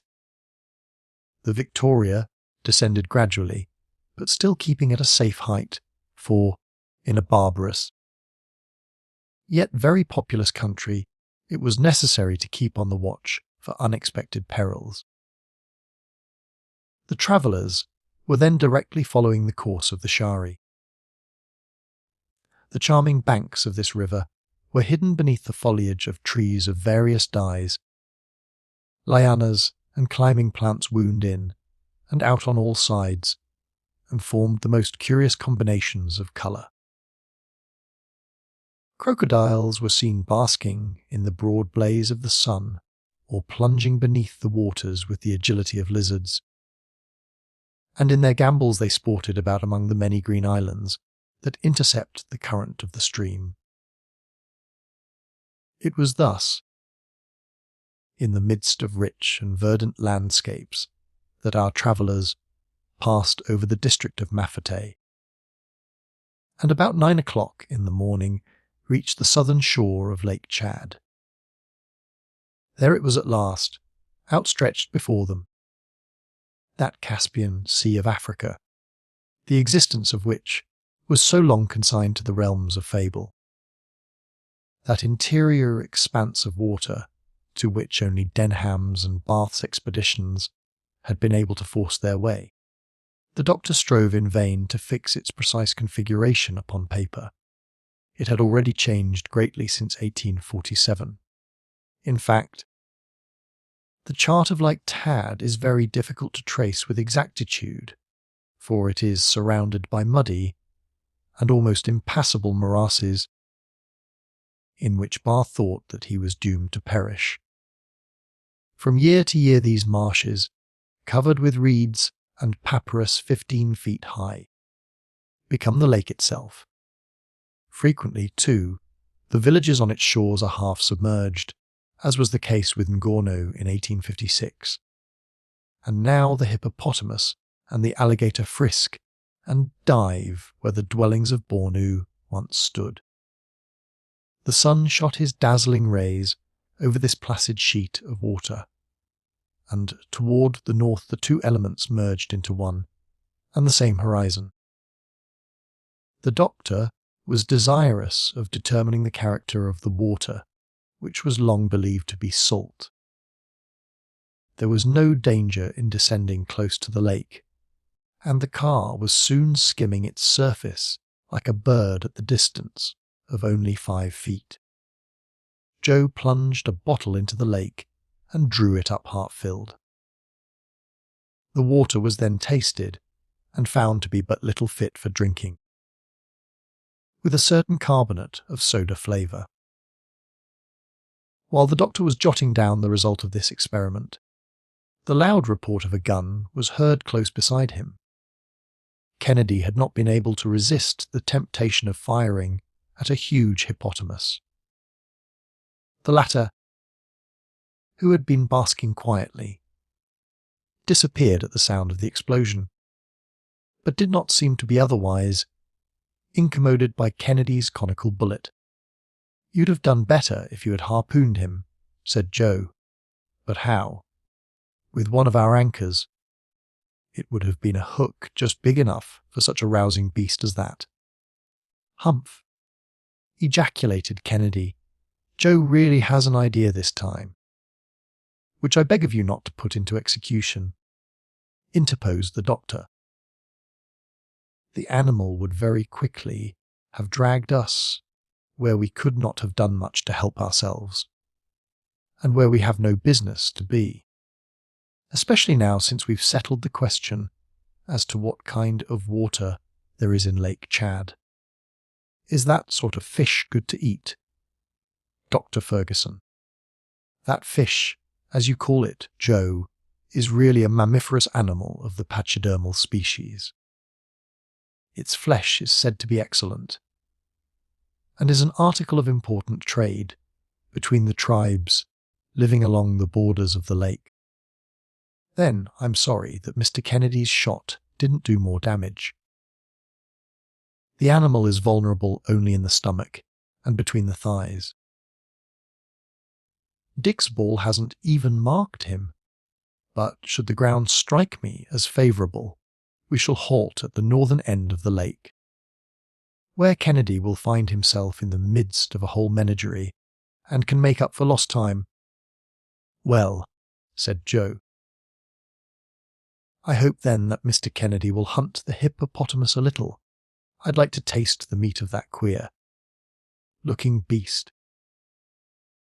It doesn't look exactly natural to get away into the centre of Africa, to feed on snipe and partridge, just as if we were in England." The chapter 32nd, the capital of Bornou, the islands of the Bidyomas, the Condas, the doctor's anxieties, his precautions, an attack in mid-air, the balloon covering torn, the fall, sublime self-sacrifice, the northern coast of the lake, since its arrival at Lake Tkad. The balloon had struck a current that edged it farther to the westward. A few clouds tempered the heat of the day, and, besides, a little air could be felt over this vast expanse of water. But about 1 o'clock, the Victoria, having slanted across this part of the lake, again advanced over the land for a space of 7 or 8 miles. The doctor, who was somewhat vexed at first at this turn of his course, no longer thought of complaining when he caught sight of the city of Kuka, the capital of Bornou. He saw it for a moment, encircled by its walls of white clay, and a few rudely constructed mosques rising clumsily above that conglomeration of houses that look like playing dice, which form most Arab towns, in the courtyards of the private dwellings, and on the public squares, grew palms and caoutchouc, trees topped with a dome of foliage more than 100 feet in breadth.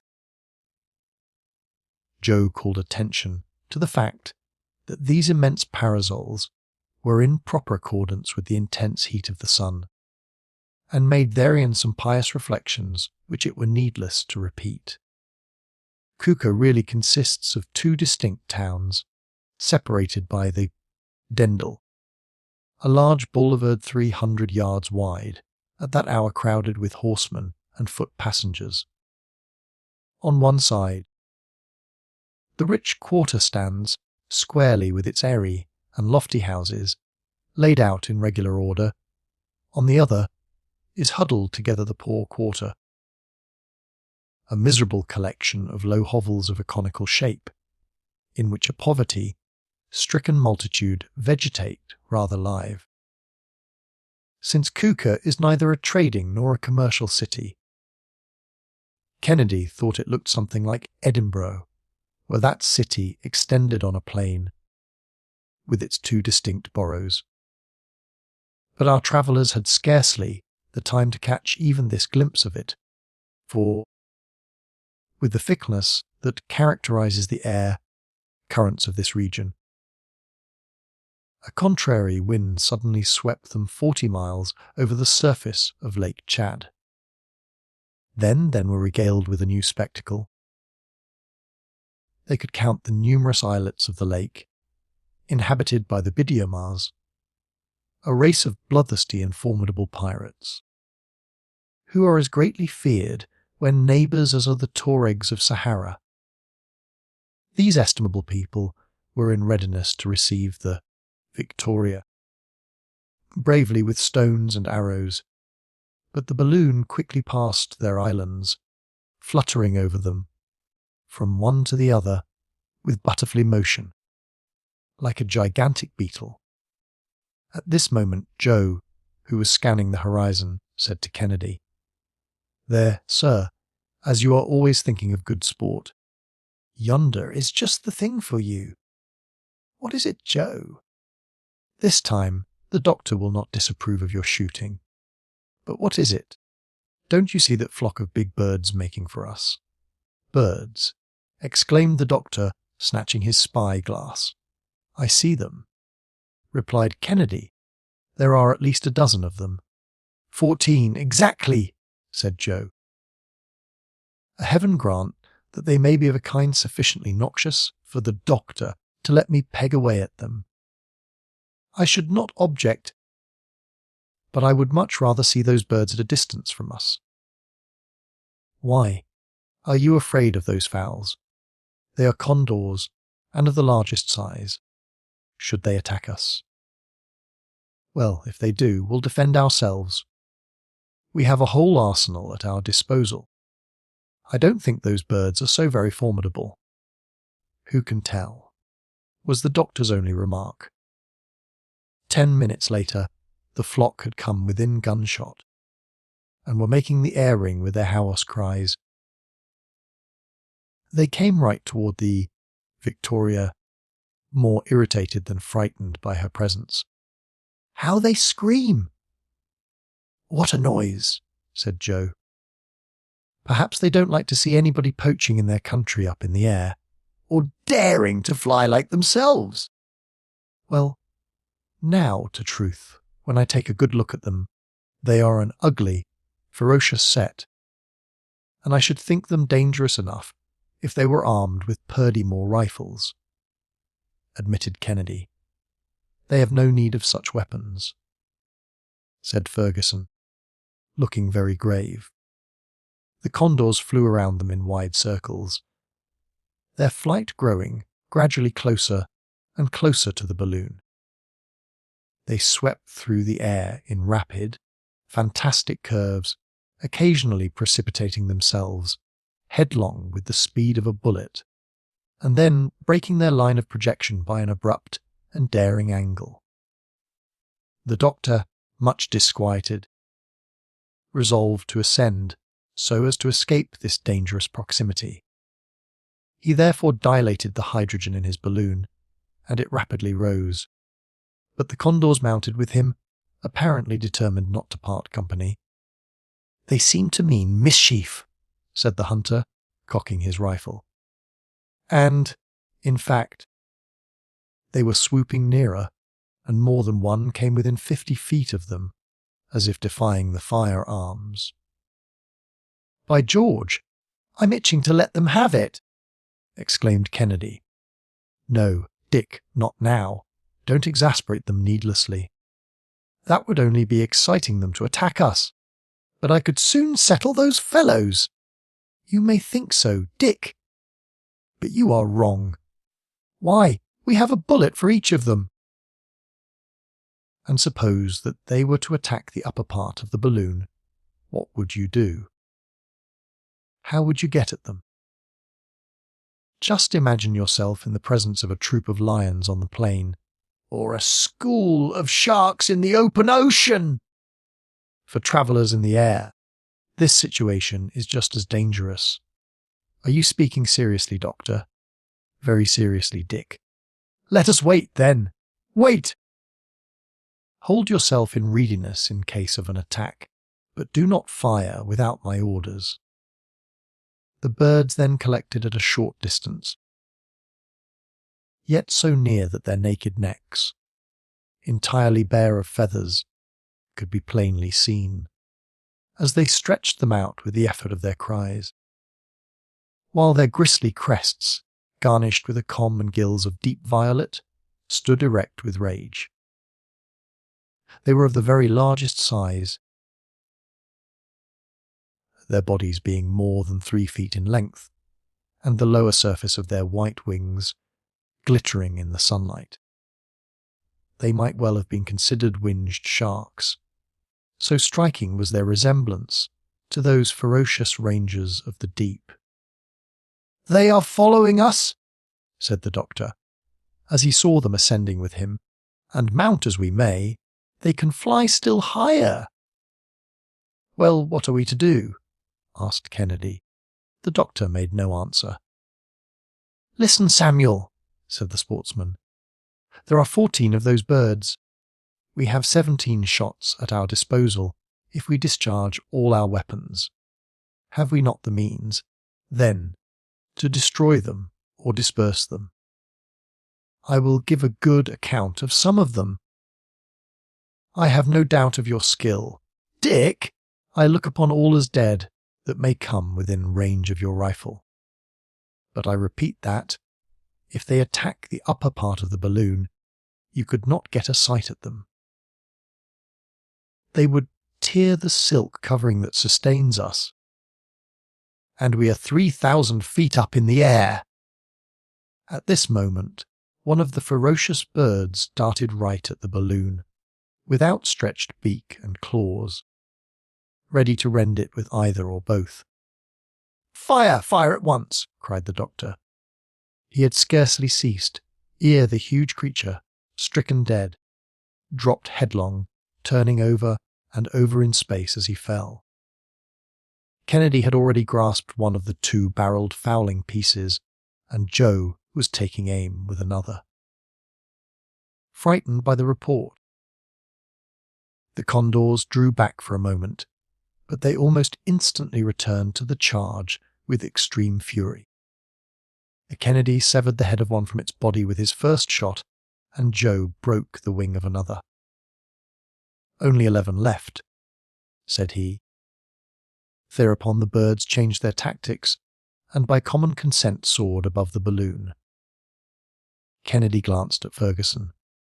The latter, in spite of his imperturbability, grew pale. Then ensued a moment of terrifying silence. In the next they heard a harsh tearing noise, as of something rending the silk, and the car seemed to sink from beneath the feet of our 3 aimronauts. "We are lost!" exclaimed Ferguson, glancing at the barometer, which was now swiftly rising. "Over with the ballast!" he shouted. "Over with it!" And in a few seconds the last lumps of quartz had disappeared. "We are still falling! Empty the water tanks! Do you hear me, Joe?" "We are pitching into the lake," Joe obeyed. The doctor leaned over and looked out. The lake seemed to come up toward him like a rising tide. Every object around grew rapidly in size while they were looking at it. The car was not 200 feet from the surface of Lake Chad. "The provisions!" "The provisions!" cried the doctor, and the box containing them was launched into space.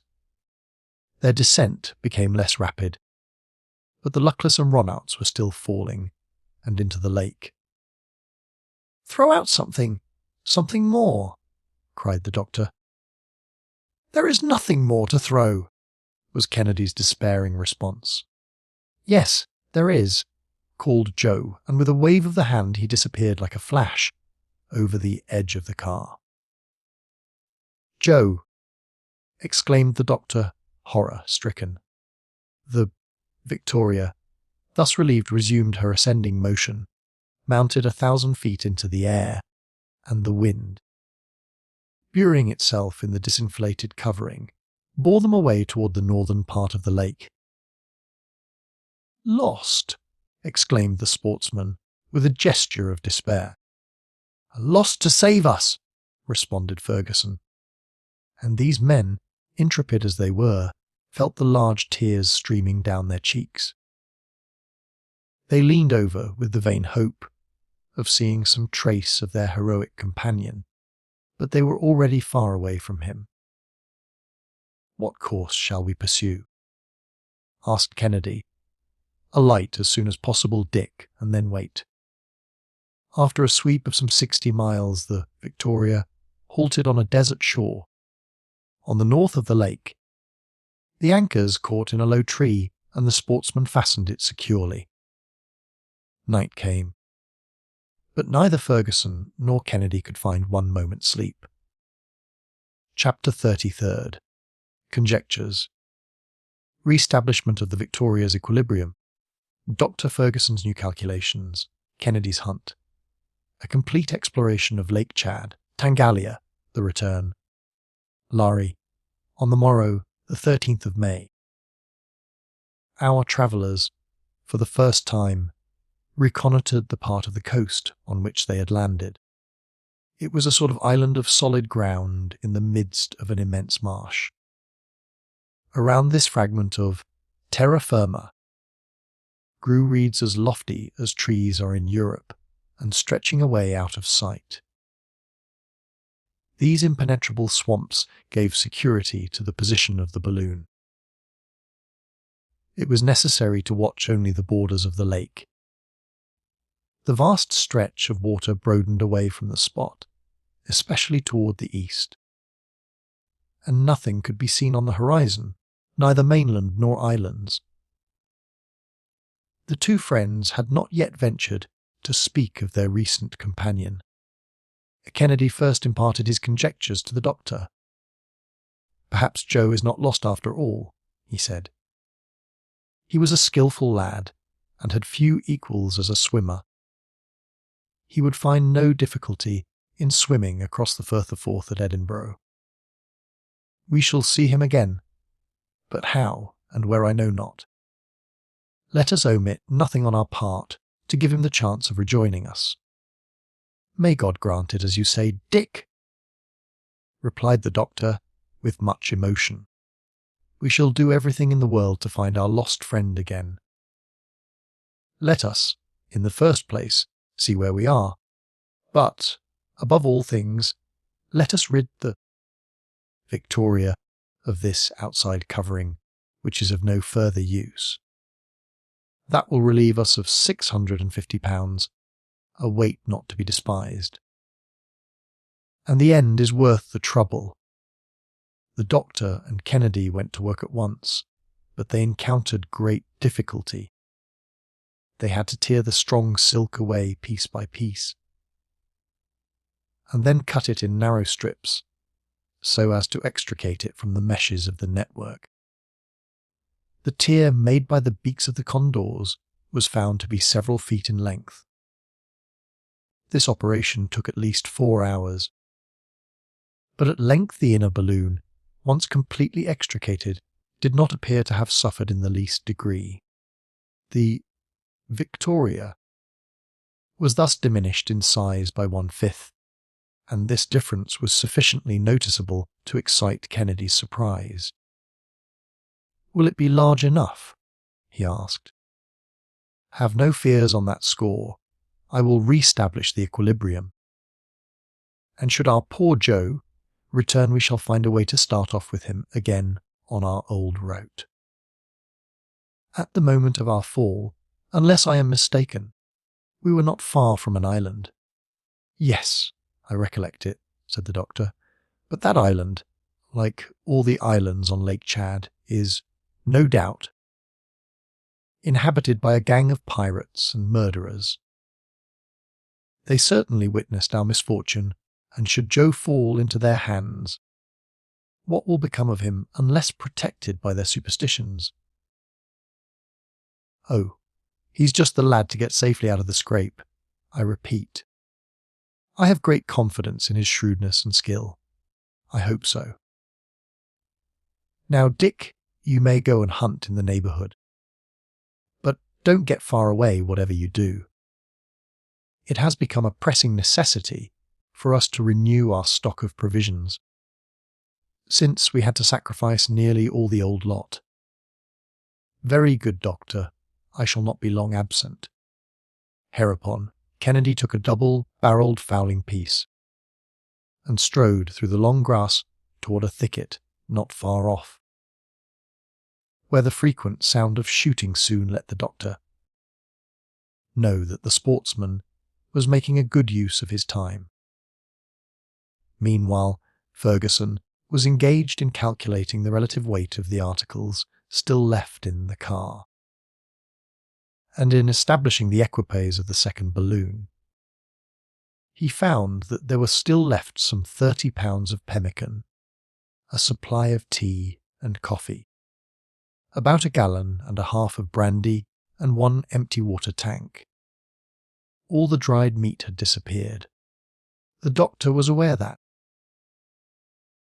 by the loss of the hydrogen in the first balloon, the ascensional force at his disposal was now reduced to about 900 pounds.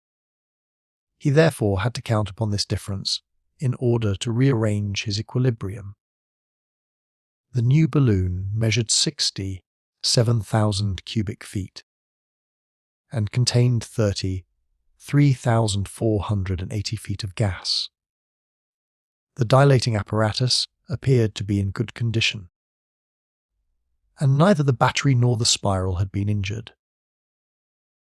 The ascensional force of the new balloon was then about 3,000 pounds, and, in adding together the weight of the apparatus, of the passengers, of the stock of water, of the car and its accessories, and putting aboard 50 gallons of water and 100 pounds of fresh meat, the doctor got a total weight of 2,830 pounds. He could then take with him 170 pounds of ballast for unforeseen emergencies, and the balloon would be in exact balance with the surrounding atmosphere. His arrangements were completed accordingly, and he made up for Joe's weight with a surplus of ballast. He spent the whole day in these preparations, and the latter were finished when Kennedy returned. The hunter had been successful and brought back a regular cargo of geese, wild duck, snipe, teal, and plover. He went to work at once to draw and smoke the game. Each piece, suspended on a small, thin skewer, was hung over a fire of green wood. When they seemed in good order, Kennedy, who was perfectly at home in the business, packed them away in the car. On the morrow, the hunter was to complete his supplies. Evening surprised our travellers in the midst of this work. Their supper consisted of pemmican, biscuit, and tea, and fatigue, after having given them appetite, brought them sleep. Each of them strained eyes and ears into the groom during his watch, sometimes fancying that they heard the voice of poor Joe, but, alas, the voice that they so longed to hear was far away. At the first streak of day, the doctor aroused Kennedy. "I have been long and carefully considering what should be done," said he, to find our companion. "Whatever your plan may be, doctor, it will suit me. Speak. Above all things, it is important that Joe should hear from us in some way. Undoubtedly. Suppose the brave fellow should take it into his head that we have abandoned him. He knows us too well for that. Such a thought would never come into his mind. But he must be informed as to where we are. How can that be managed? We shall get into our car and be off again through the air. But, should the wind bear us away, happily, it will not. See Dick! It is carrying us back to the lake, and this circumstance, which would have been vexatious yesterday, is fortunate now. Our efforts, then, will be limited to keeping ourselves above that vast sheet of water throughout the day. Joe cannot fail to see us, and his eyes will be constantly on the lookout in that direction. Perhaps he will even manage to let us know the place of his retreat.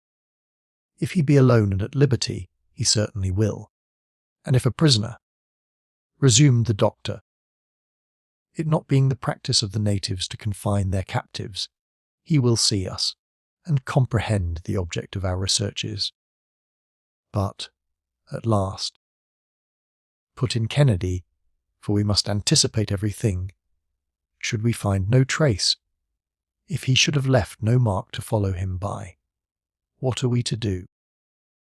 We shall endeavour to regain the northern part of the lake, keeping ourselves as much in sight as possible. There we'll wait. We'll explore the banks. We'll search the water's edge, for Joe will assuredly try to reach the shore, and we will not leave the country without having done everything to find him. "Let us set out, then," said the hunter.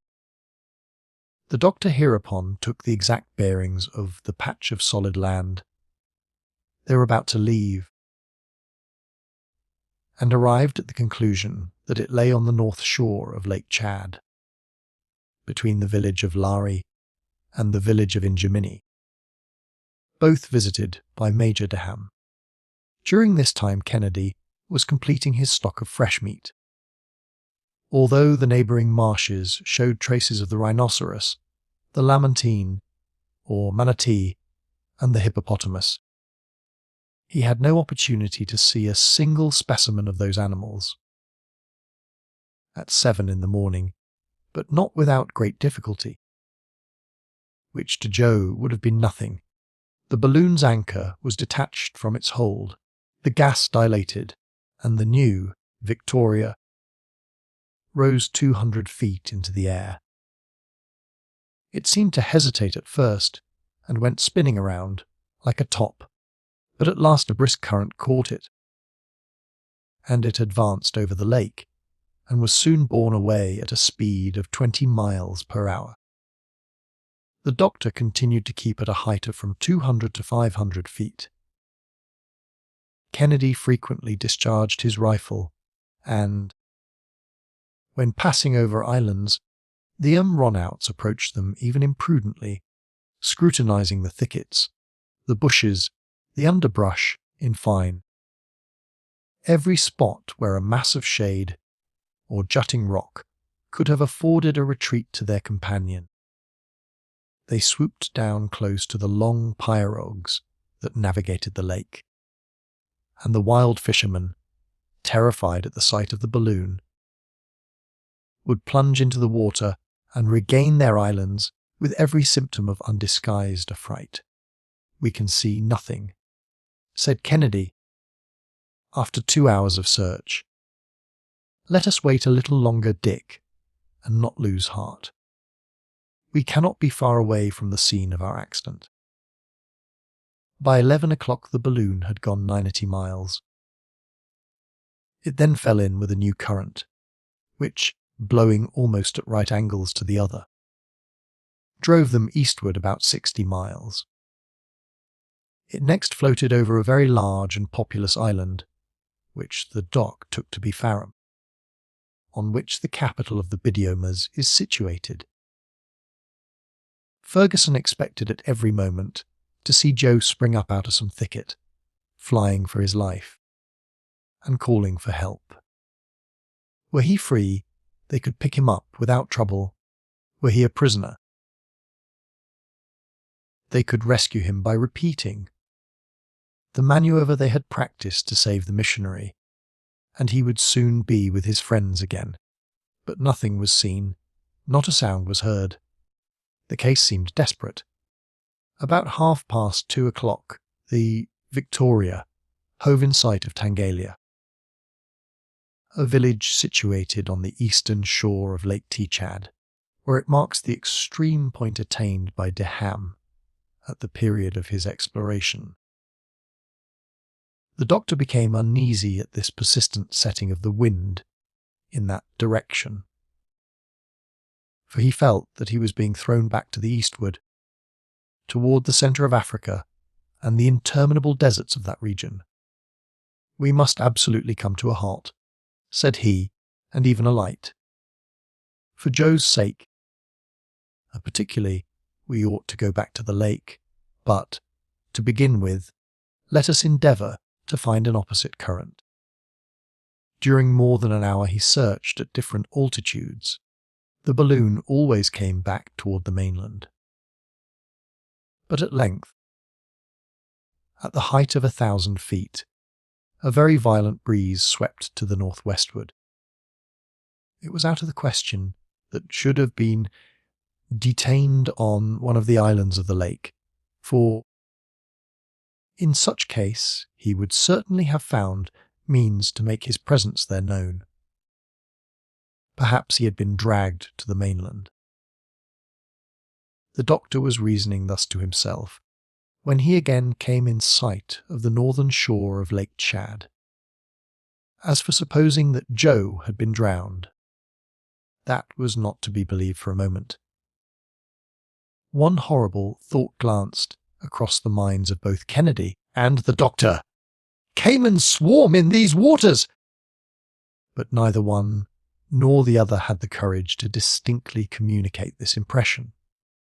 However, it came up to them so forcibly at last that the doctor said, without further preface, "Crocodiles are found only on the shores of the islands or of the lake, and Joe will have skill enough to avoid them. Besides, they are not very dangerous, and the Africans bathe with impunity and quite fearless of their attacks." Kennedy made no reply. He preferred keeping quiet to discussing this terrible possibility. The doctor made out the town of Lari about 5 o'clock in the evening. The inhabitants were at work gathering in their cotton crop in front of their huts, constructed of woven reeds, and standing in the midst of clean and neatly kept enclosures. This collection of about 50 habitations occupied a slight depression of the soil, in a valley extending between two low mountains. The force of the wind carried the doctor farther onward than he wanted to go, but it changed a second time and bore him back exactly to his starting point on the sort of enclosed island where he had passed the preceding night. The anchor, instead of catching the branches of the tree, took hold in the masses of reeds mixed with the thick mud of the marshes, which offered considerable resistance. The doctor had much difficulty in restraining the balloon, but at length the wind died away with the setting in of nightfall, and the two friends kept watch together in an almost desperate state of mind. Chapter 34. The Hurricane, a Forced Departure, Loss of an Anchor, Melancholy Reflections, the Resolution Adopted, the Sandstorm, the Buried Caravan, a contrary yet favourable wind, the return southward, Kennedy at his post. At 3 o'clock in the morning the wind was raging. It beat down with such violence that the Victoria could not stay near the ground without danger. It was thrown almost flat over upon its side, and the reeds chafed the silk so roughly that it seemed as though they would tear it. "We must be off, Dick," said the doctor. "We cannot remain in this situation."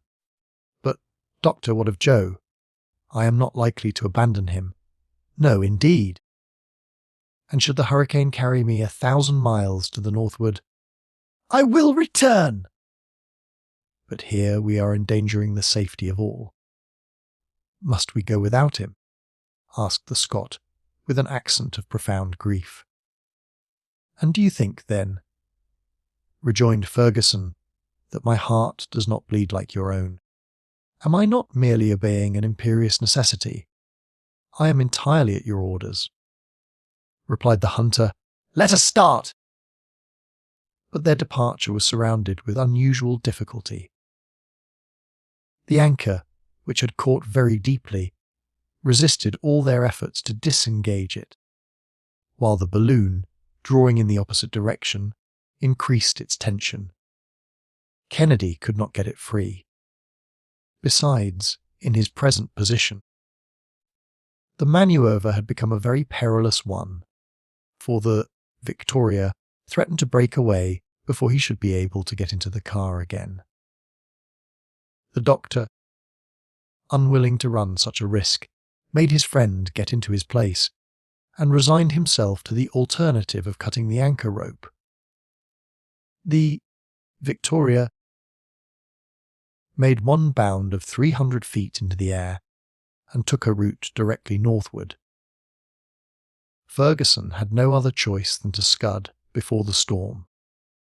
He folded his arms, and soon became absorbed in his own melancholy reflections. After a few moments of profound silence, he turned to Kennedy, who sat there no less taciturn. "We have, perhaps, been tempting Providence," said he. "It does not belong to man to undertake such a journey." And a sigh of grief escaped him as he spoke. "It is but a few days," replied the sportsman, "since we were congratulating ourselves upon having escaped so many dangers." All three of us were shaking hands. Poor Joe! Kindly and excellent disposition. Brave and candid heart. Dazzled for a moment by his sudden discovery of wealth, he willingly sacrificed his treasures. And now he is far from us, and the wind is carrying us still farther away with resistless speed. Come, Doctor.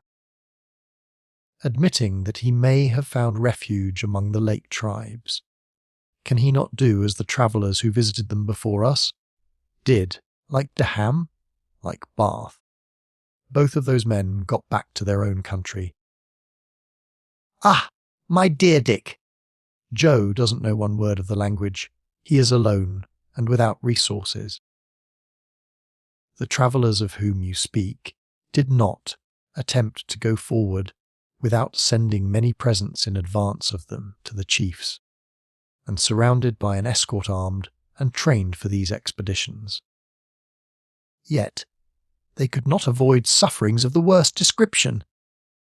What then can you expect the fate of our companion to be? It is horrible to think of, and this is one of the worst calamities that it has ever been my lot to endure. But we'll come back again, Doctor! Come back, Dick! Yes. If we have to abandon the balloon, if we should be forced to return to Lake Chad on foot and put ourselves in communication with the Sultan of Bornou, the Arabs cannot have retained a disagreeable remembrance of the first Europeans. I will follow you, Doctor, replied the hunter with emphasis. You may count upon me. We would rather give up the idea of prosecuting this journey than not return. Joe forgot himself for our sake. We will sacrifice ourselves for his. This resolve revived some hope in the hearts of these two men. They felt strong in the same inspiration. Ferguson forthwith set everything at work to get into a contrary current. That might bring him back again to Lake Chad. But this was impracticable at that moment, and even to alight was out of the question on ground completely bare of trees. And with such a hurricane blowing, the Victoria thus passed over the country of the Talabas, crossed the Bilad el Djerid, a desert of briers that forms the border of the Soudan, and advanced into the desert of sand, streaked with the long tracks of the many caravans that pass and repass there. The last line of vegetation was speedily lost in the dim southern horizon, not far from the principal oasis in this part of Africa, whose 50 wells are shaded by magnificent trees, but it was impossible to stop. An Arab encampment, tents of striped stuff, some camels, are stretching out their viper like heads and necks along the sand, gave life to this solitude, but the Victoria sped by like a shooting star, and in this way traversed a distance of 60 miles in 3 hours, without Ferguson being able to check or guide her course. We cannot halt. We cannot alight, said the doctor. Not a tree, not an inequality of the ground. Are we then to be driven clear across Sahara? Surely. Heaven is indeed against us. He was uttering these words with a sort of despairing rage, when suddenly he saw the desert sands rising aloft in the midst of a dense cloud of dust, and go whirling through the air, impelled by opposing currents. Amid this tornado, an entire caravan, disorganized, broken, and overthrown, was disappearing beneath an avalanche of sand. The camels, flung pell-mell together, were uttering dull and pitiful groans, Cries and howls of despair were heard issuing from that dusty and stifling cloud, and, from time to time, a party-coloured garment cut the chaos of the scene with its vivid hues, and the moaning and shrieking sounded over all. A terrible accompaniment to this spectacle of destruction. Along the sand had accumulated in compact masses, and there, where so recently stretched a level plain as far as the eye could see, rose now a ridgy line of hillocks, still moving from beneath, the vast tomb of an entire caravan. The doctor and Kennedy, pallid with emotion, sat transfixed by this fearful spectacle. They could no longer manage their balloon, which went whirling round and round in contending currents, and refused to obey the different dilations of the gas. Caught in these eddies of the atmosphere, it spun about with a rapidity that made their heads reel, while the car oscillated and swung to and from violently at the same time. The instruments suspended under the awning clattered together, as though they would be dashed to pieces. The pipes of the spiral bent to and fro, threatening to break at every instant, and the water tanks jostled and jarred with tremendous din. Although but 2 feet apart, our runouts could not hear each other speak, but with firmly clinched hands they clung convulsively to the cordage, and endeavoured to steady themselves against the fury of the tempest. Kennedy, with his hair blown wildly about his face, looked on without speaking. But the doctor had regained all his daring in the midst of this deadly peril, and not a sign of his emotion was betrayed in his countenance, even when, after a last violent twirl, the Victoria stopped suddenly in the midst of a most unlooked-for calm. The north wind had abruptly got the upper hand, and now drove her back with equal rapidity over the route she had traversed in the morning. "Whither are we going now?" cried Kennedy. "Let us leave that to Providence. My dear Dick, I was wrong in doubting it. It knows better than we, and here we are, returning to places that we had expected never to see again." The surface of the country, which had looked so flat and level when they were coming, now seemed tossed and uneven, like the ocean billows after a storm, a long succession of hillocks that had scarcely settled to their places yet. Indented the desert, the wind blew furiously, and the balloon fairly flew through the atmosphere. The direction taken by our runouts differed somewhat from that of the morning, and thus about 9 o'clock, instead of finding themselves again near the borders of Lake Tetchad, they saw the desert still stretching away before them. Kennedy remarked the circumstance. "It matters little," replied the doctor. "The important point is to return southward. We shall come across the towns of Bornou, Woody, or Kuka, and I should not hesitate to halt there. If you are satisfied, I am content," replied the Scot, "but heaven grant that we may not be reduced to cross the desert, as those unfortunate Arabs had to do." "What we saw was frightful!" "It often happens, Dick. These trips across the desert are far more perilous than those across the ocean.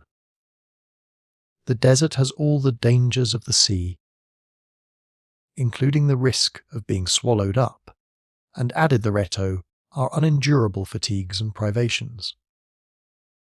I think the wind shows some symptoms of moderating. The sand dust is less dense, the undulations of the surface are diminishing, and the sky is growing clearer. So much the better.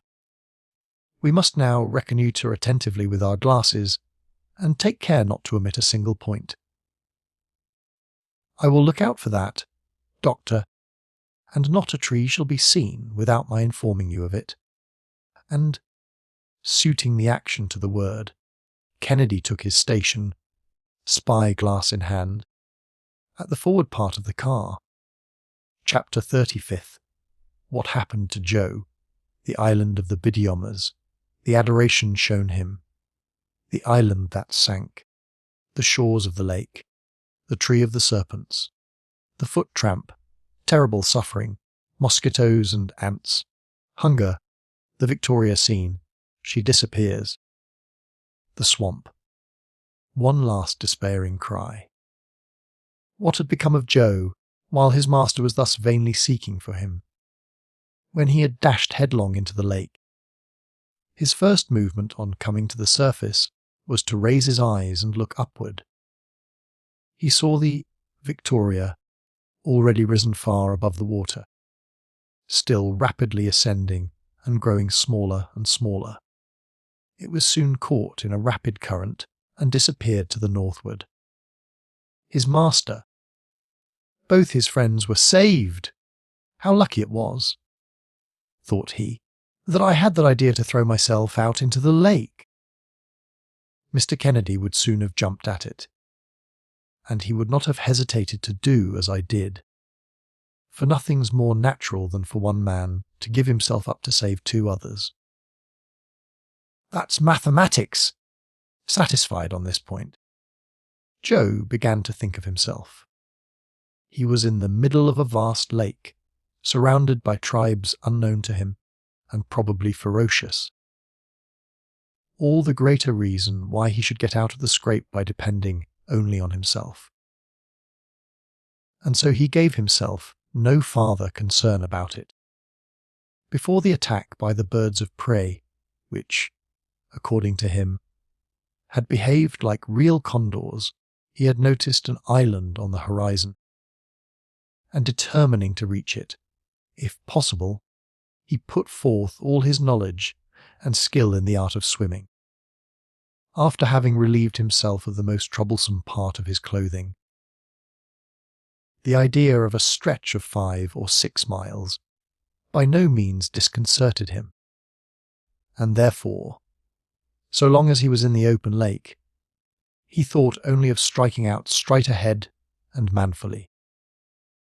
In about an hour and a half the distance between him and the island had greatly diminished. But as he approached the land, a thought, at first fleeting and then tenacious, arose in his mind. He knew that the shores of the lake were frequented by huge alligators, and was well aware of the voracity of those monsters. Now, no matter how much he was inclined to find everything in this world quite natural, the worthy fellow was no little disturbed by this reflection. He feared greatly lest white flesh like his might be particularly acceptable to the dreaded brutes, and advanced only with extreme precaution. His eyes on the alert on both sides, and all around him. At length, he was not more than 100 yards from a bank, covered with green trees, when a puff of air strongly impregnated with a musky odour reached him. "There," said he to himself, "just what I expected. The crocodile isn't far off." With this he dived swiftly, but not sufficiently so to avoid coming into contact with an enormous body, the scaly surface of which scratched him as he passed. He thought himself lost and swam with desperate energy.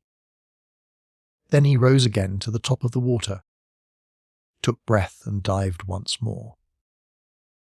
This passed a few minutes of unspeakable anguish, which all his philosophy could not overcome, for he thought, all the while, that he heard behind him the sound of those huge jaws, ready to snap him up forever.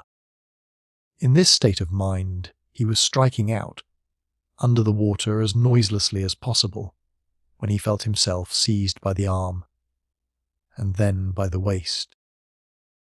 "Poor Joe!"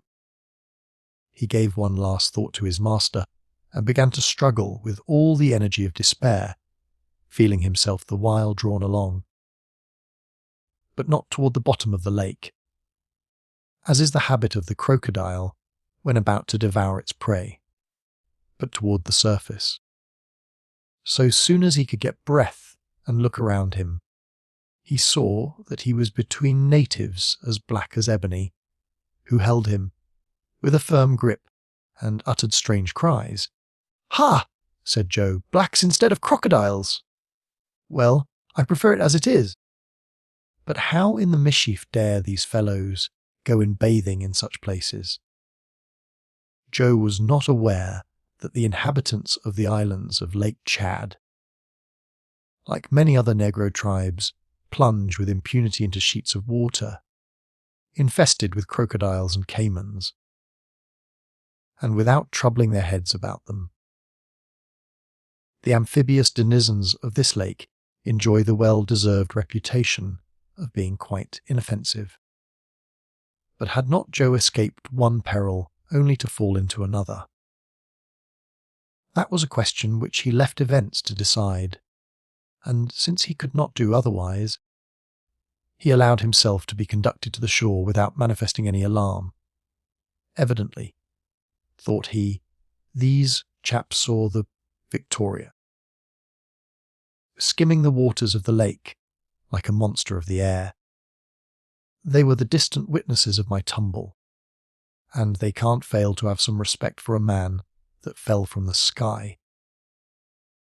Let them have their own way then. Joe was at this stage of his meditations when he was landed amid a yelling crowd of both sexes, and all ages and sizes, but not of all colours.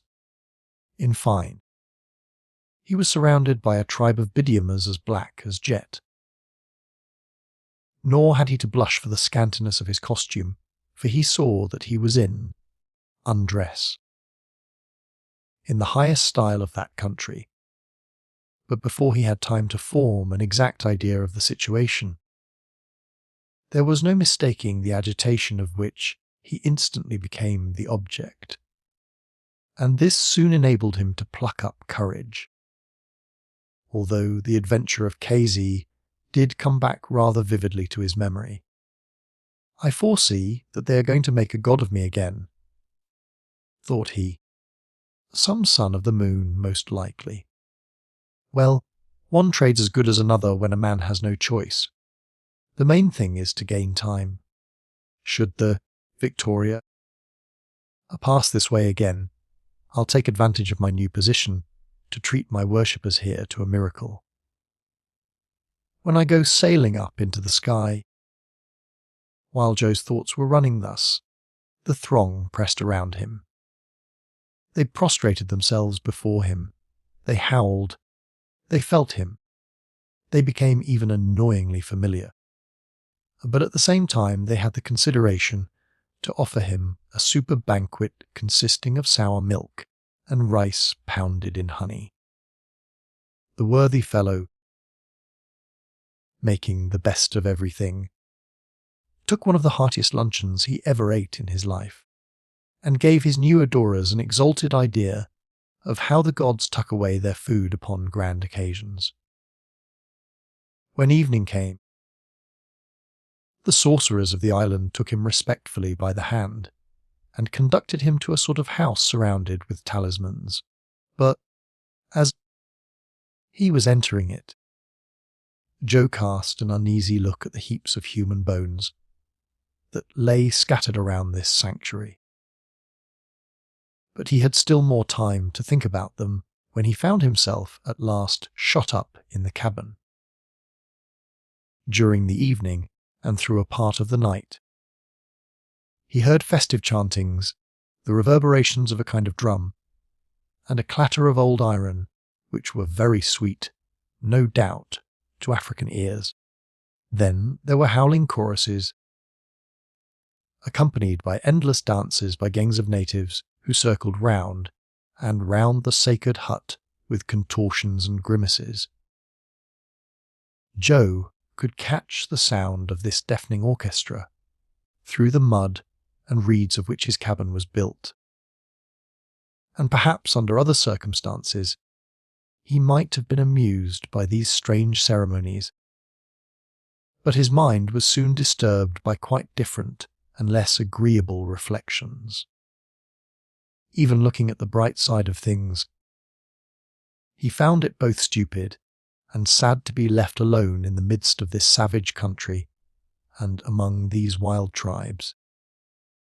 Few travellers who had penetrated to these regions had ever again seen their native land. Moreover, could he trust to the worship of which he saw himself the object? He had good reason to believe in the vanity of human greatness, and he asked himself whether, in this country, adoration did not sometimes go to the length of eating the object adored. But, notwithstanding this rather perplexing prospect, after some hours of meditation, fatigue got the better of his gloomy thoughts, and Joe fell into a profound slumber, which would have lasted no doubt until sunrise, had not a very unexpected sensation of dampness awakened the sleeper. Ere long this dampness became water, and that water gained so rapidly that it had soon mounted to Joe's waist. "What can this be?" said he. "A flood? A water spout? Or a new torture invented by these blacks? Faith, though, I'm not going to wait here till it's up to my neck." And, so saying, he burst through the frail wall with a jog of his powerful shoulder and found himself, where? In the open lake! Island there was none. It had sunk during the night. In its place, the watery immensity of Lake Chad. "A poor country for the landowners," said Joe, once more vigorously resorting to his skill in the art of natation. One of those phenomena, which are by no means unusual on Lake Chad, had liberated our brave Joe.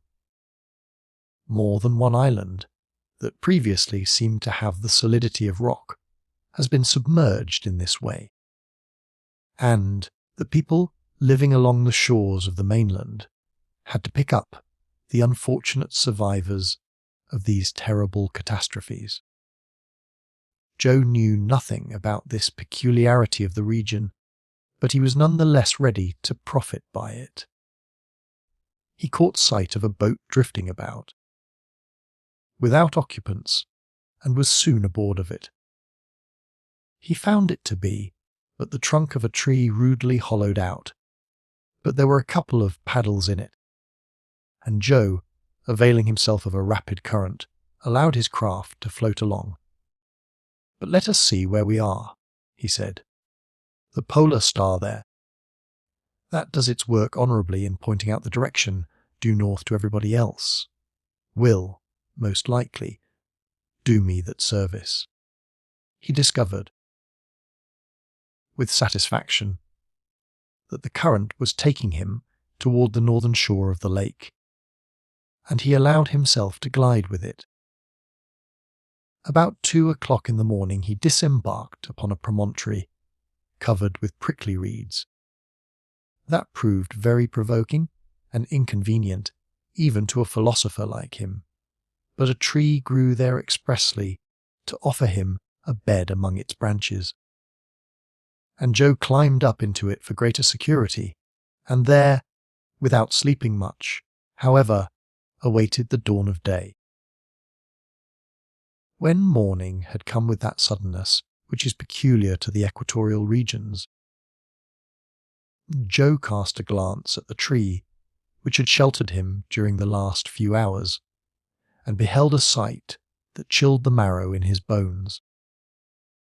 The branches of the tree were literally covered with snakes and chameleons. The foliage actually was hidden beneath their coils, so that the beholder might have fancied that he saw before him a new kind of tree that bore reptiles for its leaves and fruit. And all this horrible living mass writhed and twisted in the first rays of the morning sun. Joe experienced a keen sensation, or terror mingled with disgust, as he looked at it, and he leaped precipitately from the tree amid the hissings of these new and unwelcome bedfellows. "Now, there's something that I would never have believed," said he. He was not aware that Dr. Vogel's last letters had made known this singular feature of the shores of Lake Chad, where reptiles are more numerous than in any other part of the world. But after what he had just seen, Joe determined to be more circumspect for the future, and, taking his bearings by the sun, he set off afoot toward the northeast, avoiding with the utmost care cabins, huts, hovels, and dens of every description that might serve in any manner as a shelter for human beings. How often his gaze was turned upward to the sky. He hoped to catch a glimpse each time of the Victoria, and, although he looked vainly, during all that long, fatiguing day of sore foot travel, his confident reliance on his master remained undiminished. A great energy of character was needed to enable him thus to sustain the situation with philosophy. Hunger conspired with fatigue to crush him, for a man's system is not greatly restored and fortified by a diet of roots, the pith of plants such as the meal or the fruit of the doom palm tree. And yet, according to his own calculations, Joe was enabled to push on about 20 miles to the westward. His body bore, in scores of places, the marks of the thorns with which the lake reeds, the acacias, the mimosas, and other wild shrubbery through which he had to force his way, are thickly studded, and his torn and bleeding feet rendered walking both painful and difficult. But at length he managed to react against all these sufferings, and when evening came again, he resolved to pass the night on the shores of Lake Chad. There he had to endure the bites of myriads of insects, gnats, mosquitoes, ants half an inch long, literally covered the ground, and, in less than 2 hours, Joe had not a rag remaining of the garments that had covered him, the insects having devoured them. It was a terrible night. That did not yield our exhausted traveller an hour of sleep. During all this time the wild boars and native buffaloes, reinforced by the ajob, a very dangerous species of lamantine, carried on their ferocious revels in the bushes and under the waters of the lake, filling the night with a hideous concert. Joe dared scarcely breathe. Even his courage and coolness had hard work to bear up against so terrible a situation. At length, day came again, and Joe sprang to his feet precipitately. But judge of the loathing he felt when he saw what species of creature had shared his couch. A toad! But a toad 5 inches in length, a monstrous, repulsive specimen of vermin that sat there staring at him with huge round eyes. Joe felt his stomach revolt at the sight, and, regaining a little strength from the intensity of his repugnance, he rushed at the top of his speed and plunged into lake.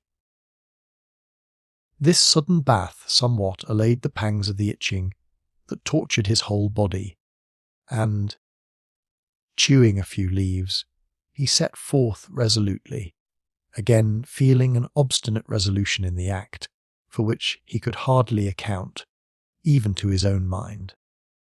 He no longer seemed to have entire control of his own acts, and, nevertheless, he felt within him a strength superior to despair.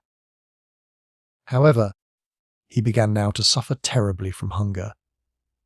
His stomach, less resigned than he was, rebelled, and he was obliged to fasten a tendril of wild vine tightly about his waist. Fortunately, he could quench his thirst at any moment, and, in recalling the sufferings he had undergone in the desert, he experienced comparative relief in his exemption from that other distressing want.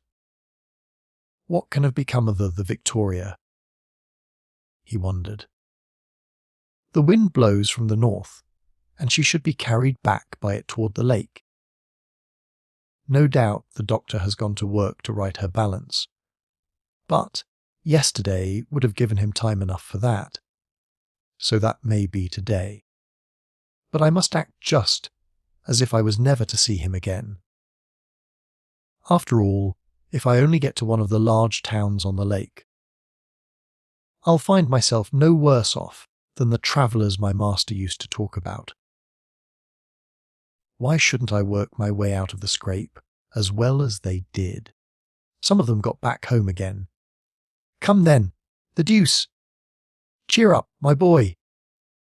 Thus talking to himself and walking on rapidly. Joe came right upon a horde of natives in the very depths of the forest, but he halted in time and was not seen by them.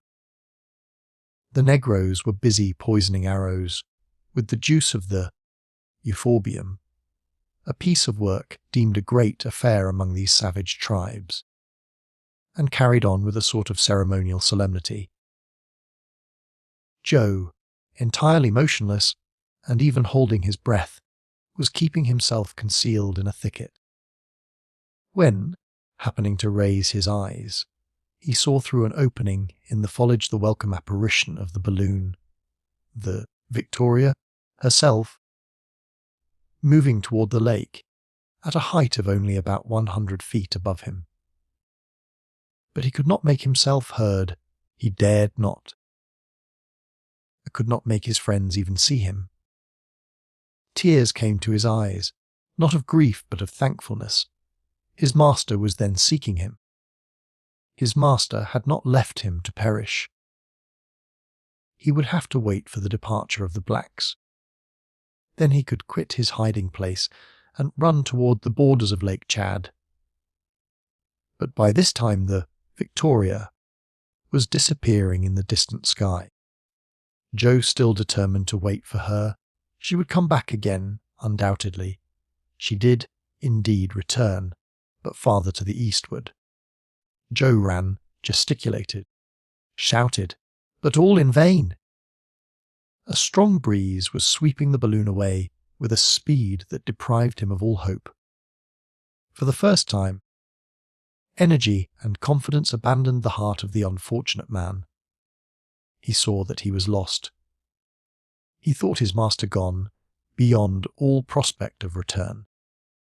He dared no longer think. He would no longer reflect.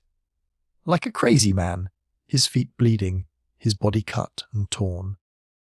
He walked on during all that day and a part of the next night. He even dragged himself along, sometimes on his knees, sometimes with his hands. He saw the moment night when all his strength would fail, and nothing would be left to him but to sink upon the ground and die. Thus working his way along, he at length found himself close to a marsh, or what he knew would soon become a marsh, for night had set in some hours before, and he fell by a sudden misstep into a thick, clinging mire. In spite of all his efforts, in spite of his desperate struggles, he felt himself sinking gradually in the swampy ooze, and in a few minutes he was buried to his waist.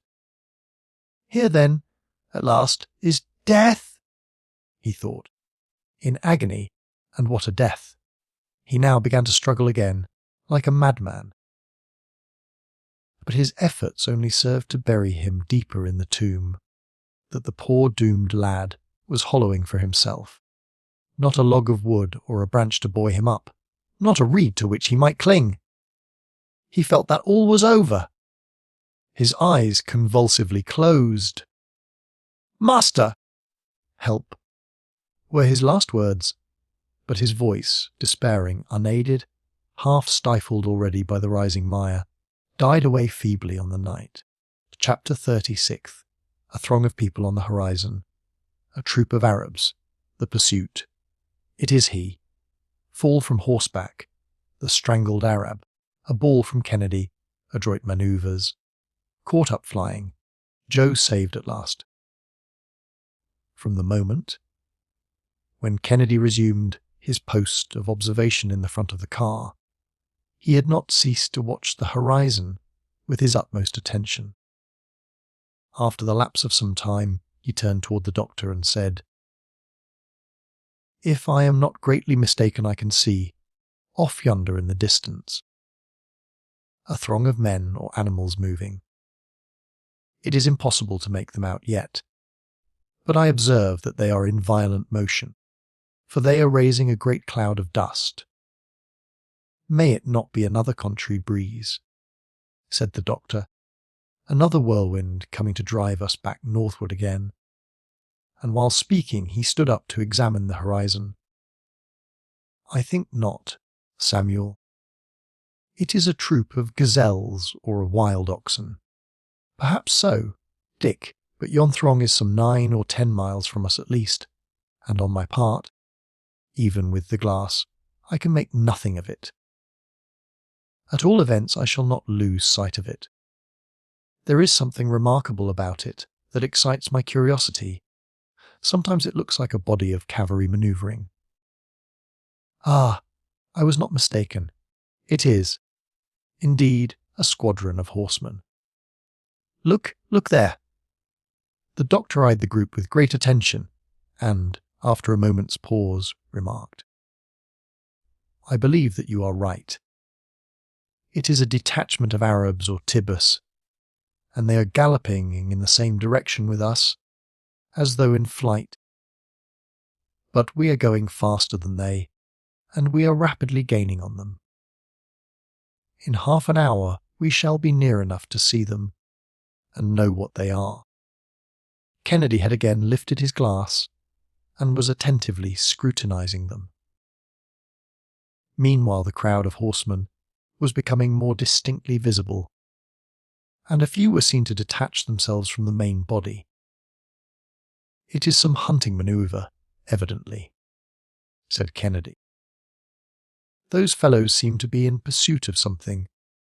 I would like to know what they are about. Patience, Dick. In a little while we shall overtake them, if they continue on the same route. We are going at the rate of 20 miles per hour, and no horse can keep up with that." Kennedy again raised his glass, and a few minutes later he exclaimed, "They are Arabs galloping at the top of their speed. I can make them out distinctly. They are about 50 in number. I can see their burnesses puffed out by the wind. It is some cavalry exercise that they are going through. Their chief is 100 paces ahead of them, and they are rushing after him at headlong speed. Whoever they may be, Dick, they are not to be feared, and then, if necessary, we can go higher. Wait, Doctor, wait a little. It's curious," said Kennedy again, after a brief pause. "But there's something going on that I can't exactly explain. By the efforts they make, and the irregularity of their line, I should fancy that those Arabs are pursuing someone, instead of following. Are you certain of that, Dick?" "Oh, yes, it's clear enough now. I am right. It is a pursuit, a hunt, but a manhunt. That is not their chief riding ahead of them, but a fugitive." "A fugitive!" exclaimed the doctor, growing more and more interested. "Yes, don't lose sight of him, and let us wait." 3 or 4 miles more were quickly gained upon these horsemen, who nevertheless were dashing onward with incredible speed. "Doctor! Doctor!"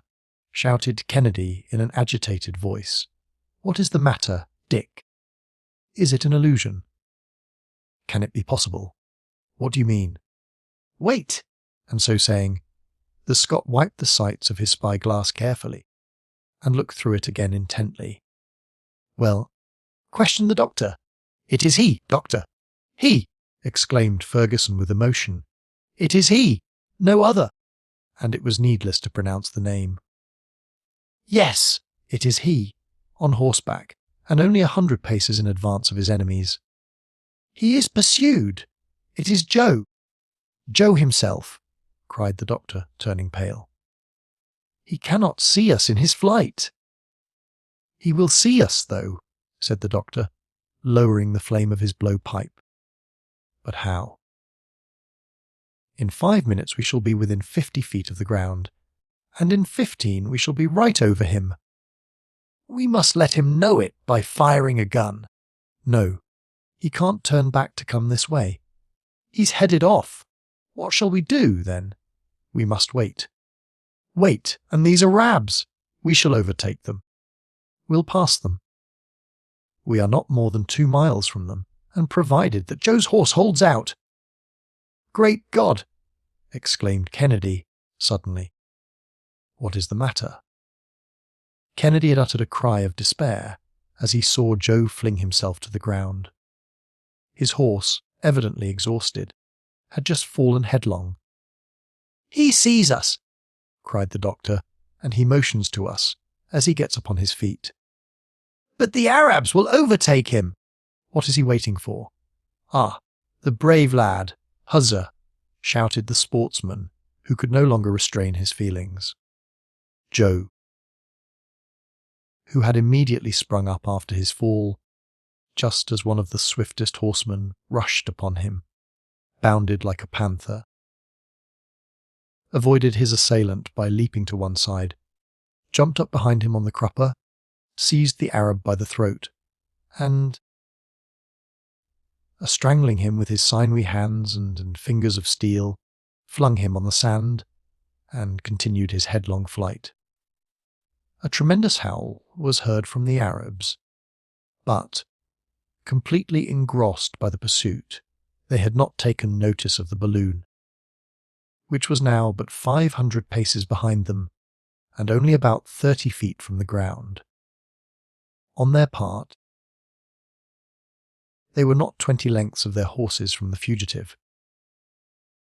One of them was very perceptibly gaining on Joe, and was about to pierce him with his lance, when Kennedy, with fixed eye and steady hand, stopped him short with a ball that hurled him to the earth.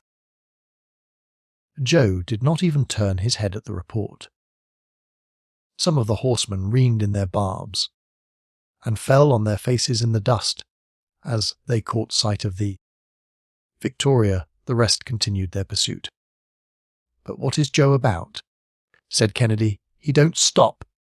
He's doing better than that Dick. I understand him. He's keeping on in the same direction as the balloon. He relies upon our intelligence. Ah, the noble fellow! We'll carry him off in the very teeth of those Arab rascals. We are not more than 200 paces from him. What are we to do? Asked Kennedy. Lay aside your rifle, Dick. And the Scot obeyed the request at once. Do you think that you can hold 150 pounds of ballast in your arms? More than that, no. That will be enough. And the doctor proceeded to pile up bags of sand in Kennedy's arms. Hold yourself in readiness in the back part of the car, and be prepared to throw out that ballast at a single effort. But, for your life, don't do so until I give the word. Be easy on that point, otherwise we should miss Joe, and he would be lost. Count upon me. The Victoria, at that moment almost commanded the troop of horsemen, who were still desperately urging their steeds at Joe's heels. The doctor, standing in the front of the car, held the ladder clear, ready to throw it at any moment. Meanwhile, Joe had still maintained the distance between himself and his pursuers, say about 50 feet. The Victoria was now ahead of the party. "Attention!"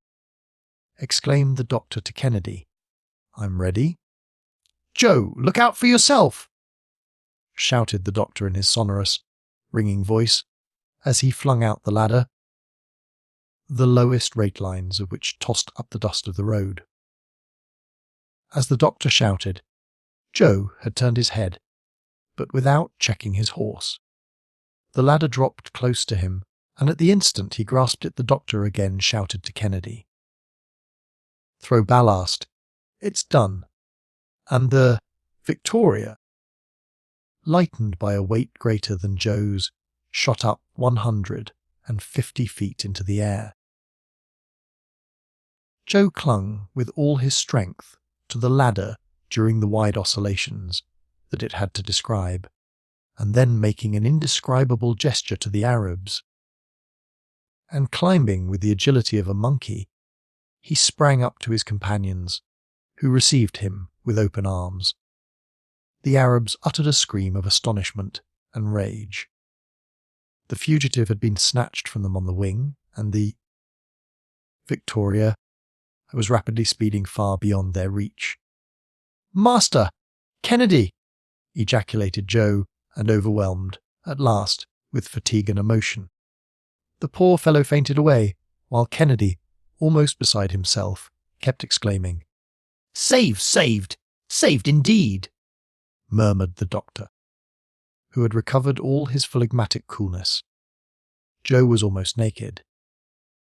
His bleeding arms, his body covered with cuts and bruises, told what his sufferings had been. The doctor quietly dressed his wounds and laid him comfortably under the awning.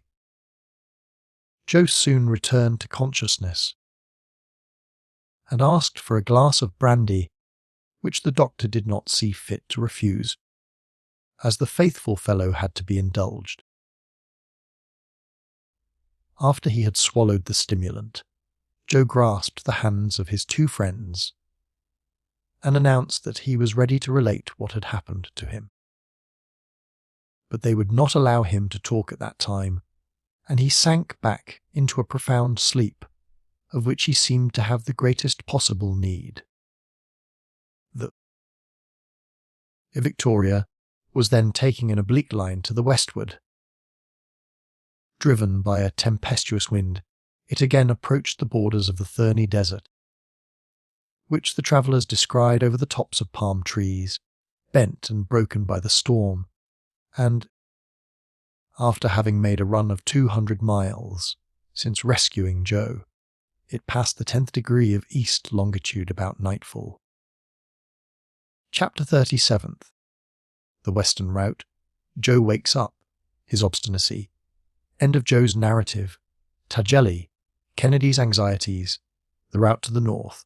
A night near Agades. During the night the wind lulled, as though reposing after the boisterousness of the day, and the Victoria remained quietly at the top of the tall sycamore. The doctor and Kennedy kept watch by turns, and Joe availed himself of the chance to sleep most sturdily for 24 hours at a stretch. "That's the remedy he needs," said Dr. Ferguson.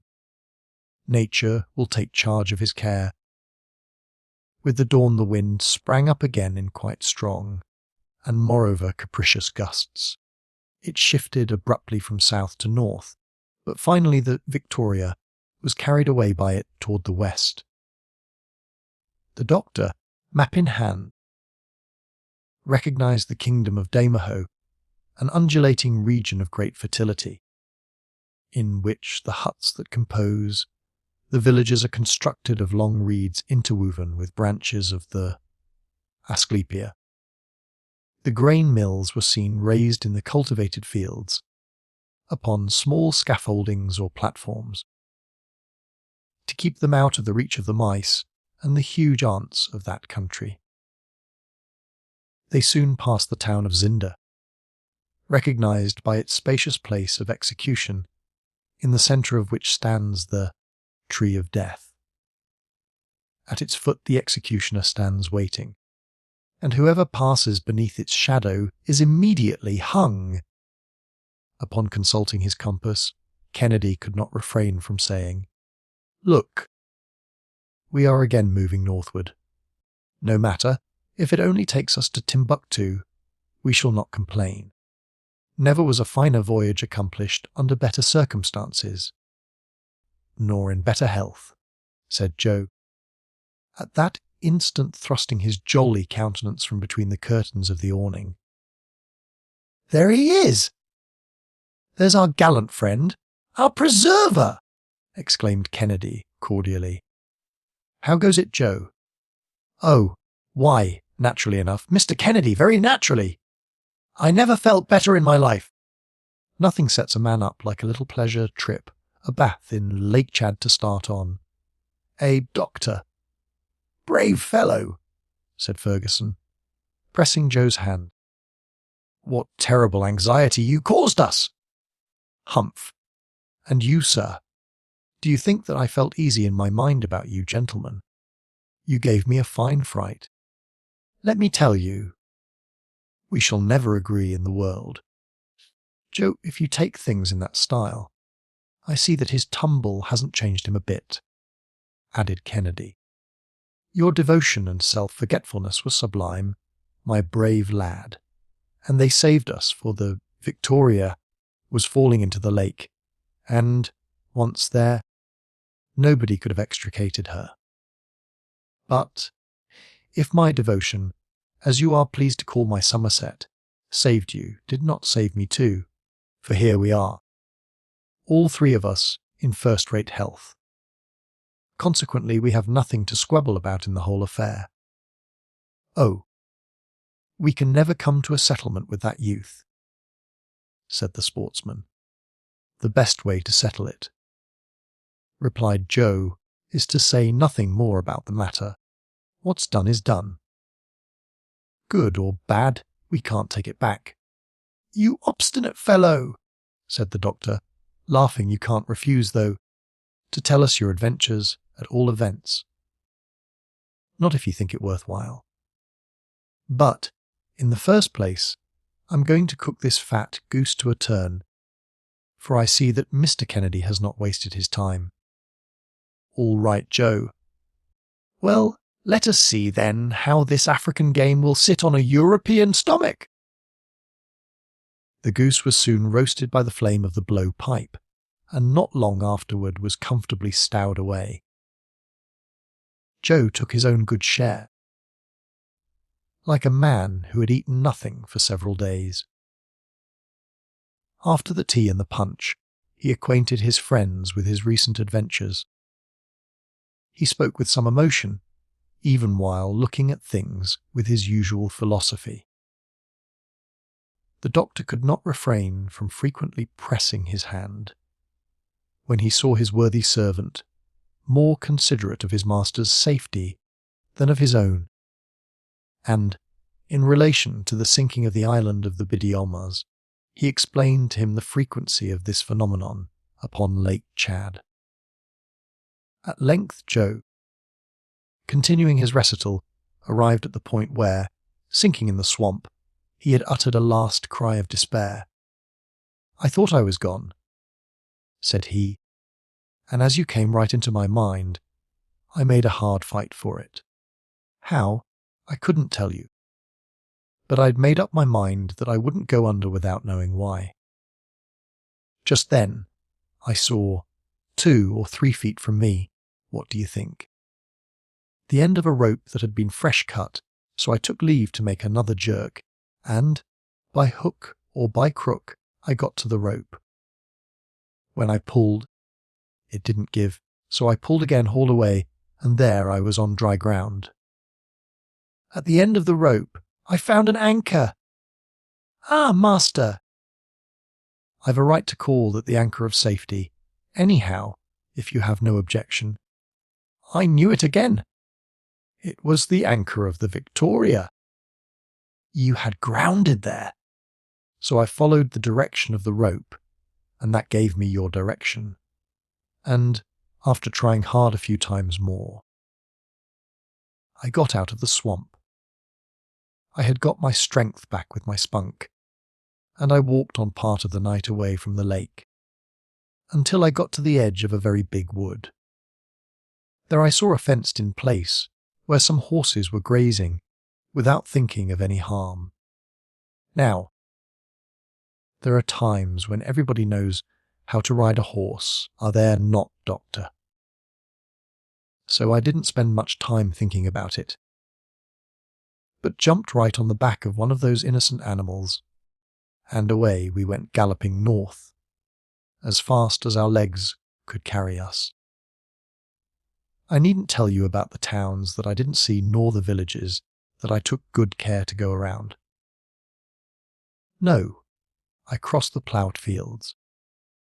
I leaped the hedges, I scrambled over the fences, I dug my heels into my nag, I thrashed him. I fairly lifted the poor fellow off his feet. At last I got to the end of the tilled land. Good! There was the desert. That suits me, said I, for I can see better ahead of me and farther too. I was hoping all the time to see the balloon tacking about and waiting for me.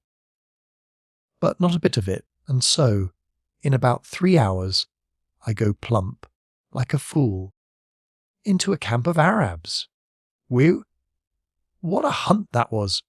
You see, Mr. Kennedy, a hunter don't know what a real hunt is until he's been hunted himself. Still, I advise him not to try it, if he can keep out of it. My horse was so tired, he was ready to drop off his legs. They were close on me. I threw myself to the ground, then I jumped up again behind an Arab. I didn't mean the fellow any harm, and I hope he has no grudge against me for choking him, but I saw you, and you know the rest. The Victoria came on at my heels, and you caught me up flying, as a circus rider does a ring. Wasn't I right in counting on you? Now, Doctor, you see how simple all that was. Nothing more natural in the world. I'm ready to begin over again, if it would be of any service to you. And besides, Master, as I said a while ago, it's not worth mentioning. My noble, gallant Joe, said the doctor, with great feeling. Heart of gold. We were not astray in trusting to your intelligence and skill. Poh, Doctor, one has only just to follow things along as they happen, and he can always work his way out of a scrape. The safest plan, you see, is to take matters as they come.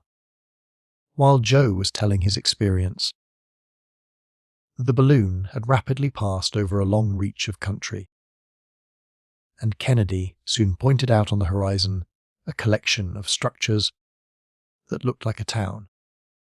The doctor glanced at his map and recognized the place as the large village of Tujeli in the Damahau country. Here, said he, we come upon Dr. Barth's route. It was at this place that he parted from his companions, Richardson and Overweg.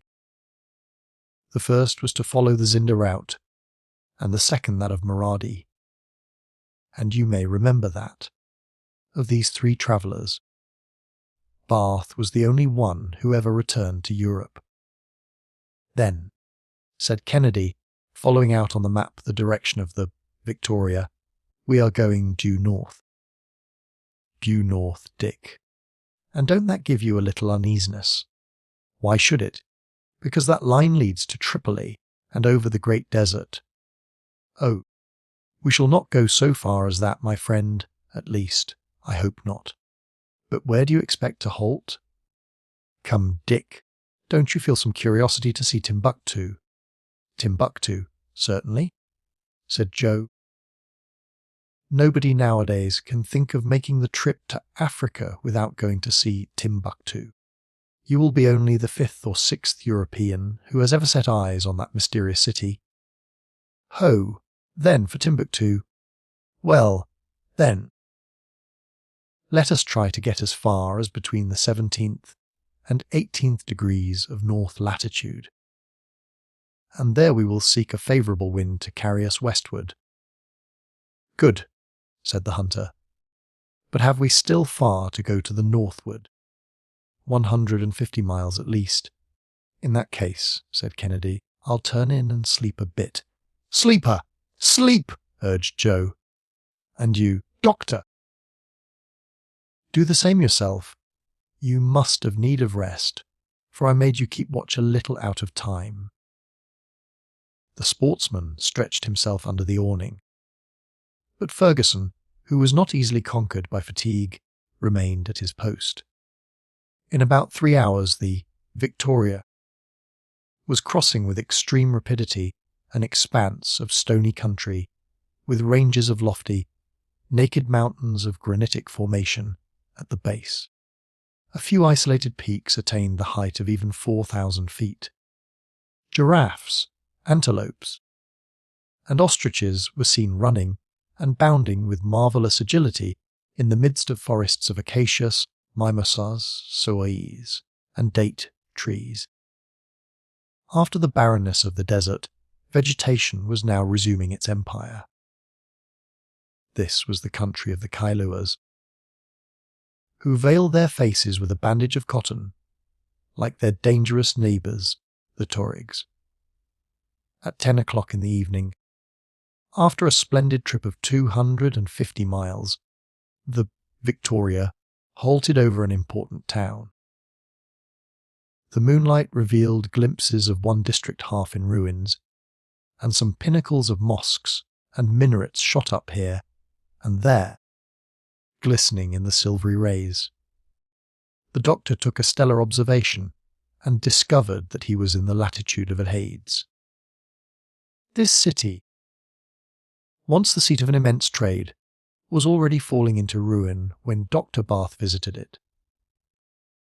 The Victoria, not being seen in the obscurity of night, descended about 2 miles above Hades in a field of millet. The night was calm and began to break into dawn about 3 o'clock a.m., while a light wind coaxed the balloon westward and even a little toward the south. Dr. Ferguson hastened to avail himself of such good fortune, and rapidly ascending resumed his unreal journey amid a long wake of golden morning sunshine. Chapter 38. A rapid passage, prudent resolves, caravans in sight, incessant rains, go, the Niger, Golbery, Gaffroy and Grey, Mungo, Park, Leng, Reen Cayley, Clapperton, John and Richard Lander. The 17th of May passed tranquilly, without any remarkable incident. The desert gained upon them once more. A moderate wind bore the Victoria toward the southwest, and she never swerved to the right or to the left, but her shadow traced a perfectly straight line on the sand.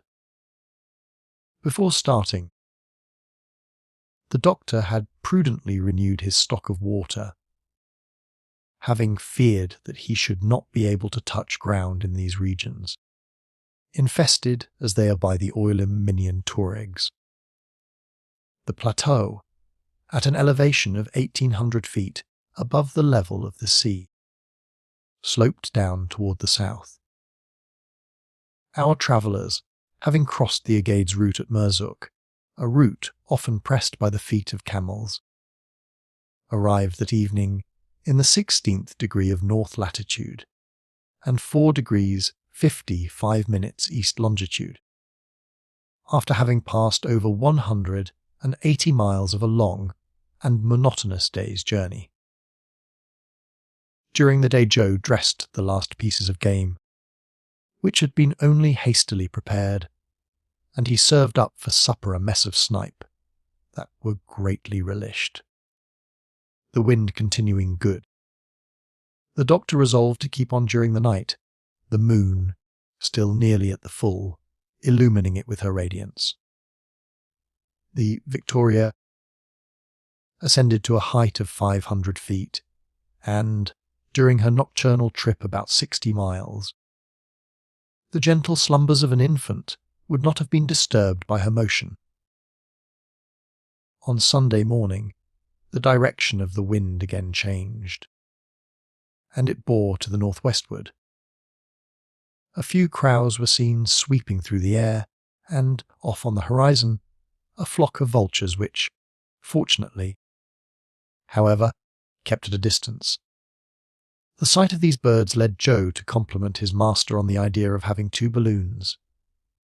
"Where would we be?" said he, "with only 1 balloon? The second balloon is like the lifeboat to a ship.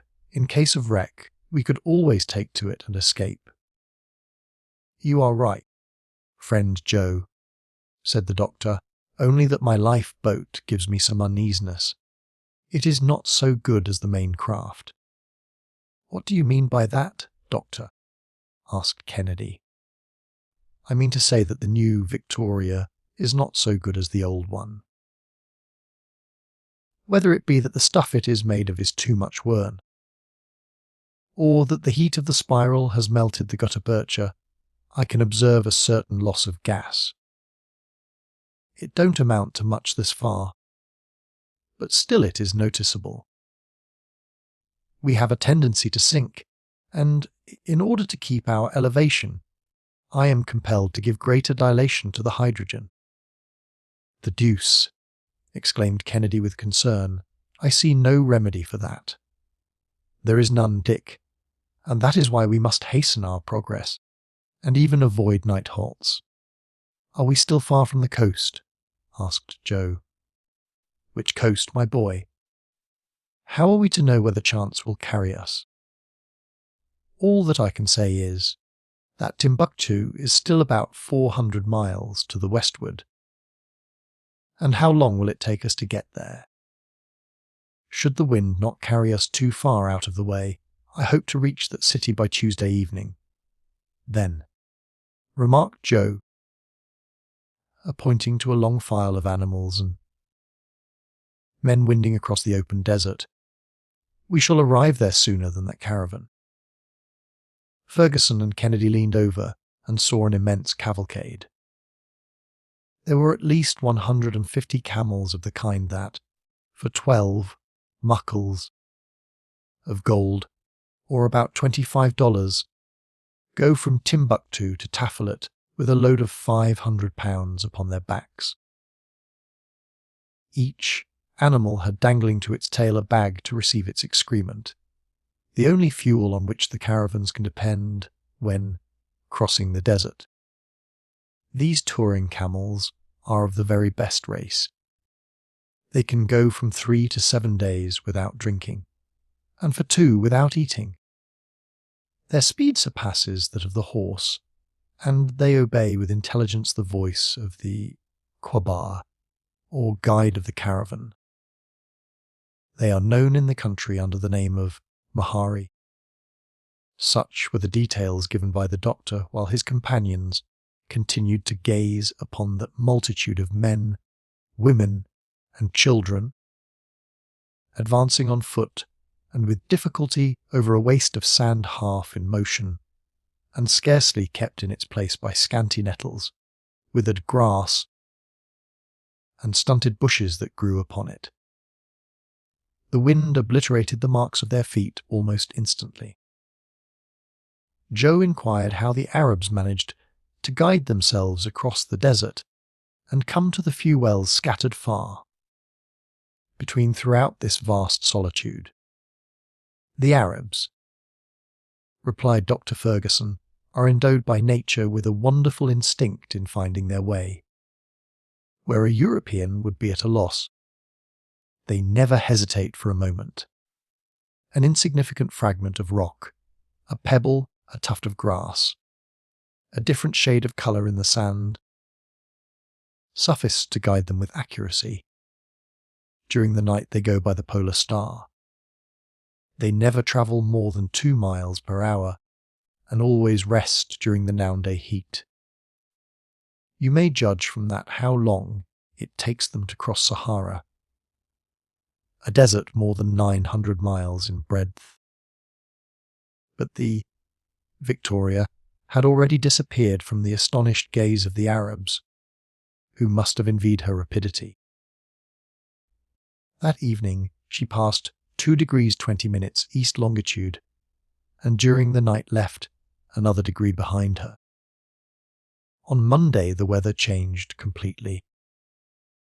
Rain began to fall with extreme violence, and not only had the balloon to resist the power of this deluge, but also the increase of weight which it caused by wetting the whole machine, car and all. This continuous shower accounted for the swamps and marshes that formed the sole surface of the country. Vegetation reappeared, however, along with the marsas, the baobabs, and the tamarind trees. Such was the Sonray country, with its villages topped with roofs turned over like Armenian caps. There were few mountains, and only such hills as were enough to form the ravines and pools where the pintadoes and snipes went sailing and diving through. Here and there, an impetuous torrent cut the roads and had to be crossed by the natives on long vines stretched from tree to tree. The forests gave place to jungles, which alligators, hippopotami, and the rhinoceros made their haunts. "It will not be long before we see the Niger," said the doctor. "The face of the country always changes in the vicinity of large rivers. These moving highways, as they are sometimes correctly called, have first brought vegetation with them, as they will at last bring civilization. Thus, in its course of 500 miles, the Niger has scattered along its banks the most important cities of Africa. By the way," put in Joe, "that reminds me of what was said by an admirer of the goodness of Providence, who praised the foresight with which it had generally caused rivers to flow close to large cities. At noon the Victoria was passing over a petty town, a mere assemblage of miserable huts, which once was a great capital." "It was there," said the doctor, "that Bath crossed the Niger on his return from Timbuktu. This is the river so famous in antiquity, the rival of the Nile, to which pagan superstition ascribed a celestial origin. Like the Nile, it has engaged the attention of geographers in all ages, and like it. Also, its exploration has cost the lives of many victims. Yes, even more of them than perished on account of the other. The Niger flowed broadly between its banks, and its waters rolled southward with some violence of current. But our travellers, borne swiftly by as they were, could scarcely catch a glimpse of its curious outline. "I wanted to talk to you about this river," said Dr. Ferguson, "and it is already far from us. Under the names of Diohilba, Mayo, Egerio, Cora, and other titles besides, it traverses an immense extent of country, and almost competes in length with the Nile.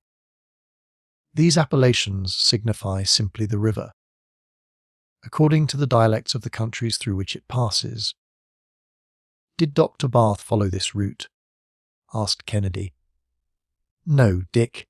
In quitting Lake Chad, he passed through the different towns of Bornou and intersected the Niger at, say, 4 degrees below Go. Then he penetrated to the bosom of those unexplored countries which the Niger embraces in its elbow, and, after 8 months of fresh fatigues, he arrived at Timbuktu, all of which we may do in about 3 days with as swift a wind as this."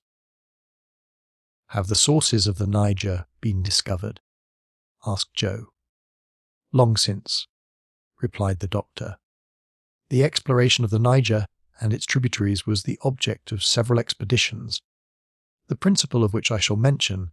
Between 1749 and 1758, Adamson made a reconnaissance of the river and visited Goria from 1785 to 1788. Golbery and Geoffroy travelled across the deserts of Senegambia and ascended as far as the country of the Moors, who assassinated Saugnier, Brisson, Adam, Riley, Cochelet, and so many other unfortunate men. Then came the illustrious Mungo Park, the friend of Sir Walter Scott, and, like him, a Scotchman by birth. Sent out in 1795 by the African Society of London, he got as far as Bambara, saw the Niger, travelled 500 miles with a slave merchant, reconnoitred the Gambia River, and returned to England in 1797. He again set out, on the 30th of January 1805, with his brother-in-law Anderson, Scott, the designer, and a gang of workmen, he reached Guria. There added a detachment of 35 soldiers to his party, and saw the Niger again on the 19th of August. But by that time, in consequence of fatigue, privations, ill usage, the inclemencies of the weather, and the unhealthiness of the country, only 11 persons remained alive of the 40 Europeans in the party. On the 16th of November, the last letters from Mungo Park reached his wife, and a year later a trader from that country gave information that, having got as far as Busa, on the Niger, on the 23rd of December, the unfortunate traveller's boat was upset by the cataracts in that part of the river, and he was murdered by the natives, and his dreadful fate did not check the efforts of others to explore that river. On the contrary, Dick, since then, there were 2 objects in view, namely, to recover the lost man's papers, as well as to pursue the exploration. In 1816, an expedition was organised, in which Major Grey took part. It arrived in Senegal, penetrated to the Fontajalan, visited the Fuller and Mandingo populations, and returned to England without further results. In 1822, Major Laing explored all the western part of Africa near to the British possessions, and he was who got so far as the sources of the Niger and, according to his documents, the spring in which that immense river takes its rise is not 2 feet broad. Easy to jump over, said Joe. How's that? Easy, you think, eh? Retorted the doctor. If we are to believe tradition, whoever attempts to pass that spring, by leaping over it, is immediately swallowed up, and whoever tries to draw water from it feels himself repulsed by an invisible hand. I suppose a man has a right not to believe a word of that, persisted Joe. Oh, by all means. 5 years later, it was Major Laing's destiny to force his way across the desert of Sahara, penetrate to Timbuktu, and perish a few miles above it, by strangling at the hands of the Oilad Shuman, who wanted to compel him to turn Mussulman. Still another victim, said the sportsman. It was then that a brave young man, with his own feeble resources, undertook and accomplished the most astonishing of modern journeys. I mean the Frenchman Reen Cayley, who, after sundry attempts in 1810 and 1824, set out again on the 19th of April, 1827, from Rio Nunes. On the 3rd of August he arrived at Time, so thoroughly exhausted and ill that he could not resume his journey until 6 months later, in January 1828. He then joined a caravan, and protected by his oriental dress, reached the Niger on the 10th of March, penetrated to the city of Jen, embarked on the river and descended it as far as Timbuktu, where he arrived on the 30th of April. In 1760, another Frenchman, Imbert by name, and, in 1810, an Englishman, Robert Adams, had seen this curious place. But Reen Cayley was to be the first European who could bring back any authentic data concerning it. On the 4th of May he quitted this queen of the desert. On the 9th, he surveyed the very spot where Major Laing had been murdered. On the 19th, he arrived at El Aroun, and left that commercial town to brave 1,000 dangers in crossing the vast solitudes comprised between the Sudan and the northern regions of Africa. At length he entered Tangiers, and on the 28th of September sailed for Toulon. In 19 months, notwithstanding 180 days' sickness, he had traversed Africa from west to north. Ah, had Cayley been born in England, he would have been honoured as the most intrepid traveller of modern times, as was the case with Mungo Park. but in France he was not appreciated according to his worth. "He was a sturdy fellow," said Kennedy, "but what became of him? He died at the age of 39 from the consequences of his long fatigues."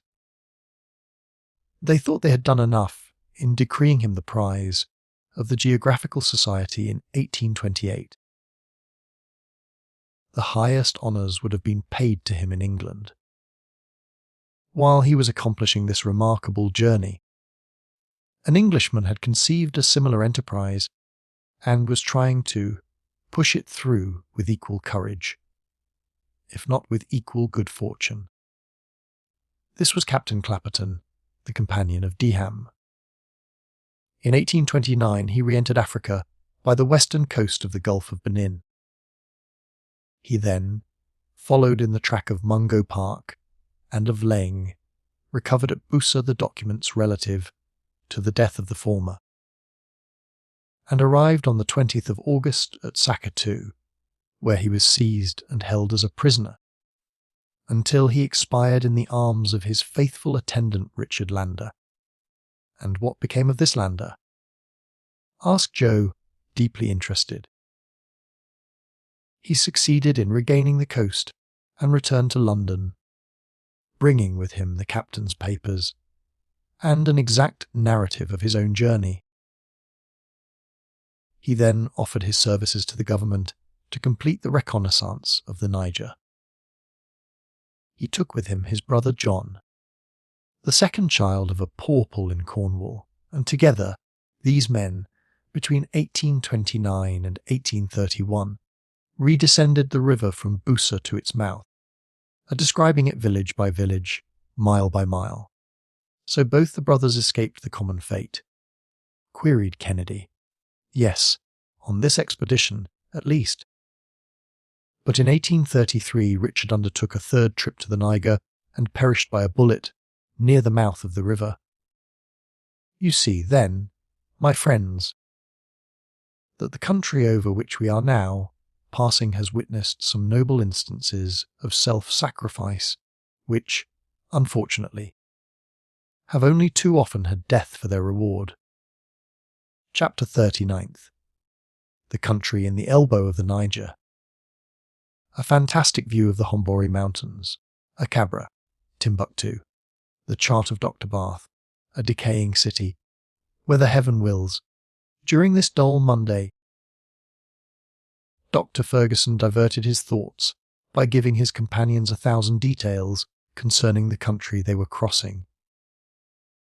The surface, which was quite flat, offered no impediment to their progress.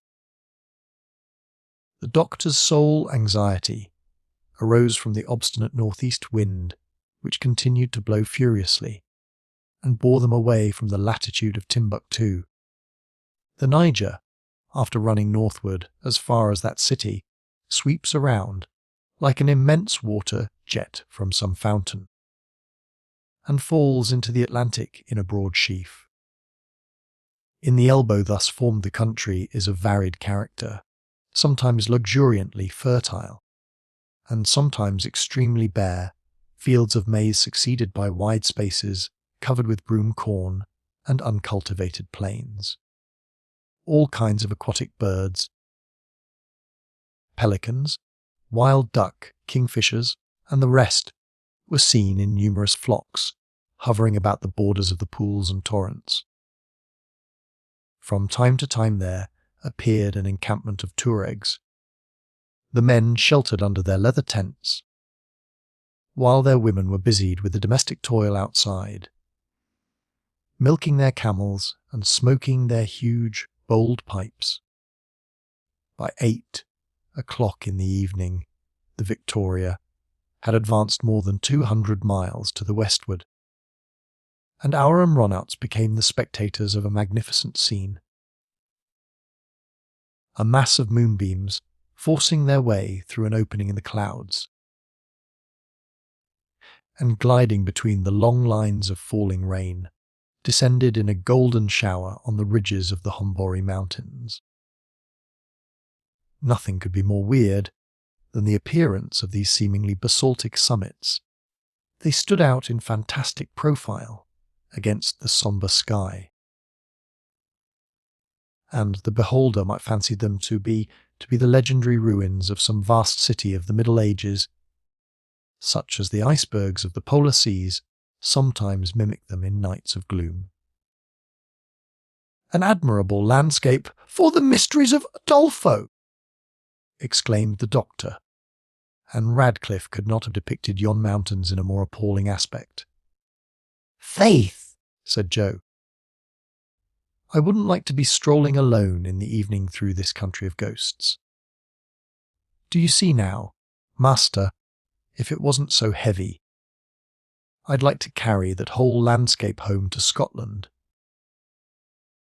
It would do for the borders of Loch Lomond, and tourists would rush there in crowds.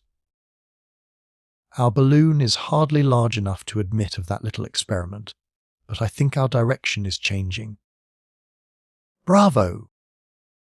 The elves and fairies of the place are quite obliging. See, they've sent us a nice little southeast breeze that will put us on the right track again." In fact, the Victoria was resuming a more northerly route, and on the morning of the 20th, she was passing over an inextricable network of channels. Torrents and streams, in fine, the whole complicated tangle of the Niger's tributaries. Many of these channels, covered with a thick growth of herbage, resembled luxuriant meadowlands. There, the doctor recognised the route followed by the explorer Bath when he launched upon the river to descend to Timbuktu. 800 fathoms broad at this point, the Niger flowed between banks richly grown with cruciferous plants and tamarind trees. Herds of agile gazelles were seen skipping about, their curling horns mingling with the tall herbage, within which the alligator, half concealed, lay silently in wait for them with watchful eyes. Long files of camels and asses laden with merchandise from Jen were winding in under the noble trees. Ere long, an amphitheatre of low-built houses was discovered at a turn of the river, their roofs and terraces heaped up with hay and straw gathered from the neighbouring districts. "There's Cabra," exclaimed the doctor, joyously. "There is the harbour of Timbuktu, and the city is not 5 miles from here." "Then, sir, you are satisfied?" half-queried Joe. "Delighted, my boy. Very good. Then everything's for the best." In fact, about 2 o'clock, the queen of the desert, mysterious Timbuktu, which once, like Athens and Rome, had her schools of learned men and her professorships of philosophy, stretched away before the gaze of our travellers. Ferguson followed the most minute details upon the chart traced by Bath himself, and was enabled to recognise its perfect accuracy. The city forms an immense triangle marked out upon a vast plain of white sand, its acute angle directed toward the north and piercing a corner of the desert. In the environs there was almost nothing, hardly even a few grasses, with some dwarf mimosas and stunted bushes. As for the appearance of Timbuktu, the reader has but to imagine a collection of billiard balls and thimbles. Such is the bird's eye view. The streets, which are quite narrow, are lined with houses only 1 story in height, built of bricks dried in the sun, and huts of straw and reeds, the former square, the latter conical. Upon the terraces were seen some of the male inhabitants, carelessly lounging at full length in flowing apparel of bright colours, and lance or musket in hand. But no women were visible at that hour of the day. "Yet they are said to be handsome," remarked the doctor. "You see the 3 towers of the 3 mosques that are the only ones left standing of a great number. The city has indeed fallen from its ancient splendour. At the top of the triangle rises the Mosque of Sankor, with its ranges of galleries resting on arcades of sufficiently pure design. Farther on, and near to the same Gungu quarter, is the Mosque of Sidi Yahya and some two-story houses. But do not look for either palaces or monuments. The sheikh is a mere son of traffic, and his royal palace is a counting house. It seems to me that I can see half-ruined ramparts, said Kennedy. They were destroyed by the Foilanes in 1826. The city was 1/3 larger then, for Timbuktu, an object generally coveted by all the tribes, since the 11th century, has belonged in succession to the Tuaregs, the Sonrains, the Morocco men, and the Foilanes. And this great centre of civilization, where a sage like Baba owned, in the 16th century, a library of 1,600 manuscripts, is now nothing but a mere half-way house for the trade of Central Africa.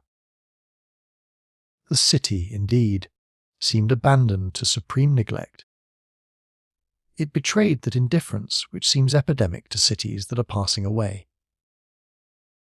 Huge heaps of rubbish encumbered the suburbs, and, with the hill on which the marketplace stood, formed the only inequalities of the ground. When the Victoria passed, there was some slight show of movement. Drums were beaten. But the last learned man, still lingering in the place, had hardly time to notice the new phenomenon, for our travellers, driven onward by the wind of the desert, resumed the winding course of the river, and, ere long, Timbuktu was nothing more than one of the fleeting reminiscences of their journey. And now, said the doctor, heaven may waft us whither it pleases, provided only that we go westward, added Kennedy. Bah, said Joe, I wouldn't be afraid if it was to go back to Zanzibar by the same road, or to cross the ocean to America. We would first have to be able to do that, Joe. And what's wanting, Doctor? Gas, my boy. The ascending force of the balloon is evidently growing weaker, and we shall need all our management to make it carry us to the sea coast. I shall even have to throw over some ballast. We are too heavy. That's what comes of doing nothing, Doctor.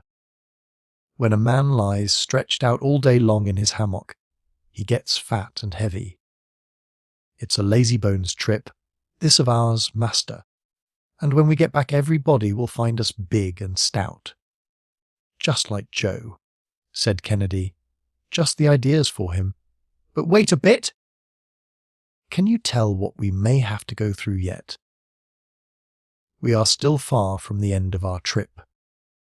Where do you expect to strike the African coast, Doctor? I should find it hard to answer you, Kendi. We are at the mercy of very variable winds. But I should think myself fortunate were we to strike it between Sierra Leone and Potendic. There is a stretch of country in that quarter where we should meet with friends. And it would be a pleasure to press their hands, but are we going in the desirable direction? Not any too well, Dick, not any too well. Look at the needle of the compass. We are bearing southward and ascending the Niger toward its sources. A fine chance to discover them, said Joe, if they were not known already. Now, couldn't we just find others for it, on a pinch? Not exactly, Joe, but don't be alarmed. I hardly expect to go so far as that. At nightfall the doctor threw out the last bags of sand. The Victoria rose higher, and the blowpipe, although working at full blast, could scarcely keep her up. At that time she was 60 miles to the southward of Timbuktu, and in the morning the Amronotes awoke over the banks of the Niger, not far from Lake Debo. Chapter 40th. Dr. Ferguson's anxieties, persistent movement southward, a cloud of grasshoppers, a view of Jen, a view of Sego, change of the wind, Joe's regrets. The flow of the river was, at that point, divided by large islands into narrow branches, with a very rapid current. Upon one among them stood some shepherds' huts, but it had become impossible to take an exact observation of them, because the speed of the balloon was constantly increasing. Unfortunately, it turned still more toward the south, and in a few moments crossed Lake Debo.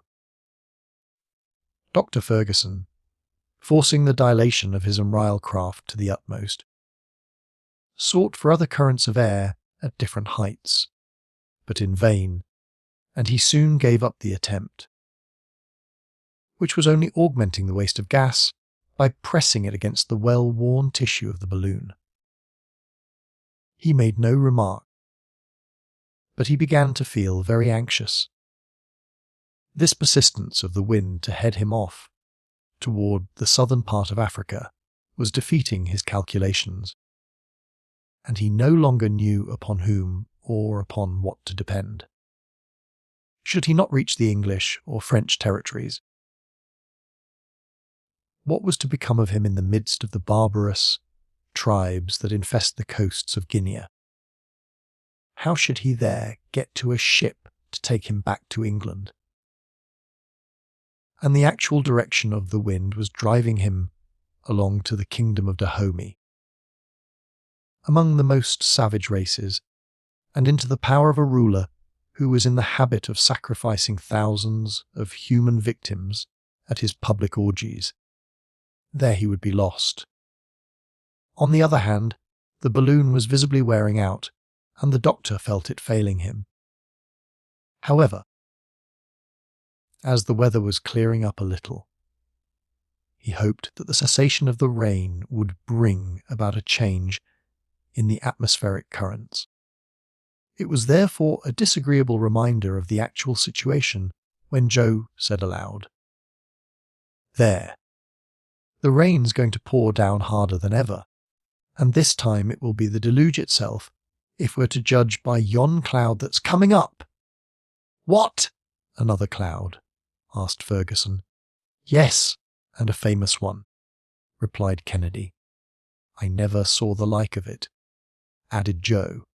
"I breathe freely again," said the doctor, laying down his spyglass. "That's not a cloud." "Not a cloud?" queried Joe with surprise. "No, it is a swarm." "Eh? A swarm of grasshoppers! Grasshoppers!" "Myriads of grasshoppers that are going to sweep over this country like a water spout, and woo to it. For, should these insects alight, it will be laid waste. That would be a sight worth beholding. Wait a little, Joe. In 10 minutes that cloud will have arrived where we are, and you can then judge by the aid of your own eyes." The doctor was right. The cloud, thick, opaque, and several miles in extent, came on with a deafening noise, casting its immense shadow over the fields. It was composed of numberless legions of that species of grasshopper called crickets. About 100 paces from the balloon, they settled down upon a tract full of foliage and verdure. 15 minutes later, the mass resumed its flight, and our travellers could, even at a distance, see the trees and the bushes entirely stripped, and the fields as bare as though they had been swept with the scythe. One would have thought that a sudden winter had just descended upon the earth and struck the region with the most complete sterility. Well, Joe, what do you think of that? Well, Doctor, it's very curious, but quite natural. What one grasshopper does on a small scale, thousands do on a grand scale. It's a terrible shower, said the hunter, more so than hail itself in the devastation it causes. It is impossible to prevent it, replied Ferguson.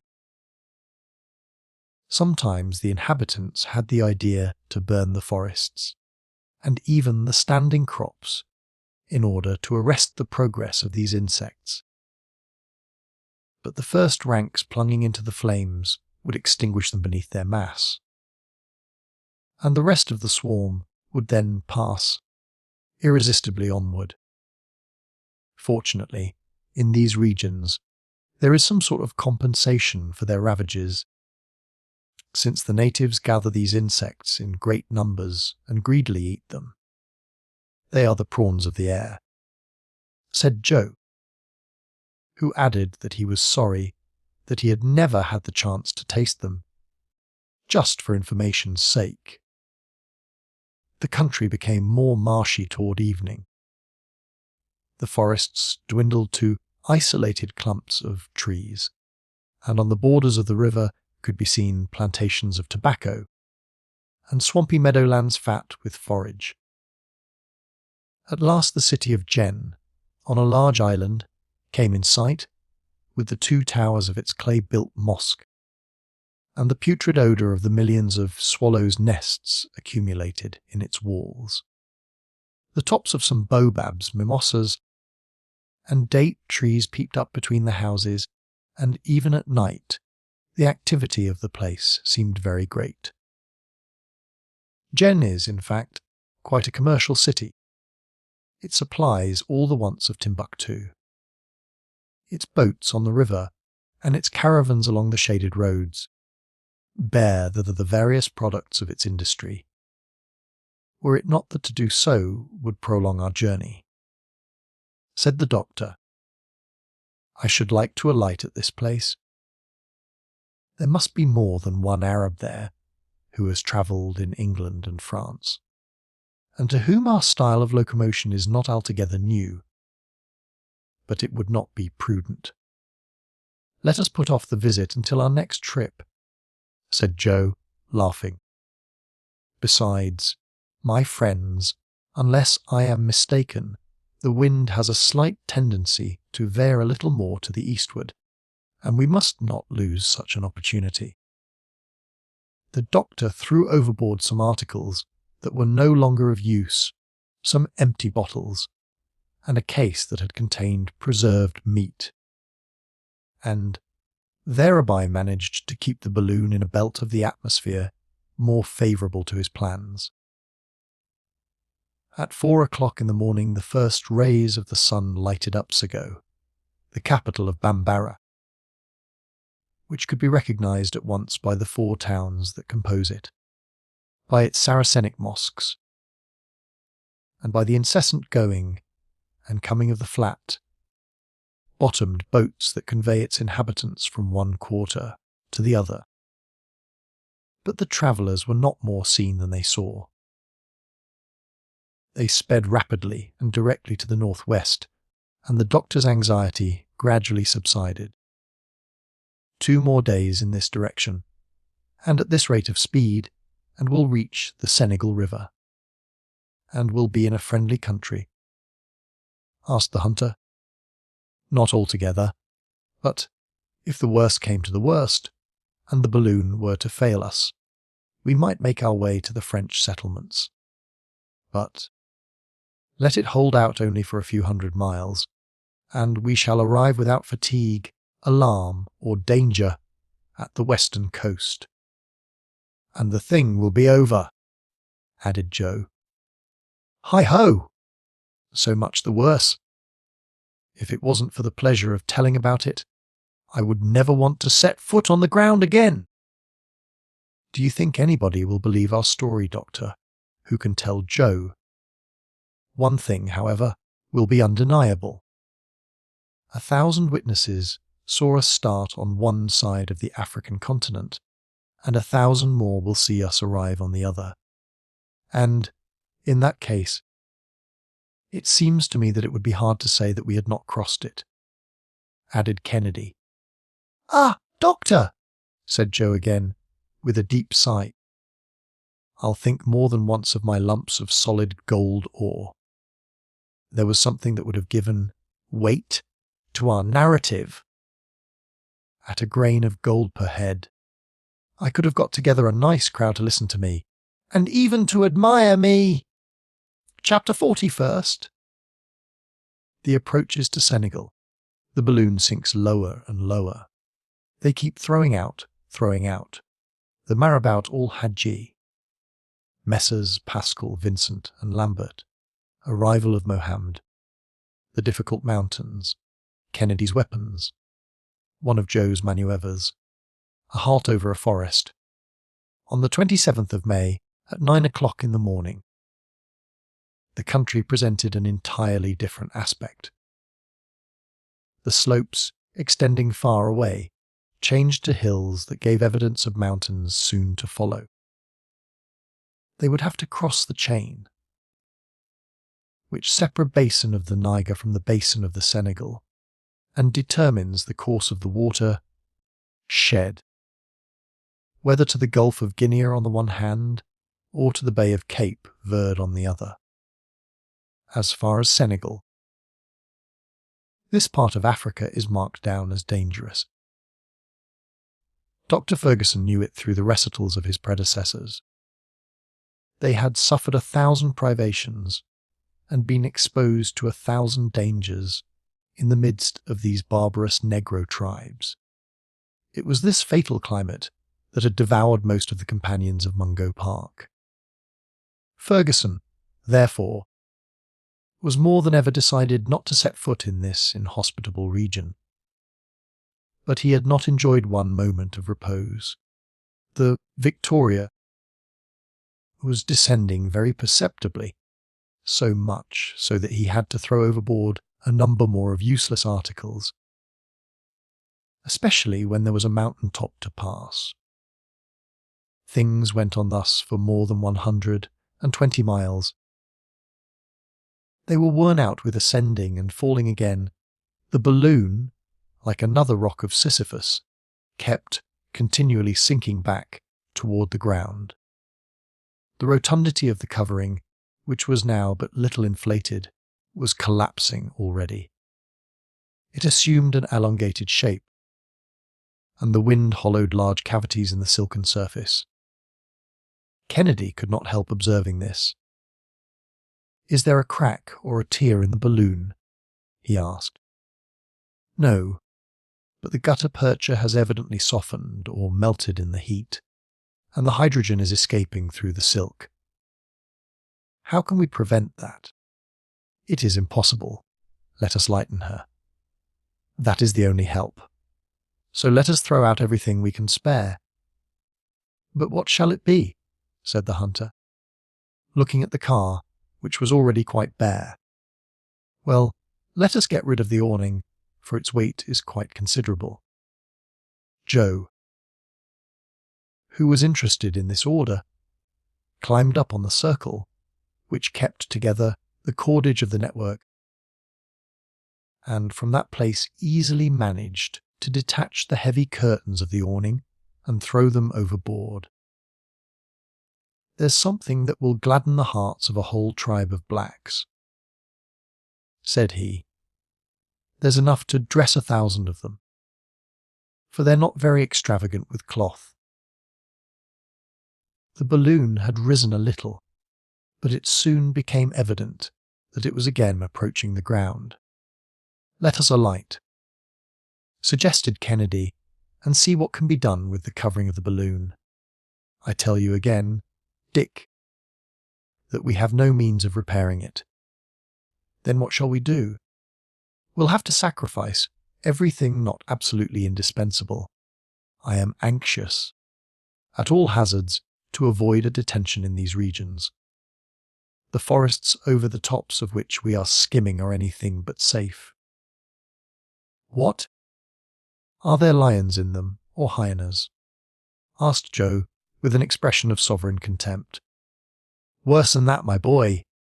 There are men, and some of the most cruel, too, in all Africa." "How is that known?" "By the statements of travellers who have been here before us. Then the French settlers, who occupy the colony of Senegal, necessarily have relations with the surrounding tribes. Under the administration of Colonel Faidherbe, reconnaissances have been pushed far up into the country. Officers such as Messrs. Pascal, Vincent, and Lambert, have brought back precious documents from their expeditions. They have explored these countries, formed by the elbow of the Senegal in places where war and pillage have left nothing but ruins. What, then, took place, I will tell you. In 1854, a marabout of the Senegalese footer, Al-Hadji by name, declaring himself to be inspired like Muhammad, stirred up all the tribes to war against the infidels, that is to say, against the Europeans. He carried destruction and desolation over the regions between the Senegal River and its tributary, the Fatim. 3 hordes of fanatics led on by him scoured the country, sparing neither a village nor a hut in their pillaging, massacring career. He advanced in person on the town of Sego, which was a long time threatened. In 1857, he worked up farther to the northward and invested the fortification of Medina, built by the French on the bank of the river. This stronghold was defended by Paul Hole, who, for several months, without provisions or ammunition, held out until Colonel Faidherbe came to his relief. Al-Hadji and his bands then repassed the Senegal and reappeared in the Carter, continuing their rapine and murder. Well, here below us is the very country in which he has found refuge with his hordes of banditti, and I assure you that it would not be a good thing to fall into his hands. We shall not, said Joe, even if we have to throw overboard our clothes to save the Victoria. We are not far from the river, said the doctor, but I foresee that our balloon will not be able to carry us beyond it. Let us reach its banks, at all events, said the Scot, and that will be so much gained. That is what we are trying to do. Rejoined Ferguson, only that one thing makes me feel anxious. What is that? We shall have mountains to pass, and that will be difficult to do, since I cannot augment the ascensional force of the balloon, even with the greatest possible heat that I can produce. Well, wait a bit, said Kennedy, and we shall see. The poor Victoria, sighed Joe. I had got fond of her as the sailor does of his ship, and I'll not give her up so easily. She may not be what she was at the start, granted, but we shouldn't say a word against her. She has done us good service, and it would break my heart to desert her. Be at your ease, Joe, if we leave her. It will be in spite of ourselves. She'll serve us until she's completely worn out, and I ask of her only 24 hours more. She's getting used up. She grows thinner and thinner, said Joe dolefully, while he eyed her. Poor balloon, unless I am deceived, said Kennedy. There on the horizon are the mountains of which you were speaking, Doctor. Yes, there they are indeed, exclaimed the doctor, after having examined them through his spyglass, and they look very high. We shall have some trouble in crossing them. Can we not avoid them? I am afraid not, Dick. See what an immense space they occupy, nearly 1/2 of the horizon. They even seem to shut us in, added Joe. They are gaining on both our right and our left. We must then pass over them. These obstacles, which threatened such imminent peril, seemed to approach with extreme rapidity, or, to speak more accurately, the wind, which was very fresh, was hurrying the balloon toward the sharp peaks. So rise it must, or be dashed to pieces. Let us empty our tank of water, said the doctor, and keep only enough for 1 day. There it goes, shouted Joe. Does the balloon rise at all? Asked Kennedy. A little, some 50 feet, replied the doctor, who kept his eyes fixed on the barometer. But that is not enough. In truth, the lofty peaks were starting up so swiftly before the travellers that they seemed to be rushing down upon them. The balloon was far from rising above them. She lacked an elevation of more than 500 feet more. The stock of water for the cylinder was also thrown overboard, and only a few pints were retained. But still all this was not enough. "We must pass them, though," urged the doctor. "Let us throw out the tanks. We have emptied them," said Kennedy. "Over with them." "There they go," panted Joe. "But it's hard to see ourselves dropping off this way by piecemeal. Now, for your part, Joe, make no attempt to sacrifice yourself as you did the other day. Whatever happens, swear to me that you will not leave us. Have no fears, my master. We shall not be separated." The Victoria had ascended some 120 feet, but the crest of the mountain still towered above it. It was an almost perpendicular ridge that ended in a regular wall rising abruptly in a straight line. It still rose more than 200 feet over the Amronots.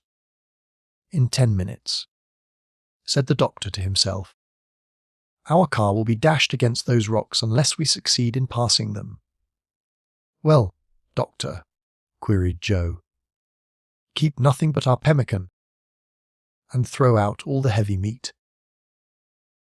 Thereupon the balloon was again lightened by some 50 pounds, and it rose very perceptibly, but that was of little consequence unless it got above the line of the mountain tops. The situation was terrifying. The Victoria was rushing on with great rapidity. They could feel that she would be dashed to pieces, that the shock would be fearful. The doctor glanced around him in the car. It was nearly empty. "If needs be, Dick, hold yourself in readiness to throw over your firearms." "Sacrifice my firearms," repeated the sportsman with intense feeling. "My friend, I ask it. It will be absolutely necessary." "Samuel! Doctor!" "Your guns and your stock of powder and ball might cost us our lives." "We are close to it," cried Joe. 60 feet. The mountain still overtopped the balloon by 60 feet. Joe took the blankets and other coverings and tossed them out. Then, without a word to Kennedy, he threw over several bags of bullets and lead. The balloon went up still higher.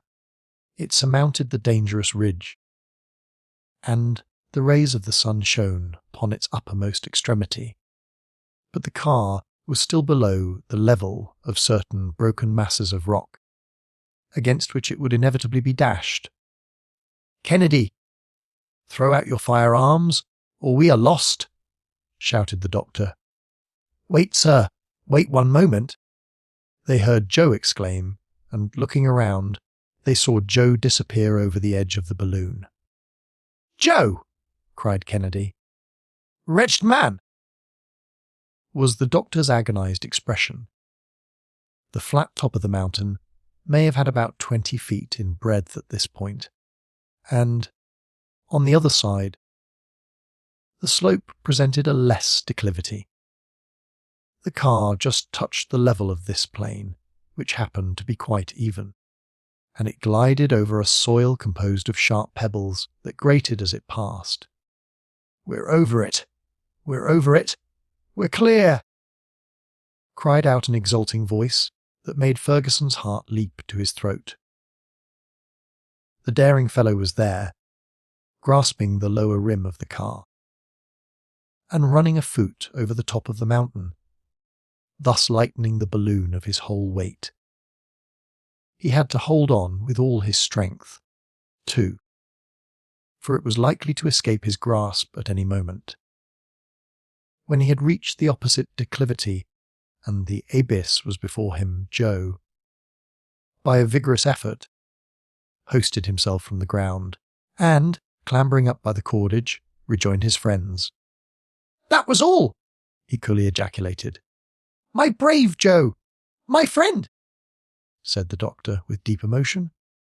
"Oh, what I did," laughed the other, "was not for you.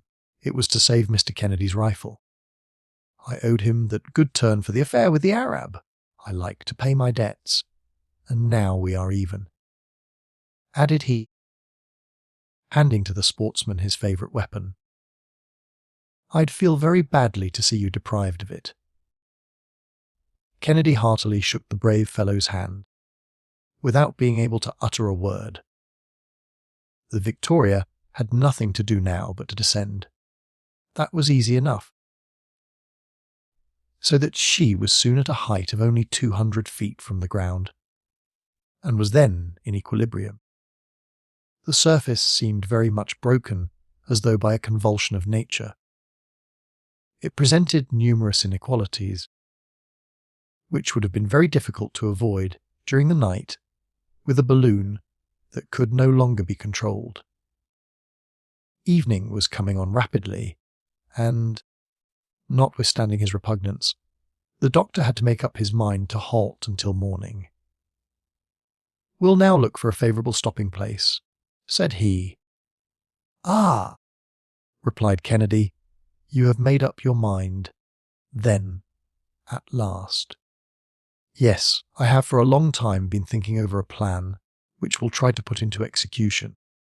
It is only 6 o'clock in the evening, and we shall have time enough." "Throw out your anchors, Joe." Joe immediately obeyed, and the 2 anchors dangled below the balloon.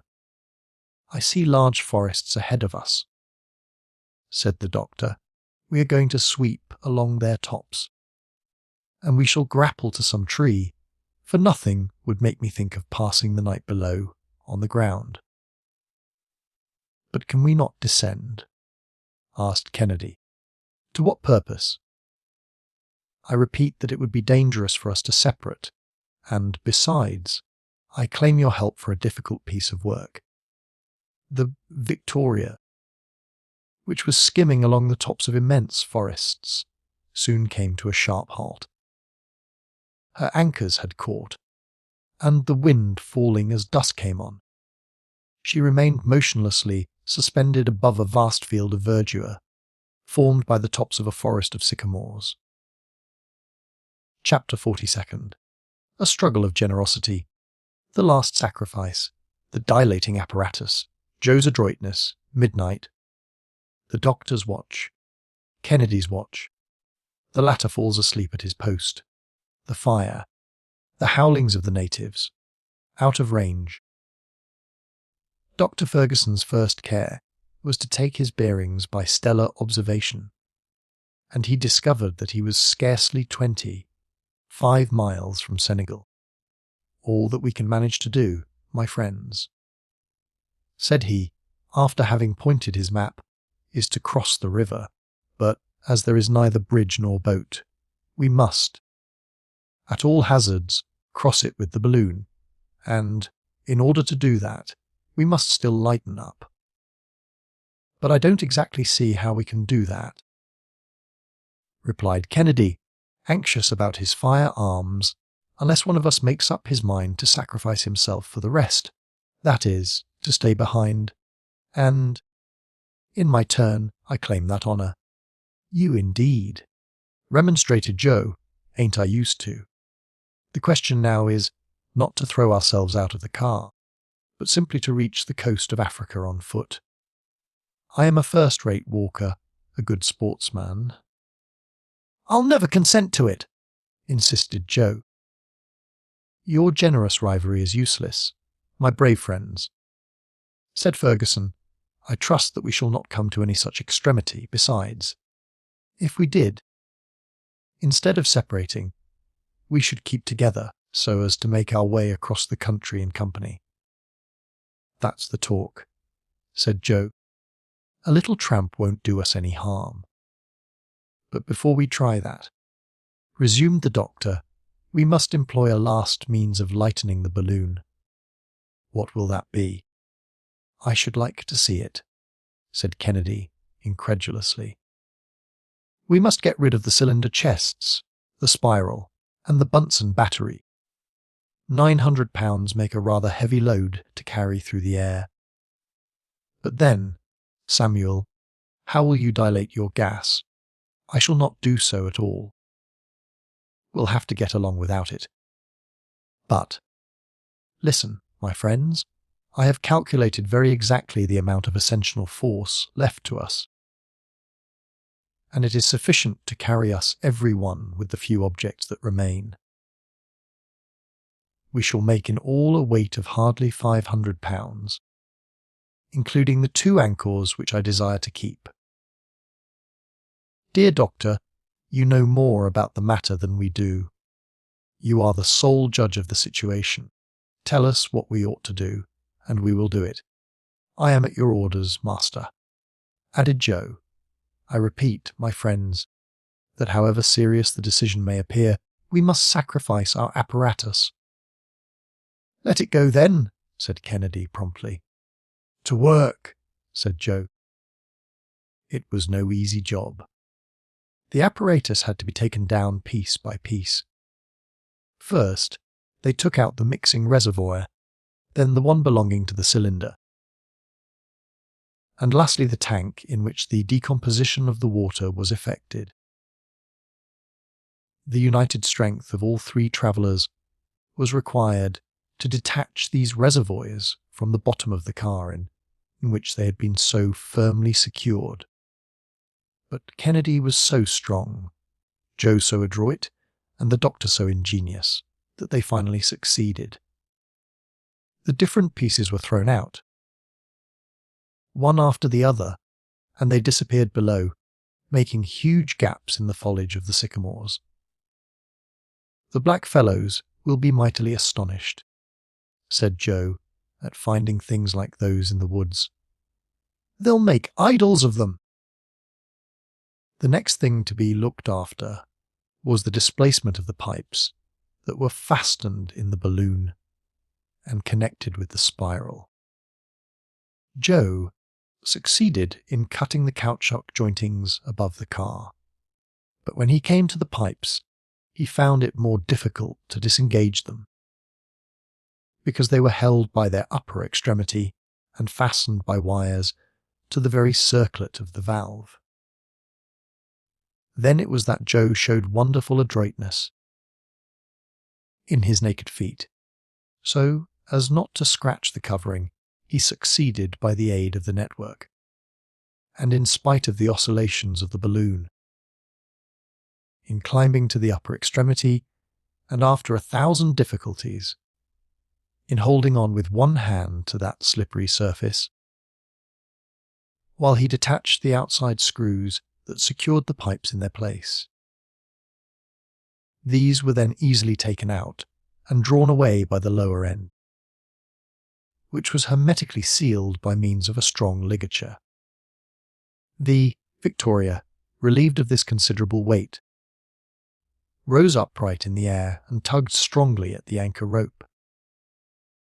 About midnight this work ended without accident, but at the cost of most severe exertion, and the trio partook of a luncheon of pemmican and cold punch, as the doctor had no more fire to place at Joy's disposal. Besides, the latter and Kennedy were dropping off their feet with fatigue. Lie down, my friends, and get some rest, said the doctor. I'll take the first watch. At 2 o'clock I'll waken Kennedy. At 4, Kennedy will waken Joe, and at 6 we'll start. And may heaven have us in it, keeping for this last day of the trip. Without waiting to be coaxed, the doctor's 2 companions stretched themselves at the bottom of the car and dropped into profound slumber on the instant. The night was calm. A few clouds broke against the last quarter of the moon, whose uncertain rays scarcely pierced the darkness.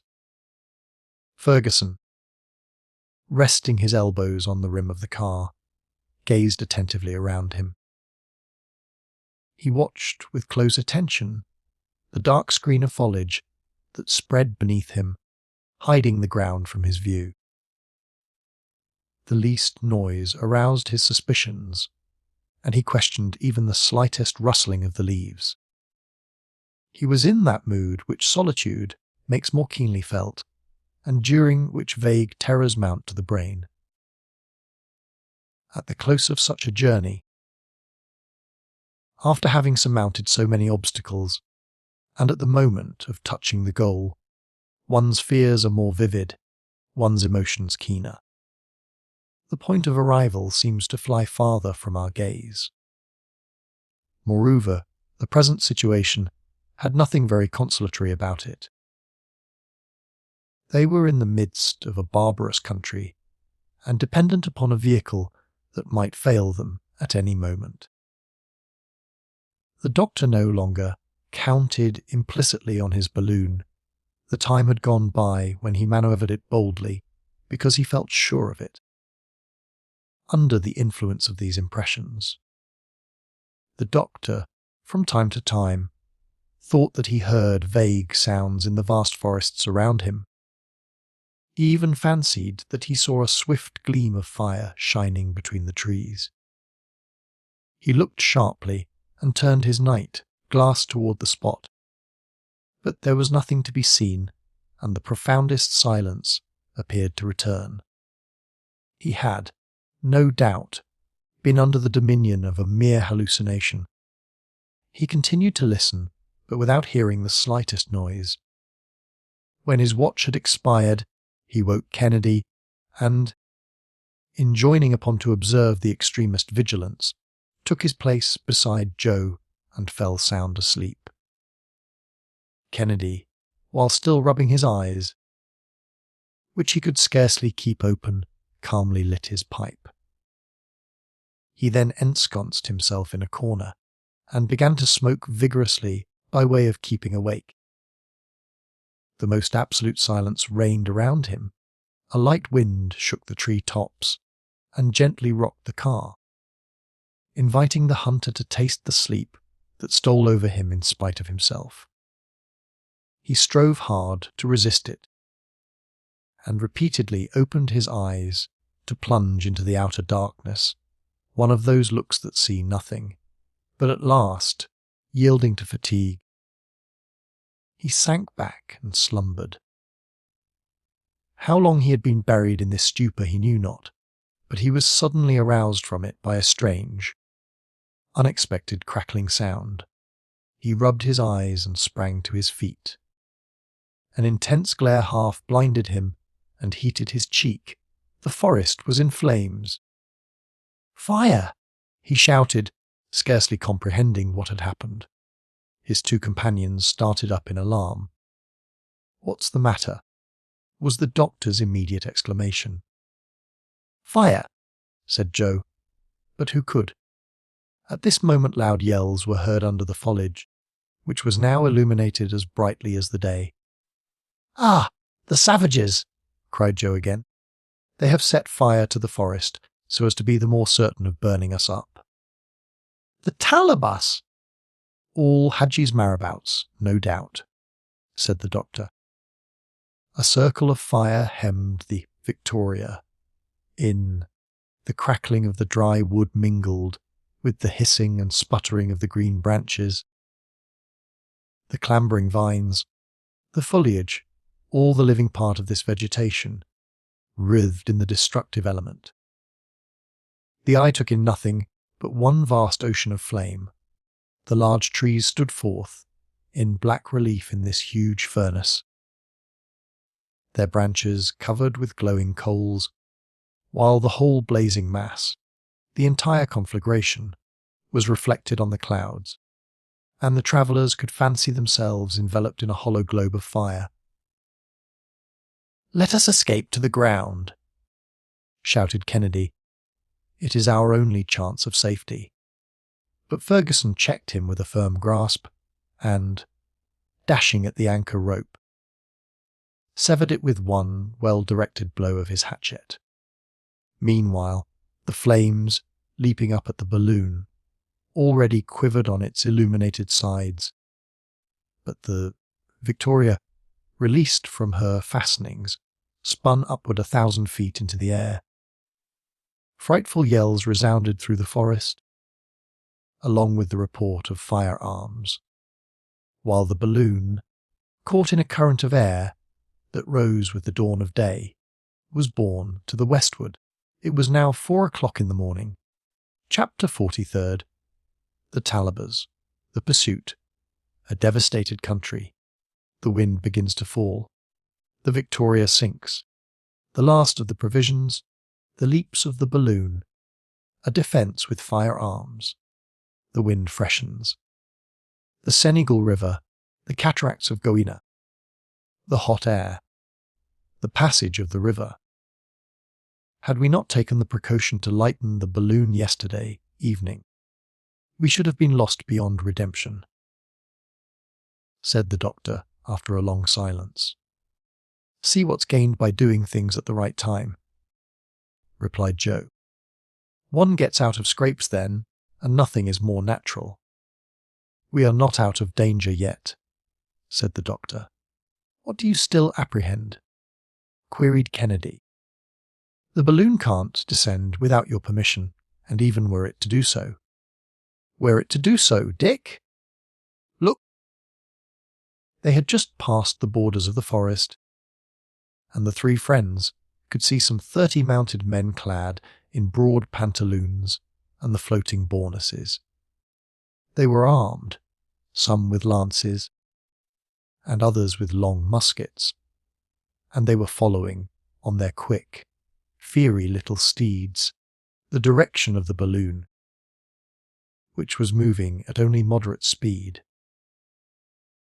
When they caught sight of the Imronauts, they uttered savage cries and brandished their weapons. Anger and menace could be read upon their swarthy faces, made more ferocious by thin but bristling beards. Meanwhile they galloped along without difficulty over the low levels and gentle declivities that lead down to the Senegal. It is, indeed, they, said the doctor, the cruel Talabas, the ferocious marabouts of Al-Haji. I would rather find myself in the middle of the forest encircled by wild beasts than fall into the hands of these banditti. They haven't a very obliging look, assented Kennedy, and they are rough, stalwart fellows. Happily those brutes can't fly, remarked Joe, and that's something. See, said Ferguson, those villages in ruins, those huts burned down, that is their work. Where vast stretches of cultivated land were once seen, they have brought barrenness and devastation. At all events, however, interposed Kennedy, they can't overtake us, and, if we succeed in putting the river between us and them, we are safe. Perfectly, Dick, replied Ferguson. But we must not fall to the ground. And, as he said this, he glanced at the barometer. In any case, Joe, added Kennedy, it would do us no harm to look to our firearms. No harm in the world, Mr. Dick. We are lucky that we didn't scatter them along the road. My rifle, said the sportsman. I hope that I shall never be separated from it. And so saying, Kennedy loaded the pet piece with the greatest care, for he had plenty of powder and ball remaining. At what height are we? He asked the doctor. About 750 feet. But we no longer have the power of seeking favourable currents, either going up or coming down. We are at the mercy of the balloon. That is vexatious, rejoined Kennedy. The wind is poor, but if we had come across a hurricane like some of those we met before, these vile brigands would have been out of sight long ago. The rascals follow us at their leisure, said Joe. They're only at a short gallop. Quite a nice little ride, if we were within range, sighed the sportsman. I should amuse myself with dismounting a few of them. Exactly, said the doctor. But then they would have you within range also, and our balloon would offer only too plain a target to the bullets from their long guns, and, if they were to make a hole in it, I leave you to judge what our situation would be. The pursuit of the Talabas continued all morning, and by 11 o'clock the Amronauts had made scarcely 15 miles to the westward. The doctor was anxiously watching for the least cloud on the horizon. He feared, above all things, a change in the atmosphere. Should he be thrown back toward the Niger, what would become of him? Besides, he remarked that the balloon tended to fall considerably. Since the start, he had already lost more than 300 feet, and the Senegal must be about a dozen miles distant. At his present rate of speed, he could count upon travelling only 3 hours longer. At this moment his attention was attracted by fresh cries. The Talabas appeared to be much excited, and were spurring their horses. The doctor consulted his barometer, and at once discovered the cause of these symptoms. "Are we descending?" asked Kennedy. "Yes," replied the doctor. "The mischief!" Thought Joe. In the lapse of 15 minutes, the Victoria was only 150 feet above the ground, but the wind was much stronger than before. The Talabas checked their horses, and soon a volley of musketry pealed out on the air. "Too far, you fools!" bawled Joe. "I think it would be well to keep those scamps at a distance." And, as he spoke, he aimed at one of the horsemen who was farthest to the front, and fired. The Talaba fell headlong, and, his companions halting for a moment, the balloon gained upon them. "They are prudent," said Kennedy. "Because they think that they are certain to take us," replied the doctor, "and they will succeed if we descend much farther.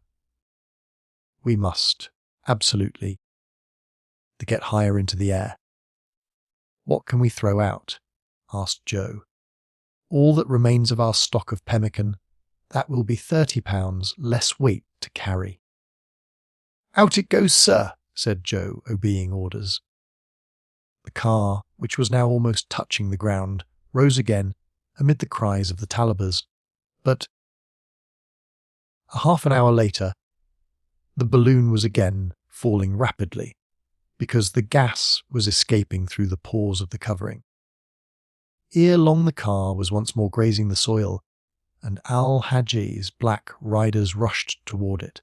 But, as frequently happens in like cases, the balloon had scarcely touched the surface ere it rebounded, and only came down again a mile away.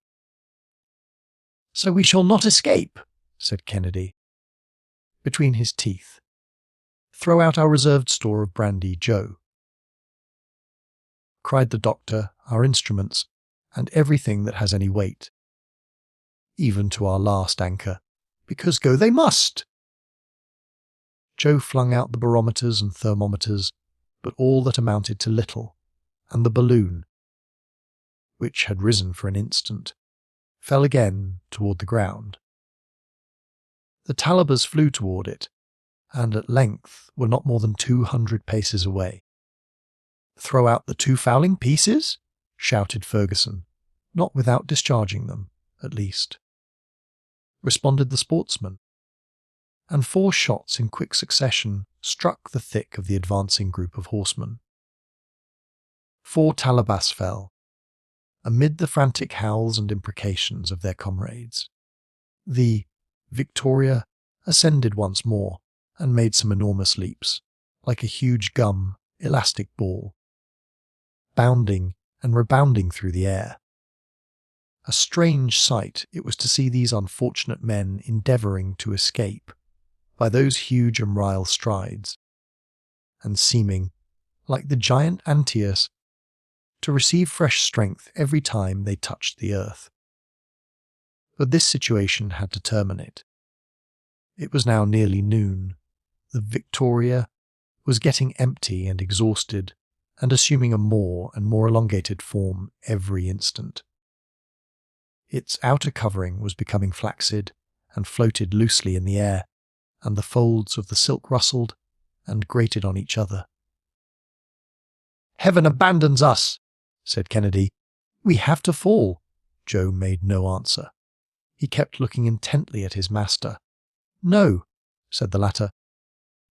"We have more than £150 yet to throw out." "What can it be then?" said Kennedy, thinking that the doctor must be going mad. "The car!" was his reply. "We can climb to the network. There we can hang on in the meshes until we reach the river." "Quick! Quick!"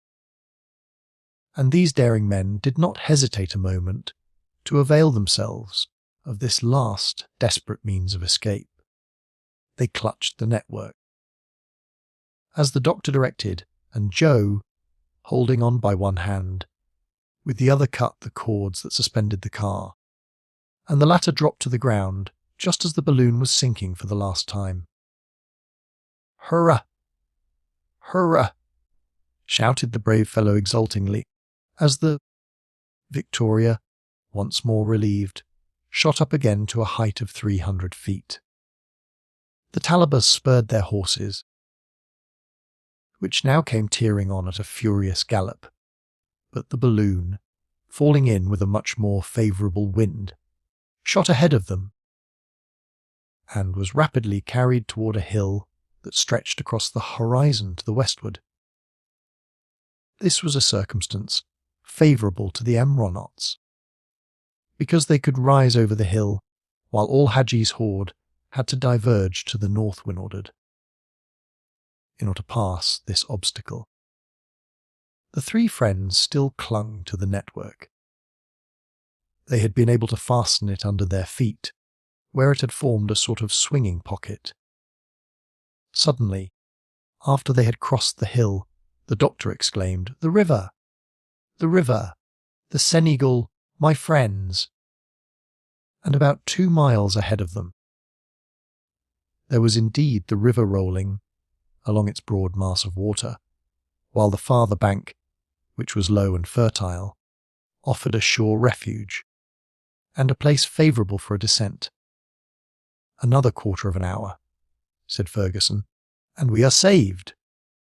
But it was not to happen thus. The empty balloon descended slowly upon a tract almost entirely bare of vegetation. It was made up of long slopes and stony plains, a few bushes and some coarse grass, scorched by the sun. The Victoria touched the ground several times and rose again, but her rebound was diminishing in height and length. At the last one, it caught by the upper part of the network in the lofty branches of a baobab, the only tree that stood there, solitary and alone, in the midst of the waste. "It's all over," said Kennedy. "And at 100 paces only from the river," groaned Joe. The 3 hapless aeronauts descended to the ground, and the doctor drew his companions toward the Senegal. At this point the river sent forth a prolonged roaring, and when Ferguson reached its bank, he recognized the Falls of Goina. But not a boat, not a living creature was to be seen.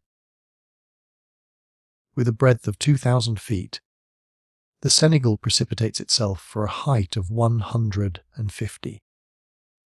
With a thundering reverberation, it ran, where they saw it, from east to west, and the line of rocks that barred its course extended from north to south.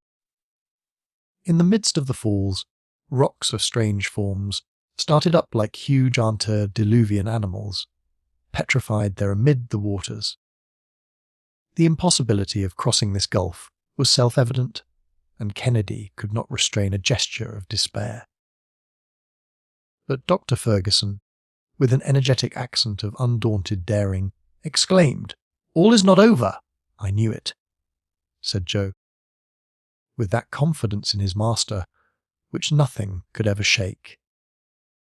The sight of the dried-up grass had inspired the doctor with a bold idea.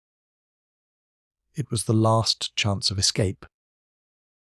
He led his friends quickly back to where they had left the covering of the balloon. "We have at least an hour's start of those banditti." Said he, "Let us lose no time, my friends. Gather a quantity of this dried grass. I want 100 pounds of it, at least." "For what purpose?" asked Kennedy, surprised. "I have no more gas. Well, I'll cross the river with hot air." "Ah, Doctor," exclaimed Kennedy, "you are indeed a great man." Joe and Kennedy at once went to work, and soon had an immense pile of dried grass heaped up near the baobab. In the meantime, the doctor had enlarged the orifice of the balloon by cutting it open at the lower end.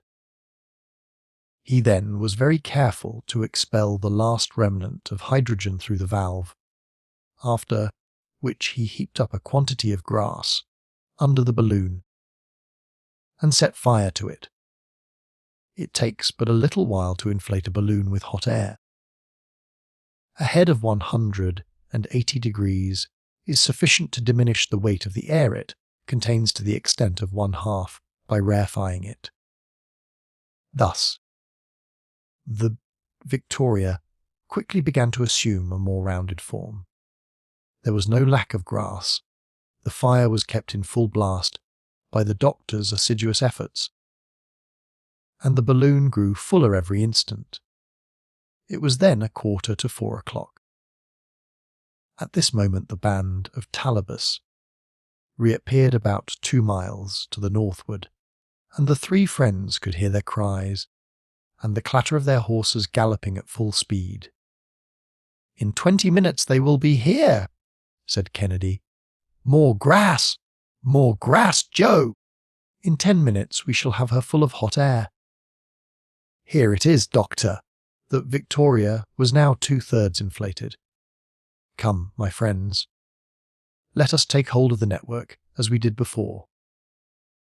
"All right," they answered together. In about 10 minutes a few jerking motions by the balloon indicated that it was disposed to start again. The Talabas were approaching. They were hardly 500 paces away. "Hold on fast," cried Ferguson. "Have no fear, master, have no fear." And the doctor, with his foot, pushed another heap of grass upon the fire. With this the balloon, now completely inflated by the increased temperature, moved away, sweeping the branches of the baobab in her flight. "We're off," shouted Joe. A volley of musketry responded to his exclamation. A bullet even ploughed his shoulder, but Kennedy, leaning over and discharging his rifle with one hand, brought another of the enemy to the ground.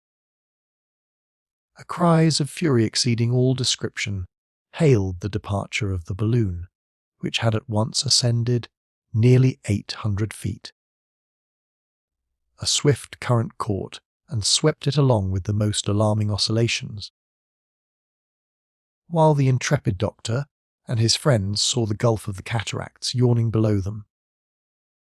10 minutes later, and without having exchanged a word, they descended gradually toward the other bank of the river. There, astonished, speechless, terrified, stood a group of men clad in the French uniform. Judge of their amazement when they saw the balloon rise from the right bank of the river.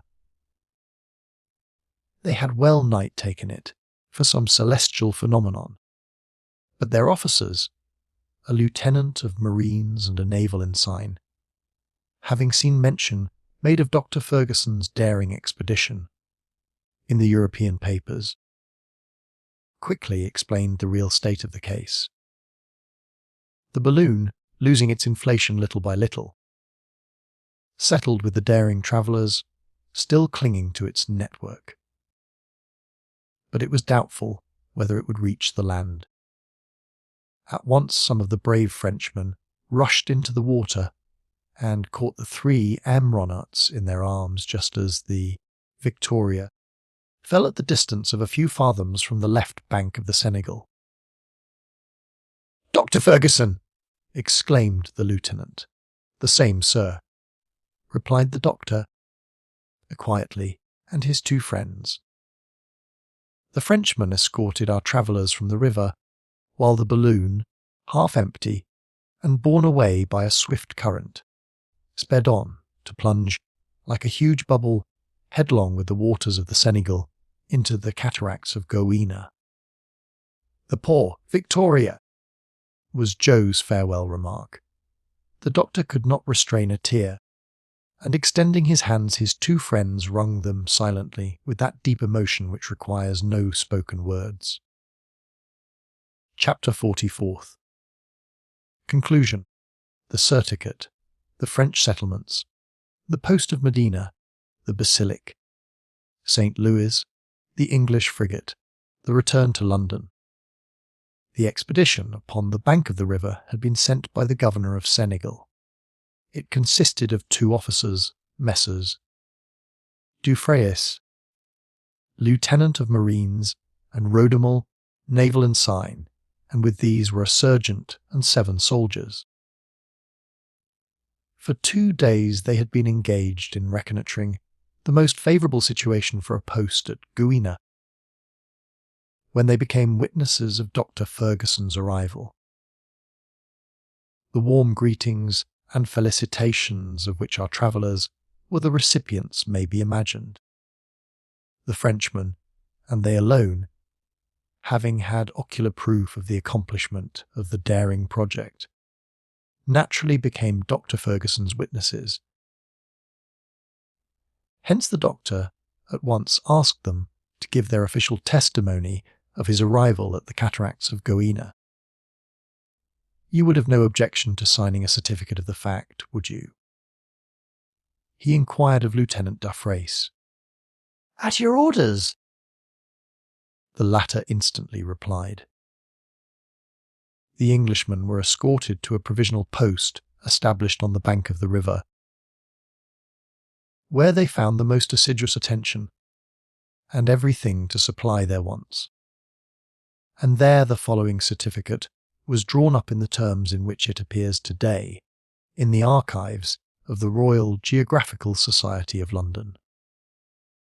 We, the undersigned, do hereby declare that, on the day herein mentioned, we witnessed the arrival of Dr. Ferguson and his 2 companions, Richard Kennedy and Joseph Wilson, clinging to the cordage and network of a balloon, and that the said balloon fell at a distance of a few paces from us into the river, and being swept away by the current was lost in the cataracts of Gowina.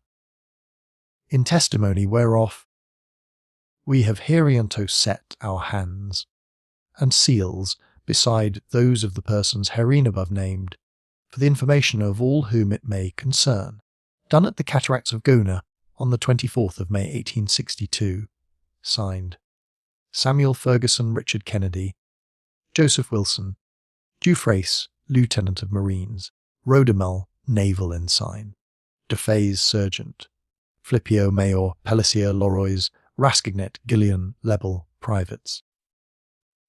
Here ended the astonishing journey of Dr. Ferguson and his brave companions, as vouched for by undeniable testimony. And they found themselves among friends, in the midst of most hospitable tribes, whose relations with the French settlements are frequent and amicable. They had arrived at Senegal on Saturday, the 24th of May, and on the 27th of the same month they reached the post of Medina, situated a little farther to the north, but on the river. There the French officers received them with open arms, and lavished upon them all the resources of their hospitality. Thus aided, the doctor and his friends were enabled to embark almost immediately on the small steamer called the Basilic, which ran down to the mouth of the river. 2 weeks later, on the 10th of June, they arrived at St. Louis, where the governor gave them a magnificent reception, and they recovered completely from their excitement and fatigue. Besides, Joe said to everyone who chose to listen, "That was a stupid trip of ours. After all, and I wouldn't advise anybody who is greedy for excitement to undertake it, it gets very tiresome at the last. And if it hadn't been for the adventures on Lake, Chad, and at the Senegal River, I do believe that we have died of yawning. An English frigate was just about to sail, and the three travellers procured passage on board of her. On the 25th of June they arrived at Portsmouth, and on the next day at London. We will not describe the reception they got from the Royal Geographical Society, nor the intense curiosity and consideration of which they became the objects. Kennedy set off, at once, for Edinburgh with his famous rifle, for he was in haste to relieve the anxiety of his faithful old housekeeper. The doctor and his devoted Joe remained the same men that we have known them, excepting that one change took place at their own suggestion. They ceased to be master and servant, in order to become bosom friends. The journals of all Europe were untiring in their praises of the bold explorers, and the Daily Telegraph struck off an edition of 377,000 copies on the day when it published a sketch of the trip. Dr. Ferguson, at a public meeting of the Royal Geographical Society, gave a recital of his journey through the air, and obtained for himself and his companions the Golden Medal, set apart to reward the most remarkable exploring expedition of the year 1862. The first result of Dr. Ferguson's expedition was to establish, in the most precise manner, the facts and geographical surveys reported by Messrs. Bath, Burton, Speke, and others, thanks to the still more recent expeditions of Messrs. Speke and Grant, de Huglin and Munsinger, who have been ascending to the sources of the Nile and penetrating to the centre of Africa. We shall be enabled ere long to verify, in turn, the discoveries of Dr. Ferguson in that vast region comprised between the 14th and 33rd degrees of east longitude. The end of this wonderful story. And so, our journey through this timeless fiction comes to an end. If you enjoyed this audiobook, please consider liking the video and subscribing to our channel. For more golden tales like this one, feel free to explore the playlists on our channel.